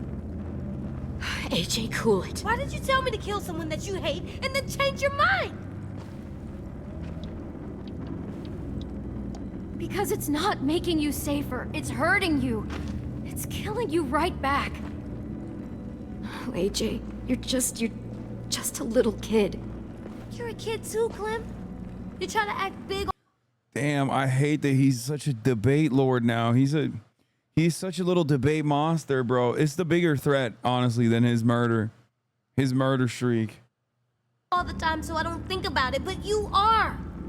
Maybe it's hurting you, but it's not hurting me. What happens when you've got a rifle pointed at your head in the woods? Or we get attacked by a bunch of Abels? I will never not protect you, Clem. What you're asking, it might get us killed. And I won't. I love the chat, by the way, was like 85% saying I need to shoot Lily. 85% of chat, and now they're like, man, you're making the wrong choices, man. It's like, bitch, you saw a black kid and you went Hillary super predator. Make the black kid kill the white lady. White ass chat, dude. And now they're like, see, he's too violent. Straight up. We voted on it. I voted against it.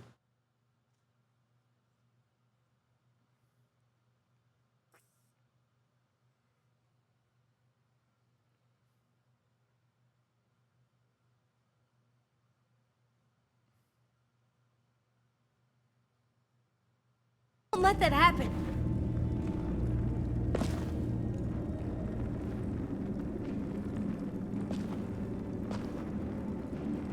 I need you to hear me, AJ. You can't talk like this about killing anyone. Even Lily.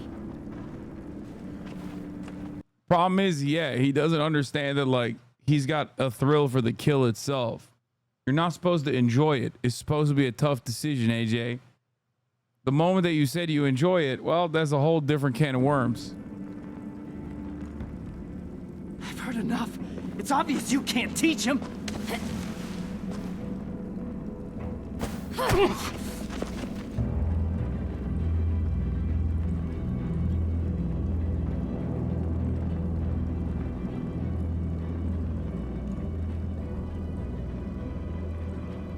Bro, what? Get the fuck away from him! Are we gonna kiss or what, dude? Oh my god, he's so strong. I can't even QTE his ass. We hear you. You just don't understand who we are. I understand you. I've seen your kind. The world is full of you. Yo, chill. He's racist as hell, bro. What do you mean you're kind? Hey, yo, dude, listen. Brother. Okay, bro, chill. Listen here, bro. You're a heartthrob and all, but like, the fuck? Where's this racial animus coming from, brother? Where is it coming from, dude? Oh my God, he's the typical racist vegan. He's about to fucking name the trade argument all the way to talking about would you eat black people and shit. Classic white vegan debater.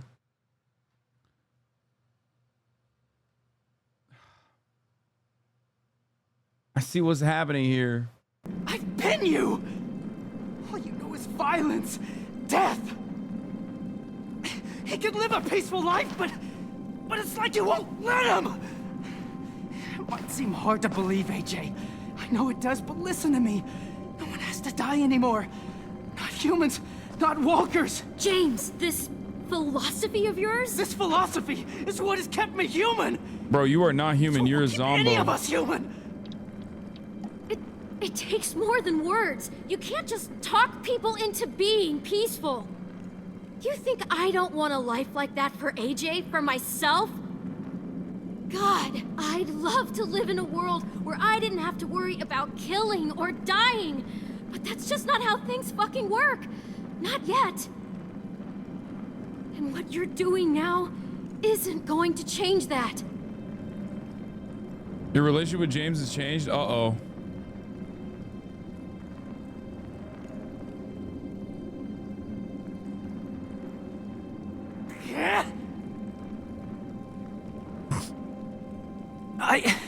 What is he doing? He's having like a rage moment. Maybe. He went Super Saiyan for a moment. Clem? That was cringe. What is it?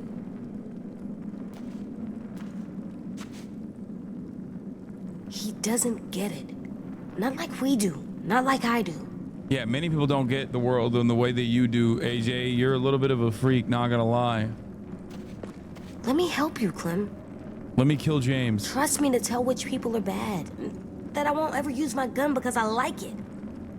But only to keep our friends safe. Please. You can trust me to decide when it's... Look at his little ass wearing the fucking broccoli shirt, being like, let me tell you something. As a 5-year-old, I'm gonna make the life or death decisions now. I'm the captain. It's like, bro, are you out of your mind? You're 5. What the fuck are you talking about? That's right.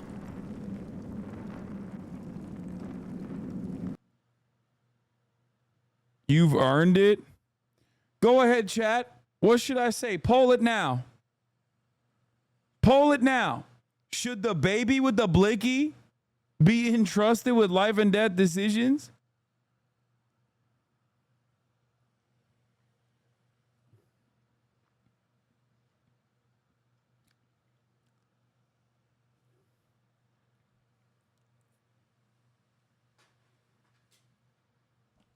Can't wait for chat to be like, that's crazy that there's 42% of chatters that say you earned it.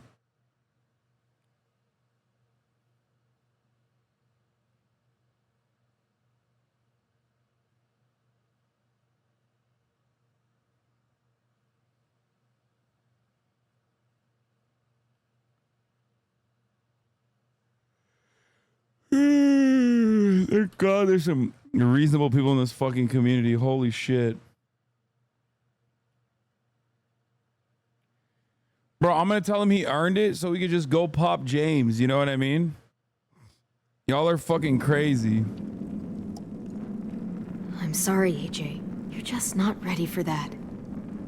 You don't trust me? 39% of chat at this point is little, yeah, someone in the chat said it best. A bunch of little Bidens being like, yeah, no, Israel, it could defend itself. It can be trusted to make the right execution decisions. I can't trust you to make those calls. You can't or you won't. Can't or won't. Which one? I've raised you since you were born, AJ. And it looks like I have a long way to go. I would have just said yet. What, okay. There will come a day. District Attorney Alvin Bragg will remember that. Yeah, that's the way out.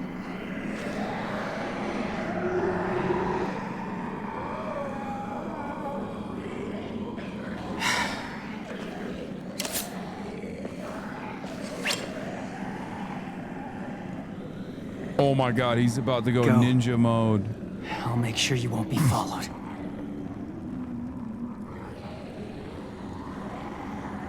Bro's about to go on a slaughter mode. Holy shit. Thank you. Be safe.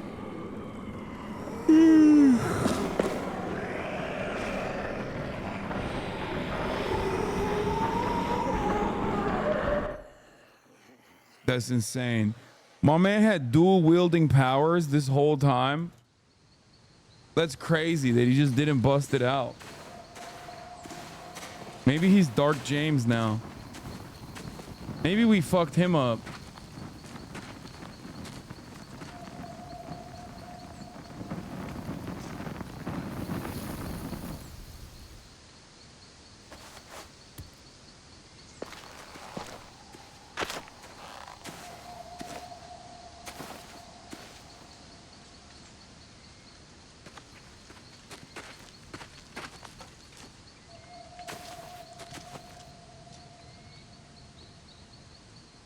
No! I've shaken his confidence in himself. Fuck. I broke him. The shore's that way, and the school is probably that way.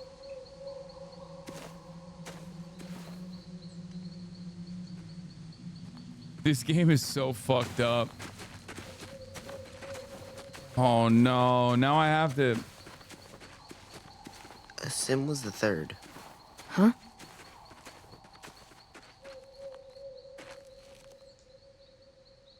The day after AJ killed Marlon. You already know Violet and I voted for you to stay. Sim was the third vote. Wait, that means Omar voted us out? And Ruby? Yeah. Huh. AJ will remember that. Sim said you knew how to survive. He could just tell the school would be safer with you there. Damn, I Sim voted for didn't you even care. because I liked you. But his reason, it was better. I just thought you should know. Sim was right. We were safer. We were more scared than we let on when you met us. That's really nice of you to say, Ten. Thank you. That's okay. Now that we're out of danger and going back home, it just made me think of it. I like Sim. If Marlon was still in charge, we'd be taken away to wherever, or dead. Instead, we fought back, because you showed us how. We weren't safe with Marlon, even in his safe zone. We were just hiding.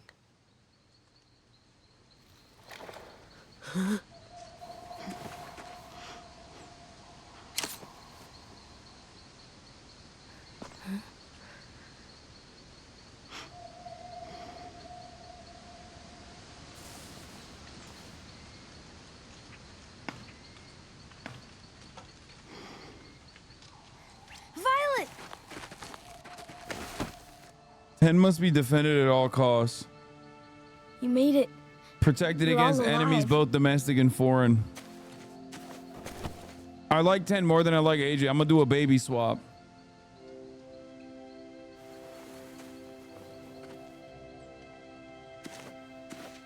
I couldn't believe you were really dead. I had to try and find you. You did find me. Did everyone else escape? Yeah, they're okay. They took the cart and headed back to the school. We're safe, Clem. All we gotta do now is find our way home. Adopt 10, but don't Any disown idea which way AJ. I mean, I don't know. If there was an option to pick one over the other, you know, I'm just letting you know where I stand. Just so we're being truthful with one another. I need y'all to know that was a bad batch. AJ was a bad baby batch. Okay, we gotta cook harder. That is? I know an old bridge near here. If we cross it, we won't be too far from the school.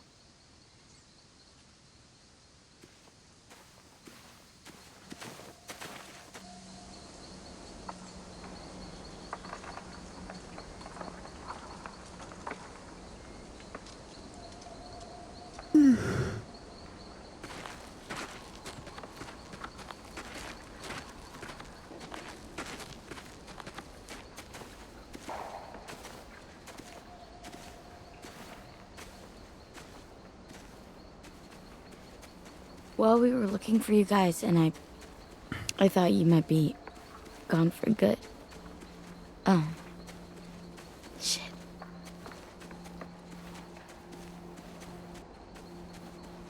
I was trying to figure out what I'd do if you were gone. And I realized how goddamn stupid I was about Minnie. For a whole fucking year. I was so wrapped up in losing her and Sophie, I pushed away everyone who tried to care about me. Listen. Brody, Lewis, even you and AJ. I tried my damnedest not to care about either of you. Well, you screwed up, because you did care about me. Yeah, Owned. I did. Way more than I meant Got to. him. I'm still kind of amazed we found each other, you know? Yeah, me too.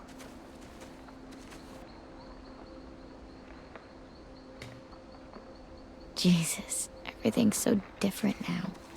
Me, us, the school. I remember how Marlon described it, what we were gonna turn Erickson into. It's not the way any of us pictured it. How did you picture it? What cologne do I use? Chanel Blue. I guess I couldn't. I just listened to what Marlon said. How it would be a home. A real one, but I couldn't really wrap my head around it. My family lived in a trailer.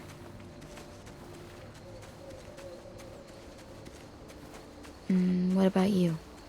Where'd you live? I lived in a house with my mom and dad. Fence around it, big backyard. What was your favorite part of the house? I hated the treehouse. I liked my bedroom. My parents painted flowers on the walls, and I had this little white bookcase. She said she hated the treehouse. What kinds of books? Well, one of my favorites was about a family of kids living in the woods together in this old...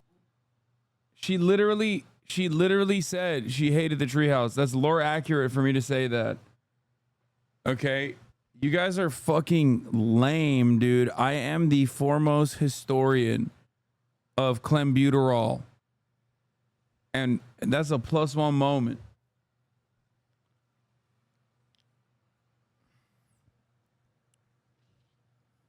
Old abandoned train car. Then it turned out they had this rich grandfather who took them to live in his mansion. Got a rich grandpa who'll take us away from all this? I don't think so. Damn.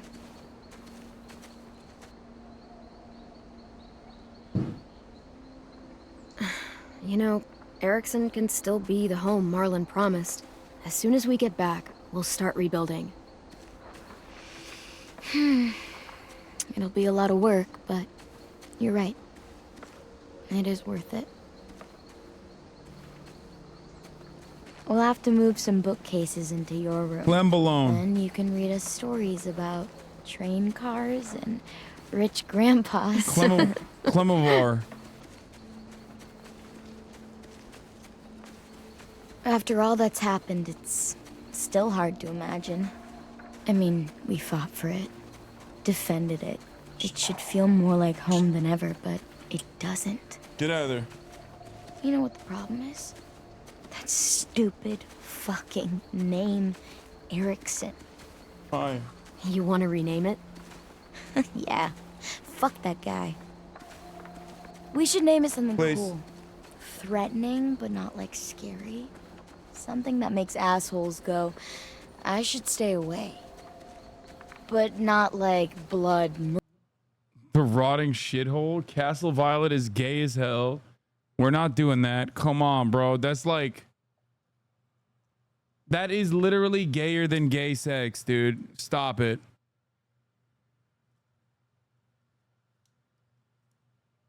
Stop it. I'm gonna ask her to name it. Murder Knife House. You name it. It was your idea. Texas. We're calling it Texas. You can't just name it Texas. Fine. Texas, too. I want to help rebuild our school.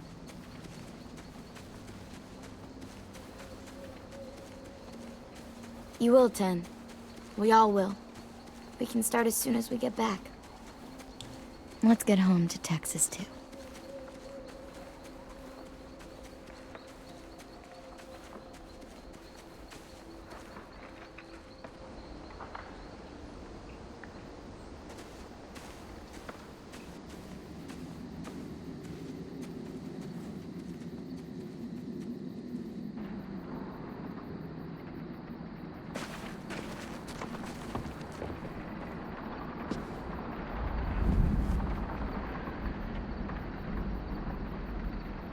Okay, just take your time and keep moving forward. I don't know why, but this bridge, like, I feel like this bridge is iconic. Like, it's very ominous. The vibes are fucked, but I feel like this bridge exists in Grand Theft Auto. It exists in Red Dead Redemption. Like, I feel like I've seen this bridge in other games.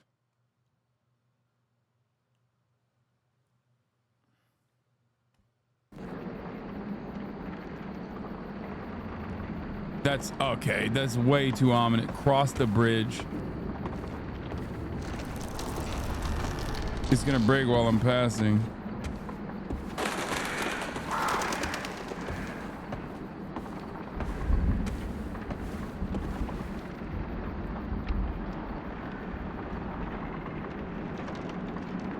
Uh-oh.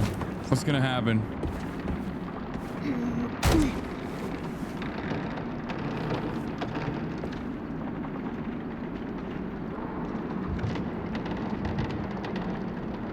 Baba? Korkuttun.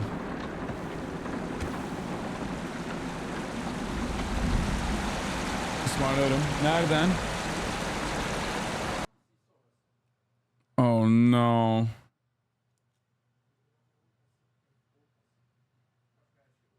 Ne olmasın, et olmasın?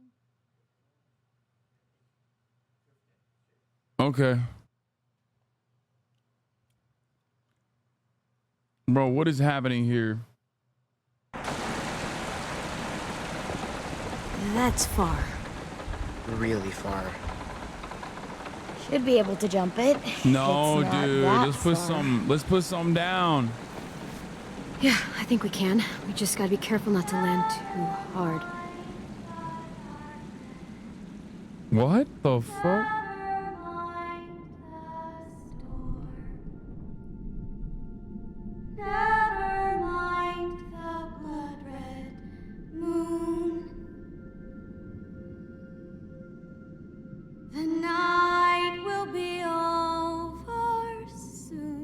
What the fuck? Minnie?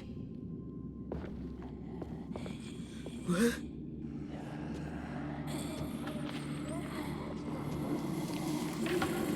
I did it. I found you. Oh, Dad. My sweet little brother. Come with me. Bro, that's crazy. You're dying. Yes. Yes, I am. I'm finally going someplace better. I want you there with me. Bro, you are so crazy. You need to calm the fuck Everyone down. gets to be a person again. We're gonna go be with Mom and Dad and Sophie. Ten, snap out of it. She wants to kill you. I know, but Oh my god. Oh my god. Don't you fucking speak to him! Any of you!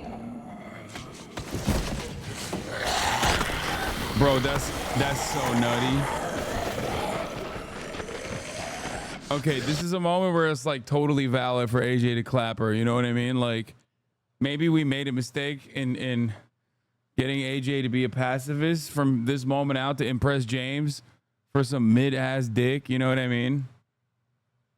Like, I had already, oh my god, I fucked it up. I'm beginning to reconsider everything that I've done so far. Oh my god. I'm sorry, but shut the fuck up. You condemned Chaz so hard for that. Bro, y'all also voted to shake his confidence. You know that, right? We did it together. Like, let's all take our share. I'm simply a vessel.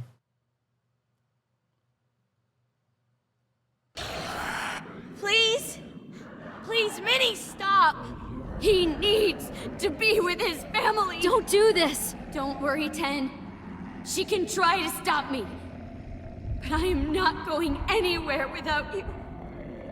The night will be over soon.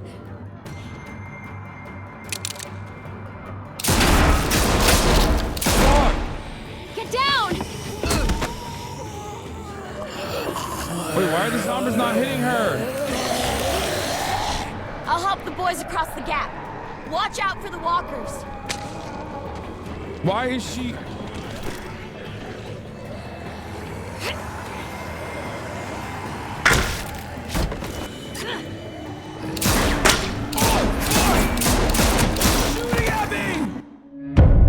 Oh, this is so much harder, bro.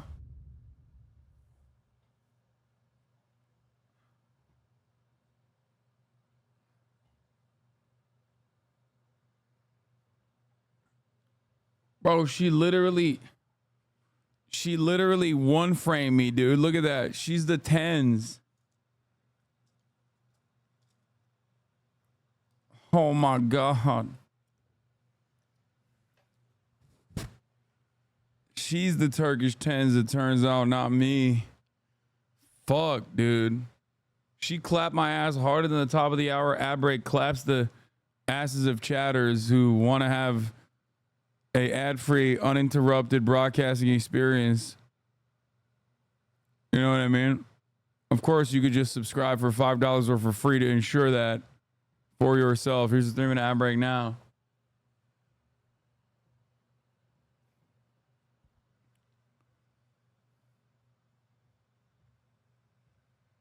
You died in this episode more than any other? I wonder why, chat. Get down!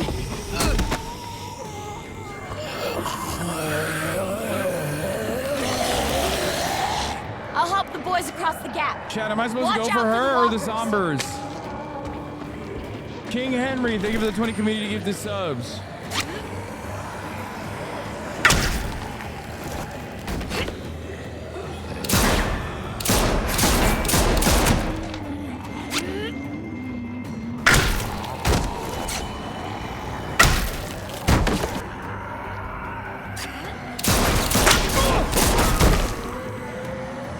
I'm so fucking cooked. Oh shit!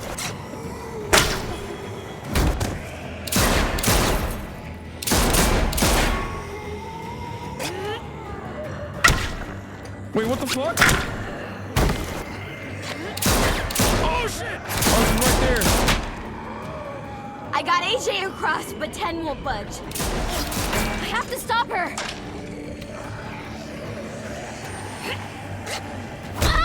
Oh, fuck!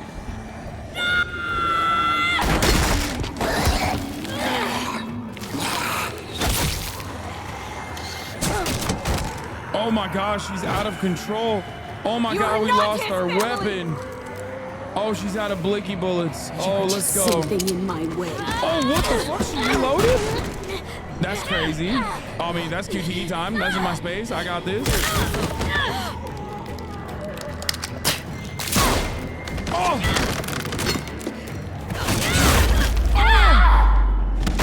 That's crazy, bro. She sliced my shit up. God damn. And she fucked up my boot. I'm taking 10 home. I'm going. Damn, bitch, die. How am I gonna jump this? How am I gonna jump this with one leg? Mini! Yes. Get across. I'll get 10. How am I supposed to do that? I got one leg.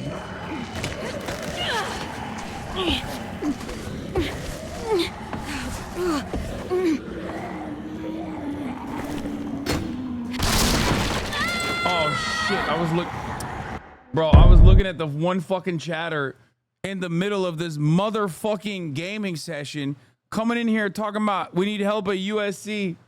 We need help to save 10 right now, chatter. Okay. I got fucking one guy. God damn it.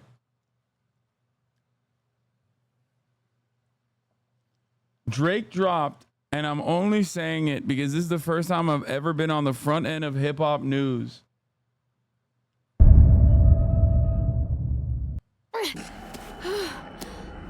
I'm taking 10 home. I'm going. I should just popped her in the head. How the fuck am I reading? Bro, that chatter is still going, by the way. That chatter is still spamming.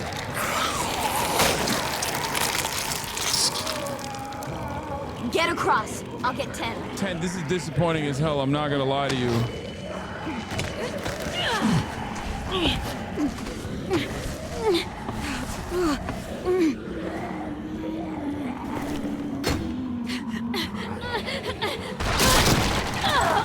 Oh, she's cooked. She can't help. Tennessee, move your fucking ass now!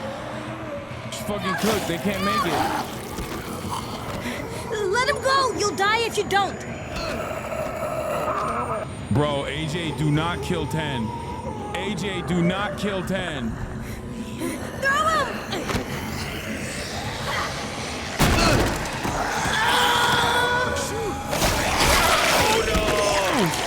My girlfriend! Violence! My girlfriend!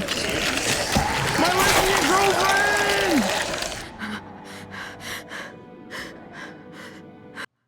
That was Chad's fault. I can't believe Chad was like being pussy ass pacifist, bro. I swear to God. I swear to God on my life. Chad just a bunch of fucking pussy pacifists, bro. I swear. Oh my God. You gotta be a pacifist. Like, Chad, you got my girlfriend killed. You know that, right? That's really fucked up.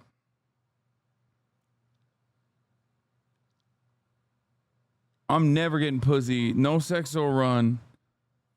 Honestly, no sex or run for all of us at this point. You did this, chat.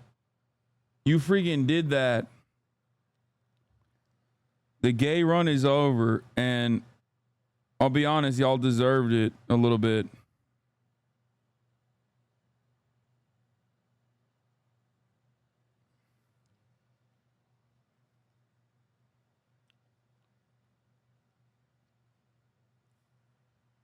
It's crazy. Well, to be fair, actually, when you think about it, if he, was his ass about to pop 10?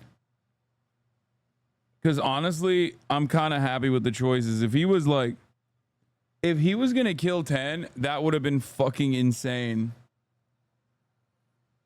So I do actually, you know what? Maybe I was right, actually. I was right.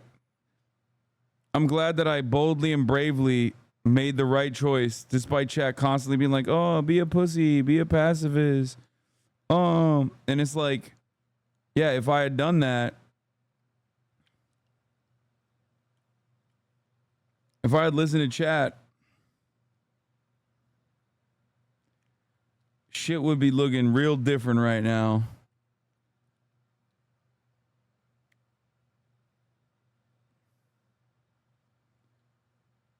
Sex or run died so 10 could live. Yeah. Girlfriend over somewhat normal child. Girlfriend over somewhat normal child. Bro, he is 10 almost through, honestly.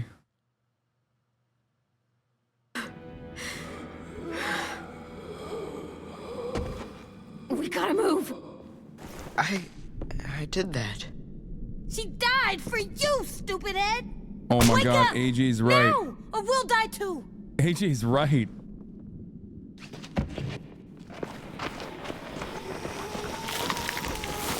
The monsters are gonna trap us. I know.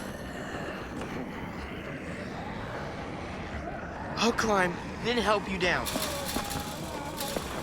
Hurry. I'm so cooked. 10. There's monsters behind you, 10. Clem, look out! Oh my God, AJ, There's pop too him. many. What is happening? We'll find another way. Don't die! Wait, what the fuck?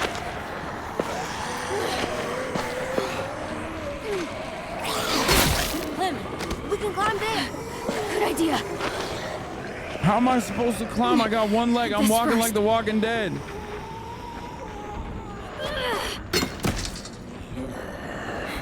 Clem! I got you. Oh my God, Go. this is so I'm right tense, behind you. bro. This is so fucking tense, bro.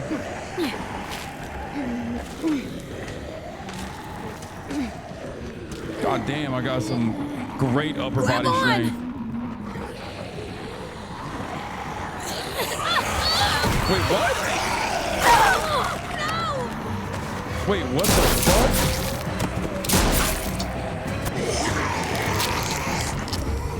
Oh, I got bit. Wait, what the fuck? I got bit. Cut my leg off, cut my leg off, cut my leg off right after we get up there. You gotta cut my leg off with the axe. Cut my leg off with the axe. Cut my leg off with the axe. You gotta use the axe to chop it off.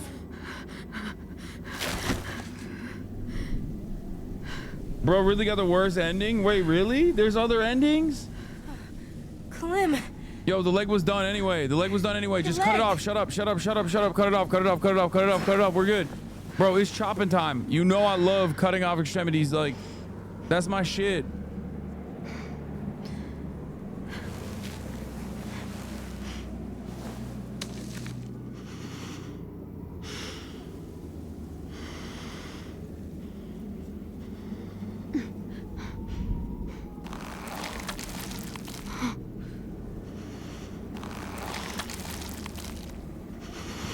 Oh, that's a bite mark.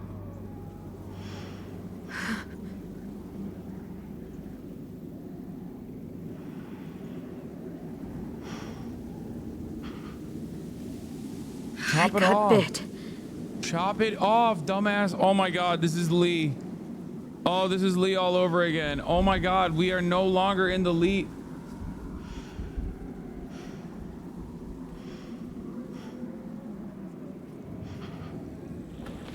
Is this actually a bad ending? Like, or is this supposed to happen?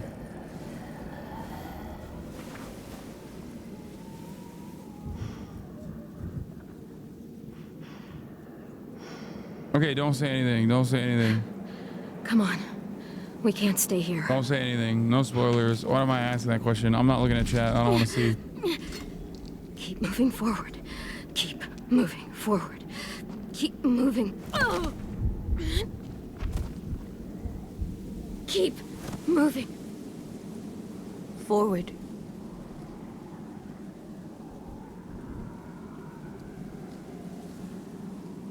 Forward.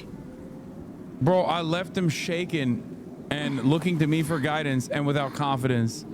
So now he's like alone in the world with nobody to fucking guide him. God damn it, there is not going to be a peaceful resolution to this fucking 4-game stupid sequence. Oh my God, I hate this. Now I'm glad that the Telltale Games franchise fucking fell apart, okay? Perhaps this is why the Telltale Games in its entirety fell apart and went bankrupt, because you're playing on our fucking heartstrings, man.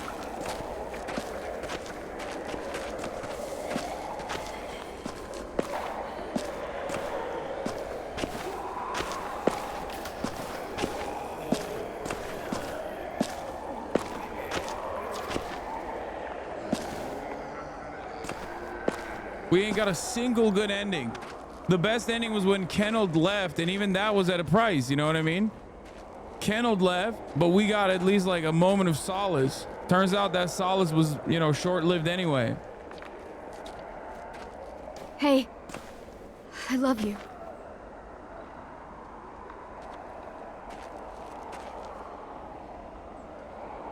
That's one blicked up ass baby.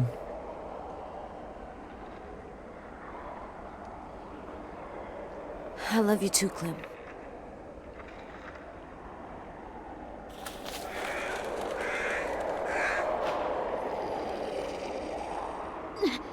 Keep moving forward. It's too late. She's already decided her fate. She's gonna get killed. Look! James's barn. It's empty now. We'll be safe in there.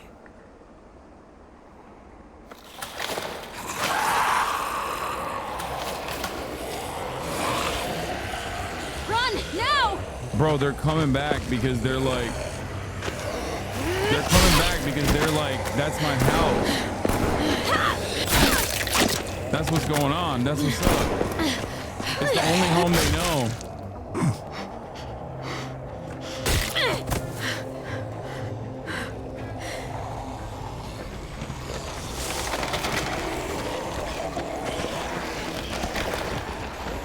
Bro, Move. that barn ain't gonna Go, save Itchy, us. run. That barn is not gonna. I'm right behind you. That barn is not gonna keep us safe. Okay. I'm pressing shift. Not that it's doing nothing. I got one leg. Bro, what is this QT? Wait, it's stuck. It's stuck. It's not letting me QTE out of this. Come on, Clem. We can make it.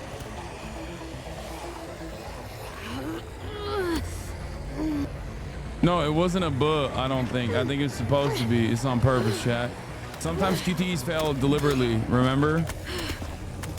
Oh my God, he's about to touch me. Oh God, gross. Close the door, close the door, close the door. Oh, this QTE is failing too. What the fuck? Wait, oh no. Oh no. Oh fuck no, dude. What the fuck? Bro, this is the least secure barn in the existence of mankind. Are you serious? It's got holes and We need shit. to find something to stick between the handles. That right there. It's right there. It's right there.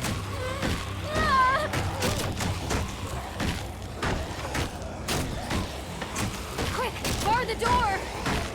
Wait, oh, what the fuck? I took over AJ now?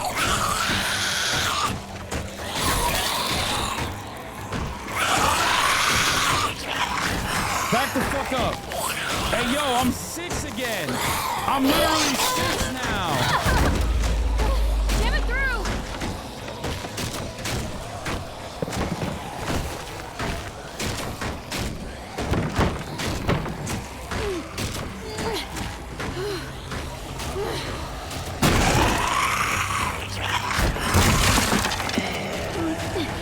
We need to get those pin doors closed before they break through.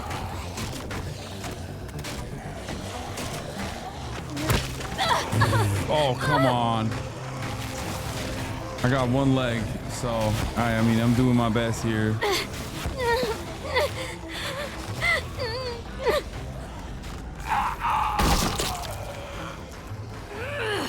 There ain't no fucking way, dude. There ain't no fucking way. Cover me.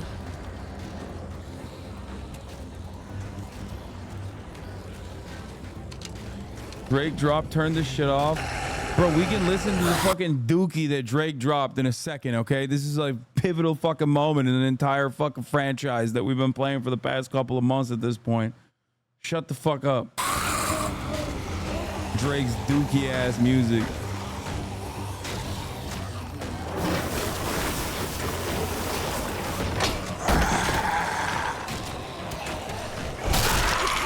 Drake riders, OVO riders.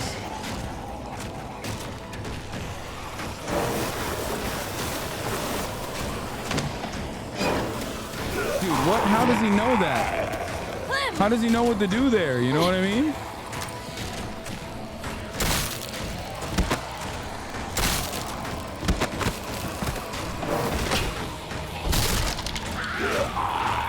Last one, last one, last one.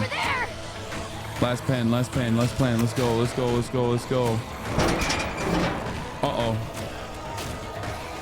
Shit is locked. You gotta shoot the thing, Clem.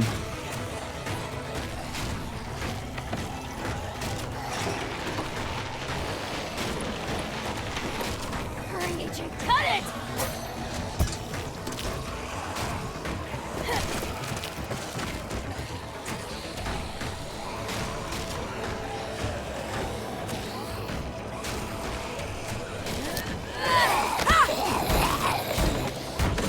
Oh no.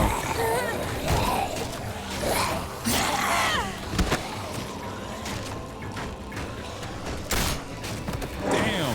That bullet basically traveled. Wait, what the fuck? Bales of hay? Oh fuck, I'm out of bullets. Oh no. That's crazy. It's baby time. It's baby time. It's baby time. It's baby time. It's baby time. It's baby time. It's baby time, baby. One, two more. Come on, bitch. Let's go. It's baby time, baby. Let's go. It's baby time. Oh shit. Murder baby on the loose. Not even a thing for me. This ain't nothing to me. You know what I'm saying? This ain't nothing for me, dude. Yeah. Wait, how do these doors lock? I don't understand that.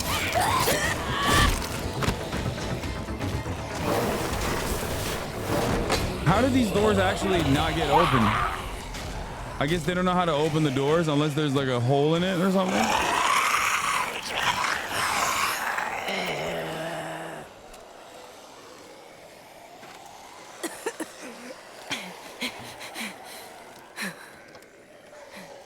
Good job, AJ.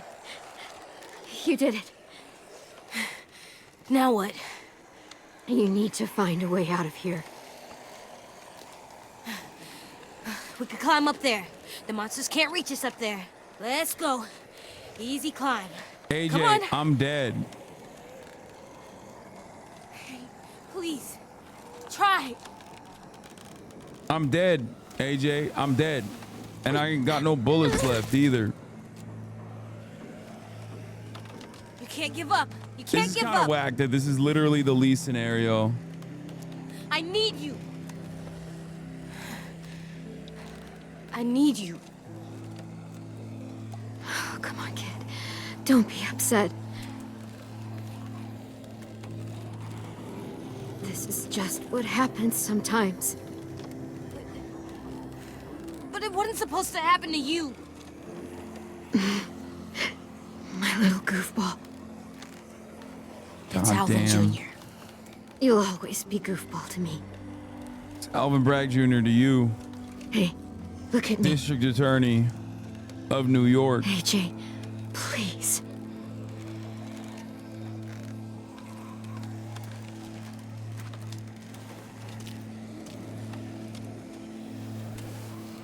You're such a cutie. How did I get so lucky?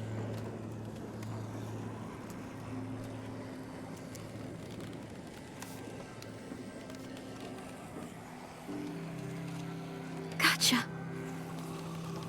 Please. Don't be silly right now. Not right now. Please. I just wanted to see you smile. One last time. Don't say that. Please. Don't say that. I need to make sure you remember. Remember what? The rules. What's number one? Stay away from the cities. Never go alone. So I can't leave. Not without you. AJ. It's your rule. You won't be alone. Not for long. Get back to the school. I don't know how. Sure you do. One of the first things I ever taught you. You need to make sure they can't smell you, so... There's a fresh, juicy walker just waiting to be gutted.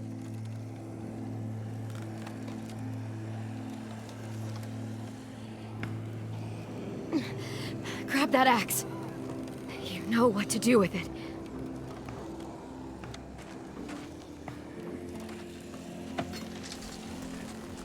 Chat's still saying cut the leg.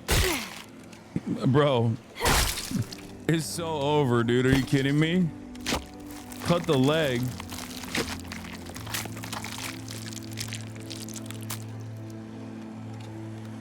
The cutting of the leg could have been, in that moment, it would have been valid. Next rule. What do we do when the monsters come? We're past the point of no return, you know? AJ. Shoot them in the head. Got any more ammo? There isn't any more. Okay then. Fuck. And the last rule. I want to stay with you. I know what'll happen. And I don't care. I don't want to go. I just want to sit next to you and... So 10 wasn't wrong? Stay. So 10 wasn't wrong. Like that monster couple from the train station. Even if someone kills us later, we'll just sit for a really long time. Please. Let me stay. Oh, sorry, kid. But no. I have a job for you. I need you to get back to your room. I need you to sleep in your bed and have friends and grow tall. Taller than I ever was, I hope. I need you to live, AJ. For me. That's your job now. Okay, Clem. That's my job.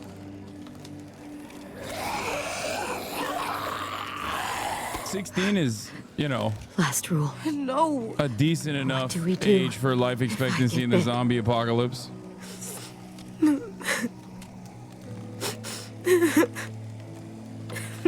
Are you gonna make me say it? That's crazy. Oh my God.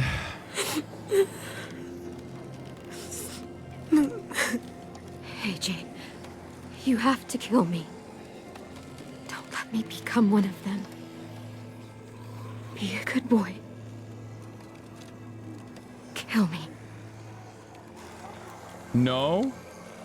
Why? No. That, I mean, she grew up right. She grew up right. She did it too when she was 6. And she grew up right.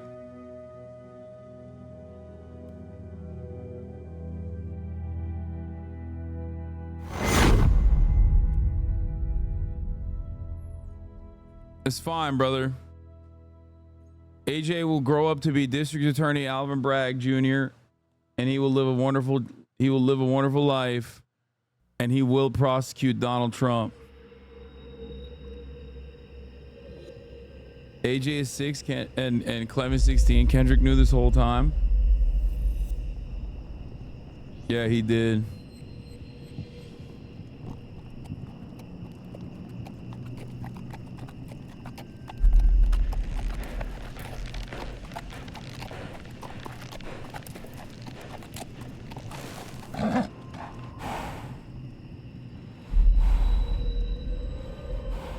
What the fuck? Am I in hell?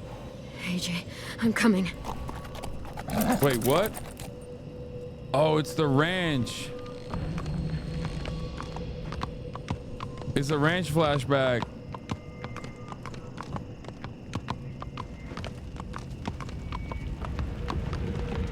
Well, she dead now, so who cares? You know what I mean? Fucking sucks to play this after she died. No. Still about 45 minutes? Wait, really?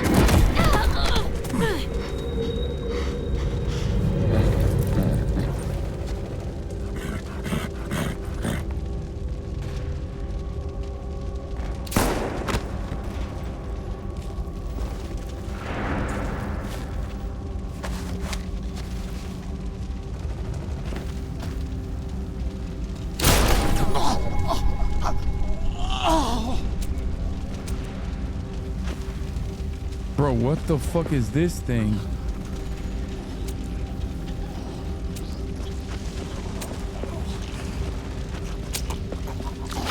I'm looking for a boy. He's about 3 years old. His name's Alvin Jr. I mean, he can't really talk, can he?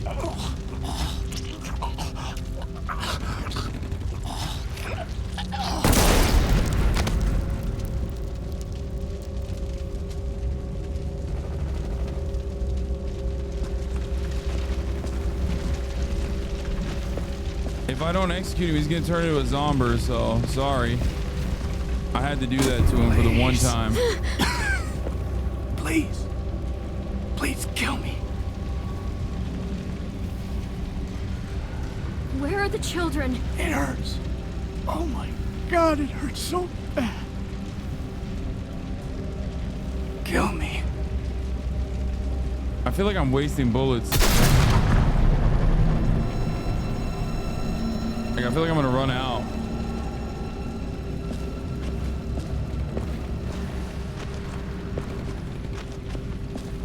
What the fuck is happening? Another one? Fuck you!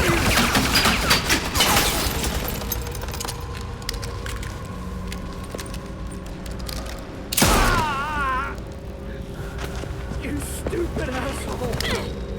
I'm not messing around. Tell me where the kids are. All right. That way. There's a nursery. But I'm not letting one of you savages take a kid! What are you talking about? Who are the savages?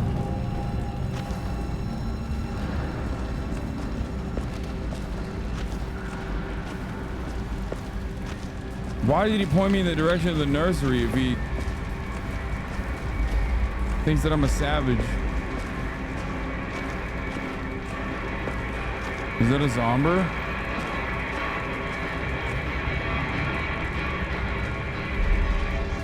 This is so terrifying.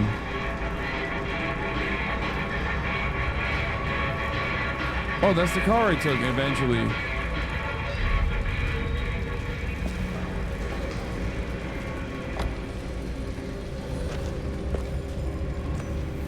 That's me and AJ's car.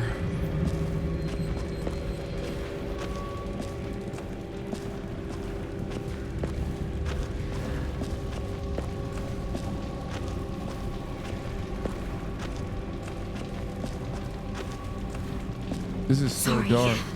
Sorry. So sorry. What? Don't worry. We're leaving soon. I've just got to grab a few things. What the fuck? Just a... No! Oh, let me... I didn't want to kill you. Oh my gosh, she literally had a fucking... Oh my god. Oh my god, I killed a woman who's like in charge of the... Oh my god. Oh my god. Shoot first, ask questions later. What the fuck are they doing? Does she have a gun on her or no? I can't even ask questions to her now. Fuck. Oh, she did have a gun. Okay, so it's not like... It's not like it wasn't warranted.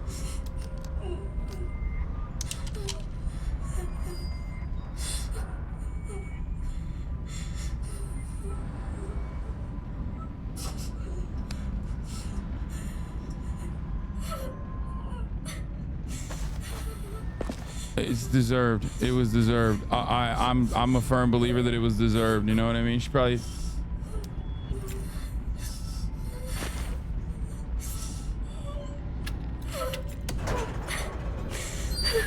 Bro, he's in a locker. What the fuck?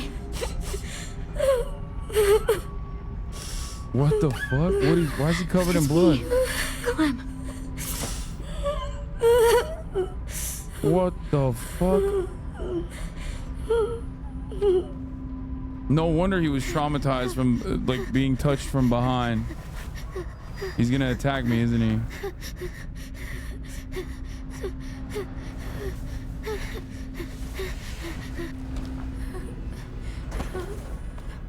Oh my god.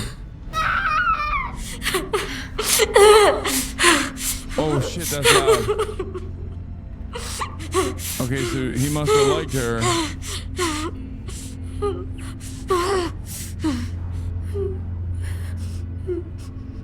Let's get you out of here. I mean, okay? GG's, I guess, you know what I mean? GG's. Sorry, AJ. Had to do it to him for the one time.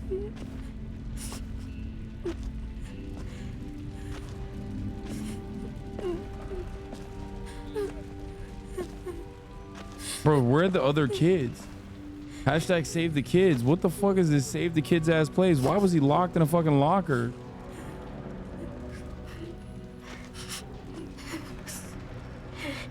What the fuck is this place?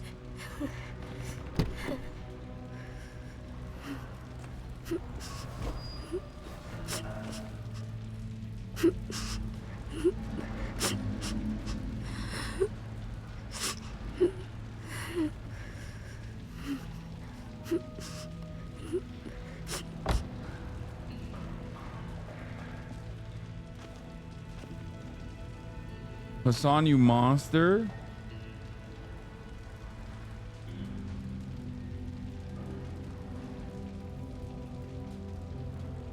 I gotta give him a blicky, a pacifier blicky.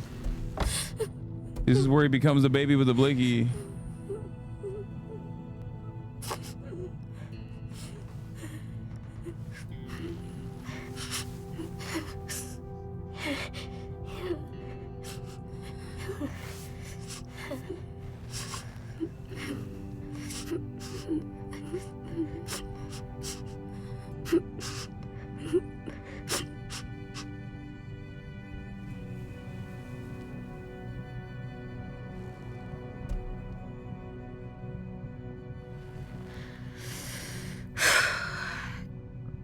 Okay, now, where to?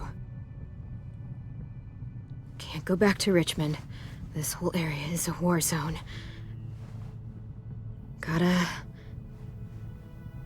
go? Yeah, we have to go, AJ. This place, we can't stay here. It's not safe.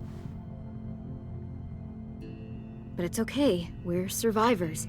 And the first rule of survival is... never go alone.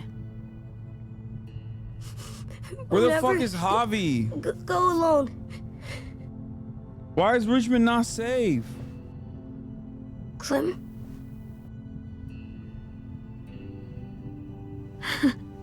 Yeah, that's right. AJ?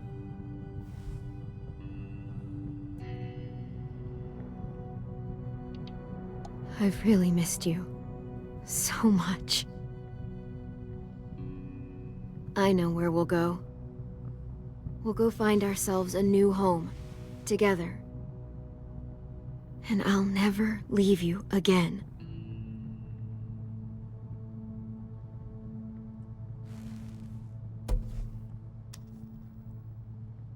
Oh my God, with his little baby hand.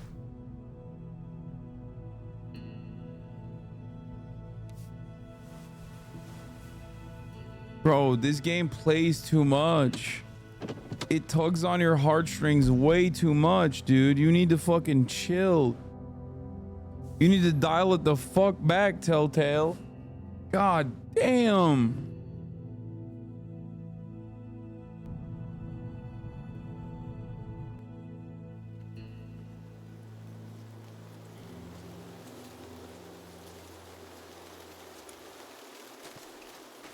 They went so hard it broke the company. Kind of manipulative. Yeah, that's why they fucking failed, dude.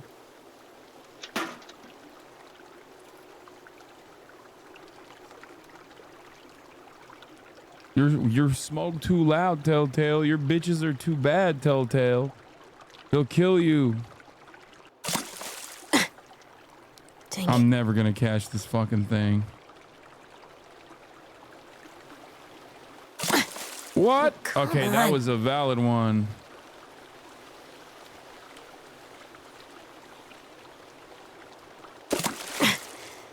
I give up. Hey, Rosie. Wait, what the fuck? The game changed? Wait, what? Is the game still going? What's happening? Who's a good girl? It's you, Rosie. Goodest girl in the world. All right, girl. I'm gonna go put the spear away. Stay here and keep watch.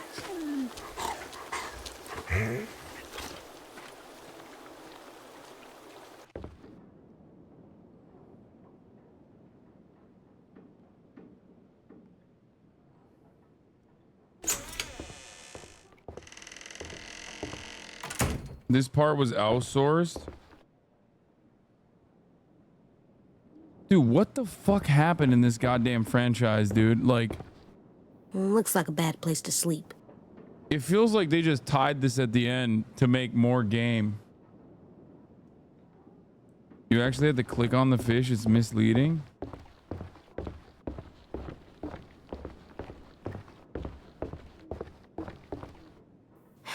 Nothing good.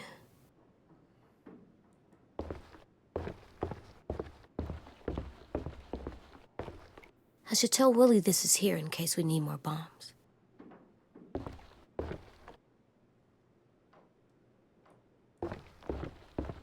V plus M. Violet plus Minnie. She used to be their friend. How can someone just make that go away? Well, they're both dead now, so I'm not scratching out the heart. This place is cursed. Oh, that's scary. And mean.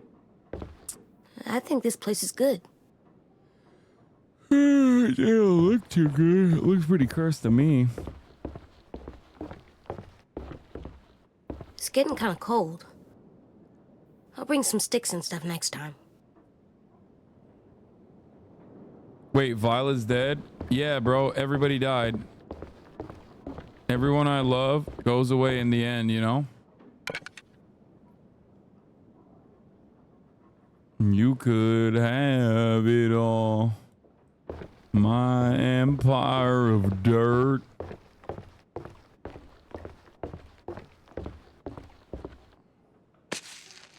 Huh.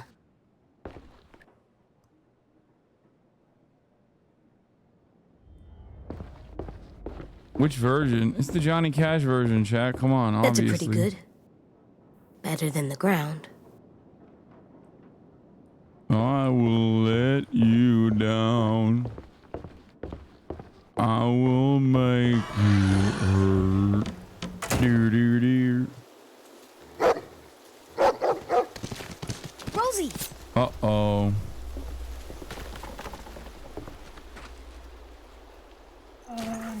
Even the Nine Inch Nails guy openly admitted that the Trent Reznor version is worse than the Hurt one, Johnny Cash version. Hey, Jay. Bro, how did he make it out of that? Bro's crazy. He's an athlete. Everyone thought you died. Because, you know, you're you. No, I'm okay.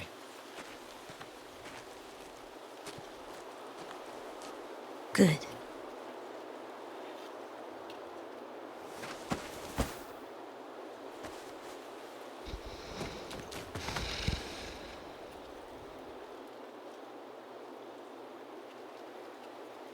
I'm sorry about Violet. I'm sorry I didn't listen to you or Clem. I'm sorry. Low key, he really fucked this up. Like, he's the reason why everybody died, technically.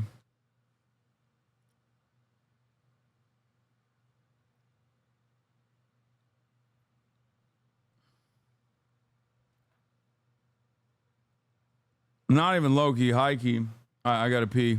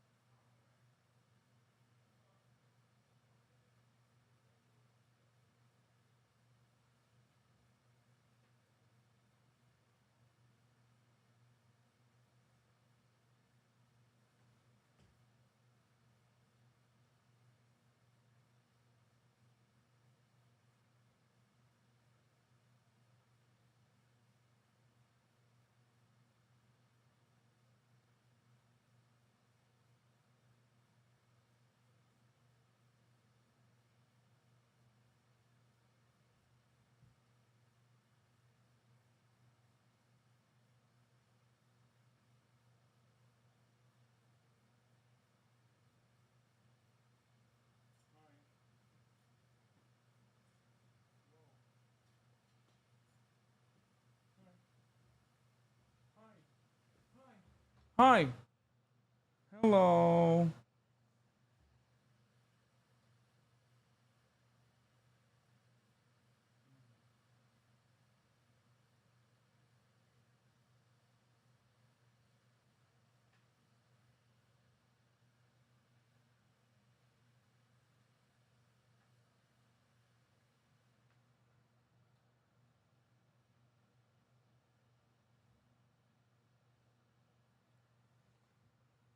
I love this dog so much.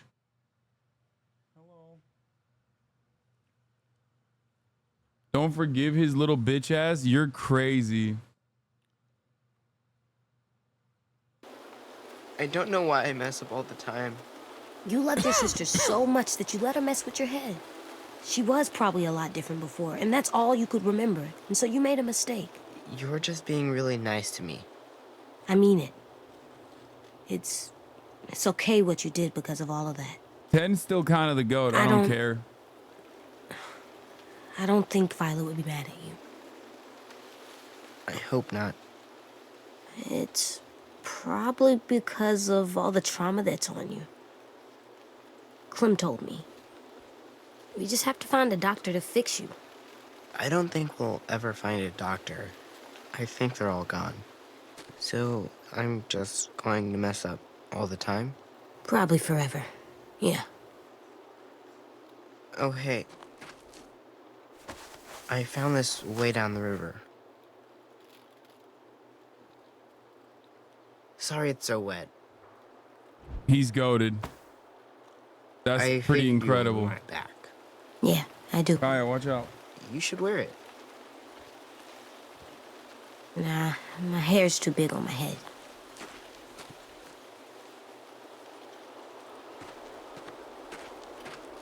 He's a nice guy. 10 is still goated, I told you. And we stole his fucking... AJ? Bro, we stole his colored crayons. Why did it take you so long to come back?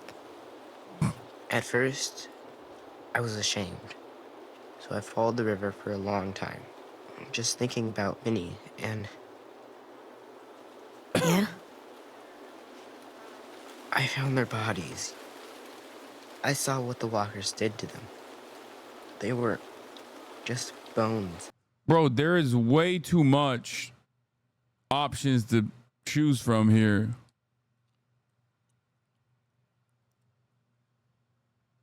And stuff. Meat.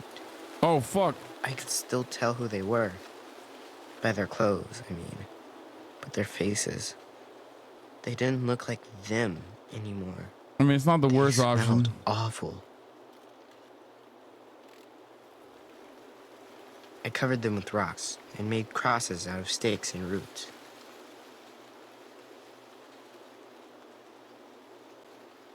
Do you know what naive means? No, Clem never taught me that one. Do you remember that drawing I made for you the night Brody died? With the house, and the walkers, and my sisters and me? I remember. You said you sometimes drew your sisters like the walkers left them instead. We put it on the wall in our room. You drew me in. And Clem. Naive means you think a certain way because you don't know the way it really is.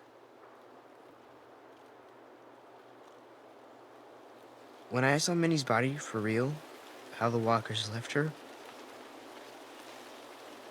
I realized those drawings were stupid. No. That house will never be real. I'll never meet my sisters again.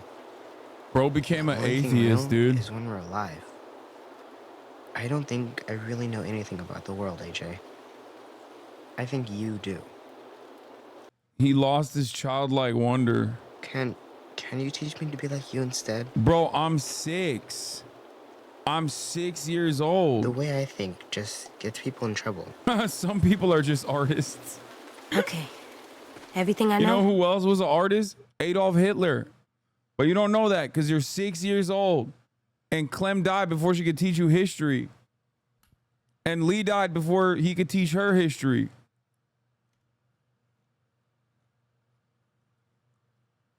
I'll tell you about it. The first rule is never go alone.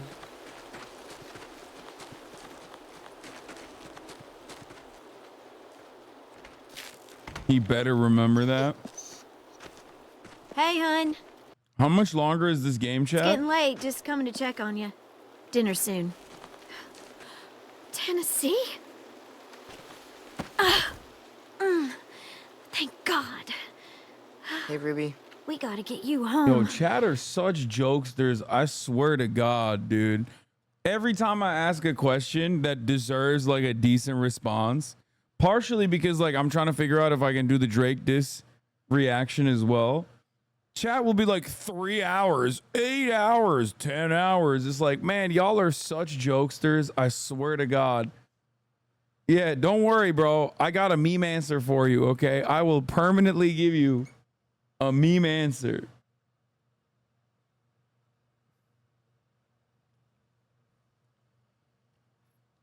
That kid needs minoxidil? That's fucked up, bro. I swear. I'm so hungry. I bet. You coming with? Whoa. You found it? How did you... Tin did. You guys go. I'll catch up.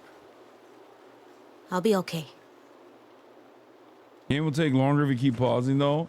How else am I going to serve a 3-minute ad break at the top of the hour if I don't fucking pause to give you a clever quip, though?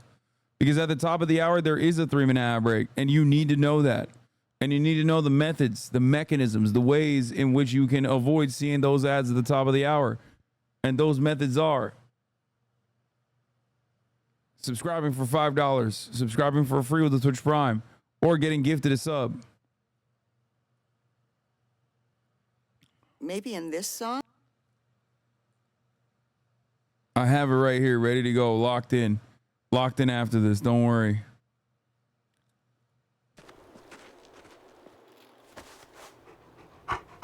You're cheesing, fam. Let's go home? Let's go home.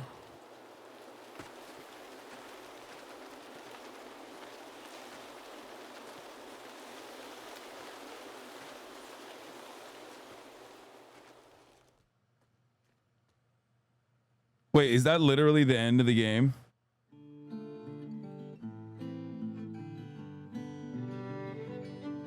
That's crazy. I thought Ciao was just... Atop the crags and cliffs, the air is thin.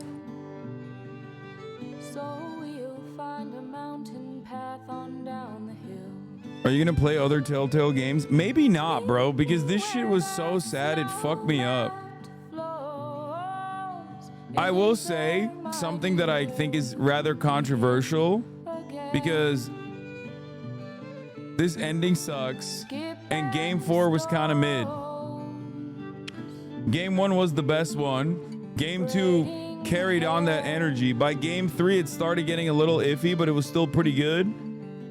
But goddamn, Robot Kami, thank you for the 100 gifted subs.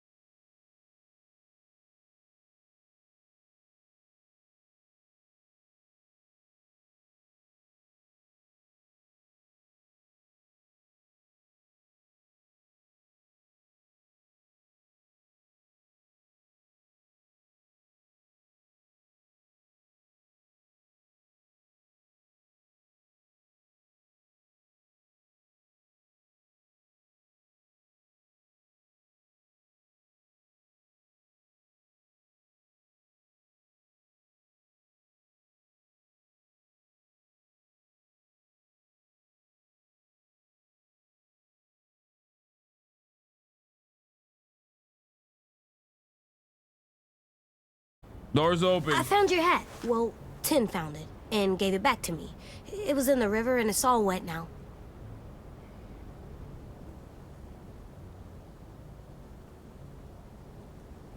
Bro, that okay, that was a debate. You guys are fucking assholes, You know what? dude. You keep it if you want it.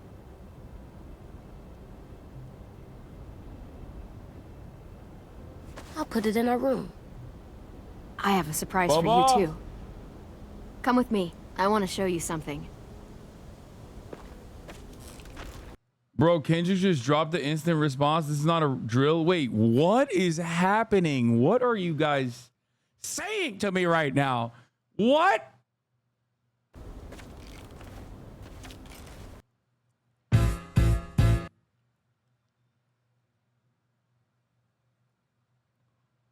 What is going on right now, bro? Oh my God, bro. Back to back? That's too much. That's too much. That's too much. Okay, let's finish this game and then we'll get to it.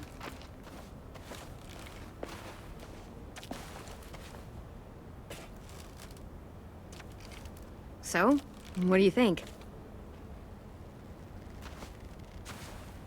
It's for me? Yep. Willie helped me put it together. I Come can't on, believe let me Clem push you. Buterol is alive, dude. And chat was like, don't fucking kill her. Don't kill her. Turns out he wasn't killing her. He was chopping that leg off.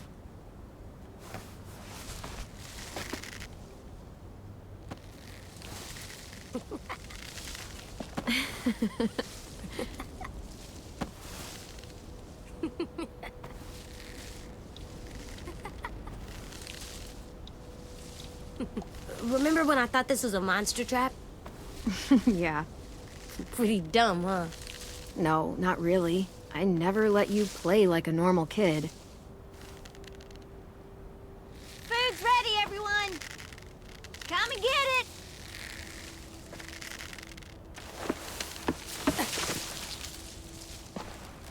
You're the best, Clem.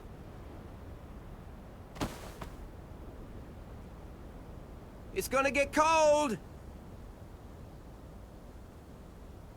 Come on, let's go eat.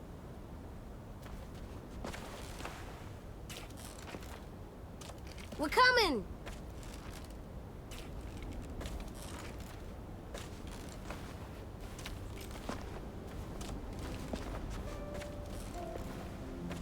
Aw. Texas too.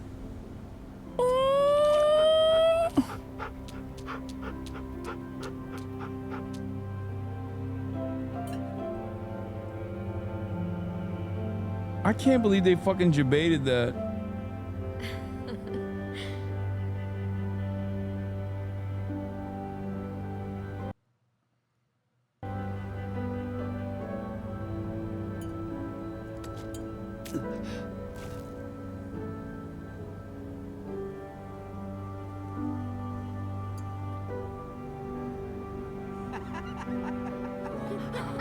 Clementine goes on to be in the comics with a prosthetic leg. Wait, really?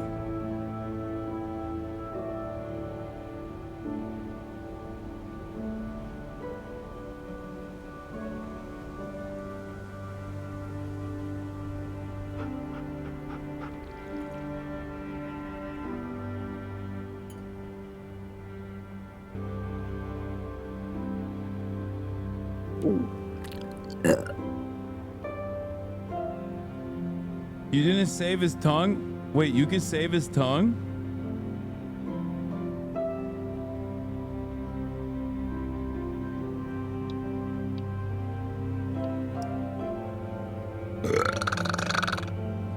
God damn!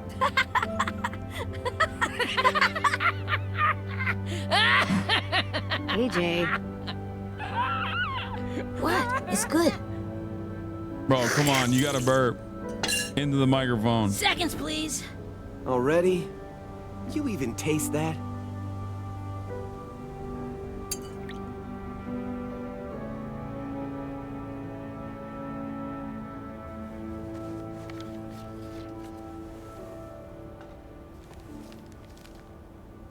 Damn, maybe he's a bisexual run after all.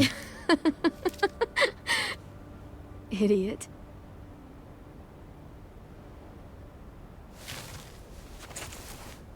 I think you saved the most number of people possible. Want to practice? I can show you how to use the gun. Okay.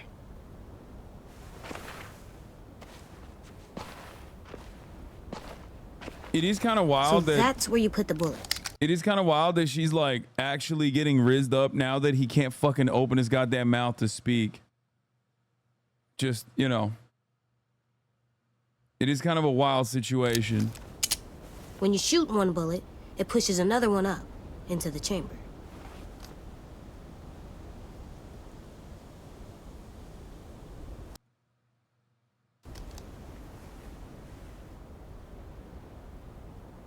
You know you're supposed to shoot them in the head? Yeah. I know that much. Okay, good. Just making sure. Well, I'm getting tired, kiddo. Mind talking with me before I turn in? Sure. Why is this a part of the game? How is the game still going? Like, I don't understand.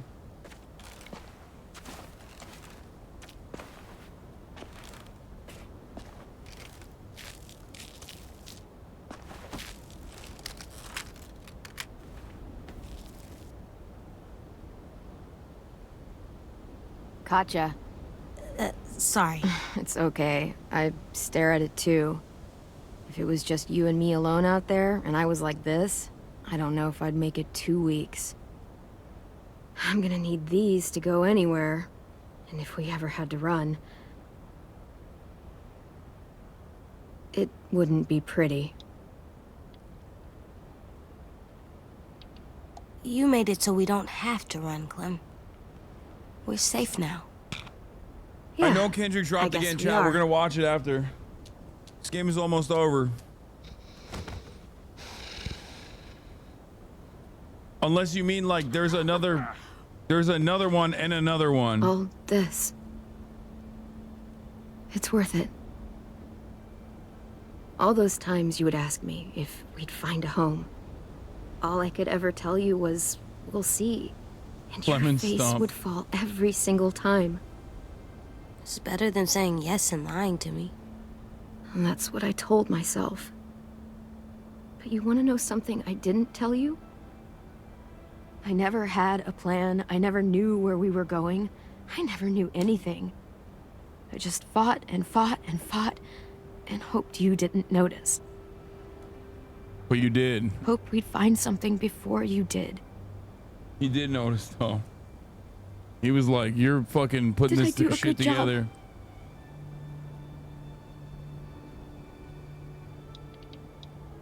Of course you did. What are you crazy? Maybe a little. A lot more than a little. Joe Biden has a verse? When we were in the barn, you didn't listen to me. And if you had, I'd be dead. I shouldn't have said you weren't ready, back in the cave. You showed me how wrong I was. You'll have to be strong for the both of us. You made it so I can. So, thank you. For everything. You're welcome for everything.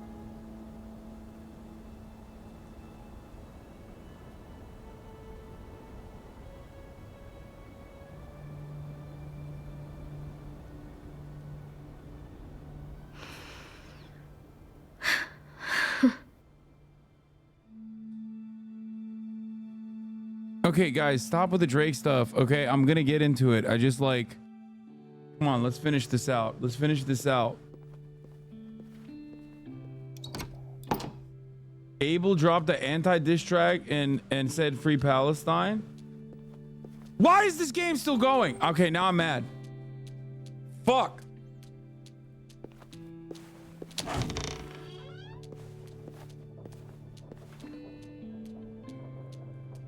Is this an interactive final sequence? That's crazy. Still not bitten.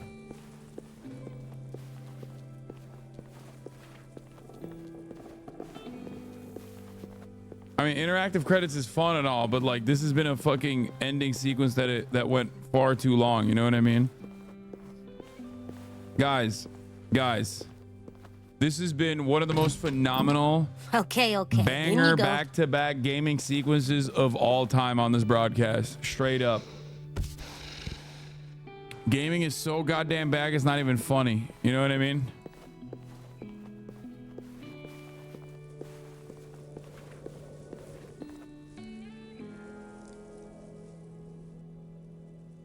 It was crazy. Hey there, Alvin Jr. You ready to rock? Wait, what? That was a white hand. What the hell's going on here? That looked like Rosie's hand. Sounded like Rosie too. What the fuck? It's so cool looking. I wonder if it has magic powers. Or not Rosie, Ruby.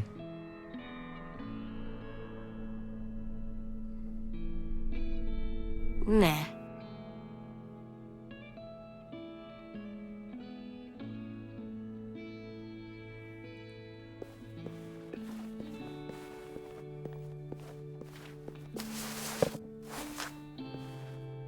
I wonder who you used to be. I mean, is that like a real skull? Because that's kind of insane if he just grabbed a real fucking skull. That's kind of dark.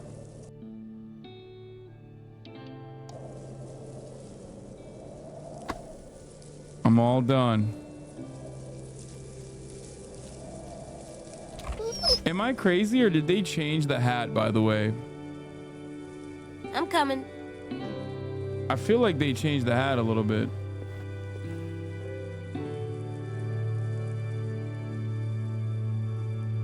Thank you for playing.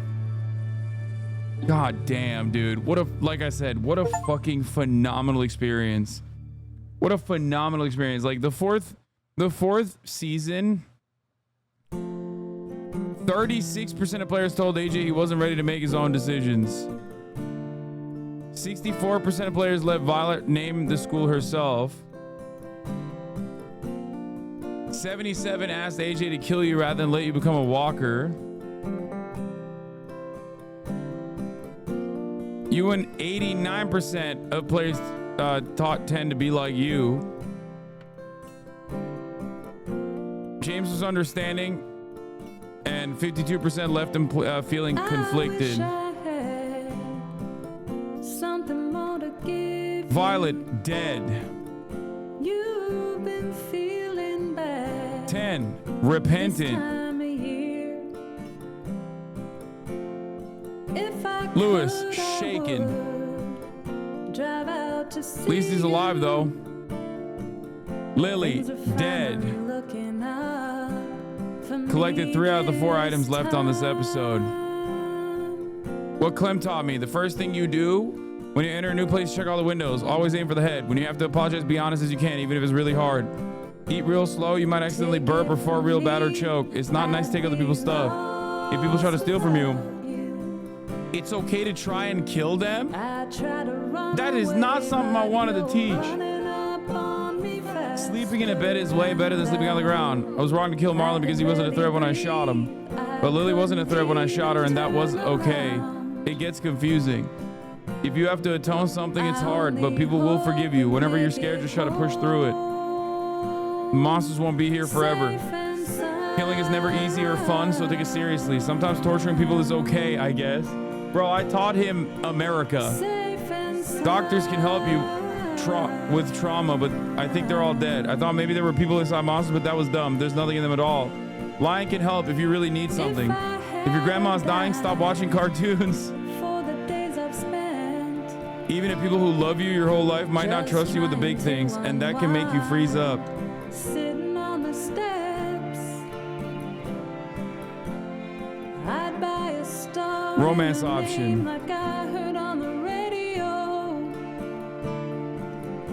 I would buy a brand new house.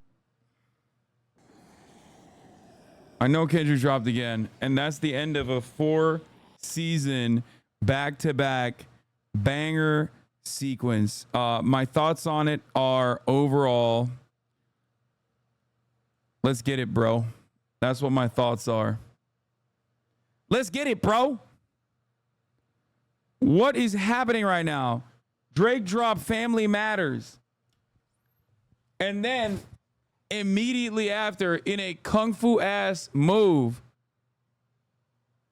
Kung Fu Kenny was ready, saying, remember in the earlier song, that Drake is so predictable, he's so calculated, and that makes him weak. He's so calculated, and that makes him weak as hell. That he is so easy to manipulate and understand exactly what his fucking next move is going to be.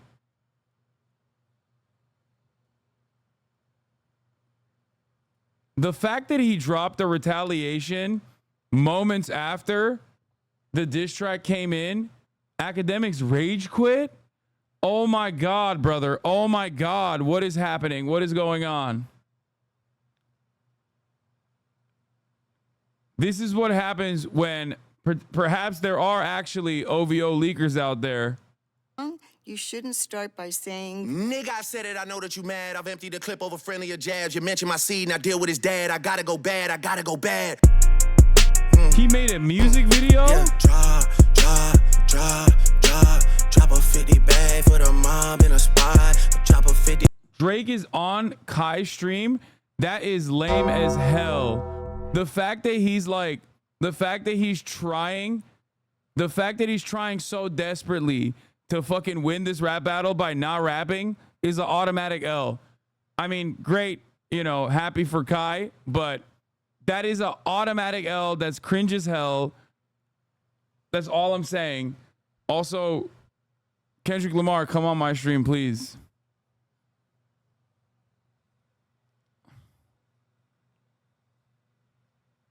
He's doing a Nicki Minaj. Yeah, that's expected. Bag 29 for the thought.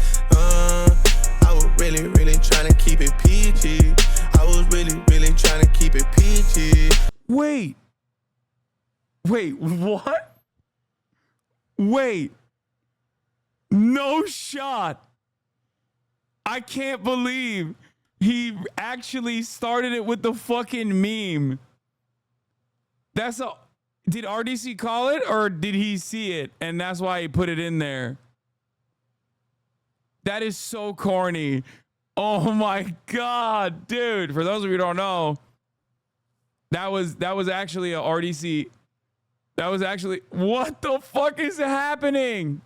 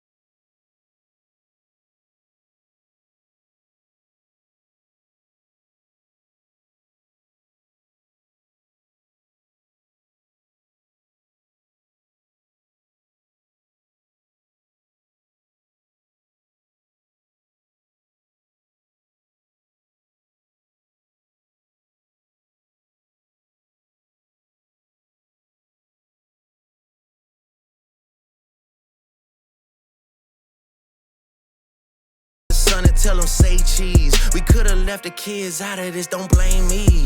You a dog and you know it, you just play sweet. Your baby mama captions always screaming, save me. You did it dirty all your life, you tryna make peace. I heard that one of them little kids might be day free.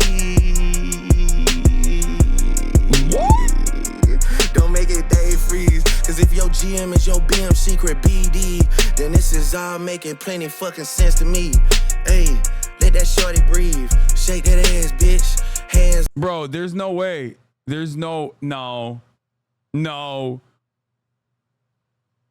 I know Dave Freeze's manager. He's saying his manager fucked his wife and one of his kids is actually his manager's. Kendrick did say on Euphoria that Jake was planning on lying about this. Dude, I can't believe this is 7 minutes. That's what the fuck is going on right now, brother. This is crazy.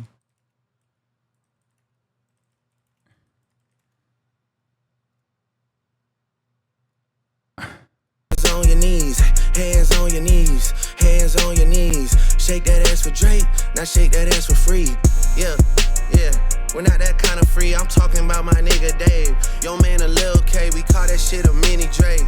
He always said I overlooked him, I was staring straight. These bars go over Kenny head no matter what I say. I know you like to keep it short, so let me paraphrase. Knew it was smoke when Abel hit us with the serenade. Niggas say, almost started reaching for my waist.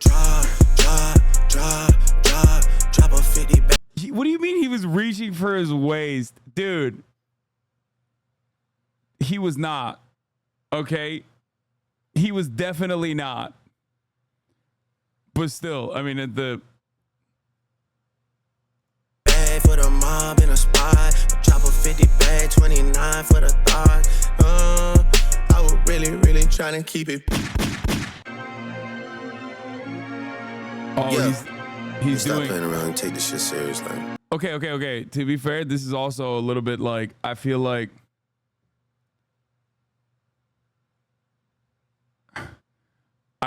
this. Let's see what happens. But I feel like this is also like he's trying to be Kendrick. He's trying to be Kendrick. It's kind of a banger, Hasan. Oh, of Drake course. Shooters doing TikToks, nigga really shooting in your gang. That's peace, brother. Y'all ain't getting shit shot, nigga. Can't listen to the stick talking falsetto, saving for a hip hop, nigga. You don't even be a home dog. You a souvenir out the gift shop, nigga. Still mad about that one hoe. We ain't even fuck. I just lip lock with her. I get active when it's wartime. I ain't even really let my dick drop, nigga. What the fuck I heard Rick drop, nigga. Talking something about a nose job, nigga. Ozempic got a side effect of jealousy and doubt. I never told y'all niggas put a nigga in the bars, let a nigga rock, kinda like your. He said, "Wait, Dude, I think he should keep it centered." By the way, for names, Rakim ASAP, Rocky, Metro Boomin, Leyland Wade, he still got smoke for Rick Ross, which is crazy. Old job, nigga, house sitting on some land, but it's out where no one even really know y'all niggas. Bitches gotta drive 2 hours for you pay them just to give a blowjob, nigga. Must've started up a snowball, cause my last record deal was 400 ends. These days, that's a low bar, nigga. Hey, who's next on the list? Which one of my so-called niggas? Which one of my so-called niggas? Which one of my so-called niggas need a sheriff on the clip? Always knew I had to smoke y'all niggas. Good kid, Mad City van, we'll pot the latch and make the door slide. Tears running down my cheek, laughing at you pussy dying, it's a war cry. Weekend music getting played in all the spots where boys got a little more pride. That's why all your friends dip into it. Dude, you can't, he's saying, dude, you can't be like, I'm actually laughing right now. You can't say, I'm actually laughing right now while also acting tough. That's your music getting played in all the spots where boys got a little more pride. That's why all your friends dip into Atlanta paying just to find a tour guide. Able run your fucking bread, need to buy some more chains for some more guys. And he said only gay people fuck with Weeknd's music. What the fuck? he said if you like Weeknd, you're gay, brother. You're Drake. What are you saying?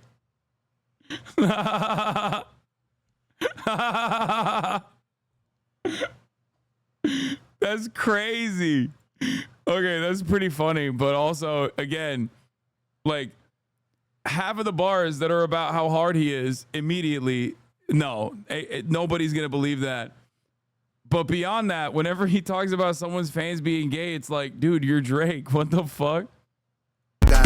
People run your fucking bread, need to buy some more chains for some more guys. Let me find another street nigga I could take to the game courtside. Let me get a used Ferrari for a rapper, take the nigga on a horse ride. Anything to take a spotlight off the fact the boss is a drugged out little punk sissy from the north side. Wait, what, is he calling people that he, like, is he calling his friends that he brought to the games courtside just random street dudes? Because if that's the case, like, if that's the case, he's basically confirming the reason why everybody hates him and literally doubling down on the fact that, like, everybody hates him and that like, yeah, he has no friends except for dudes in the OVO who are paid. And also on top of that, not only are they paid, but also he's going to kill them, which he's not, of course, but he's just like, how are you doing a diss track and you're dissing yourself? By the way, in typical Drake fashion, this also slaps, which is hilarious in and of itself. Like, he can't stop making a top 40. He cannot physically stop making a top 40 ass song, even if he's like dissing, where the song overall comes across like something you can play and listen to, but it's still not like, it's still not like a solid diss.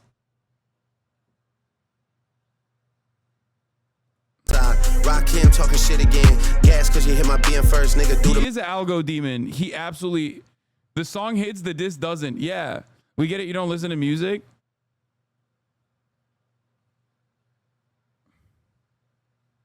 Man, who I was hitting in. I ain't even know you rap still, cause they only talking about your fit again. Probably gotta have a kid again for you think of dropping any shit again. Even when you do drop, they gon' say you should've modeled cause it's mid again. Smoking 50, but they should've put you on the first one trying to get it in. Ask Spring if this a good idea, the next time you cuddled in a bed again. Shit'll even tell your leader boy alone before you get your head split again. Pluto shit made me sick to my stomach, we ain't never really been through it. Leland Wayne, he a fucking lame, so I know he had to be an influence. These niggas had a plan and they finally found a way to rope you into it. 2 separate albums dissing, I just did a Kim to it, nigga skim through it. Me and Savage had the hose dripping wet at shows, almost had to swim to it. K-Dot shit is only hitting hard when Baby King put his pen to it. Ross calling me the white boy and the shit kinda got a ring to it. Cause all these rappers waving white flags while the whole fucking club sing to it. Murder scene on your man tonight, then come to vigil with the candlelight. Body at the fucking body and you know Rick reading my Miranda rights. I'm going on vacation now, I hope. Okay, that's good. That was good. That's good. Body after body, and you know Rick reading my Miranda rights is pretty funny. That's a good one. Dude, Rick Ross, both with the Ozempic line and also with the reading me my Miranda rights is pretty fucking good. Holy shit, Officer Rick. Ghostwriters were crunching on this one. Yeah. People, stop spoiling the Kendrick side of this track. I will get to it. I will get to it. I will hear it. I will listen to it. I will bob my head to it in time. Okay. This is like a fine wine. Calm down. No spoilers. All right. We're on fucking episode 1. Body at the fucking body and you know Rick reading my Miranda rights. I'm going on vacation now, I hope next time y'all plan it right. Cause you gotta pay for saying my name. Guess now niggas understand the price, man. What? Wait, what? No, he did not go to New Ho King. Which, by the way, apparently he got robbed at. That's what Kendrick was referencing in like 2019 or something. Hey, Kendrick just opened his mouth. Someone go hand him a Grammy right now. No, where's your... you can't go back to singing. No, no.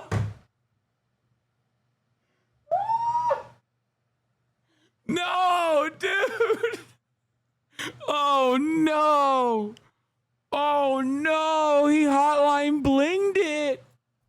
You can't do that. You can't try to. Oh, no.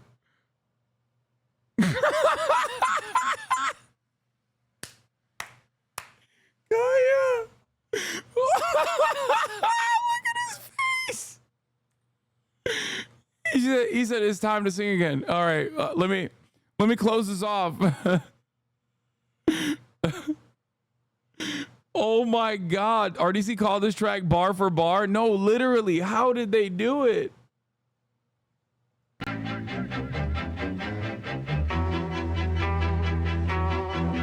Hey, Kendrick just opened his mouth. Someone go hand him a Grammy right now. Where's your uncle at? Cause I wanna talk to the man of the house. West Coast niggas do phase, right? Come get this ass whooping, I'm handing them out. You wanna take off for real? Bro, who are you? No. You literally got beat up by Puff Daddy back when he was called Puff Daddy and not even P. Diddy yet. You can't say you're whooping people's asses. Then come get his legacy out of my house. A cease and desist is for hoes. Can't listen to lies that come out of your mouth. You caught a 2-pack of steak and beg them to sue me and get that shit down. I'm losing perspective on beef. That's bullshit. Boy, when the send beat and I kill you for fun. There's 0% chance Kendrick Lamar did that. 0% chance. Of course they would do that. You used his voice, AI voice, without fucking getting prior consent. And also, like a bitch, he actually took it down. Happy divorce, happy co-parenting. Daddy got robbed by Top. You stunning and Wayne like father, like son. Anthony set up the plays. Kojo be charging you double for none. They shook about what I'ma say. But texting your phone like we already won. You tell me what I shouldn't say. But fucking my nigga, it's already done. We already know it's a 20v1. We already know why you went #1. It's clearly because of the boy. The honorable thing is to give me the loot. You right about fuck the big 3. It's only Big D and it's video proof. Our son should go play at the park. 2 light-skinned kids. Oh my God. There is no way he said that. That's, dude, you know Academics nutted when he said that. DJ Academics was like, oh wow, yeah, no, his penis is this is what he did. Bro said there's video proof, dude. He brought out the slinky. Oh, Jesus Christ. My stomach hurts. This motherfucker makes me sick. I can't believe he did a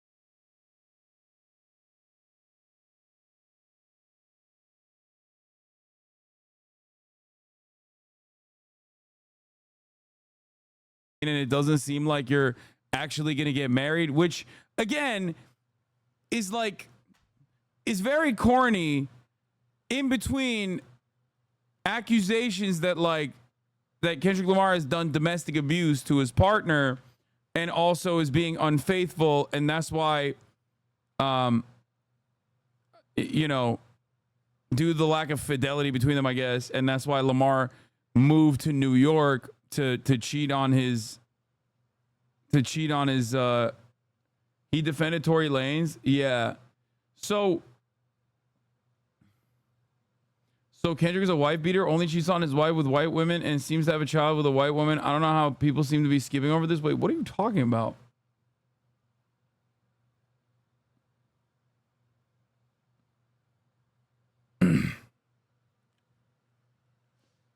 Overall, there's a lot of allegations, except the reality is we know that Drake doesn't give a fuck about beating women, considering the fact that he defended Tory Lanez and actually took shots at Megan Thee Stallion, who very famously was shot.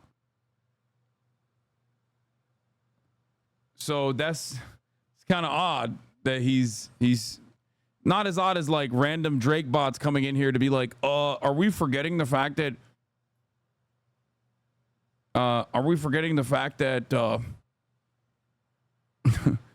Kendrick Lamar has a son or a child with a white woman? I don't know where that came from. Did I miss that? Now I'm gonna get to the Kendrick part. Hold on, chat. Hold the fuck on.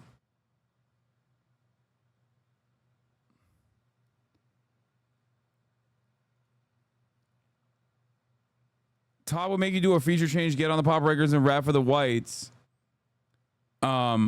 Which again, saying Kendrick Lamar is bought and sold by white people in the record label, kind of, not gonna lie, kind of, it's giving white supremacy.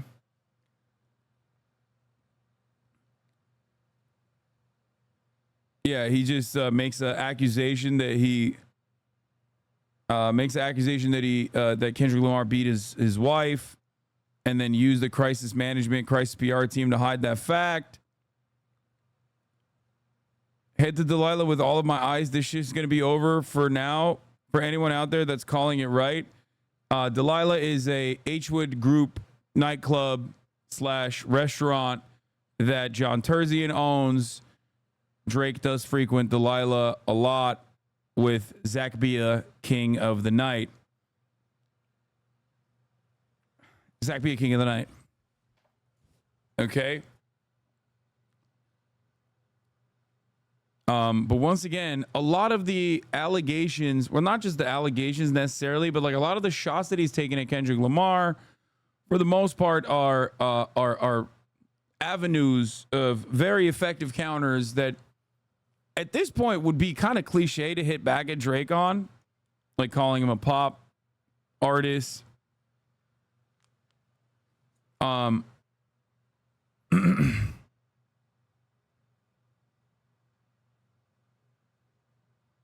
And I would say that this isn't as big as a nuke as I thought it was, even though obviously if there's the allegations are correct, then it's pretty solid, except it did seem like Kendrick Lamar said, don't lie about me and I won't tell the truth about you, gearing up for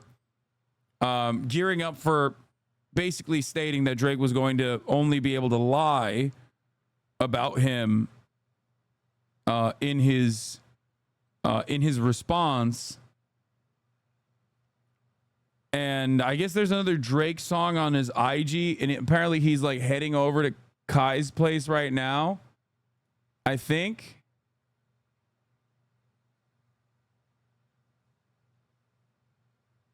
But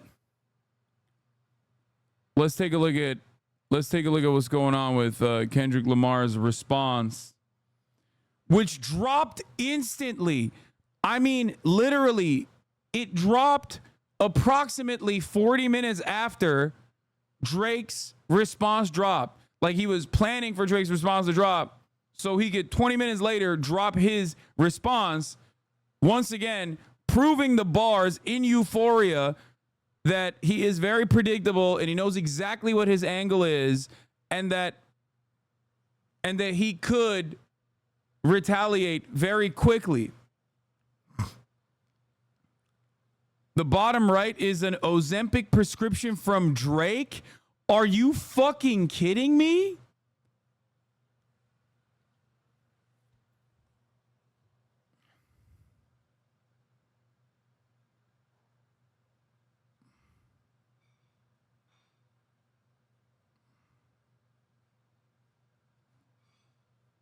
Wait. Okay, what is happening, bro? Another 6 minute and 32. You might want to put a seatbelt on. I'm fucking locked in, brother. I don't know what the hell's going on, but I'm fucking locked in.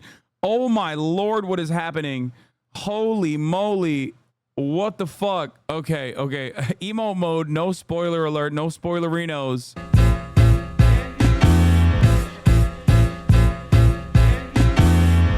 Dear Adonis, I'm sorry that man is your father. Let me be honest. It takes a man to be a man. Your dad is not responsive. I look at him and wish your grandpa would have wore a condom.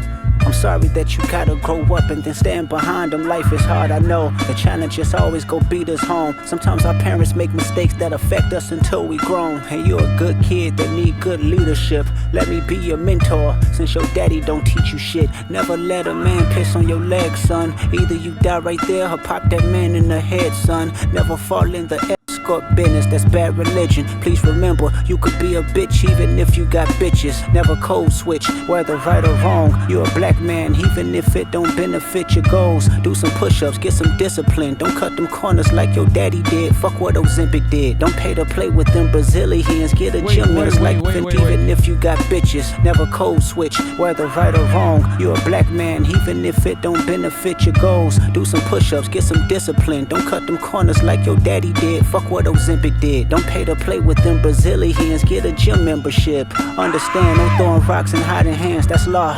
Don't be. He said he has a Brazilian butt lift and Ozempic. Don't cut corners. Don't be cheating. Ashamed about who you with. That's how he treat your moms. Don't have a kid to hide again. Be sure 5% will comprehend, but 95 is lost. Be proud of who you are. Your strength come from within. Lot of superstars, that's real, but your daddy ain't one of them. And you nothing like him. You'll carry yourself as king. Can't understand me right now. Just play this when you 18. He said he has a piss kink? Dear Sandra, your son got some habits. I hope you don't undermine them. Especially with other girls that's hurt inside this climate. You're a woman, so you know how it feels to be in alignment with emotion, hoping a man can see you and not be blinded. Dear Dennis, you gave birth to a master manipulator. Even using you to prove who he is a huge favor. I think you should ask for more paper and more paper and more. Both simultaneously saying that you're kind of a deadbeat dad to Dennis and you're a hanger on after the fact, even though you left your kid, while simultaneously saying that Drake is using him to prove his blackness. So it's like a mutually beneficial relationship, while also simultaneously saying that, implying that both of them are master manipulators in their own different ways. Oof. More paper. I'm blaming you for all his gambling addictions, psychopath intuition, the man that like to play victim.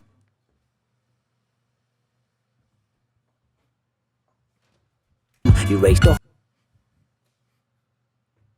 No! I was right! I fucking told you!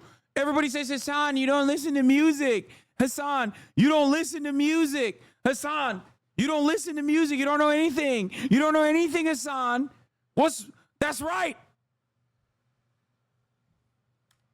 Let's run that again. Paper and more paper and more paper. I'm blaming you for all his gambling addictions, psychopath intuition, the man that like to play victim. You raised a horrible fucking person. The nerve of you, Dennis. Sandra, sit down. What I'm about to say is heavy. Now listen.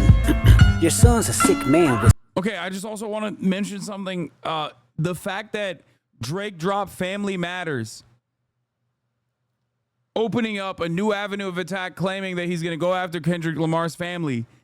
Kendrick knowing that ahead of time, and then dropping in the next 20 minutes after Drake's diss track released, a song that he had prepared ahead of time, knowing full well that he was going to attack his family, and then just unloading into his family disrespectfully. One, speaking to his child directly, saying that I'll be a better father to you than your father ever was, talking to his fucking dad, saying that his dad was a piece of shit, and that his dad actually raised a piece of shit because he was a piece of shit, while simultaneously talking to the wife, not the wife, baby mama. It's crazy. It's crazy. Sick thoughts, I think niggas like him should die. Him and Weinstein should get fucked up in a cell for the rest of their life. He hates black women, hypersexualize them with kinks of an info fetish. Grew facial hair because he understood being a beard just fit him better. He got sex offenders on Hovio that he keep on a monthly allowance. A child should never be compromised, and he keeping his child around him. And we gotta raise our daughters knowing there's predators like him lurking. Fuck a rap battle, he should die so all of these women can live with a purpose. I've been in this industry 12 years, I'ma tell y'all one little secret. It's some weird shit going on, and some of these artists be here to police it. They be streaming hunting victims all inside of their home and calling them tender. Then leak videos of themselves to further push their agendas. To any woman that be playing this music, know that you're playing your sister, or better yet, selling your niece to the weirdos, not the good ones. Cat Williams, I gave you the truth, so I'ma get mines. The embassy about to get raided too, it's only a matter of time. Hey, look. He said Drake is Weinstein. He said the embassy is gonna get raided. Cat Williams was right. He said to the fans of Drake, the women who listen to Drake, that they should stop listening to him because he's a fucking creep and he's a pervert. He said OVO has a sex offender that they've hired, and that Adonis should not be around him, and it's a danger. What the fuck? Multiple sex offenders. That's actually kind of an interesting line, because I feel like, again, not to speak this into truth, but I mean, there is like there are a lot of openings in this circumstance, even with Kendrick's weaknesses as well, specifically in terms of defending sex offenders. He could just retaliate by saying, like, R. Kelly, you literally said that you wanted to pull out all of your music from Spotify, and you're coming at me talking about, you know, sex offenders and whatever. You literally said you'd pull out all your music from Spotify if R. Kelly was taken down.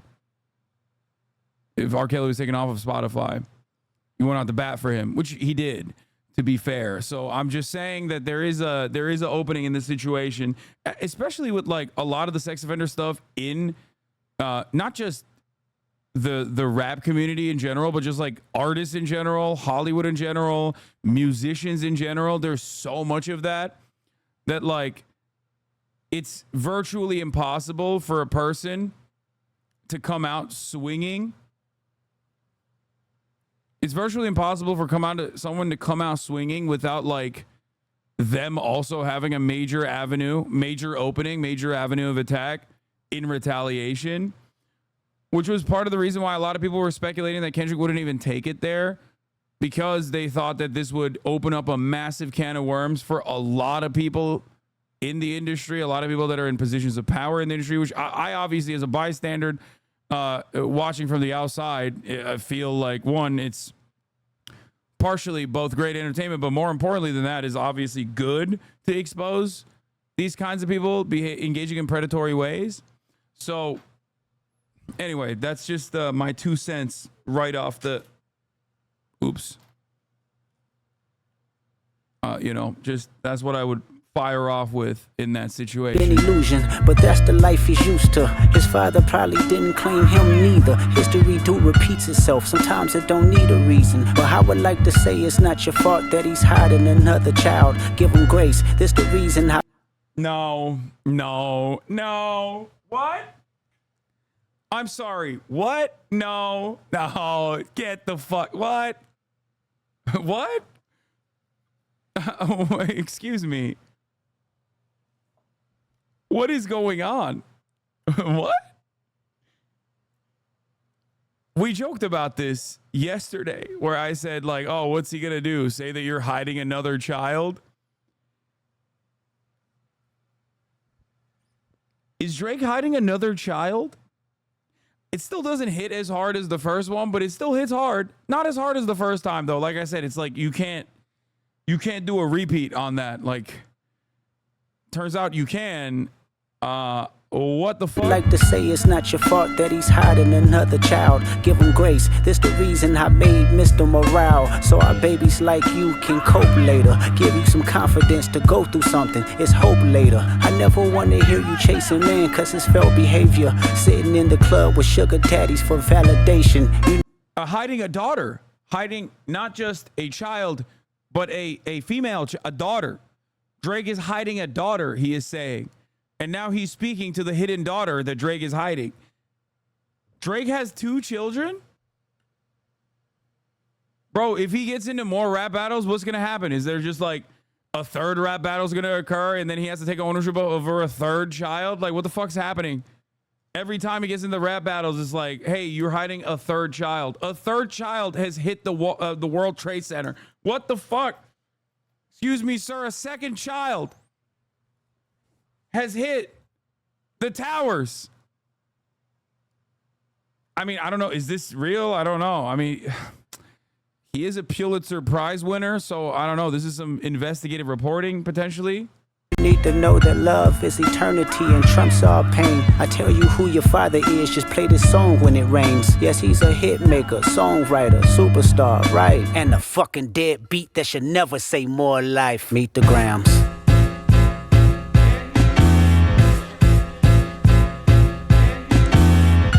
Dear Hybrid, I know you probably thinking I wanted to crash your party, but truthfully I don't have a hating bone in my body. This supposed to be a good exhibition within the game, but you fucked up the moment you called out my family's name. Why you had to stoop so low to discredit some decent people? Guess integrity is lost when the metaphors doesn't reach you. And I like to understand, cause your house was never a home. 37, but you showing up as a 7-year-old. You got gambling problems, drinking problems, pill popping and spending problems. Bad with money, whorehouse, soliciting women problems. Therapy's a lovely start, but I suggest some ayahuasca. Strip the ego from the bottom.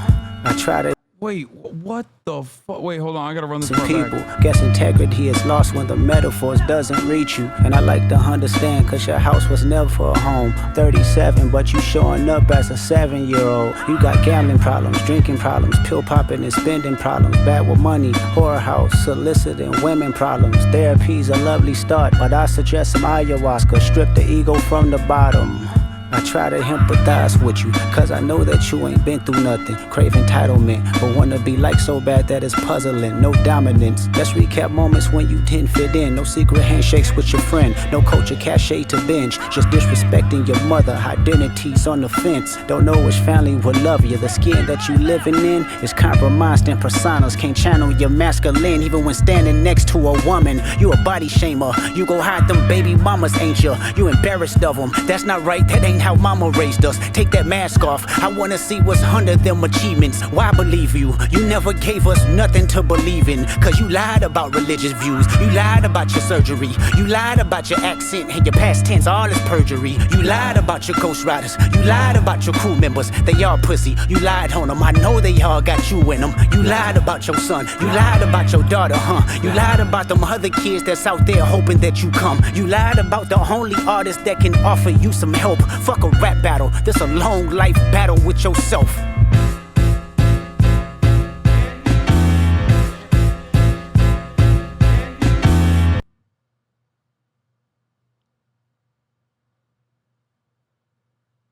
I feel like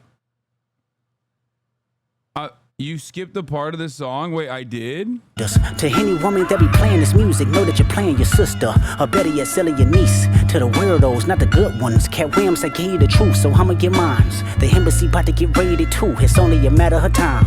Hey, Lil Bron, keep the family away. Hey, Curry, keep the family away. To anybody that embody the love for their kids, keep the family away. They looking at you too, if you standing by him. Keep the family away. I'm looking to shoot through any pervert that lives. Keep the family safe.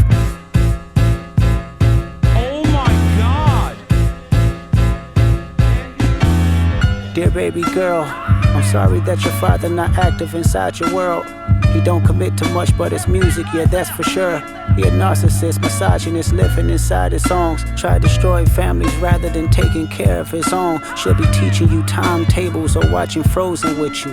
Or at your 11th birthday singing poems with you. Instead he being Turks, paying for sex and popping perks. Examples that you don't deserve. I wanna tell you that you're loved, you're brave, you're kind. You got a gift to change the world and can change your father's mind. Cause our children is the future, but he lives inside confusion. Money's always been illusion, but that's the life he's used to. His father probably didn't claim him neither. History do repeats itself, sometimes it don't need a reason. But I would like to say it's not your fault that he's hiding another child. Give him grace, this the reason I made Mr. Morale. So our babies like you can cope later. Give you some confidence to go through something. It's so hope later. I never want to hear you. I think we're winning as listeners and onlookers, but I think this is...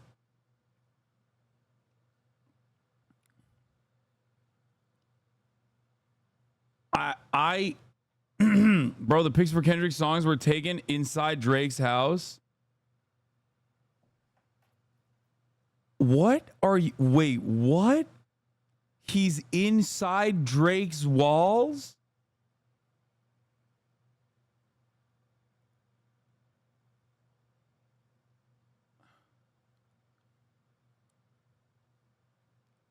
I mean, I know those are his meds, but...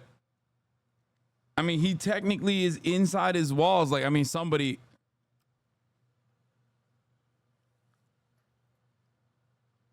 I think J. Cole is winning for staying the absolute living fuck out of it. Like, he was just like, nope. I made fun of him. I said J. Fold. Everyone did. But it turns out he was right. Turns out he was right. He was so right.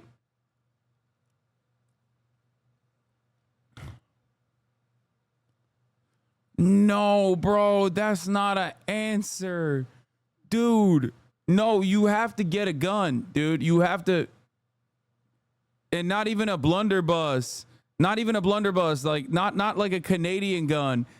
Like, you have to get a real. No, RDC was right, dude. What the fuck? Okay, I'm joking. But, like, but that's crazy. You have to really reconsider everything, dude. Also, bro, he called you a sex trafficker, pedophile, pervert, that the FBI is going to raid your house, and you thought this was a valid response? Are you serious? He's like, you're a pedophile. I'm calling your mom. I'm writing a letter to your mom. I'm writing a letter to your dad. I'm writing a letter to your hidden daughter. And he's like, oh, yeah, lol, I don't have a daughter. Oh, my God, that's crazy. Why would you say that?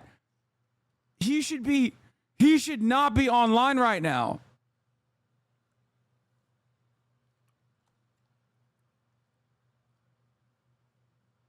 Aiden Ross commented on the Family Matters post on Drake's Instagram and said, yeah, you won.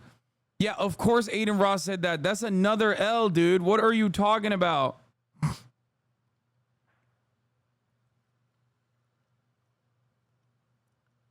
He posted this and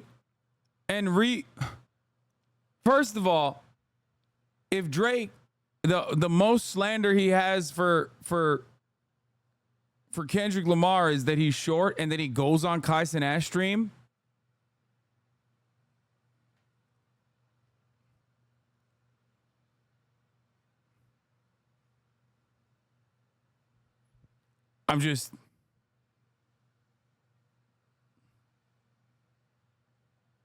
That's fucked up.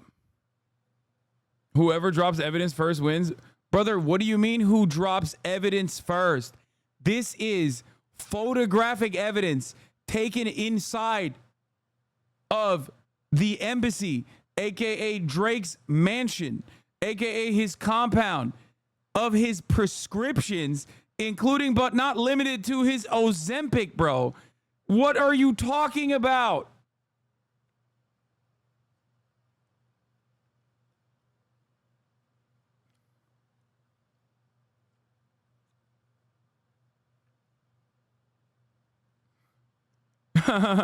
He has no dignity. How could you ignore this? Why the fuck would Kendrick violate Drake's HIPAA rights with this song cover? Dude, they're talking about killing each other, man. What are you talking about? Somebody say you're a sex criminal and you're just gonna say nuh-uh?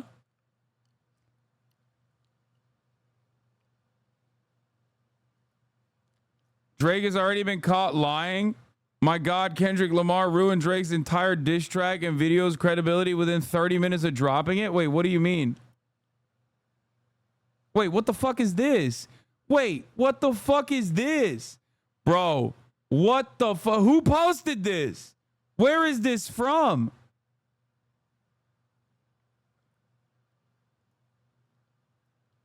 No, we don't know if this is real or not. Even though the daughter pics might not be authentic. Yeah, we don't know if that's real or not. That's got to be fake.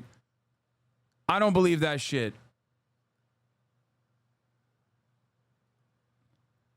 Yeah, by the way, the fact that he said begging HasanAbi, boy, you not fucking beating us, and then literally doing this shit. What are you doing? Drake has just texted me. Say on stream, smiling devil emoji. Are you serious? Drake has said, stay on. Dude, he was so right. Oh my God, Kendrick Lamar was so right, bro. Kendrick Lamar was so right. He said, you are so fucking... He said, your body is tea. He said, your body is tea to HasanAbi. Drake, yeah, well, your wife, you a pedophile. Your whole team pedophiles. Y'all be trafficking women. Your parents fucked up raising you, and you're hiding a daughter. I hate you. Die, white boy, die. It's insane. It's insane. Dude, it is so insane. It feels like someone said Drake's rap beefs are gender reveals.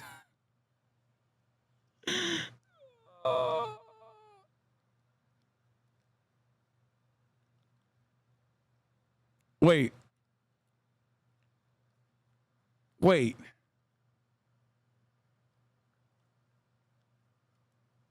Meet the Grams has 5x the views on YouTube. Drake fell off.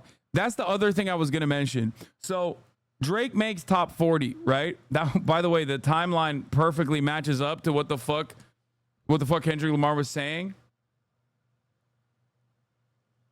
But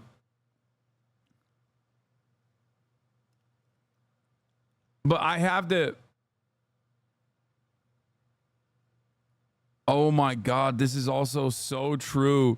Megan, sex offender husband. Nicki Minaj, Bigfoot. Kendrick, deadbeat dad, fraud, teen lover. Drake, Littlefoot.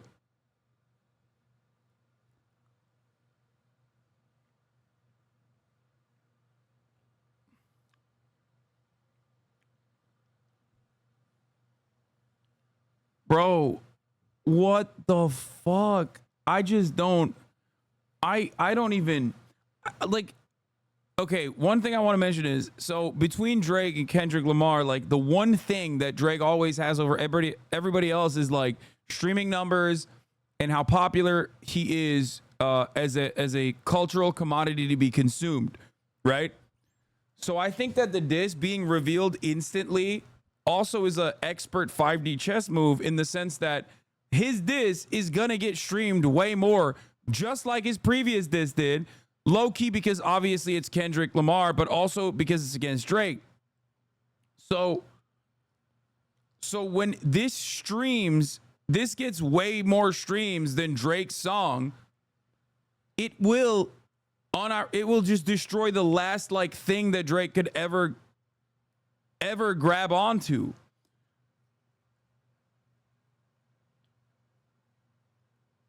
Yeah, I don't know why Drake can't just be an out and proud deadbeat dad like everyone else. He keeps letting these hidden babies cost them rap beefs.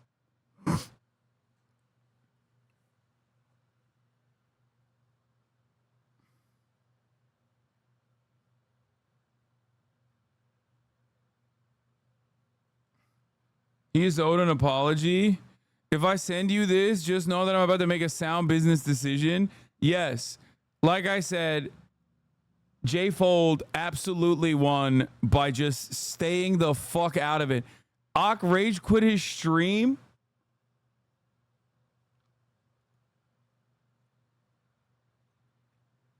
What is this?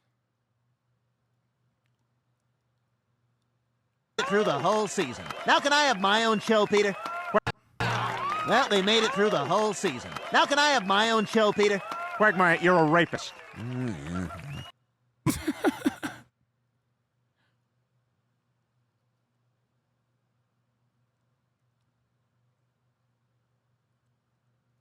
Why do we always get the worst Canadians? To me though. Wouldn't let that shit happen to me though. It's true. Dude, he pieced out so quick. He pieced out so fucking quick. And it was actually unironically so smart. What a sound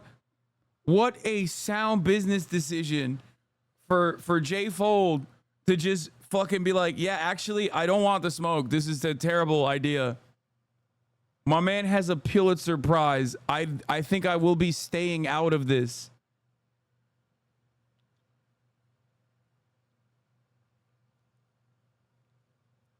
Ak rage quit and melon shit on him. Fuck, man. What the fuck? This is coming some random shit like this, bro. What the fuck? Kendrick won. Bruh!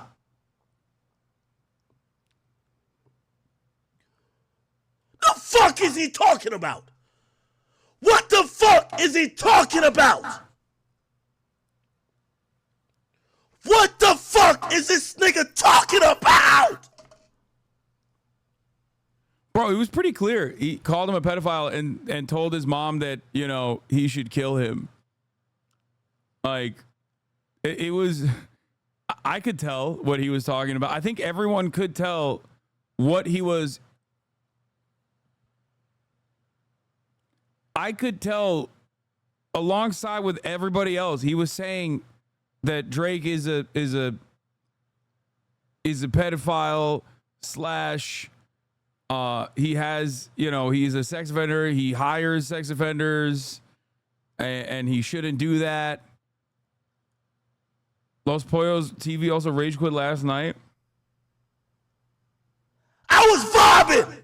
Bro, people dropped timelines in 2022. Wait, what? 3 more years to enjoy Drake's music before everything comes out? No, this is like one of those classic things where people just say that they, you know,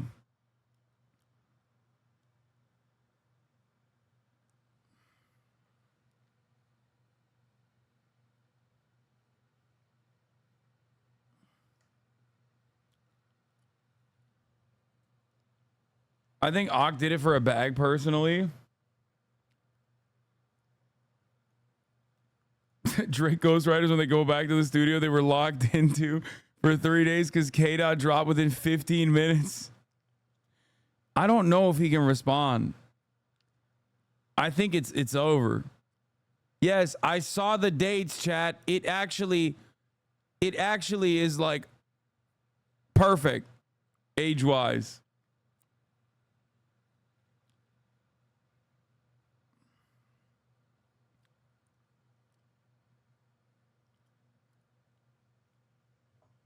I feel like the fact that Drake, bro, wait, this is Pharmacy 90210? Maybe this is not in Canada then, right? The fact that Drake made a Ozempic diss to Rick Ross in his retaliation. Wait, did they? Early life, career. What a time to be alive. Controversies. I mean, this doesn't.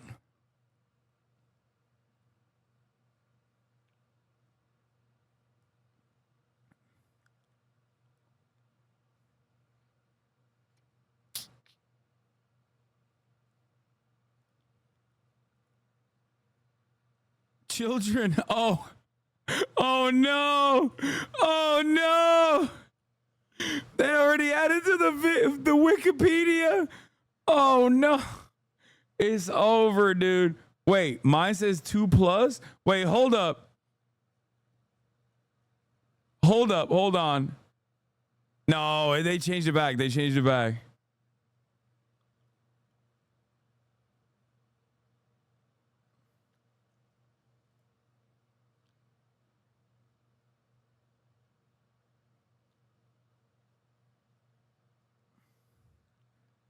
Why don't we just call? My name is Drake, and I'm here to say I don't mess with Kendrick in a crazy way. He's short as shit, and I heard he hits. Kendrick. Why don't we just call you contributing to the delinquency of a minor that's 15 years old? Does that feel better? Does that make you sleep better at night? Nasty. How can people think Drake won?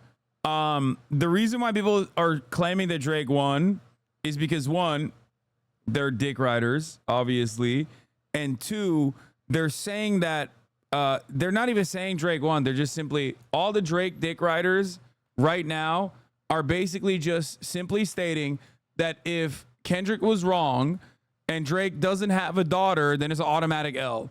So they're like hoping that Drake doesn't have a daughter. I'm just going to say, I think Drake has to respond. Let's hear. I got to pee. I think, prior to the release of these most recent tracks, both Drake and Kendrick have sort of like, thrown little nods and winks out there. Like, I could go nuclear. I could say the big thing. I could expose the big problem for you that you do. And, I think Drake has probably no other choice at this point, especially with that picture with the owl with the red button. I think Drake has no other choice up until this point, has no choice at this point. Sorry, it's getting late. Other than to just say whatever the fuck he's going to say. Yeah, I mean, but if we're to the point where one of them or both of them is lying, then now we're just at the point where it's just gonna. When will this end? Like, how can this end? Either someone's got to really show some, like, bro. If Kendrick, I'm telling you right now, bro. If Kendrick somehow shows proof of fucking everything he said, then hats off to him. Whatever. Like, if Drake does the same shit, proves that Kendrick beat it, whatever. But I don't see how the public will choose a side based off of just songs at this point. I don't see it, bro. I don't see it. Yeah, I mean, look, here's the thing. I guess here's my position at this point. That's how you know this shit is done, okay? Number one dick rider, look at what he has to say. You can't choose a side over the music. That there's a chance that everything Drake said on Family Ties is 100% true, okay? Mm-hmm. Let's like say that. If that is in fact true, if everything Drake said on that track is true, that is going to be like the biggest fucking shock to Kendrick Lamar's career, point blank period, to the point where I think it could like permanently ruin him. Because Kendrick, as you sort of like say, he positions himself as the good guy, as the moral guy, as the right guy, the guy who knows the way, the guy who is the light, the guy who is the future, this and that. Like, if he gets exposed in that way by Drake on that track, like, there's going to be no possible chance of anybody with two brain cells in their fucking head to look at him and just kind of be like, oh yeah, that's like my moral superior who I should be like looking to.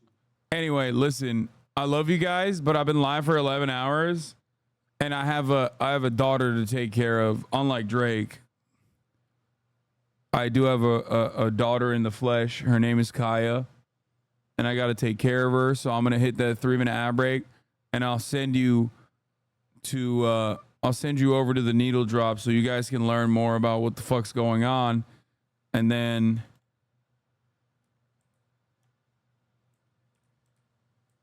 I mean, it's 11 hours at this point, you know what I mean? I love you guys, but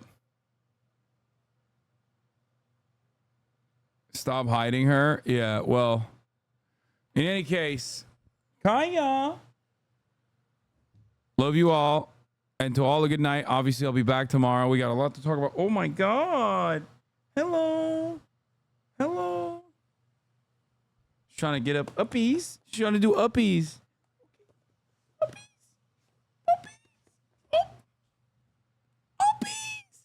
She's trying to do uppies. All right, bye, everybody.